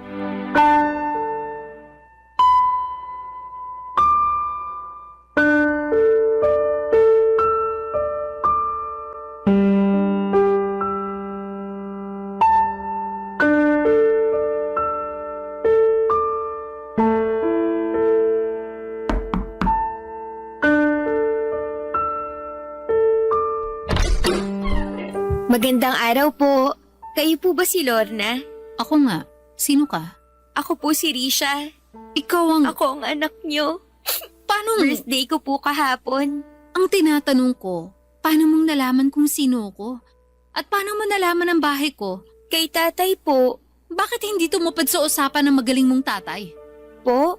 Ang usapan namin, kakalimutan nyo na ako mag-ama. Bakit nandito ka? Kasi gusto ko po kayong makilala. Alam mo naman pala ang pangalan ko. Pero bakit kailangan mo pampuntahan ako rito sa Bataan? Kasi gusto ko lang pong kumustahin kayo. Ayos naman ako. Bakit may dala kang maleta? Kasi po, bala ko po sanang kung pwede lang po. Huwag mong sabihin pinapatapon ka rito ng tatay mo. Hindi pwede. Anong ipambubuhay ko sa'yo? Hindi naman po ganun. Magbabakasyon lang po sana kasama nyo. Kahit magbabakasyon ka lang dito, hindi pa rin kita kayang asikasuhin. Kaya ko naman na po ang sarili ko. Dalaga na po ako. 18 na po ako kahapon lang. Akala ko 15 ka pa lang. Ay, binobola niyo naman po ako. Hindi kita binobola. Nakalimutan ko na kasi kung kailan kita pinanganak. Ang tagal na kasi nung huli kitang nakita. Kaya nga po magandang pagkakataon to para makapag-bond tayong dalawa. Kilalanin po natin ang isa't isa. Bumawi tayo sa mga nawalang taon natin. Hindi ko naman kailangan bumawi sa'yo. Kasi tanggap ko naman binalato na kita sa tatay mo. Kahit po siguro para sa akin na lang. Regalo nyo na po sa birthday ko na makasama kayo. Tapos na birthday mo, di ba? Kahit ilang araw lang po ako rito. Maaasahan nyo naman ako sa gawaing bahay. Talaga? Opo, magaling ako magluto. Yan ang kailangan ko, marunong magluto. Sawa na ako sa kakabili ng ulam sa karinderya. Paglalaba, maaasahan ba kita? Opo naman po. Okay, sige. Pumasok ka na.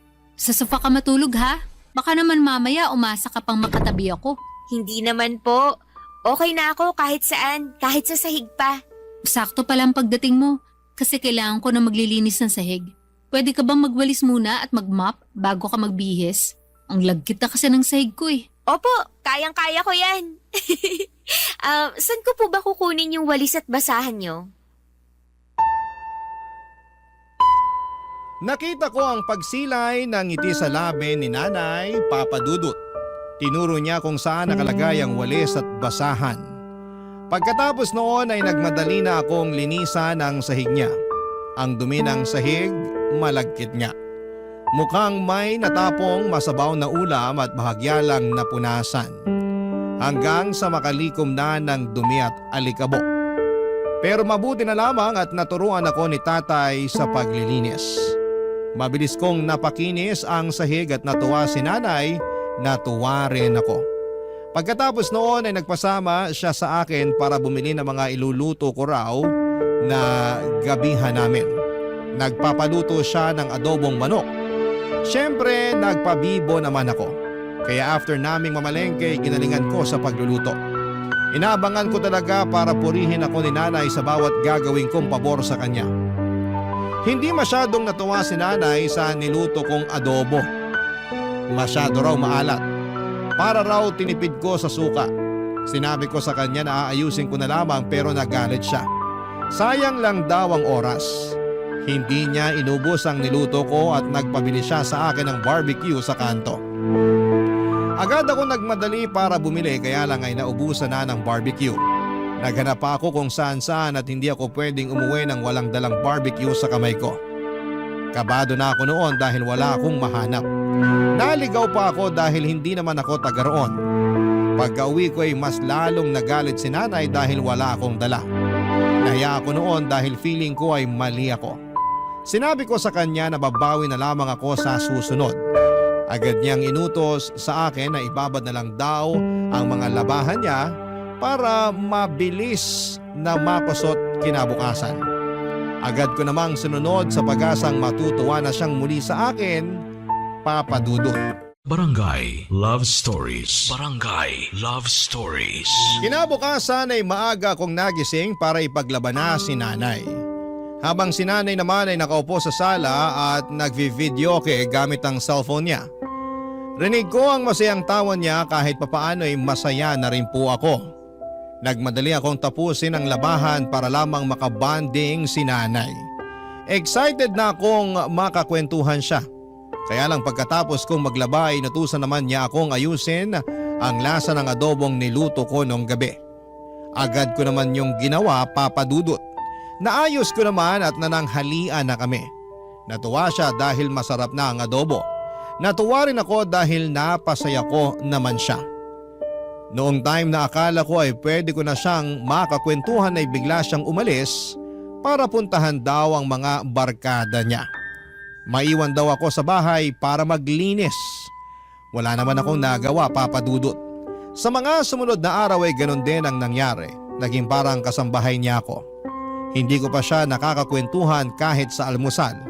Lagi kasi siyang nakatutok sa kanyang cellphone at ilang araw lang dapat ako roon. Pero natagalan dahil hindi ko pa siya nakakausap ng maayos. Yun lang naman ang habol ko. Makabuo ng koneksyon sa nanay ko. Pero parang iniiwasan niya yon habang inilalapit sa akin ang ibang obligasyon, Papa Dudut.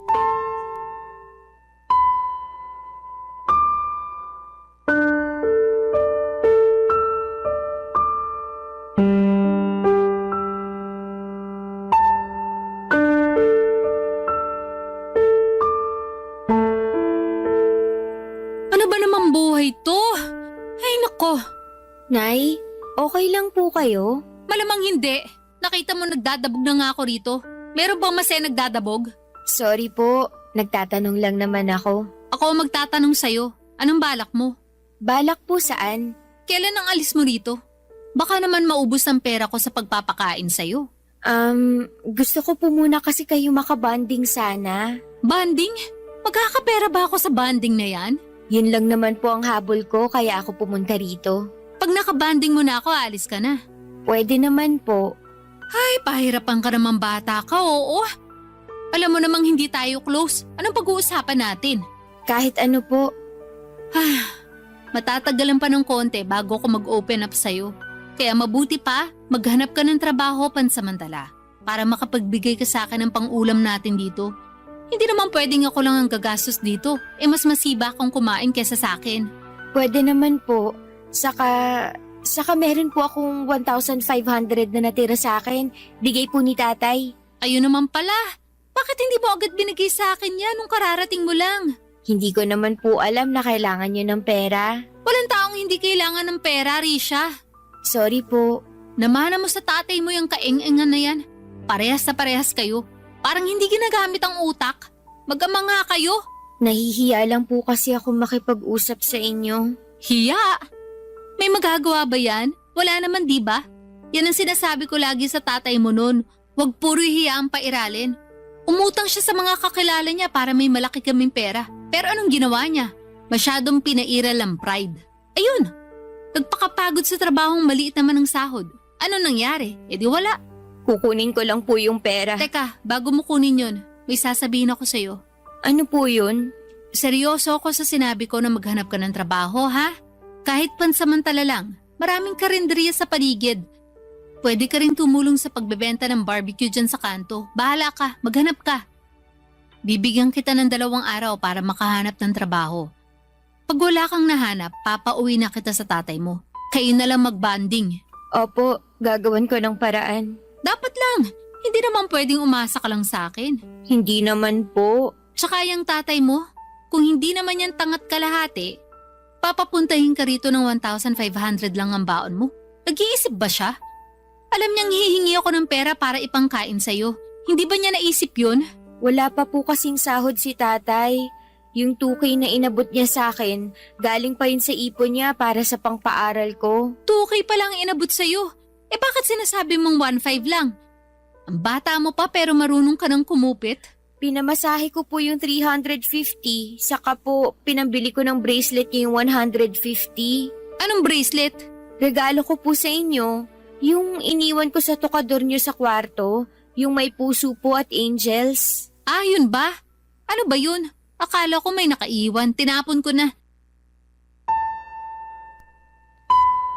Nasaktan ako ng laitin ni nanay si tatay.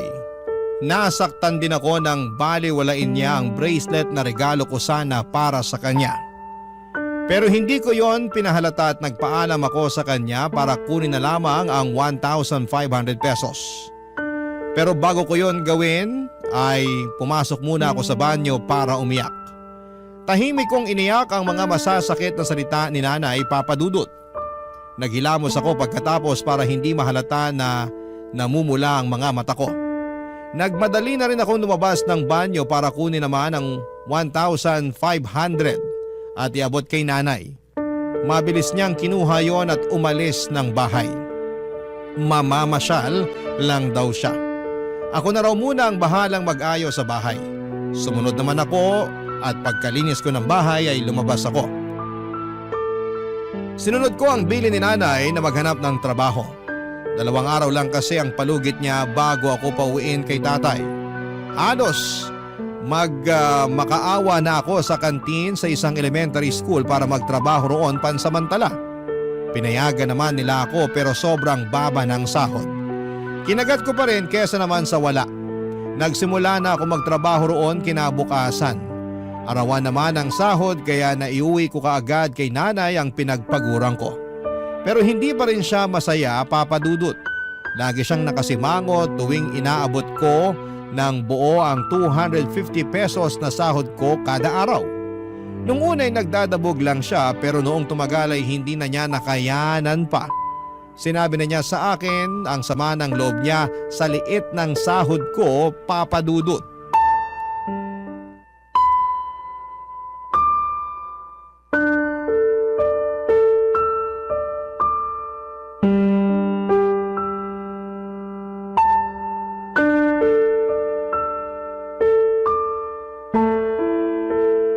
Talaga bang 250 lang ang sahod mo kada araw? Opo, Nay. Yan lang talaga. Kasi naawa lang naman sa akin yung nagbabantay sa kantin, kaya nagawa niya akong isingit sa trabaho. Kung naaawa siya sa'yo, edi sana man lang tinaasan niya ang pasahod sa'yo. Ano ba naman yun? Hayaan niyo po, susubukan kong maghanap ng ibang trabaho. Dapat lang. Kulang tong 250 sa ating dalawa. Alam ko naman po. Baka naman hindi totoong 250 lang ang sahod mo, ha? Ano pong ibig niyong sabihin? Baka kako kinukupitan mo lang ang sahod mo.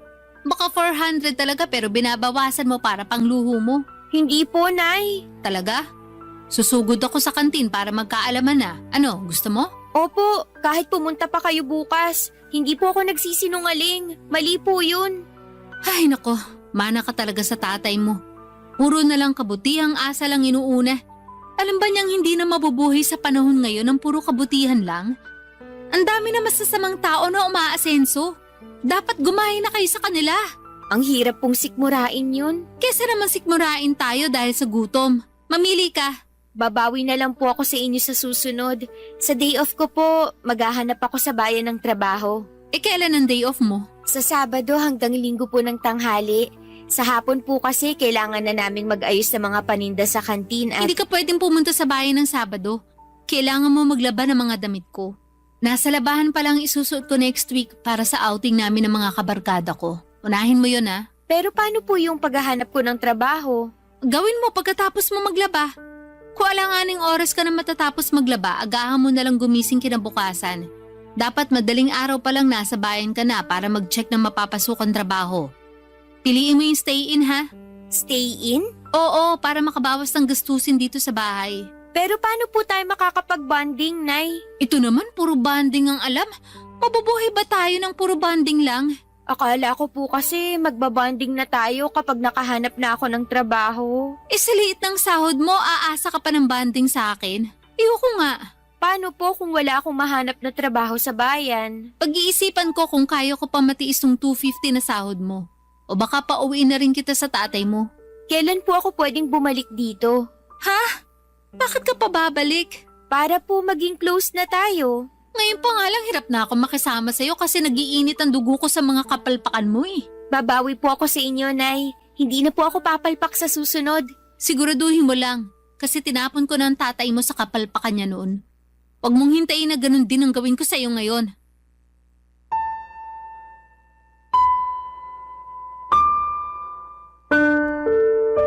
Papadudot pinandilatan niya ako ng mata para ipakitang hindi siya natutuwa sa akin at kay tatay. Paniniguro rin niya yon para bilisan ko ang paghahanap ng trabaho. Yon ang naging bonding naming mag-ina, puro pagbabanta. Aaminin kong napapansin ko na at hindi na ako natutuwa sa inaasal ni nanay sa akin. Ni minsan ay hindi ko naramdaman na mahal niya ako. O kaya kahit ituring man lang na isang anak. Para talaga akong kasambahay, papadudot. Lagi ko na lamang isinisingit ang sarili ko sa kanya at ako na minsan yung nahihiya. Pero sumusubok pa rin ako. Kasi baka ako yung may pagkukulang. Baka kulang yung effort ko para makipaglapit sa kanya. Pero hindi alam kong ginagawa ko ang best ko para makabuo ng koneksyon sa kanya. Siya lang tong gusto akong iwasan. Siguro kasi hindi pa rin niya magawang mapatawad si tatay sa kung anumang nangyari sa nakaraan nila. Hindi pa rin buo sa akin at malinaw ang totoong dahilan ng hiwalayan nila noon. Kahit si tatay ay hindi maibigay ng diretsyo ang lahat ng detalye. Hindi ko naman na siya pinilit noon dahil baka umatras pa ito sa payagan akong makilala si nanay. Kaya nga gusto kong makibanding kay nanay para itanong na sa kanya ang lahat. Iniisip ko kasi na baka yun lang ang kailangan ko para matahimik na rin po ako. Kailangan ko lang ng closure sa naging hiwalayan nilang dalawa. Baka kapag naging malinaw sa akin ang lahat ay hindi ko nahahanap-hanapin pa ang pagkalinga ni nanay. Baka makontento na lamang ako sa pagmamahal at pag-aalaga ni tatay. Kaya naman pinagsikapan kong kunin ang loob ni nanay habang nasa poder niya ako. Baka yun na ang sagot sa lahat ng tanong ko mula noong bata pa lamang ako. Papadudot. Barangay Love Stories. Barangay Love Stories. Sa ilang linggong pag-stay ko sa bahay ni nanay ay may mga nalaman na rin naman ako sa kanya. Nalaman ko na nagtatrabaho siya bilang announcer sa isang bingguhan sa mga perya. Sideline din niya ang pagbebenta ng rejuvenating cream. Ang alam ko ay sapat naman ang kita niya roon lalo na sa perya. Marami namang nagbibigay sa kanya ng tip lalo na kapag natipuhan siya ng mga naglalaro. Nalaman ko yon nang minsang nag-uwi siya ng lalaki sa bahay. Nanalo ang lalaking yon sa bingo at malaki ang binalato kay nanay. Kaya good mood noon si nanay dahil malaki ang nahawakan nitong pera. Hindi niya pinagdiskitahan ang sahod ko. Ilang lalaki ang inuuwi niya noon sa bahay lalo kapag blackout bingo sa peryahan kung saan siya naka-assign. Inaasahan ko na yon palagi at minsan natatakot na rin ako at hindi makatulog ng maayos sa gabi. Lalo kapag iba ang tingin sa akin ng lalaking inuuwi niya. Hindi ko lang masabi dahil baka mabaliktad ako. Malaking adjustment ang ginawa ko sa pagpasok ko sa mundo ng nanay ko. Pero si nanay hindi niya magawa yon para sa akin. Napansin ko na puro ako na lamang lagi ang nagbibigay pero tinitiis ko. Kasi baka kapag napansin na ni nanay na puro magaganda ang nagagawa ko para sa kanya ay baka mahalin na niya ako. Baka pansinin na niya ako. Kaya nagpursige pa rin ako para kunin ang loob ni nanay. Triple ang galing na ipinakita ko sa paglilinis ng bahay para wala itong maipintas sa akin. Sinisigurado kong kada uwi niya ay kampante siya at magbubuhay reyna na lamang. Lahat ng hirap ay binaliwala ni Nanay Papadudot. Lahat ng hirap kong yon, hindi ko pinapaalam kay Tatay Papadudot.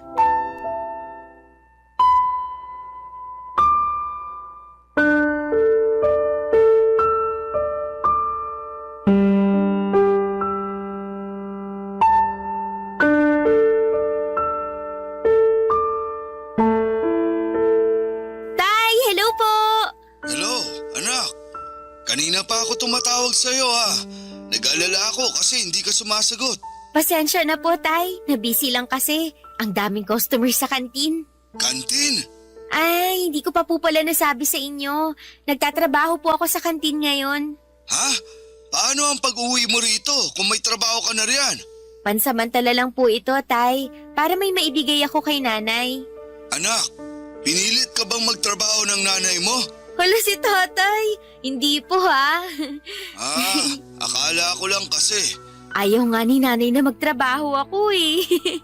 Nahihiya siya kasi gusto niya siyang bumuhay sa akin dito. Eh sabi ko, kawawa naman si nanay kung puro siya na lang. Kaya naghanap din ako ng sideline. Alam mo, Tay, ayaw nga tanggapin ni nanay yung inaabot kong sahod eh. Pero pinipilit ko kasi nga gusto kong makatulong sa kanya. Paniguradong natutuwa na sa'yo ang nanay mo niyan. Nakikita niyang responsable kang anak. Opo nga po eh. Lagi po niyang sinasabi sa akin yun. Mabuti naman kung ganun. Para naman hindi nakakahiya sa kanya. Baka kasi isipin niya, hindi kita napalaking maayos. Hindi po ah. Never po siyang nagsabi ng hindi maganda sa inyo. Talaga, anak? Hindi niya ako sinabihang tanga o walang kwentang ama at asawa? Hindi po talaga. Mabuti naman kung ganon. Siguro napatawad na niya ako sa lahat. Napatawad po saan? Alam mo na siguro yon. Ay, hindi naman ako iiwan ng nanay mo kung hindi ako nagkulang, hindi ba? Sayang lang kasi at hindi ako nakapag-aral. Kaya hindi ako nakakuha ng magandang trabaho para masustentuhan ko lahat ng kailangan ng nanay mo noon. Sa tingin niyo po ba dahil doon kaya kayo iniwan ni nanay? Oo, kasi yun naman ang nasabi niya sa akin nung iniwan ka na niya sa poder ko. Kaya hindi ko na rin siya inabol noon kasi klaro sa akin na hindi ako ang tamang lalaki para sa kanya. Ayoko namang ipagdamot sa kanya yung tsansa na may makilalang lalaki na kayang ibigay sa kanya ang lahat. Kasi hindi ako yun eh. Hindi po totoo yan, Tay. Kita niyo ngang naibibigay niyo ang lahat sa akin. Hindi na nga kayo nakakapagbigay sa sarili niyo eh. Puro ako na lang ang iniintindi niyo. Kasi sa'yo ko na lang binubuhos lahat ng mga hindi ko nagawa at naibigay sa nanay mo noon. Maswerte pa rin si nanay kasi kahit papano, sinubukan niyo namang ibigay sa kanya ang lahat. Baka hindi lang talaga naging sapat para sa kanya. Baka nga. Anak, may tatanong ako sa'yo. Ano po yun, Tay? Huwag mong sasabihin sa nanay mo, ha? O sige po, ano po ba yun? Meron na ba siyang boyfriend o asawa? Naku, single na single, Tay. Wala nga po ako nakikitang lalaki na dinadala niya rito sa bahay. Puro lang siya trabaho. Career woman talaga. Bakit niyo po natanong? Wala naman. Ewan ko ba? Parang sa mga kwento mo kasi tungkol sa kanya, nagkakaras ulit ako sa nanay mo. Pero wag mong sasabihin ha. Nako, nakakahiya. Uy, kinilig naman ako ron, Tay. Sige, ganito na lang. Ako ang magiging tulay niyo para magkabalikan. Nako, wag na. Saka ang dami nang nangyari sa nakaraan namin na hindi maganda. Kaya, pero sa tingin mo may pag-asa pa kaya ako sa nanay mo?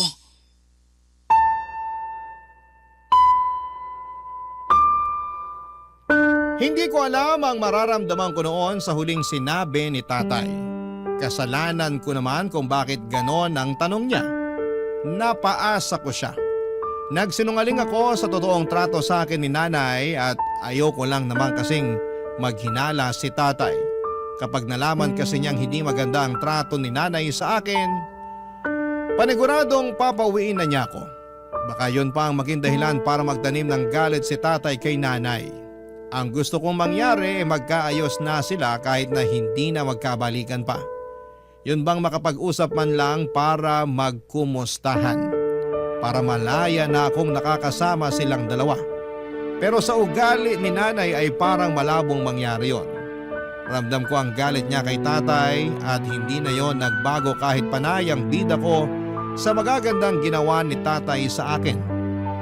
Inisip ko na baka kulang pa ang pagbebenta ko sa magagandang katangian ni tatay. Napangiti ako at nakaisip ng ideya. Paano nga kaya kung galingan ko pa sa pagbibida kay tatay at sa mga magagandang katangian nito? Na-imagine ko kapag lumambot na ang puso ni nanay, kapag bentang-benta na sa kanya ang mga magagandang ugali ni tatay, ay pwede kaya silang magkabalikang dalawa. Kasi nung puro ako papuri sa ugali ni nanay kay tatay, bigla naging masigla si tatay sa pagtatanong tungkol kay nanay. Bigla parang nagkagusto ulit ito kay nanay. Baka naman pwedeng ganun din ang mangyari kay nanay. Pwede kayang magkaroon ng second chance sa pagmamahala ng mga magulang ko. Mararanasan ko na kayang magkaroon ng buong pamilya. Napangiti ako at pwede yon, naniniwala ako.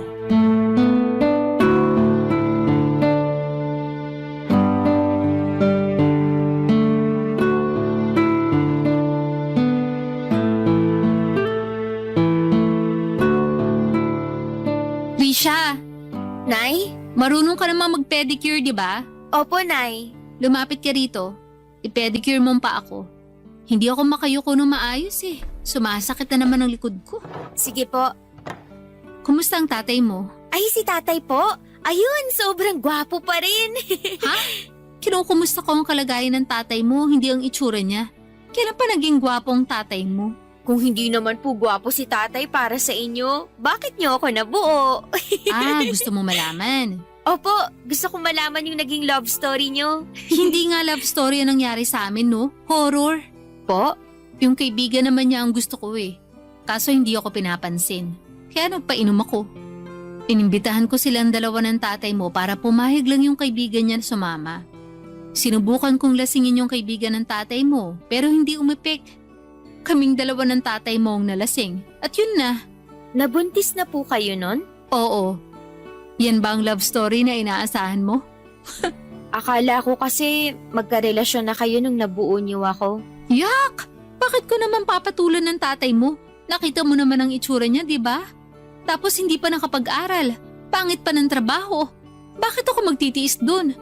Pasalamat siya wala akong ibang mapuntahan, kaya nagtiis ako makisama sa kanya hanggang mailabas kita. Pero wala eh, ayoko talaga. Nakakasuka makisama sa kanya. Alam po ba to ni tatay? Una pa lang naman alam niya na hindi ko siya gusto. Siya tong patay na patay sa akin. Ilang beses ko nang sinabi sa kanya na ang trip ko ay yung kaibigan niya. Pero mapilit siya. Feeling ko nga'y sinadya niyang lasingin ako para madali niya. Kaya hindi ko pa rin siya mapatawad sa pagkakabuntis siya sa akin eh. Tsaka kung alam mo lang na, aray Risha! Lintik kang bata ka! Balak mo bang putulin ang mga daliri ko sa paa? Tulad ng ginawa ko sa tatay mo, ha? Kayo po ang pumutol sa mga daliri sa paa ni tatay? Bakit? Hindi pa nagkukwento yung tatay mo sa mga nangyari noon, ha? Kapagod. Ako pa ang inasahan niya magkwento sa nakaraan namin. Aray! Sinasadya mo na yatang paduguin ng daliri ko eh. Ano bang problema mo? Aray, Nay! Hindi niyo naman po kailangang manipa. Buisit ka eh. Parang gusto mong patayin lahat ng kuko ko sa pae. Tumabi ka nga dyan. Lalakad ako.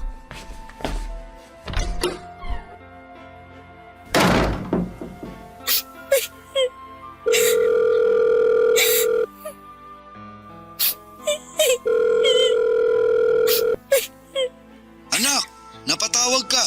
Hello, Tay. Okay ka lang? Hindi po, Tay. Anak, anong nangyari? Magsabi ka kay tatay. Tay, ayoko na rito. Anak, umuwi ka na rito kay tatay ha? Susunduin kita sa terminal. Opo, Tay. Uuwi na ako. Hintayin niyo po ako. I love you, Tay.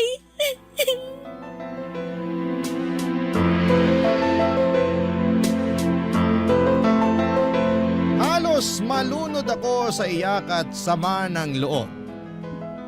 Hindi ako makapaniwala sa mga nalaman ko na ibinunyag ni nanay.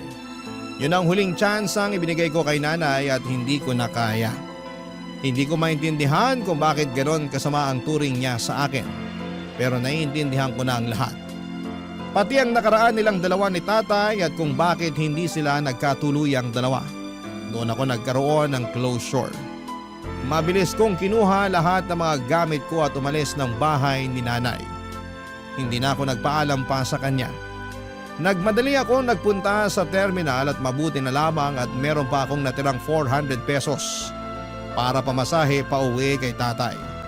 At makalipas ang ilang oras, nadatnang ko na si tatay na nag-aabang sa akin sa terminal. Nagmadali akong pinuntahan siya at niyakap.